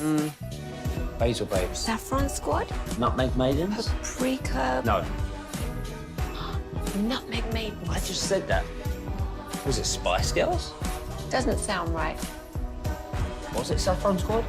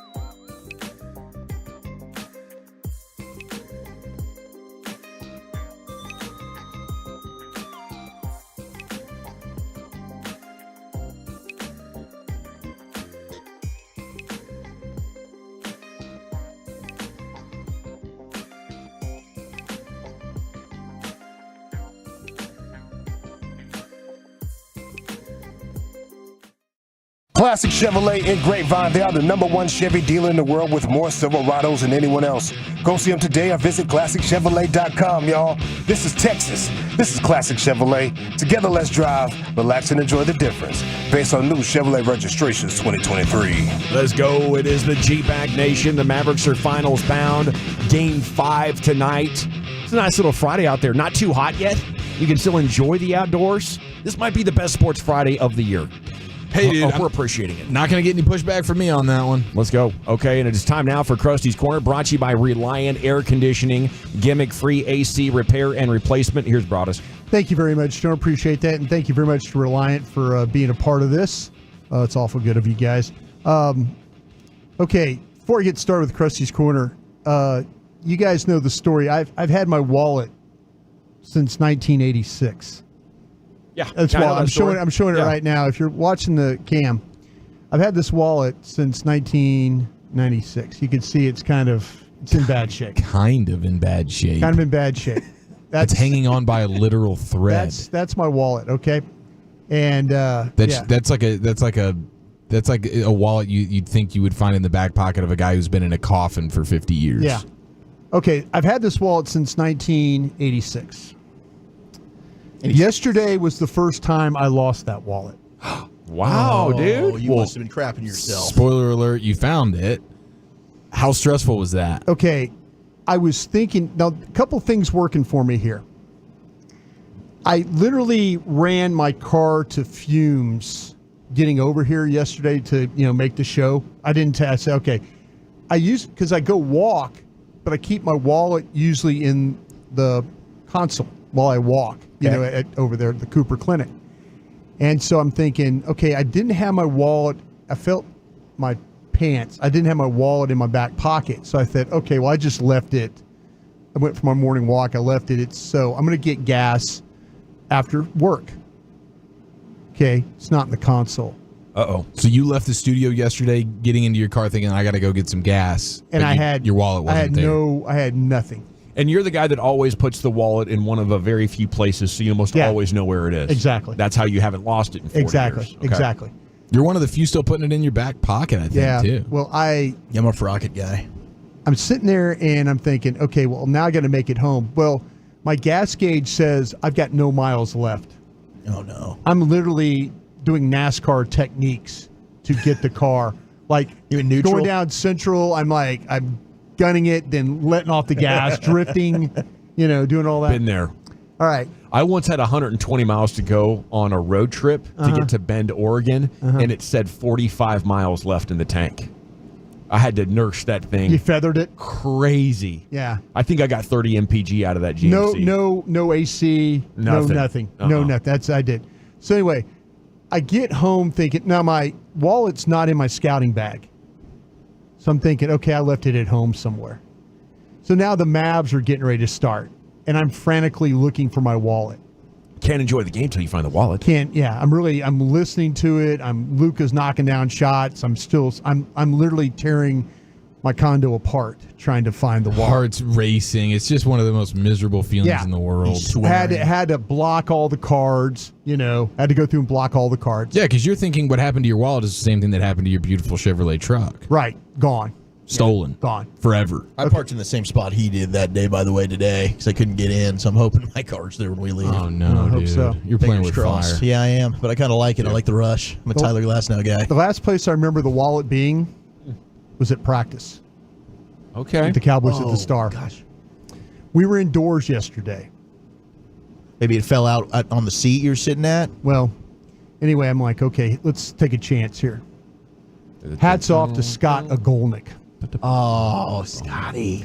Scott Agolnik, not only during the middle of the Mavs game, he made multiple calls to the security people at the Star and had them go search the area that we were in to see it. When I got over there, I was going to go afterwards. The Mavs were ahead by 30. I'm like, okay, I'm just going to go out to the Star, see if I'm going to use my media credential. I'm going to talk to somebody and let me go walk the area. Mm-hmm. So I call Agolnik and I go, hey, Scott, I'm going to do this. He goes, they found your wallet. Nice. Where was it? It was in my seat where I was sitting at the start. It fell out of my pocket. Okay. And was on the ground. And the guy over there, I got over there. The lady goes, "You must have some serious pull." Because 3 different people called me about your wallet.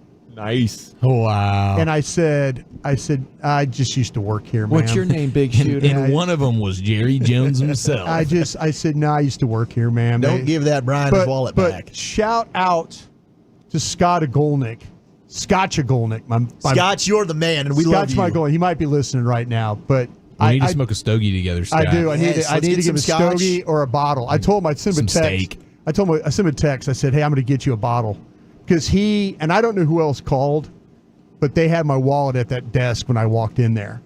And I want to thank them for finding it. But yeah, that was one of those scary moments where you're like, okay, I'm not going to find this thing. Shout out to Cowboys PR. They take care of us over there. Thank you. I really do appreciate those folks. MVPs. All right. You know, it's a Friday. We've got, I got to play a little game with you guys till we get to the weekend. I'm going to play a little true or false game with you guys. Is this similar to True or Fart? Nah, we'll go false. I don't want to take that segment. It's a good segment. But it's similar, right? Similar. I'm going to name a president and his favorite food, and you're going to tell me, is that a true food choice or a false one? Okay. Okay? Okay. Got it? Zach, since you're enthusiastic, I'll start with you. Okay, yeah. True food or false food? William Henry Harrison's favorite meal was squirrel stew. Squirrel stew. True or false? I can see squirrel stew being quite popular, depending on the age range of this, but I'm going to go with false on this. How about you, Chief? William Henry Harrison, his favorite meal, squirrel stew. True or false? I'm seeing him now, a very lean gentleman. I believe the squirrel to be one of the leaner meats out there. I think we're barking up the right tree on this one. I'm going true foods. Gavin, William Henry Harrison, squirrel stew is his favorite meal. Look at the schnoz on that guy, by the way. Man, I mean, there's buffalo on the prairie. No, I'm going to say false. He looks more like a rabbit guy. Lucius? He was probably in there being busy, man. So he's busy. All right. William Henry Harrison's favorite food? It's true. Squirrel stew. Squirrel stew. I knew it, man. He's got that squirrel, like I eat squirrel stew kind of face, you know? Yes. You know that when you see it. He passed away 31 days after he was elected. Bill Hank Harrison, huh? Bill Hank Harrison. Dawson. Yeah. Calvin Coolidge. Yep. Jennifer Coolidge. More of a Calvin Cambridge guy. True myself. or false? His favorite food is jelly rolls. Oh, jelly. Now, what is a jelly roll exactly? Let me see. Is that a jelly donut? Roll. Yeah, like a jelly donut. I could see that. I'll say true. Calvin Coolidge, jelly rolls. How about you, Chief? Yeah, I do think he was right there at the cross section as the 30th president of the United States of the advent of the jelly roll, but he was not the one. He's taking a little bit more care of himself than jelly roll guy. I'm going to go false food on this one. Wooly. I'm leaning false as well. He doesn't look like he was eating a ton of jelly rolls. Boys, Calvin Coolidge's favorite food was jelly rolls. Son of a... You dirty dog. You got this from his autobiography, didn't you? Oh, no. I did a lot of research. You got a gang of President 7? I got a gang of President 7. I thought he was a big apple pie guy. How about this one on you there, Chieftain? Yes, sir. Franklin Delano Roosevelt. Oh, FDR. His favorite food was tuna casserole. Ooh. True or false? I've literally never in my life heard of a single person reference eating or there you go. Thinking about tuna casserole. Love tuna, love casseroles. Never seen the collision course version of these two things. Tuna casseroles. I'm going fart on that. It does exist. I thought you were going to say I've never heard of a single person in my life having tuna as one of their favorite meals. Oh, no, I could see that. I grew up eating some tuna casserole. Gotta say it wasn't my favorite. But I'm going to say false. Yeah, I'm going to say false as well. Tuna casserole shouldn't be a favorite dish. It is actually false. Thank you. There we go. Franklin Delano Roosevelt, his favorite meal was a grilled cheese sandwich. That's a good one. Wow. Yeah, it's solid, especially if you can sprinkle in some brisket.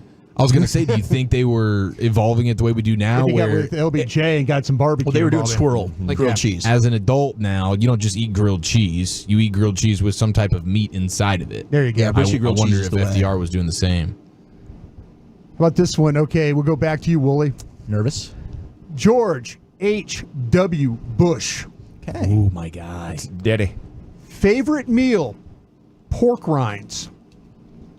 Oh, man. I feel like a meal? Meal. A His meat. favorite meal was with pork rinds. Hey, the meal With is just pork rinds. a Yeah. meal as a with? side, like okay, a you know, I'm side going to dish. say true on this. I could see him definitely being a fan of the pork rind. I know one president thing has that going on in one way or another. I'll say true. Chieftain? Yeah, I think I'm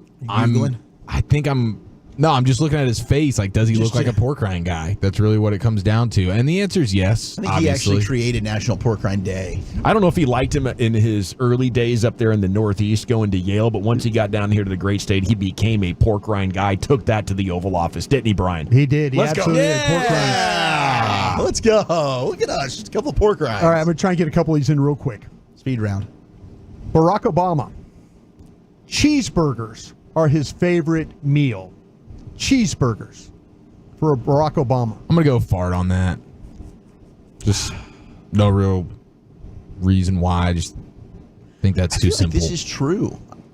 I could see cheeseburger being your favorite meal, especially if you get one from me.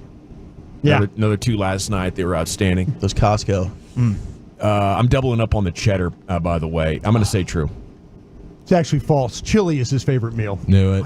Really? Chili-test. And the final one here. I thought it might be a Hawaiian dish that once I thought about it a little bit more, but Yeah, more like he could be the pork Okay. rind guy. He could be Spam the pork rind musubi, guy. pork Yeah, rinds, spam, yeah, there you pulled go. pork, There you go. huli chicken.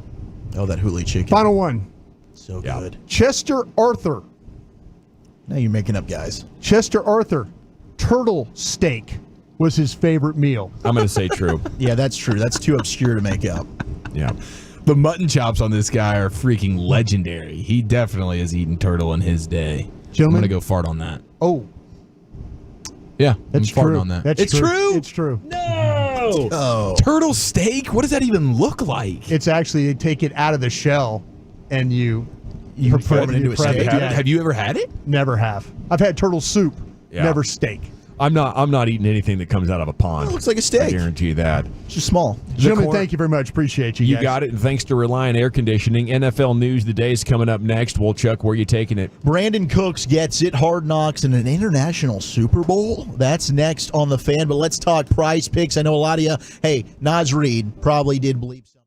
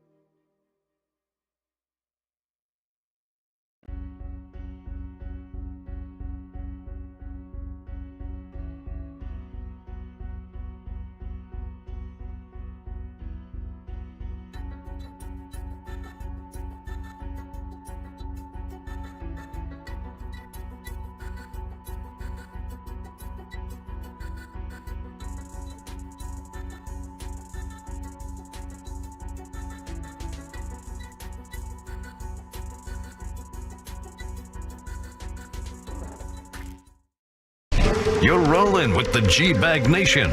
Let's do this. Right here on 105.3 The Fan.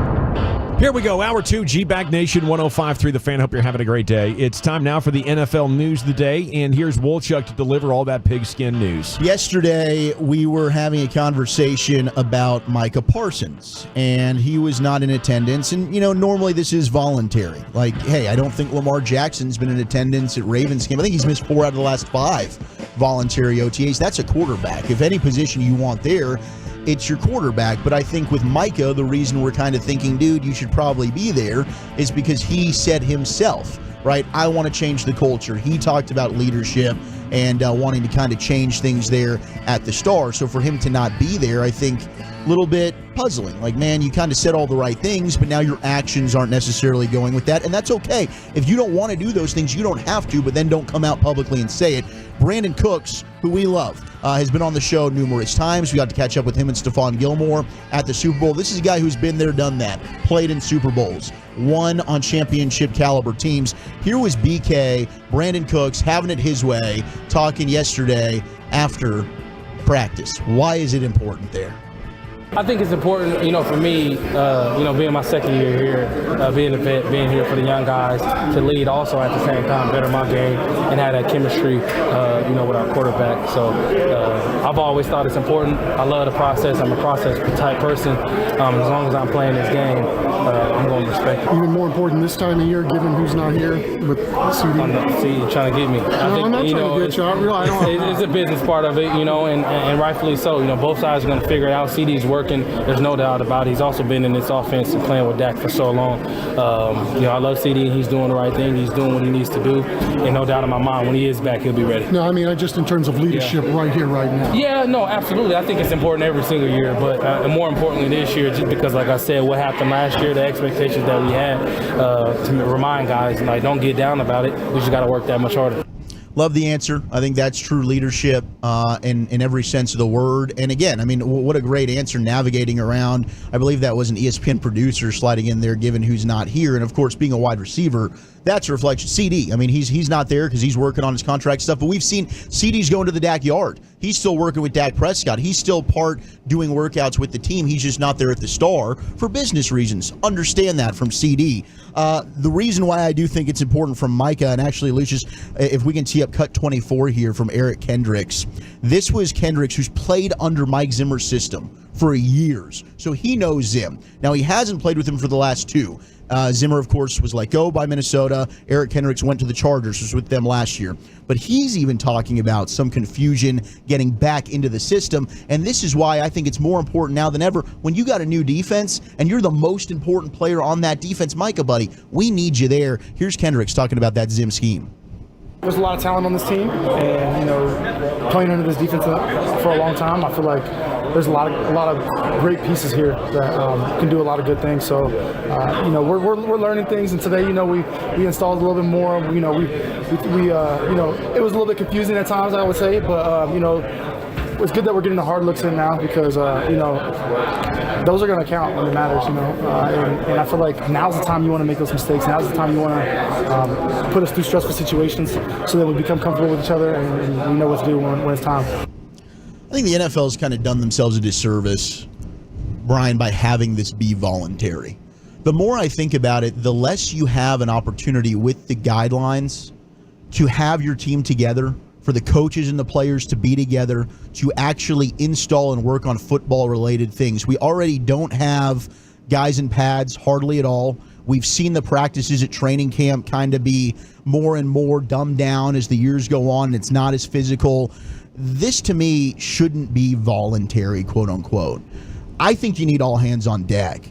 I don't think that this is something where, you should really have a choice in the matter. Hey, if you're holding out, you want to get your money, you're trying to signal to the organization, I'm unhappy, go get your bread. I understand that. But in situations like that, to Eric Kendrick's point, we're trying to install something new here. This is a guy who knows the system better than anybody. Yeah. He's having issues with it. That's concerning a little bit that we're going to be a little bit behind the 8 ball for some guys that aren't there. Well, this is why that teams with new coaching staffs, they give them extra practices or extra opportunity to do these things. Me personally, I feel like just dump all these and go for the ramp up right before training camp. That's what I care about. You know, I would be far more interested in 2 weeks before we go to Oxnard that we have camps or classes or practices, whatever you want to do. You know, get in shape. To me, the problem is I just worry about, as a former personnel guy, I always worried about injury. That time period between the end of the OTA and the training camp, I always worried about that because players go home and they don't train like they have. Now, the rookie players do because they stay. But anything to get the thing closer to, and to your point, make it mandatory. Yeah, you have to be here for the ramp-up period.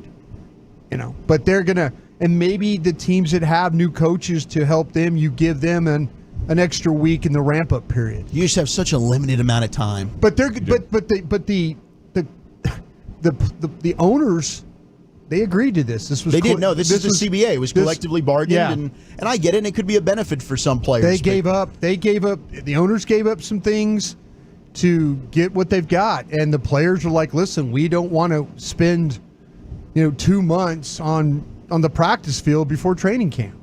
So and there's ways you can take maybe some of the physicality out of it. I mean, hey, if we're just doing walkthroughs and at least we're going through, this is where everybody needs to be. Maybe we're doing some film study. Yeah. I mean, there's ways you can implement what you're going to do without it necessarily being a physical. We're putting guys at injury risk here on the practice field. The mental aspect of it is just important. Give me the practices before the ramp up that are like that have got some pace to them, and then as we get to training camp, give me more padded days.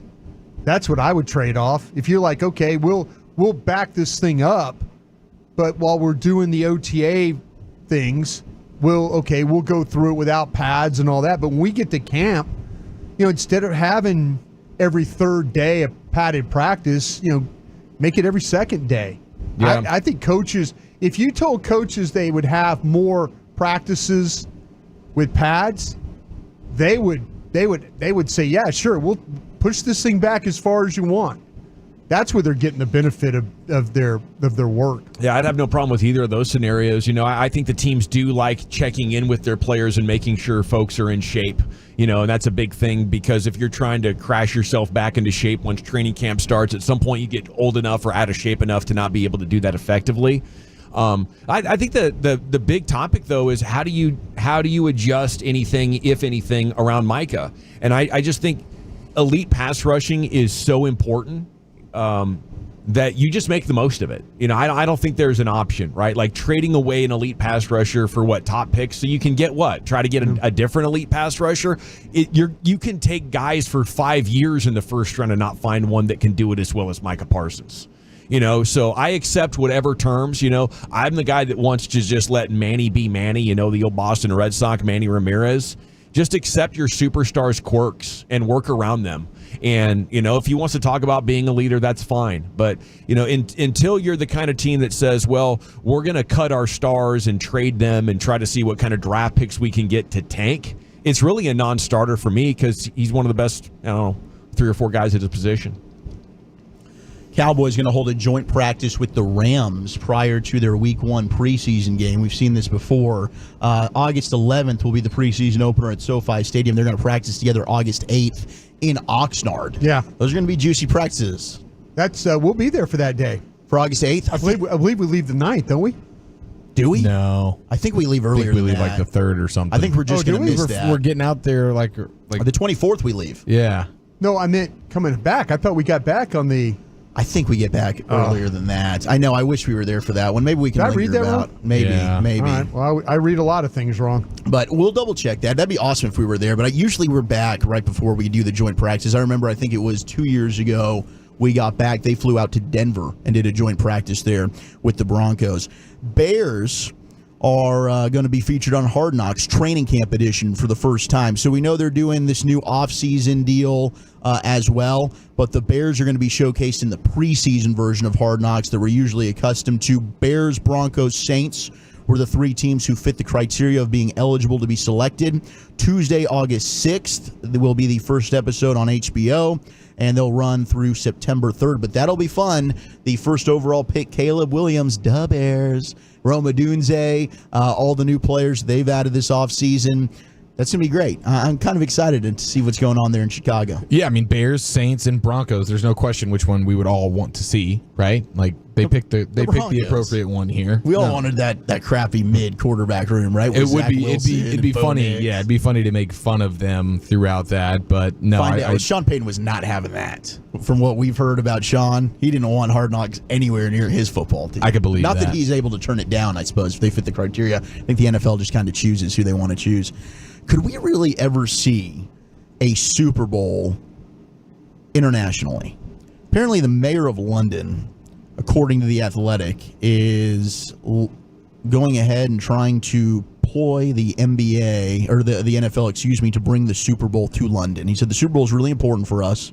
We have a number of American football games, and I want it to come here because we want American sports fans in Europe to come to London to watch them, not just go to America.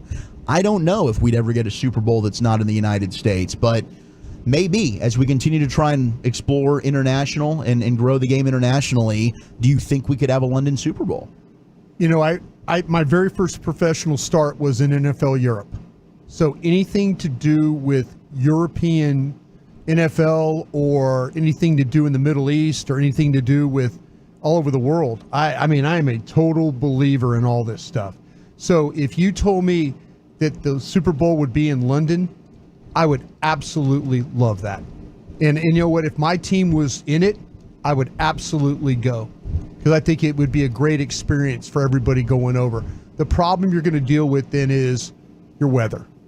You know, do you want the weather affecting the game? Do they do indoor stuff like over there? Wembley or some of the stadiums are they able to close that? I don't. The stadiums they play in currently, I believe Tottenham is open air. Yeah. I know Wembley's open air.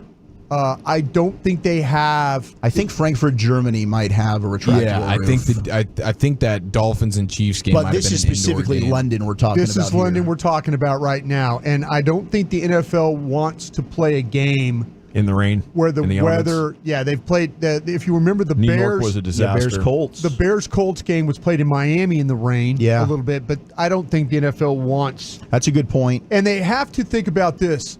The NFL makes all its money on sponsorships.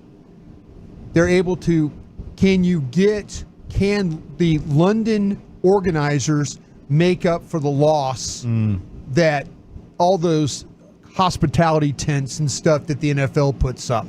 Another great point. Yeah, if London can tell you what can make up for the hundreds of millions of dollars for that, you have a shot.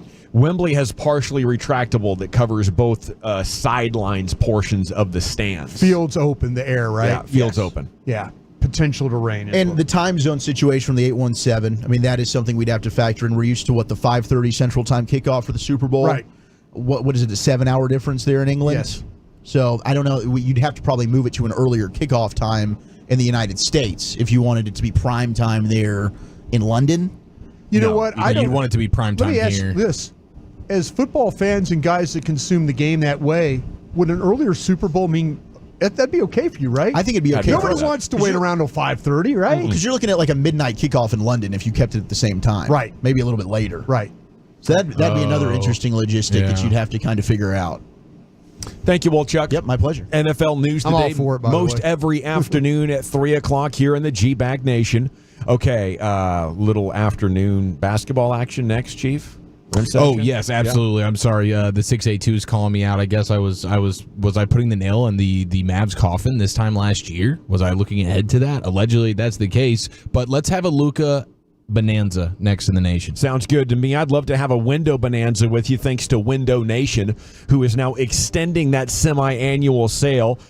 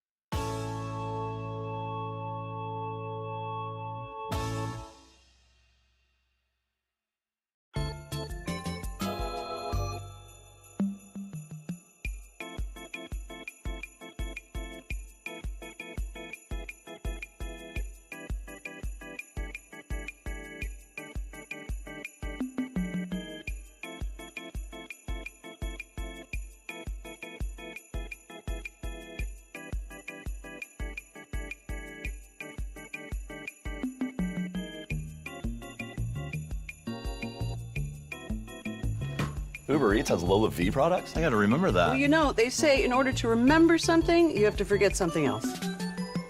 Okay, now that is a very cute haircut. That's like a little shag. I've never seen it before. Well, I mean, of course you have. It's the Rachel. Oh, is that your name? No, I mean like your name. No, I'm Jen. My name's Jen. Right, but I just mean like this is your haircut. But that's hair on your head. I'm not saying this is your hair. Okay, freaking me out a little bit.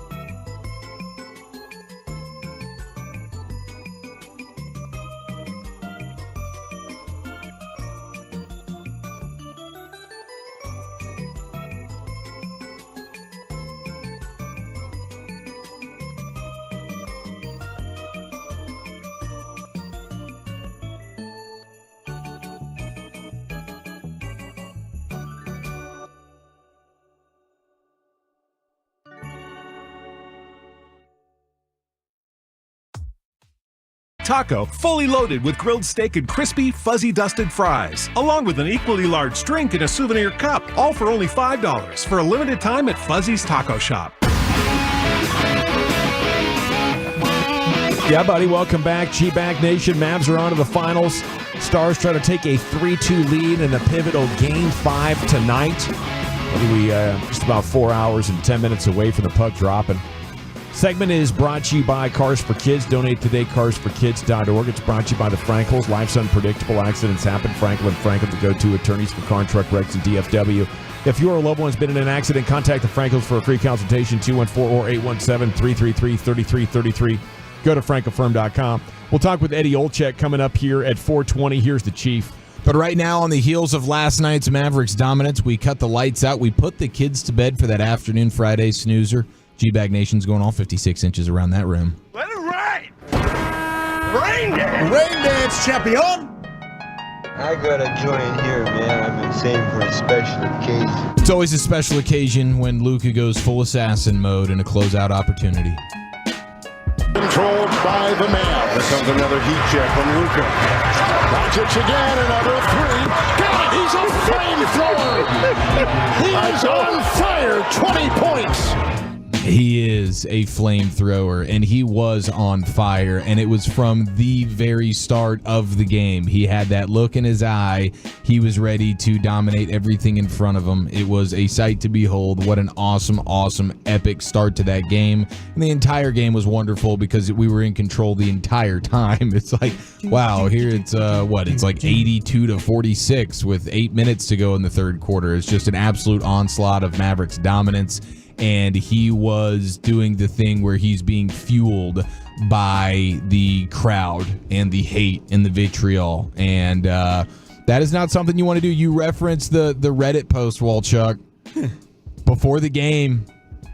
Reddit Timberwolves, somebody was in there, that the T-Wolves Reddit saying, if you are going to tonight's game, do not boo Luca. No funny business. Luca feeds off this. We watched Jamal Murray feed off it when we tried to boo him off the court and almost lost the series because of it. Don't poke the bear. Throw Luca off by being quiet when he has the ball. Well, of course, that was not the case. There was one particular individual who was in the stands sitting very, very close, and he was apparently saying some ridiculous things. Now, we have some sound of Luca, who was asked by Tim McMahon after the game about what was being said, but we got the reporting from Ben Golliver. A Target Center fan was waving a handkerchief at Luca early in the first quarter, apparently in reference to him crying for fouls, and you could see video of this dude, grown adult man with more salt than pepper in his hair, and he's doing the boo-hoo hands on his face at Luca as Luca is sending back to him with an and one situation. Who's crying now, mother bleeper? But so this Doncic guy saw him and smiled, and then he just continued to look at this guy and point him out every single time Luca got a basket. It was amazing. So this guy, like 1958 handkerchief kind of guy? Yeah, apparently. I mean, he was like of age to have the handkerchief. Yeah. Oh, wow. Your dad used to always have one in his front pocket. Always. He'd be like, "Oh, son, you need to blow your nose here." I always had the handkerchief. Dad, there's boogers on this. Yeah. Why is it still in your pocket? Yeah. That's crazy that was a thing. Yes. I can't even fathom why. No. Anytime something goes in my nose, it immediately goes in the trash. It doesn't go back in my pocket for more. That generation would go to town with that hanky too. Like once it was wrapped around your finger, it was no longer picking your nose. Yeah. They just get after it. It was just like, it's like this grants you the permission to just dig as far into your body as you want. Man, somebody didn't even know what hand you want. A used one. Yeah, like oh, here you go. That's crazy. I got your back, buddy. Yeah, I got your back. Oh my gosh, what a disgusting time! I'm glad we didn't experience that, Chuck. We didn't live in the handkerchief era. No handkerchiefs for us. When did that? Do you specifically remember when that went away? Oh, handkerchiefs! I believe handkerchiefs. Okay, that's when I was born. That's perfect. If you remember the movie Pretty Woman, like walking down the street, like Richard Gere hands her a handkerchief. Yeah, he does. Yeah, he does. That was the last time anybody ever did that. Fantastic film. Yeah, very much so. Yeah, very gentlemanly. Oh, and she's a classy lady. Here's Luca, and he's interacting with Tim McMahon in the postgame as McMahon asked him about the trash-talking fan. Was there one fan in particular that you kept going at early on? And yeah. What was that about? Oh, I can't tell you. If I tell you, I can sue him. But that gets me going. Everybody knows that by now, so just gotta do it. That's right. I mean, he's getting booed as he's getting the MVP trophy. He's booing right back. Everybody does know that by now. Joy. Luca, I'm so you're glad 100% he's right, ours. except for the fans in Minnesota. McMahon. There's going to be one idiot, There's always. Yeah, there's 5,000 people within earshot of the court, and all it takes is one of them. Well, not everybody has Reddit. Maybe they should have made it a little bit more public for the guys that don't check the hilarious Reddit bit, by the way. I love it. Amazing. I assume the hanky was clean. McMahon made he went after the wrong story here. You need to figure out why his beer got taken away from him at Finley there in the just locker. casually. Yeah. I mean, how about that from Finley being able to just casually pull that right out of his hand? Luca's like, what the hell? What do we not? Is it against the league policy to drink in the locker room? No, not at all. Not at all. They're providing champagne for the Lakers to win the fake in-season tournament championship. Yeah, thing. McMahon needed to get on that story. Yeah, my two theories were, weight related. Maybe, hey, we don't want you putting on the extra calories with the beer. 2, job's not finished yet. We got 4 more. Slow down. He probably saw that off camera. He'd already had 12. Oh, that could be the case. Yeah, that's the other thing. Then he shotgunned a couple. He took training scissors and slammed it inside of the beer. Him and his dad are back there. They've already gone through a pack of heaters and a case of beer. It was just so smooth just there. Ripping and running. The veteran Michael Finley, and then the way Luca just looked at him and scoffed and just sort of shook his head like, okay, I guess I can't have my beer. I wish Luca would have pulled out a cigarette then. It just everyone else is doing the cigars. Luca's got the cig. I think that would be great. I mean, why couldn't he at least have one in his ear when he's crossing folks up and hitting step back threes? Why not just at least have one in the ear? What's the harm in that? Coaches can have the pencil. Why can't Luca have an unlit heater in his right ear as he's cashing out step back buckets, dagger style, over a defensive player's ear? Larry Allen used to carry a can of Copenhagen in a sock and play the game with it. Luca got a pack of smokes down there in his. The Larry Allen video almost decapitating Jose Cortez after he missed that extra point started going viral again yesterday. I shared it on the Twitter. Oh, I need to go look at that. Oh, my goodness. I thought he took that guy's head off. I loved the graphic that they put up because it was just the first half dominance from Luca and Kyrie outscoring the Timberwolves' entire team in the first half. Just the two of them together. They scored 44. T-Wolves scored only 40 as a team. And they had the same amount of assists. I mean, it was hilarious. Luca outscored the Timberwolves in the first quarter by himself. He put up 20 by himself, and they had 19. It was crazy. The only duos in NBA history to both record 30-plus points in the game to advance to the finals. is Kobe and Shaq in 2002, Kyrie and LeBron in 2016, and then now Kyrie and Luca this time around. So this duo is ridiculous, and Kyrie got off to a bit of a slow start in that first quarter, and then the second quarter he was back to being an absolute ruthless animal, and he goes shot for shot with Luca, ending up with the 36 points. And you can still see, like, I was kind of blown away at the speed that he still has, dude. I know. When he really wants to be aggressive, Kyrie, and like nothing's gonna stop me, I will blow past any defender and I will get to the rim and I'll finish in a crazy way. But his speed and his quickness is still like eye popping at times. He had that one possession. Stops. I think it was a kick out to PJ Washington in the corner, and then PJ buries the three. But he's just dribbling around 3 or 4 different Timberwolves, and absolutely, like, the quickness. And we know the ball handling's out of this world. He might be the best ball handler in the history of the sport. But his ability to just maneuver around people but also still have the floor vision, now I'm going to find a wide open spot up corner 3 shooter, it's just brilliance. Mavnificent was the headline for the Dallas Morning News. I don't know how you guys want to grade the headline. Mav-nificent. After 13 years, Dallas finds its way back to the NBA Finals. But that was the headline from the Dallas Morning News here. I thought it was pretty good. You know, if anybody wants to outdo them from a headline standpoint, then please feel free to text in. I'm pretty sure they're holding their best stuff for the final victory. For sure. Yeah, they probably got a couple in the chamber. Yeah. But it's good, though. You know, that's a tough racket they're in. The best defended field goal percentage at the rim among all centers this playoffs, number 1 is Daniel Gafford. Only giving up 46.3% to folks when defending at the rim. And number 3 is Derek Lively.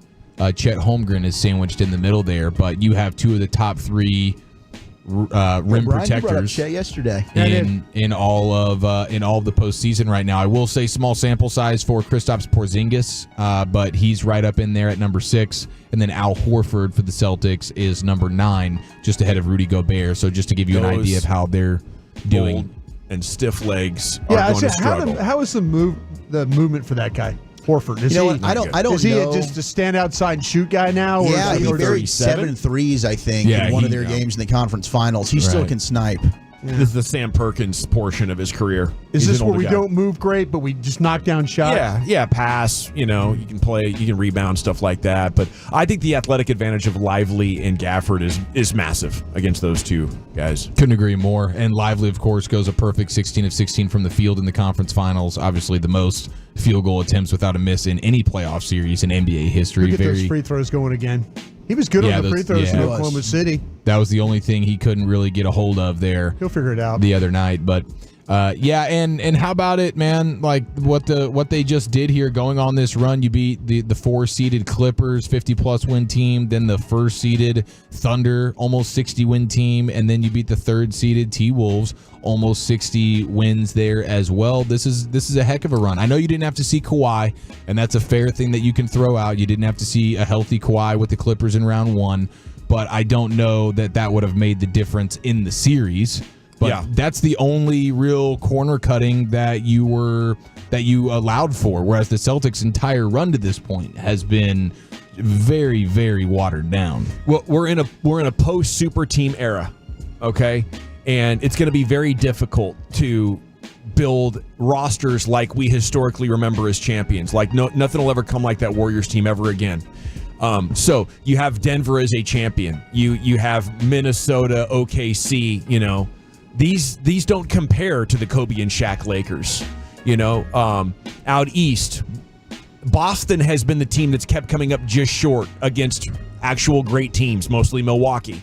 You know, Milwaukee's hurt, so they get through. But, you know, with no Giannis here, there's no other, like, you know, great superstar. So what I'm saying is the Mavs have managed to accumulate more talent than this era with the salary cap should allow you, because Lively is such an amazing rookie, because Kyrie Irving took a little bit less, and because somehow Derek Jones Jr. fell into your lap as an elite 3-and-D guy, knocking down threes, the best on-ball perimeter defender I think I've seen in the playoffs so far because of his length. Mm-hmm. And as a result of having like those 3 or 4 things, you have collected essentially a super team in a non-super team era. That's why you waxed them. You didn't just beat 4-1-3; you destroyed them. You know, and yes. I'm just thrilled about what we're about to watch in the playoffs because I don't think Boston is that either. Yeah, you know, they're a team that lacks a top 5 MVP candidate. They have good depth and good veterans, right? But in my life, that gets you eliminated in the second round. The champions look like the Mavs look like right now. Yeah, they have not been tested anywhere close to what the Mavericks are about to present for them. So looking forward to breaking down what these NBA finals are going to be. I did want to mention that moment last night where I guess it was like Luca on the ground getting the turnover, the ball goes out, but Josh Green attempted one of the most interesting passes ever that didn't result in a bucket, but it was an incredible like globetrotter style play. To Gafford, like Green to Gafford, Gafford back to Green, back to Gafford, and then Gafford gets fouled. It was awesome. It was great. I kind of want to get a Fitbit on Josh Green. That dude was flying around. Yes. Couple of incredible passes. The behind the back one, the tip one. Yep. And then the extended bounce pass. Diving for loose balls. Yep. Knocking hustle guy. Yeah. He is. Bit of a jitterbug, but he's been valuable for sure. The Hardy Party stuff has been cool. I'm playing the long game with Green though. I'm waiting. Yeah. I'm not moving off of him unless somebody's going to offer me a great player with a long contract. I'd move the hell off. Would you? I think Josh Green is what Josh Green is. We've been saying this every year. He's still so young. Is he? Yes. He is. What is he, 22? I don't think he's getting much better. But not seeing. But I'm hopeful. If you are, I'll hold out a little bit of hope. Not seeing Tim Hardaway Jr. has been awesome as well. Shout out to Jason Kidd for hitting the right notes from that standpoint. I did want to just point out one more time as we honor Luca today, and again, what an amazing experience watching him undress that entire team and that entire arena throughout the course of that game, but especially that start. It was legendary. All-time leader in playoff points per game after a loss. We knew that. He only rose that number up a little bit more. We mentioned postseason bounce-back Luca is a different animal. He's also already 7th all-time in career playoff road 40-point games. Woo. So just a statistic to reflect the fact of everything we understand about him, where he is somebody that feeds off of that negative energy being on the road, and it fuels him, and you should be frightened. Thank you, Chief. Yes, sir. Top 10 with the Wooly Bullies coming up at 4 o'clock because Eddie Olczyk's going to join us talking hockey at 4:20. Chief's got your biggest L's and biggest dubs coming up next in the nation. But let's talk Trajan Wealth. That's Trajan Wealth today. If your current wealth manager isn't hitting it out of the park for you, step up to the plate with Trajan Wealth today.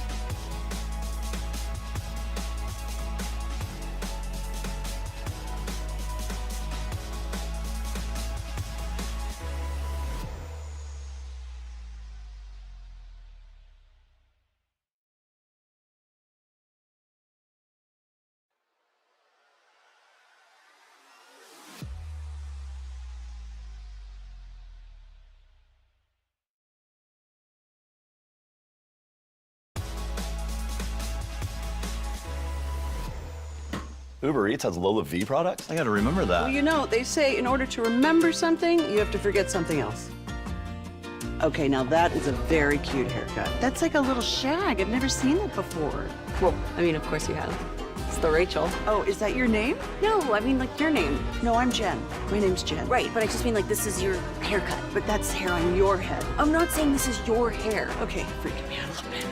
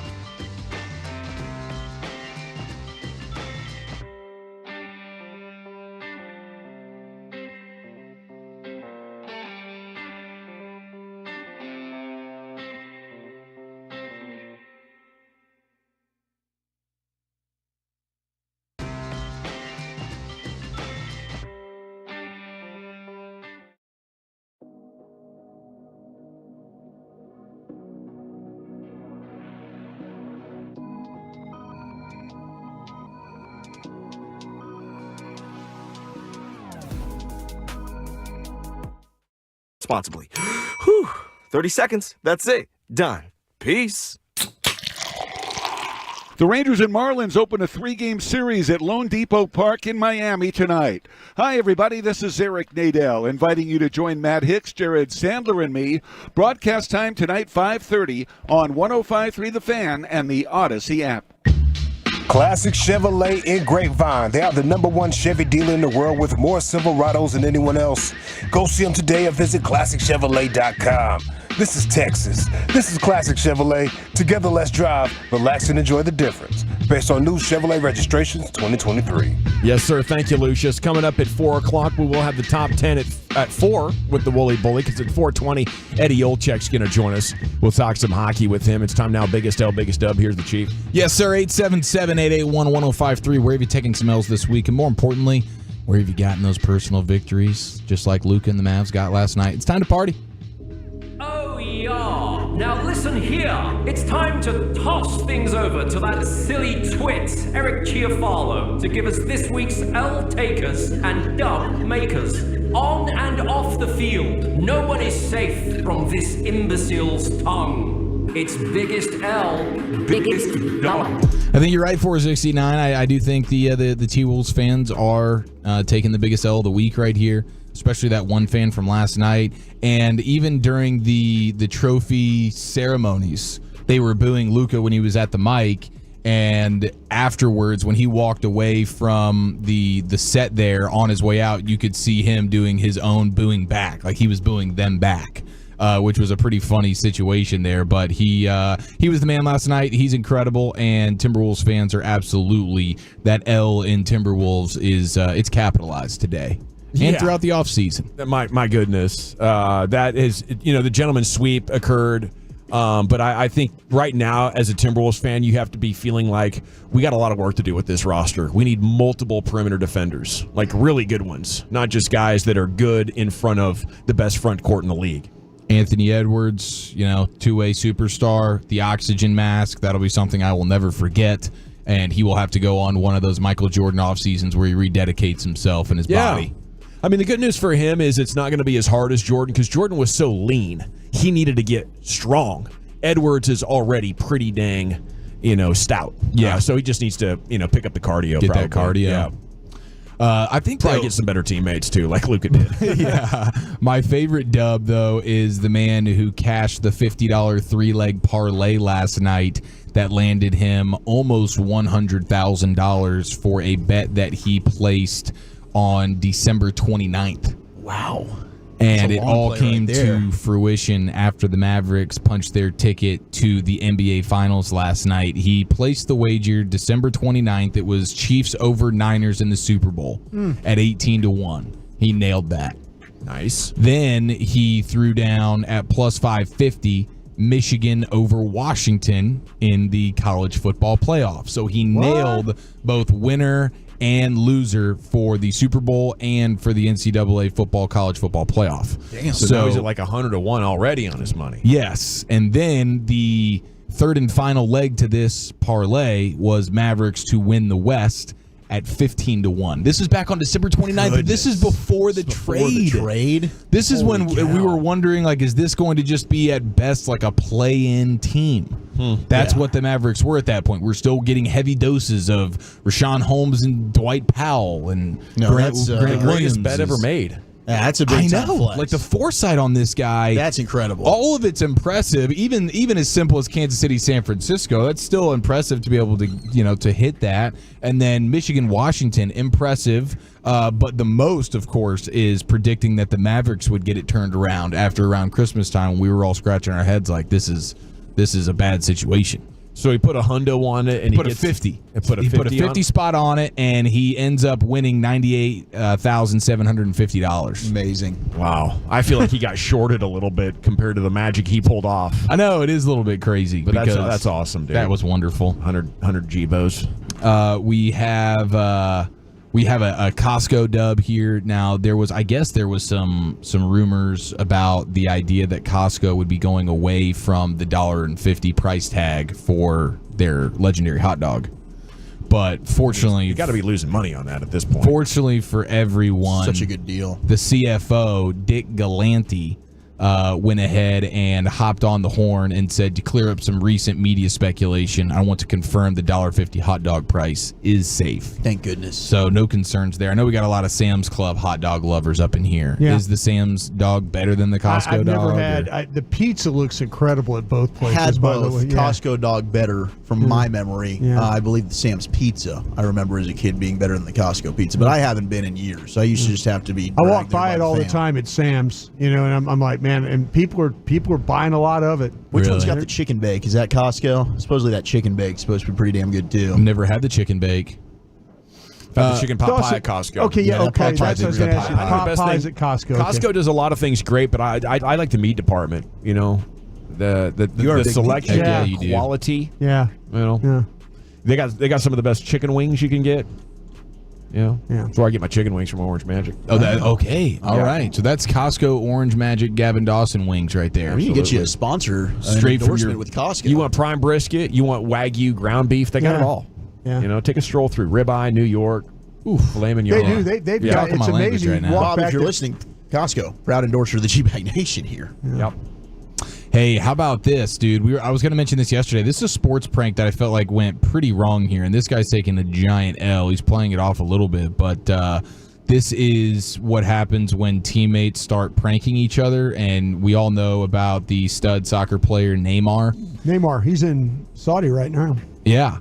Well, him and his teammates, I guess, have like a little like prank situation that they're doing, and so one of them was one of his teammates tied knots in his shoes at the start. Like, this started off the prank wars, and it was like tying knots in his shoes, so his shoes are stuck together when he's trying to put his shoes on for practice or whatever. Okay. Pretty like not annoying, that big of a deal, just annoying. Childish. Yes. Now, if you can cinch that while they have them on, now we're talking.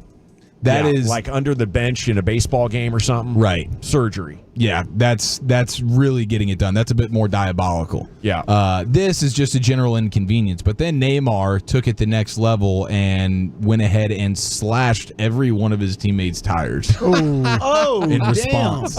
All 4 tires. Bro, you're trying to be cutesy here. I'm let me get you back real. Like, that feels like, okay, you may have crossed the line a little bit. Probably not a cheap vehicle he did that with too. By Probably the way. doesn't like that guy. Is a Mercedes or one of those? I mean, maybe a BMW. I mean, there's got to. It probably had to be pretty expensive. See, that's got to be a reaction because some people don't have a sense of humor or good like prank imagination, so they do a crappy prank on you that's just an inconvenience and annoying. And you're like, oh, you think that's funny that I got to do this? Well, watch this. Now, is that funny? I've got to buy 4 new tires. You poked the bear. It's ridiculous. In a huge way. Like, my kids were trying to prank Nana. They just set a glass of water outside of her door, so she knocked it down all over the carpet. And she's like, this isn't a prank. A prank is a good joke. This is just really messed up. This is just annoying. Just created work for me. Ruined my day is what you did. The 817 says they took a big L today. They bombed their hearing tests and will be needing hearing aids after all. But he's bouncing back with a dub because he did take the full day off and he's getting a little fishing in this afternoon. Yeah. So that's how you respond right there to a little adversity. Test, yeah.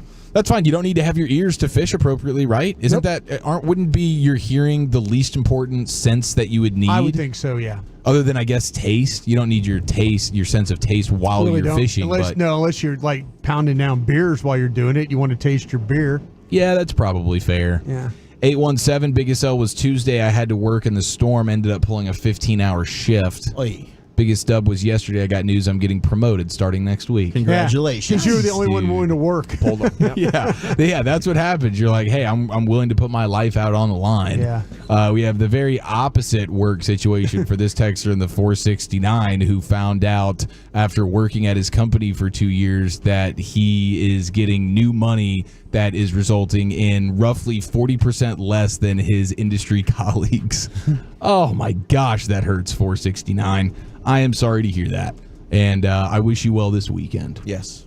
The chicken bake is at Costco, by the way. Thank you. Was that text from Wolchuk? Wolchuk, are you texting in right now? No, I don't No, have you're not you doing know that. I can't do that. Wolchuk's not a 469 anyway. He's a 214. I'm a 214. That's right. So, cat's out of the bag. Maybe I not should change Wolchuk. that. Wolchuk's definitely not that guy. 214 took an L today. Crush says, I'm not her type. Someone asked my crush what their type is, and she says a real man. Ooh. So I'll be going to the gym now. He's calling starting himself Monday. not a real man. Yeah. No, I'm no, a real boy. That's what her response was. So man. she's sort of putting that on him. The implication is that he's not a real enough of a man. Now maybe, hey, but what is her standard of real man? If it's like a guy, if Dan Campbell is the standard, we're all bleeped. You know what I mean? Like none of us are real men. You know? So who knows what her particular standard is? But he's getting in the gym, so ultimately this is going to work out for this guy. Yeah, I mean, this is not a show for the real men. The only one might be Lucius. Gavin, I think, as well. You could survive a wilderness. We can't change our tires. Well, I could change my tire. I just can't change my oil. Not a real man. I just know when to be quiet. I mean, I could do it if I had to. I'm just too damn lazy. Change your tire? Yeah, if I had to, You've been I could smacked figure it one out. too many times, Dawson. And also, big dub to Eminem fans. Discount tire. We got the release of the music video and the song Houdini from Eminem, which is a single off his upcoming album, The Death of Slim Shady. And it was actually pretty dang awesome. So I'd encourage all of you to go soak The new that all in. tunes? Yeah, new Eminem tunes. There's a nice dub. Right on, dude. Thank you for that report. Yes, sir. It has been a glorious week of dubs here for DFW, and we expect that to continue tonight. We'll talk with Eddie Olczyk about the NHL on TNT and your Stars-Oilers matchup coming up tonight. That's at 4:20. The top 10 is next, Bully. Where are you taking us? Yeah, let's continue the basketball conversation, celebrate our Mavericks.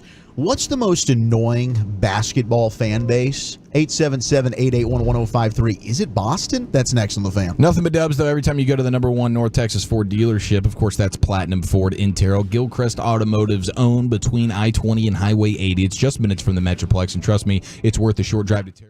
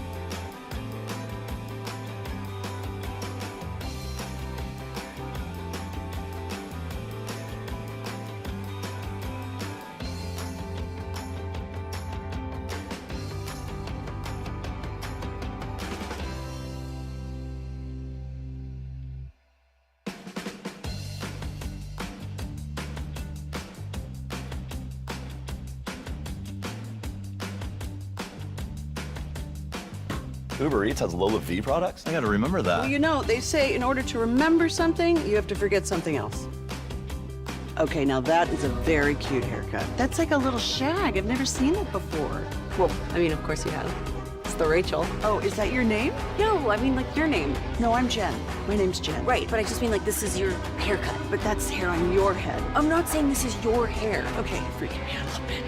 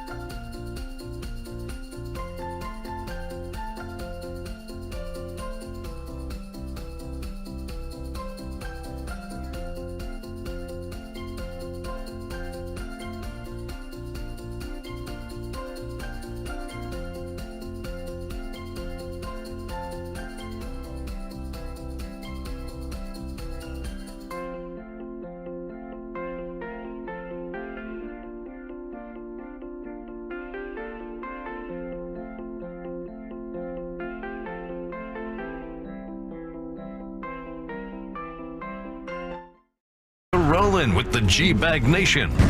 Right here on 105.3 The Fan. Welcome to the nation. Yeah, baby. It's hour 3 of the nation. You have Rangers pregame coming up at 5:30. They're going to visit the Marlins tonight, and very much looking forward to that. We have hockey coming up at 7:30. Eddie Olczyk's going to join you at 4:20. Just did some basketball, and you can listen to any segment again at 105thefan.com, Twitch, YouTube, but also with the Odyssey app, instant rewind functionality. You're just going to love that. If you haven't dove into that, you should.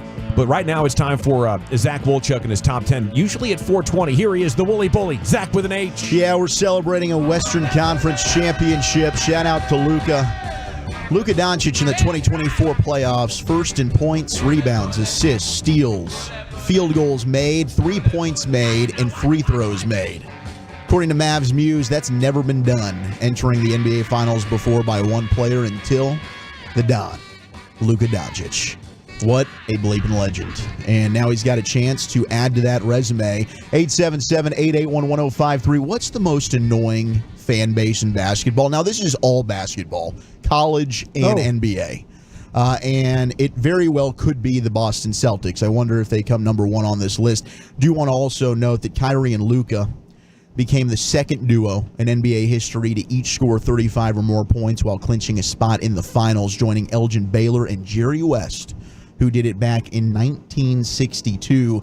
And how about the Road Warriors again? I mean, this is a theme with all 3 of our teams in championship contention. Of course, Rangers winning the World Series. They go 11-0, never been done before on the road. Mavs now 7-2 as they enter the NBA Finals on the road. And the Stars, they're back home tonight taking on Edmonton. Chris Tanev listed as questionable, and Pete DeBoer saying he's optimistic he's going to play. We'll catch up with Eddie Olczyk, see if he's got any more information on that as he'll be on the call for TNT tonight. But the Stars 6-2 on the road in the playoffs. So it's been just road domination by our DFW teams right now, just taking it on and absolutely, galvanizing, right? Nothing like hushing that road crowd. What the Cowboys needed was to play Green Bay up there at Lambeau. that would really changed everything for them.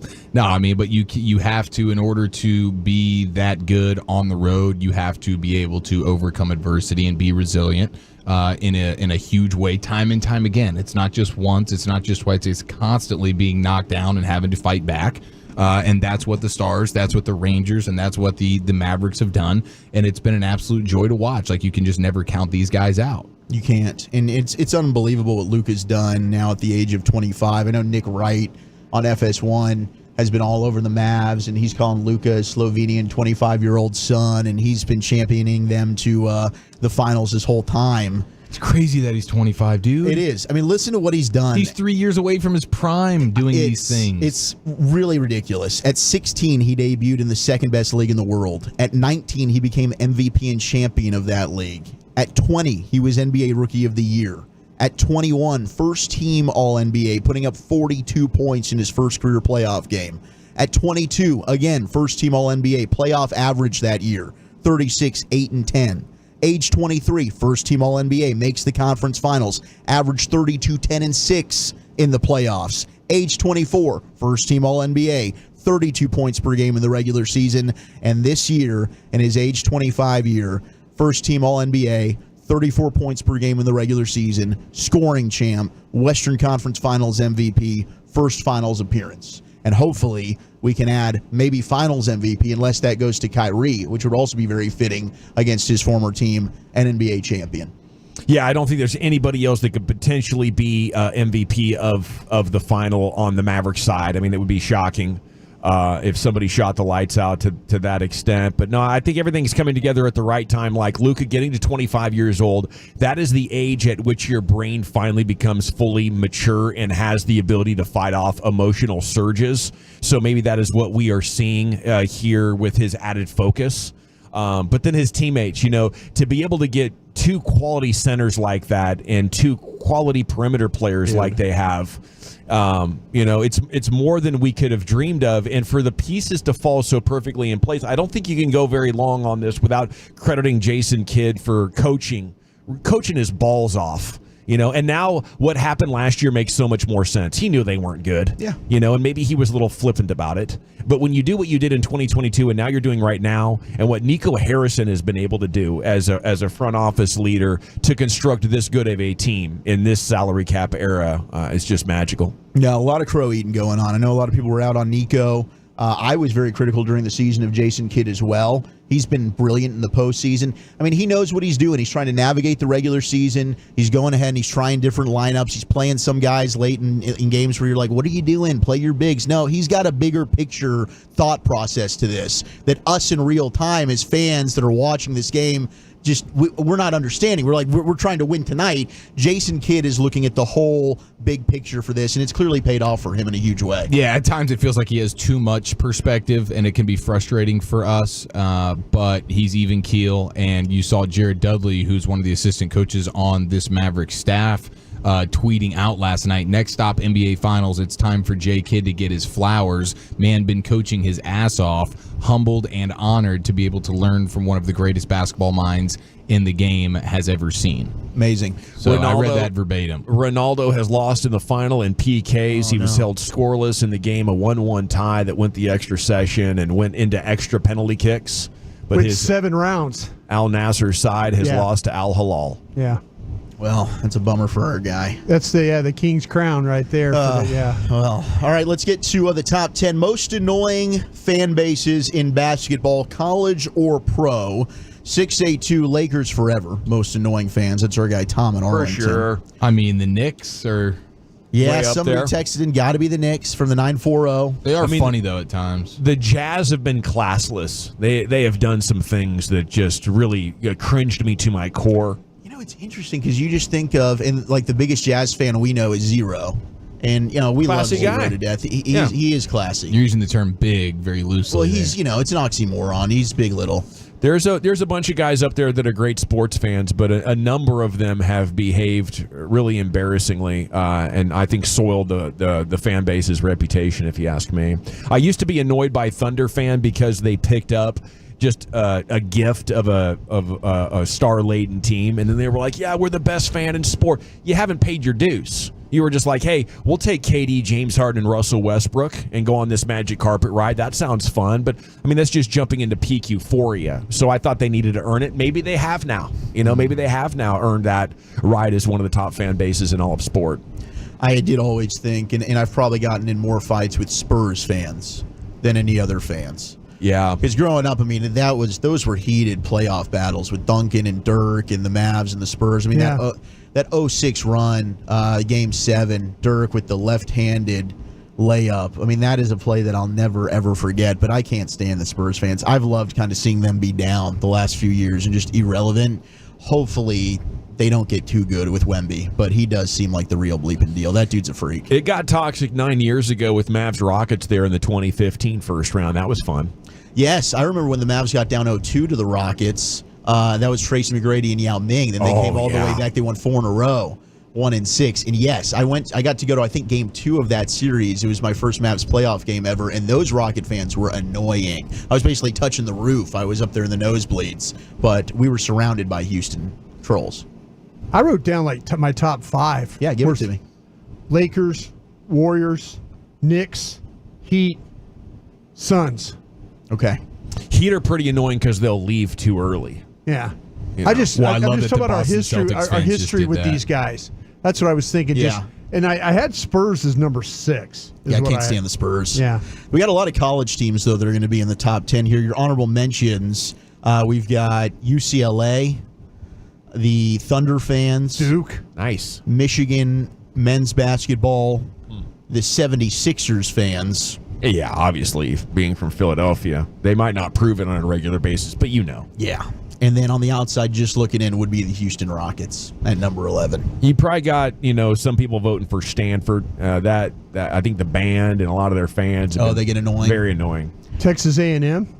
See, I think in general, but you're not thinking about them as basketball. I'm just thinking general fan base. College football, I think A&M, and no disrespect to the Aggie fans no out there. Disrespect, but I think there's a lot of Aggies are number 1. There's no doubt. And Texas is up there as well. Both of them have just kind of had unrealistic expectations. Finally, Texas lived up to them last year. Made a college football playoff, and I hope they're good in the SEC. Number 10, Kansas Jayhawk men's basketball. Rock Chalk. You got to go to a game in Kansas, didn't you? Yeah, Was that one awesome? of my buddies went there, so I went up and watched. TCU went up there and played a game. So yeah, it was great. I mean, seeing a game in the Fieldhouse is legit. Yeah, it looks badass. They are probably like, the most elitist of your college basketball fans, though. I knew quite a few Kansas fans. It's kind of all they have. Yeah. And now I guess they're trying to revamp and build a new football stadium and put some money into the football facility. So maybe that'll turn around. They had that one good run. Was it Mangino? Mark Mangino? Yes. Big Keith Talib was there. Was it Kyle Reese? Reese, yes. Todd. Or Todd Reese? Todd Reese. Todd Reese was the quarterback. And then Briscoe maybe at wide receiver. Yeah, Reesing? Todd Reesing. Maybe it was Reese. R-E-S-I-N-G. Like it was that weird year in college football. We had Mizzou and Kansas playing at Arrowhead as 1 and 2 in the country. Chase Daniel, Jeremy Macklin. Unbelievable. That was the situation. Sean Weatherspoon, perhaps. It was a fun year. Number 9, the North Carolina Tar Heels, men's basketball fans. Shout out to Jesse Holly. Number 8, Cleveland Cavalier fans. I think you could see that after everything that went down with LeBron. Yeah. Definitely. Oh, the vitriol. Yeah, if I was LeBron, I might not have gone back the way that he was treated after that. Number 7, very low, the Boston Celtics. Wow. Yeah. Kind of surprised that they're Very not higher up. I surprised. think if this was like when the players vote on these things, though, the Celtics are always much higher. Yeah, but like 'cause from they're a just fan perspective, I guess it's a little bit loud different. and racist and vulgar.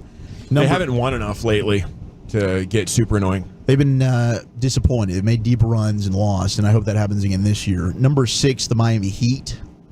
I have always been annoyed with Heat fans as well. Because it seems like they're a bit fair I was just weather. thinking that my history with them, it ain't good. Yeah. Number 5, New York Knicks. Yeah, especially if you ask a Philly fan right now, the way they invaded it. But their whole song and dance on draft night, they're a little bit elitist as well. People are texting in Mavs fans. Like, are Mavs fans annoying because they refuse to put on the shirts at the home games? That is annoying. Like, I think us as Mav fans are annoyed at other Mavs fans That for is so stupid. I mean, I will say even at the World Series, I was frustrated with other Ranger fans who were there. It's like, you guys are sitting on your hands. Let's go ahead and make this a tough home crowd. I mean, objectively, like, we have the most unlikable superstar in the game right now with Luca, and we're probably out here defending him. We are, but he's also great. He deserves that. Like, we acknowledge that he's whining and complaining, and that ticks us off too. But he's an all-timer. But the bottom line is he's ours, and he's an absolute badass, and he's going to go down as a top 10 player to ever play. Yeah, and we got to recognize the greatness. That's going to annoy people. Just buckle in. Number 4, the Kentucky Wildcat fans. That's Will Chambers right there.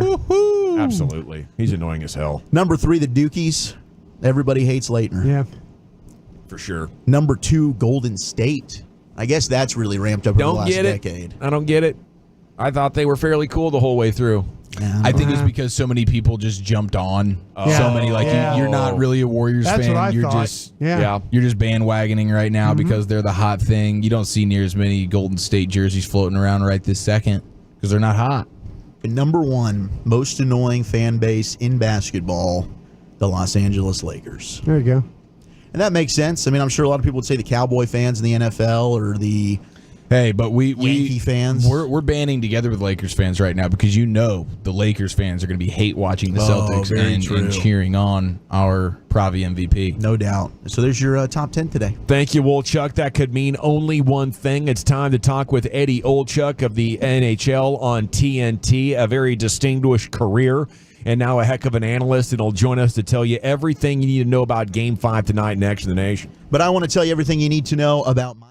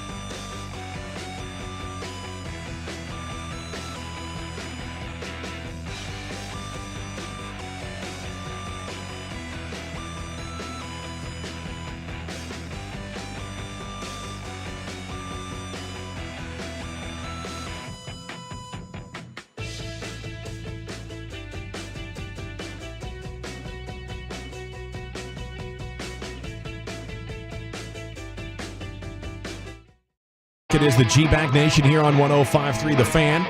It is time now to talk Stars hockey with you. Game 5 tonight, 7:30. Segments brought to you by Soda. That's state-of-the-art. It's also brought to you by Cars for Kids. Donate today, carsforkids.org. And it's brought to you by the Frankels. Life's unpredictable. Accidents happen. Franklin Frankel, the go-to attorneys for car and truck wrecks and DFW. If you or a loved one's been in an accident, contact the Frankels, 214 or 817-333-3333. Go online to frankelfirm.com. 16-year playing career, third overall pick in '84 of Chicago. Eddie Olczyk, NHL on TNT, joins us now to talk more about this matchup. And a good afternoon, sir. Thanks for joining us again. How you doing? Nice to be with you guys again. Thanks for having me. Doing well. We're just we're hoping Chris Tanev can play here tonight. How important is he? What do you know?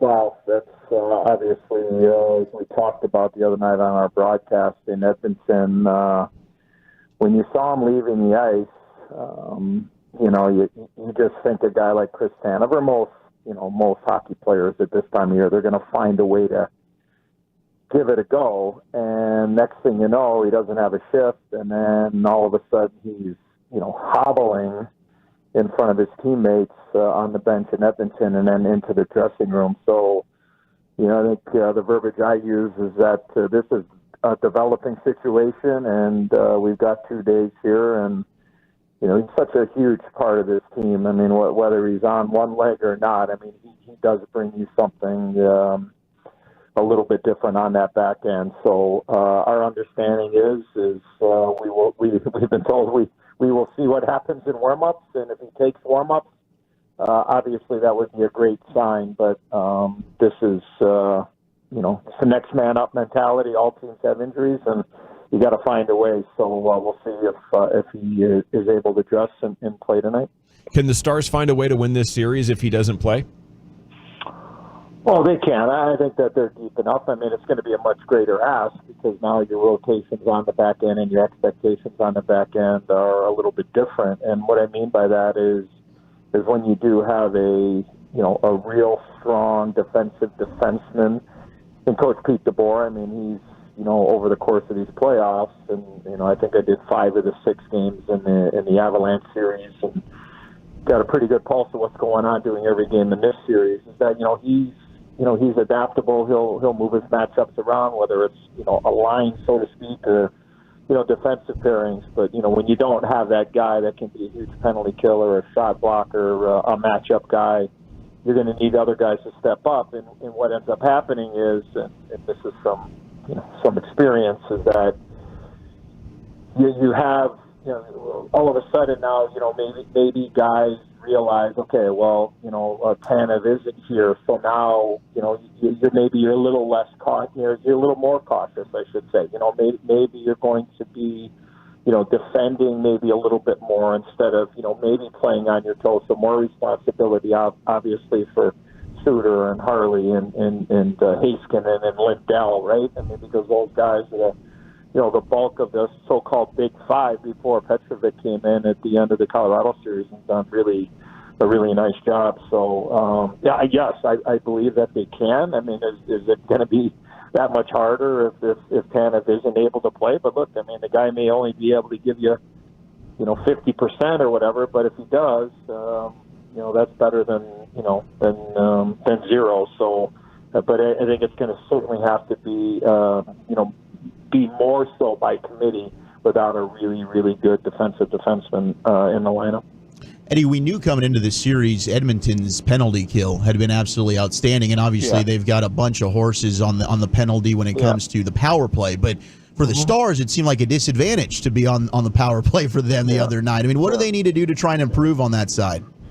Yeah, well, I've talked quite a bit about it in this series, and when you get a chance to see teams and how they kill, and kind of like to think from the 30,000-foot view, and again, it's always easier from up top, but to see where teams are vulnerable, right? And I think that what needs to transpire, and they've gone down to this area before, but they haven't really continued to go to it. Like, I really believe is that, like, on a power play, you can just vision the rink, and the Stars are moving the puck around. A lot of it comes from from the blue line attack in. What I'm saying, or what I'm seeing, and what I have seen Edmonton be vulnerable is when you go from the goal line out type of plays. So meaning you can start out high, but if you move the puck off to the side of the net and then you're able to take the puck right to the net, just throw it right down to the blue paint and look for those quick little 2-on-1 plays. Now, in order for those plays to develop, you got to move the puck quickly, you got to move it from side to side, and then you got to have somebody that's willing to attack and to be able to pop it down to, off the side of the net and then just take it right down there. I don't think the Stars have gone to that enough. Now, it doesn't mean it's going to work, but I think it's almost, there's a couple of analogies, but it's almost like, you're going to play against a team that's a really good running team, right, in football. It doesn't matter what level. Like, they're a really good running team, and they're not – they're going to throw it, but there's a pretty good chance it's going to be run, punt, or run, first down. What I'm saying is that the defense says, well, you know what? You guys are probably going to run it, so we're going to put 10 in a box or 9 in a box, and then until you prove to us that you can throw a pass every once in a while, or maybe throw 2 passes, we're going to be a little bit more aggressive. So that's the end zone. If I was asked, and I've been talking about it on our TNT broadcast, is that's what I would try to do. I would try to go from the goal line out and attack. And then the other thing has been, and you got to tip your hockey helmet to Edmonton, the Stars have had, at times, a difficult time of entering the zone. They tried to, pass the puck and carry it in, and sometimes you got to, I think Wyatt Johnson did it a couple of times the other night. Joe Pavelski did it a couple of times. Sometimes it's got to be old-fashioned, and you got to get to the red line. You got to dump the puck in, and then you got to win some foot races. So that's kind of what I see from 30,000 feet, and we'll see. It's all about adjustments. It doesn't matter. It doesn't matter what side it is. If you can make that adjustment at the right time, that could be the difference between, being done or getting an opportunity to challenge for the greatest trophy in professional sports. It's been a sports paradise for us in Dallas. We just got to see our Mavs go to the NBA Finals. You are right. No doubt. You are correct on that. And Luca and Kyrie carrying the load, right? They're 2 superstars. We got to see the Rupe Hintz come back. He was brilliant. Yep. Robo goes off for the hat trick. Who do you need to see more from for the Stars if they're going to pull out Game 5 at home? Well, I always look at Jamie Benn, who I think has had an unbelievable playoff. And like I said, it's doing a lot of these Stars games here. I think I just go back to Game 2 in Round 2. Jamie Benn turned the tide in that series with that absolutely massive hit on Devontae's. And they won Game 2, they won Game 3, and they won Game 4. I know they lost here in Game 5, but then they eventually won in overtime in Game 6 with Matt Duchene and Joe Pavelski and Mason Marchment. So I would look to Jamie Benn to be that guy that can be the facilitator, and look at it. Maybe it's a big hit, and maybe it's a big play offensively, or whatever. Like I always would look to him because, I love watching Jamie Benn. I've been a big fan a long time, and I just enjoy the way he competes and he plays, and you always look to your leaders, and I think he will step up in a massive way. But I would say this is that we saw a glimpse, obviously, and Stars fans know this, of Rope Hintz of the ability that he has, and then coming back, 2 games ago in Game 3. When you're out, and I don't want to say it doesn't matter how much time, but when you are out for a period of time, you are on adrenaline for, that, I want to say that first couple of periods, but at least for the game, right? I thought he was their best player in Game 3 in the first period, and we know that Edmonton had the way, but as the game went on, he got stronger. He got, he looked much more comfortable. The timing was good. I just think, again, speaking from experience, I think he just hit a little bit of a wall the other night, and I didn't see the same jump, the same anticipation where there were some opportunities, and if it was the first game, maybe he was able to get to those pucks and make those plays. So I would go with Rope Hintz. Like, if he can, he's had a couple of days here since that second game. Timing should be good.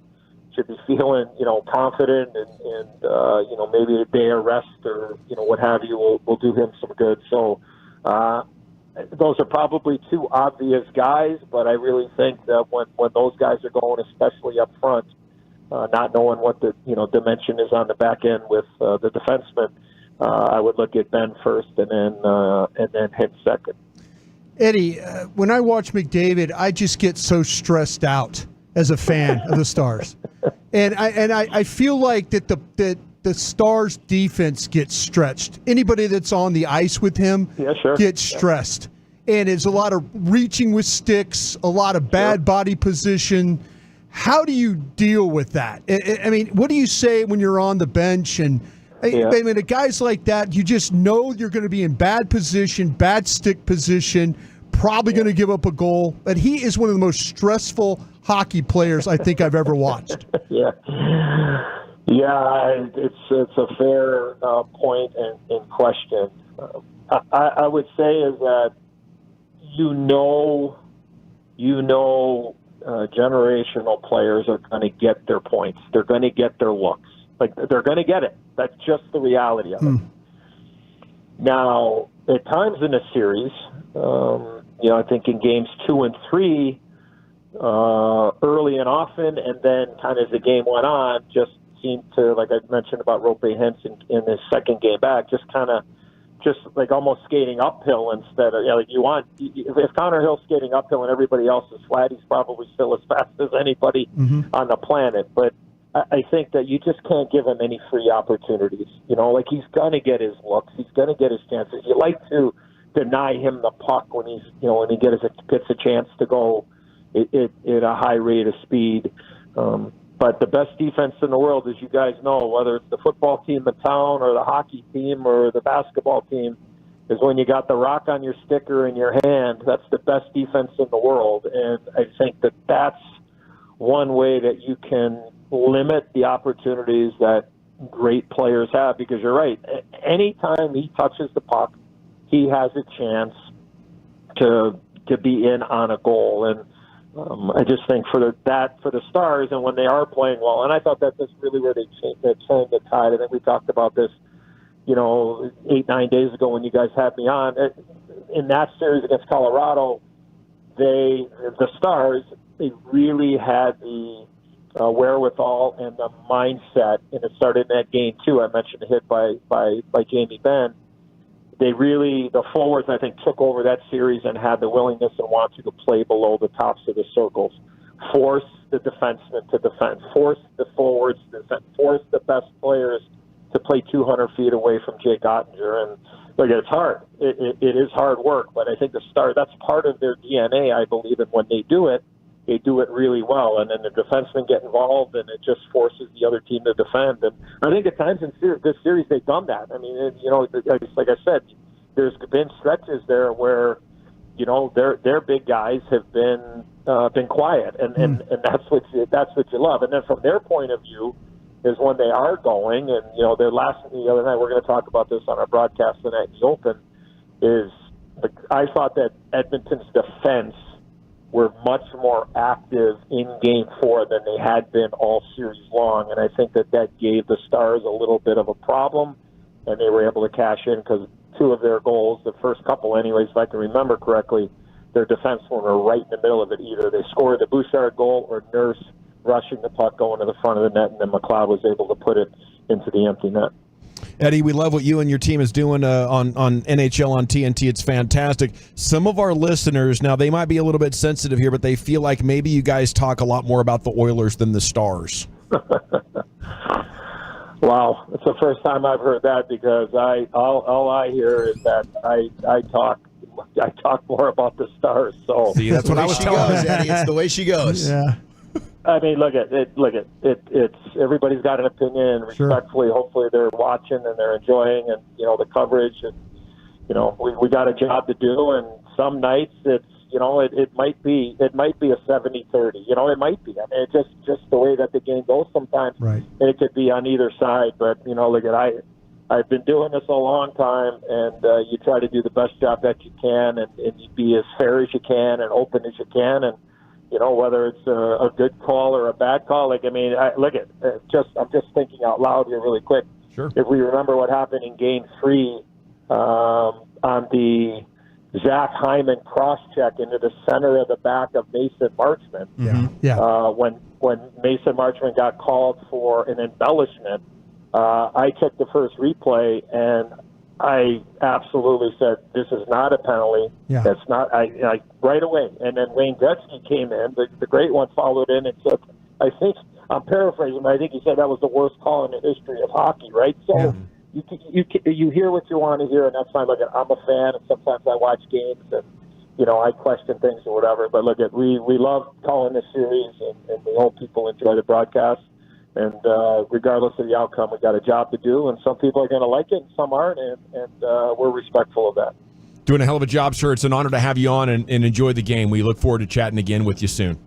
I hope so. And, guys, good luck to the Mavs, too. I'm looking forward to watching that. That'll be a lot of fun, and good luck to the Stars as well. There he goes. Eddie. Thanks, Eddie. Olczyk. Thanks, guys. TNT with you on 105 through the Fan. Drafted by Chicago. I think he grew up in Chicago. Yeah, he's so a Chicago I guy. could see him being a big NBA guy there through the 80s and 90s, following Jordan and stuff. That'd lock you in for life, I think. Okay, that's awesome. Thanks to Eddie. Okay, another big guest coming up next is Eric Nadel, Hall of Fame voice of the Rangers, joins you for his Friday hit and previewing what's coming up this weekend here for your ball club. I want to chat Diamonds Direct with you before we get there.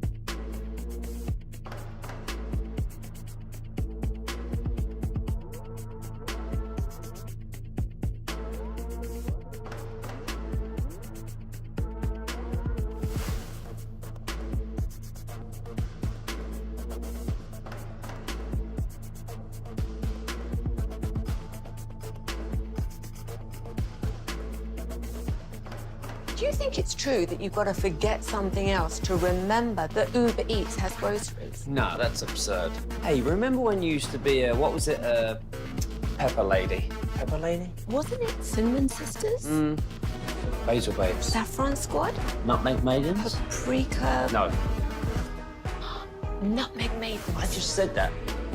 Was it Spice Girls? Doesn't sound right. Was it Saffron Squad?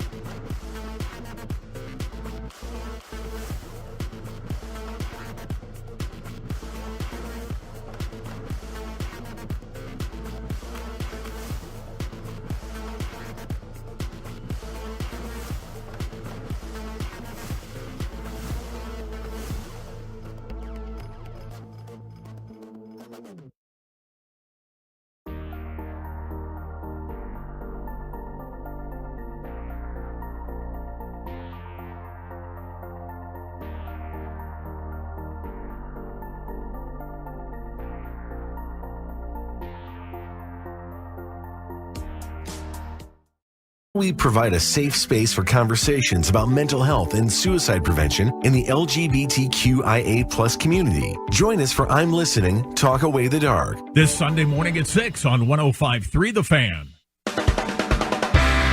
Classic Chevrolet in Grapevine. They are the #1 Chevy dealer in the world with more Silverados than anyone else. Go see them today or visit ClassicChevrolet.com. This is Texas. This is Classic Chevrolet. Together, let's drive, relax, and enjoy the difference. Based on new Chevrolet registrations 2023. Yes, sir. Mavs are in the final. Stars are trying to get to the penultimate step of the finals, and they can do that if they win tonight, take a 3-2 lead. It's time now to chat with Eric Nadel, and this segment is brought to you by the Texas Lottery. The Texas Lottery proudly supports Texas education and veterans. Look for teacher ticket specials at Rangers.com. Brought to you by the Texas Lottery. And a good afternoon, Eric. How the heck are you? I am doing great, enjoying things in South Florida after a day off yesterday. Yes, sir. That sounds wonderful. What are you getting into? Well, we had some serious beach time. The weather was fantastic. The water temperature is about 85 degrees. However, it was like getting into a bathtub. But the highlight for me was a return to Joe's Stone Crab in Miami Beach, which I hadn't been to in a couple of decades. We used to go there regularly when the Rangers trained in Pompano Beach in the late 70s and early 80s. It is truly a unique restaurant. Obviously, stone crabs are their specialty, but it's an old classic restaurant that's been there for a really long time. Has the greatest hash browns I've ever had in addition to stone crabs. It's an experience that I wish everybody could share. Better than McDonald's hash browns there, Eric. I mean, are you kidding me? I thought everybody was fighting for second. I guess there's no accounting for taste. Did Joe live up to your memories? Yeah, it was great. That's awesome. It truly was fabulous. Not nearly as crowded as it used to be, which is great. You can actually now make reservations online. I think the last time I went there, online reservations didn't even exist. So it was a very pleasant experience all the way around. Did Matt join you, and did he get soup? No, actually, my niece lives down here, so it was a family get together last night. You got to get a legit Cuban sandwich, like in Little Havana or something, while you're down there. You know, right? it's tough for me being gluten free. You know, the Cuban sandwich is off limits. I did go to a Cuban restaurant today, though, and had a couple of my favorites, including arroz moro, which is a combination of beans and rice. It's kind of the Cuban version of dirty rice. Yeah. And that's my favorite Cuban dish. Sounds wonderful. Eric Nadel with you here. have we turned the corner from hopefully the bottom point of the season, you think? Boy, I hope so. Now that Seager is on fire, Langford shows signs of life. Simeon's back in the lineup today. Hopefully June will bring a whole resurgence of the Ranger offense. The month of May has been pretty brutal offensively. I shared an article from Bleacher Report earlier, Eric. They ranked every team's Mount Rushmore of home run hitters. For the Rangers, they went with Juan Gonzalez, Josh Hamilton, Frank Howard, and Rafael Palmeiro. Do you agree with that? And do you think Corey Seager will have his name on there by the time he's done? Frank Howard is the question mark. If you're going back to the Washington days, obviously Frank Howard, should be on there if it includes the whole history of the franchise. By the time the club got to Texas, Frank was well past his prime. So it probably, if you're just talking about Texas Rangers, I would replace Frank Howard with somebody, maybe Ruben Sierra, maybe even Alex Rodriguez for the 3 years that he spent with the Rangers, which were just otherworldly.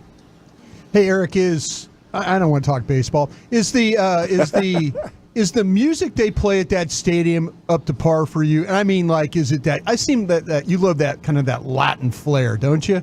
Yeah, they haven't been playing that so far today. It What? hasn't really been Latin music. They've been playing the same kind of stuff you hear in any other stadium. Maybe that'll change as the night goes on. That's why the record's bad, Eric, because they don't play the Latin music They there need to anymore. be playing Latin music. Yeah. Absolutely. Yeah. Music is what are they important. thinking here? Absolutely. Yeah. Can Langford still have a great rookie year? Oh, yeah, I think so. We've got 2/3 of the season to go. He's only had 120 at bats. So it depends, of course, on how you define great, but I would think that's possible, yeah. Yeah, like high on base plus slugging, compared to other rookies. I think, at this point, 15 or 20 home runs, would that qualify as a great rookie year? I don't know if it'd be great, but it would certainly be solid. And, all the time you see rookies come up in June, who don't even play the first 2 months and wind up in, prime consideration for Rookie of the Year. So, I think there's definitely time. Well, hopefully that got kick-started Wednesday night. That was nice to see. Okay, end of the game tonight. Do you stay at the press box and watch the end of the Stars game? Do you jump to another venue? How is hockey man Eric Nadel handling that? That's a good question. We're a half an hour from the hotel here. So, it's nice to take the bus and, avoid taking an expensive Uber. But depending on where we are in the hockey game, what time the bus is leaving, maybe we can luck out and time it so that, most of the bus ride or half the bus ride is during an intermission. That would be a pretty nice way to do it. So we're gonna play it by ear. Right on. So, speaking of that, Eric, you've told us what you've had to eat so far today, but you have not told us what you're drinking and thinking so far. Well, I'm drinking Cuban coffee. I'm going to be shot out of a cannon in the broadcast tonight. I'm jealous. I've been hitting those cafecitos pretty hard here today, and I'm just thinking that I wish everybody could come down here and experience this ballpark. I can't say it's one of my favorites, but it's truly unique. It seems a lot smaller than other ballparks. I know the seating capacity is less than most, but it just seems to be smaller and more manageable. The upper deck is not very large. It's not very deep, not that many rows. Everything about it, just seems kind of cozy and friendly to me. I like it. Are you going to be sending a congratulatory text message to Joey Gallo, new expecting father? I think I'll wait and see exactly what Joey's response is to that. That's fair. That's fair. We'll wait till see him in person. It's a veteran move by the Hall of Famer once again, Eric Nadel, ladies and gentlemen. Have a great weekend down there, buddy. We'll catch up with you soon. Thanks a lot, guys. Cheers. Today's show brought to you by the Texas Lottery. The Texas Lottery proudly supports Texas education and veterans. Look for teacher ticket specials at Rangers.com. And it's brought to you by the Texas Lottery. Okay. Mavs post-game audio. Which one of you two guys are going to QB this? That you, will, Chuck? I'll run this one. We got Jason Kidd reacting to the series win. Who's Shaq picking to win this, baby? And Kyrie on going back to the finals. That's next. Okay, but you know what's right now? It's the weekend. If you're heading off into it and you're hurt in an accident that's not your fault, you want to call the Frankels immediately. 214-333-3333. Go to frankelfirm.com. You can also use the 817 area code, whichever is...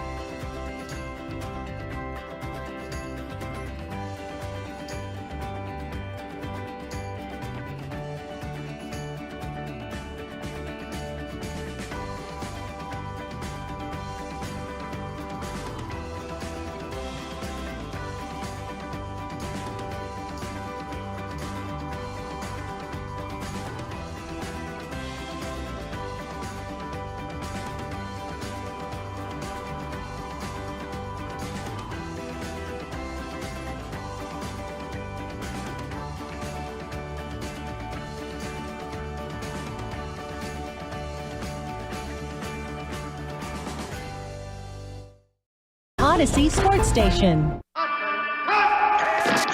You're rolling with the G-Bag Nation right here on 105.3 The Fan. Here we go. It's hour 4, our final half hour of the G-Bag Nation. We have Jared Sandler coming up here in about 15 minutes. I'm sorry, we have Mike Peasley coming up here in about 15 minutes. Sands is on the play-by-play tonight with Bassick on TV, so you're going to love that.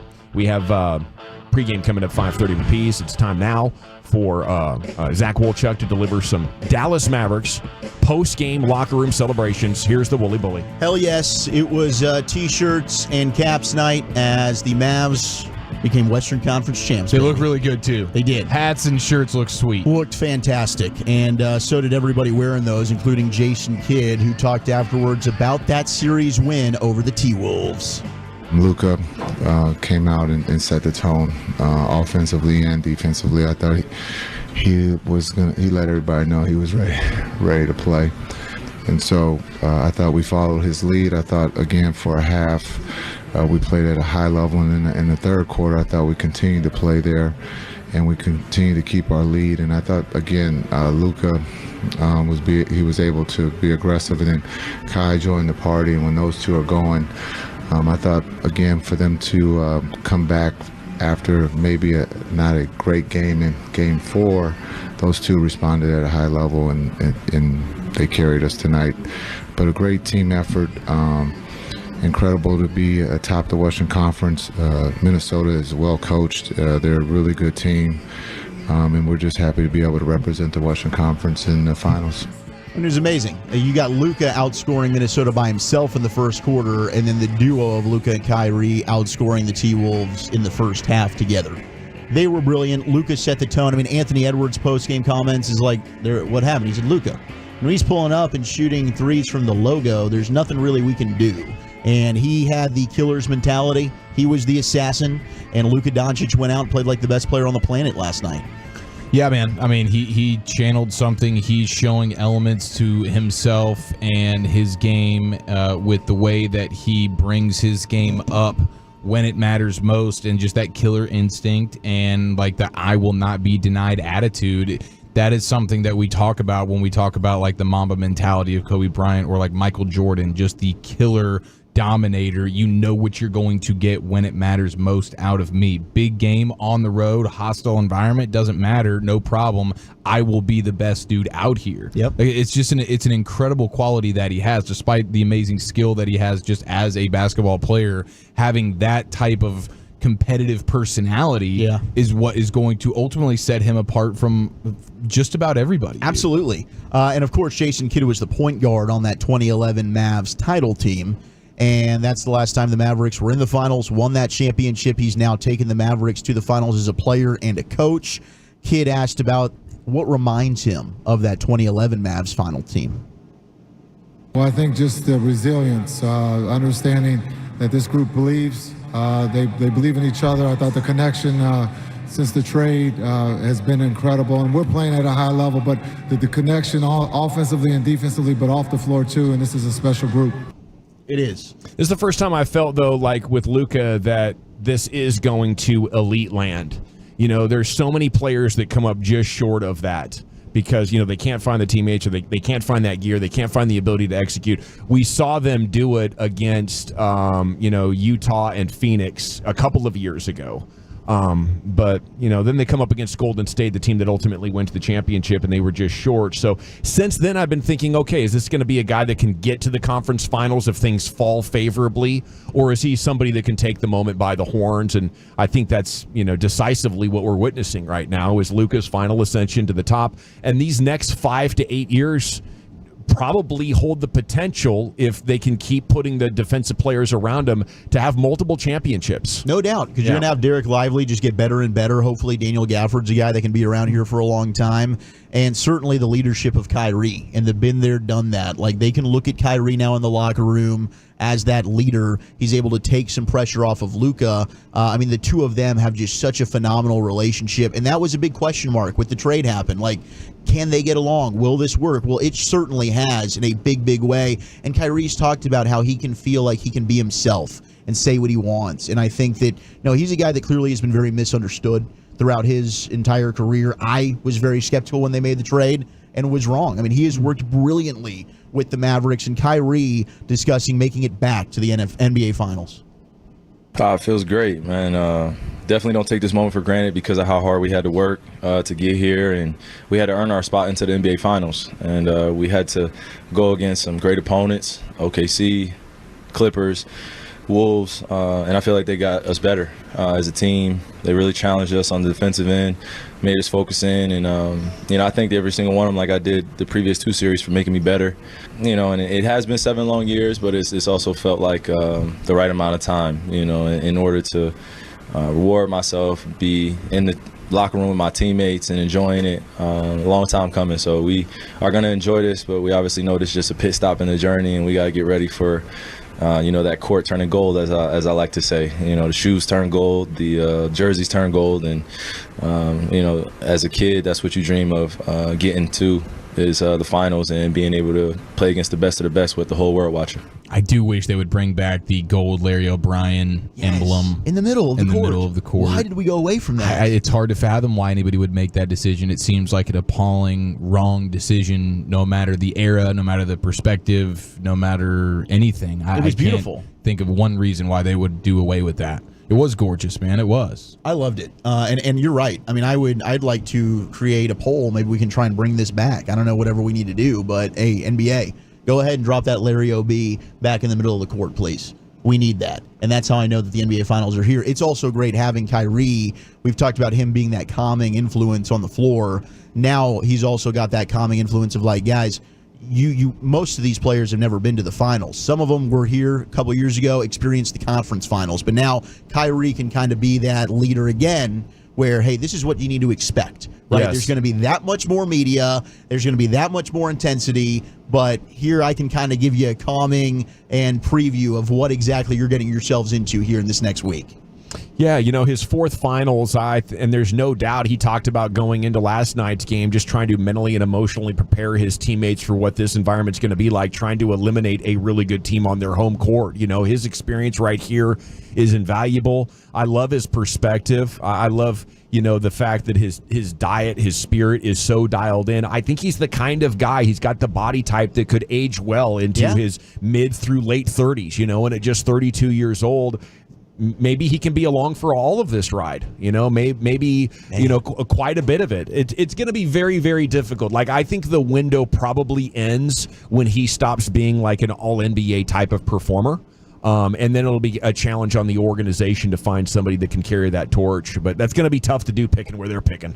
One thing that was a little bit strange was Mark Cuban was not there accepting the trophy. And I guess he's not the owner. Right, like we knew he's this. a fan like the rest of us right now. But again, it's like it was just kind of weird to see, like growing up as a Mavericks fan. So you have Patrick Dumont, who's now the governor, and he accepts the trophy, and it was a little bit of an awkward exchange there on TV. It was his first time. Here's how it sounded. And this is Patrick Dumont. This was made official back in December, the change of ownership. Has anybody told you this is really not the normal way that this goes about? You take control of a team and then 4 months later you're going to the NBA Finals? Not with this team. We did this for the city of Dallas and for our fans. I saw you with about a minute and a half to go in the game from your seat. I saw Mark Cuban give you a big hug. What did he have to say to you? He said, this is an amazing team. He loves everyone, and let's go. Congratulations. You're going to the NBA Finals. Good job by Ernie reading the room, though. Yeah. Like Ernie read the room. Pull the plug on He that was one probably real quick. very nervous. You're right. It was his first time. Hopefully he's getting many more opportunities. Maybe in a couple of weeks he's doing this for the NBA championship. We did it for this fan base in this city that we just met 5 seconds ago. Not this team. What's that even mean? I don't know. No, it was so weird. Nothing can stop this team. He mean when they bought this team, they weren't sure they were going to go anywhere. Mark Cuban wanted to let me know that he loves everyone. in the whole world. But Ernie sounded like he's doing a sports radio roundtable after a half pitcher of beer. Ernie Like, was. what's going on? Ernie was having fun. He was loose. Ernie was not. It was not his. He didn't have the same type of performance that Luca had last night. No, That's for not damn at sure. all. He was lacking the je ne sais quoi. Je ne sais quoi. Who doesn't lack that is Shaq. Now, Chuck can go bleep himself. He picked the Mavs to lose last night in a blowout to Minnesota. It was a blowout the other way. It's perfect, dude. That's what we want. This is what we want. You want nothing more than Yes. the kiss of death for the other team. And Chuck is picking Boston. Shaq, though. Shaq's riding with our Mavs. The Celtics do not have 3 or 4 guys that can guard Luca. I like Dallas in this series. I like the way they're playing. I think this is a little special for Kyrie, maybe a little special for Porzingis as he plays, because I know he played in Dallas, but I think I like Dallas in this series. Let's go. That's right. Wow, he said that with confidence. These LSU guys don't lie. No, Thank not you, at all. Old Chuck. They know. Man, I love. Can't trust an It's a Auburn, bleeping man. party, baby. We're going to the finals. That is right. And I can't wait until they win it and Mark Cuban tries to talk into the new owners to getting rid of everybody to build We're not around done it. yet. We got to run. We'll check in with Mike Peasley, see what the top storylines are with your Texas Rangers next right here as the pregame's coming up at 5:30 here on 105.3 The Fan. I want to chat Men's T Clinic. Here we are on the weekend.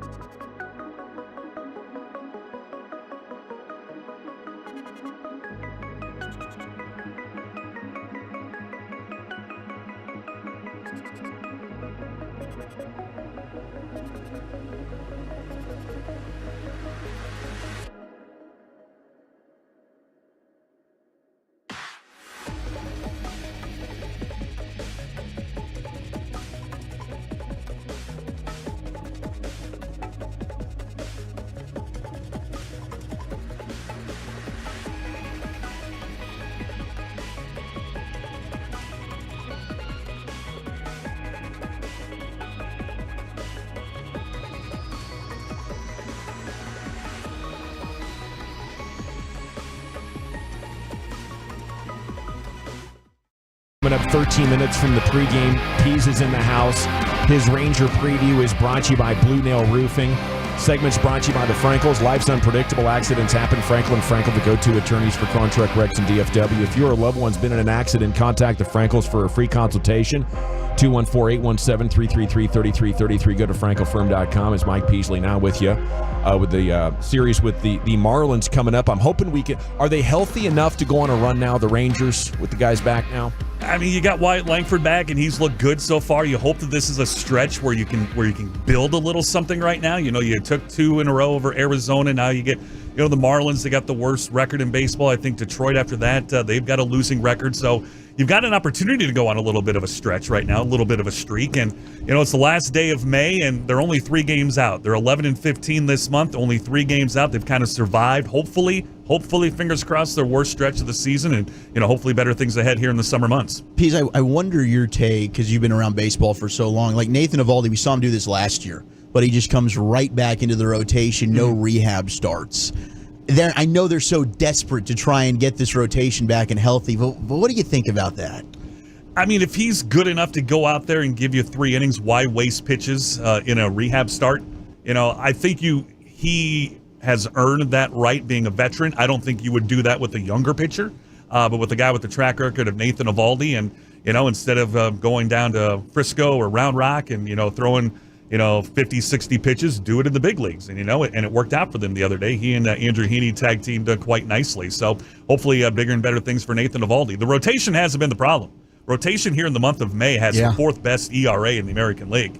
I think the Yankees, Orioles, and Royals, the only other 3 teams with the better starters ERA in the month of May. It's been all about the offense. And, outside of Corey Seager and his amazing hot streak, they just haven't gotten much. Look at some of the numbers. Adolis Garcia, last 19 games, he's hitting 151. Here in his last 5, he's 1 for his last 17. Oof. Oh, he's due. So he's overdue, Gavin. As soon as he breaks out of that, though, look out. El Bombi's going to get hot. That's the thing. When he gets hot, he can carry a team. But right now, Corey Seager is the guy that's carrying this offense. The Cuban man, El Bombi, probably gets to Miami, feels right at home. Dude, this might be, This is just going to be a welcome home kind of feeling for him. Chest out, jersey unbuttoned. Yes. We got the chain rocking. All the confidence. He's going to crush this. Jose Urena, he gets the start. You talked about this rotation being well. Has he been a part of that? He's been one of those guys. Tonight, guys, will be his 5th start since joining the rotation. Previous 4, ERA of 2.78. I mean, he's getting it done. He's been rock solid, and I'm sure he's probably excited tonight because, pitched for the Marlins for about 5 or 6 seasons. So this is the only team that he has never faced in Major League Baseball. Because he played for him for so long. And, of course, he was with the Rockies in the last couple of years, didn't pitch against the Marlins. So Miami was the last team for him that he hasn't faced. So, again, it's set up for him quite nicely. It's a Miami team that's got the worst record in the National League. Of course, the last time we said the Rangers were playing the team with the worst record in the National League, it was in Colorado, and they scored 6 runs and got swept 3. Who knows?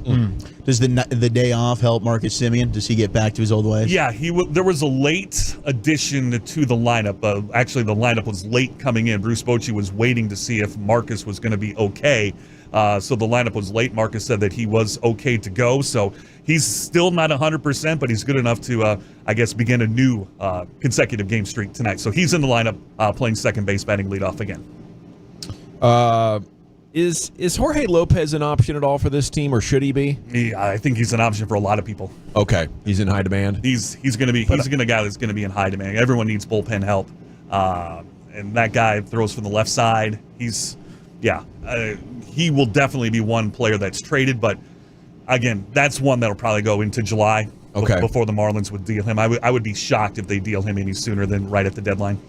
That was an interesting story. I thought, man, if they're getting rid of him, maybe the stock could be low enough with that fit that he threw, but everybody's thinking the same thing. Oh, I'm sorry. I'm sorry. I'm totally thinking about the Marlins closer. Okay. I am so sorry. But no, he has Lopez from the Mets. I'm sorry. That's my bad. No, he's on the trade market, though. I mean, that's a hot name. You're right to be thinking about Lopez. Yes. That is the guy that the Marlins might be shopping. Yeah, but in terms of the Mets guy, I don't know how healthy he is. So okay. I don't know how much interest the Rangers would have in him. We got like a minute. What's next with Max Scherzer? Who's next to come and get healthy for us?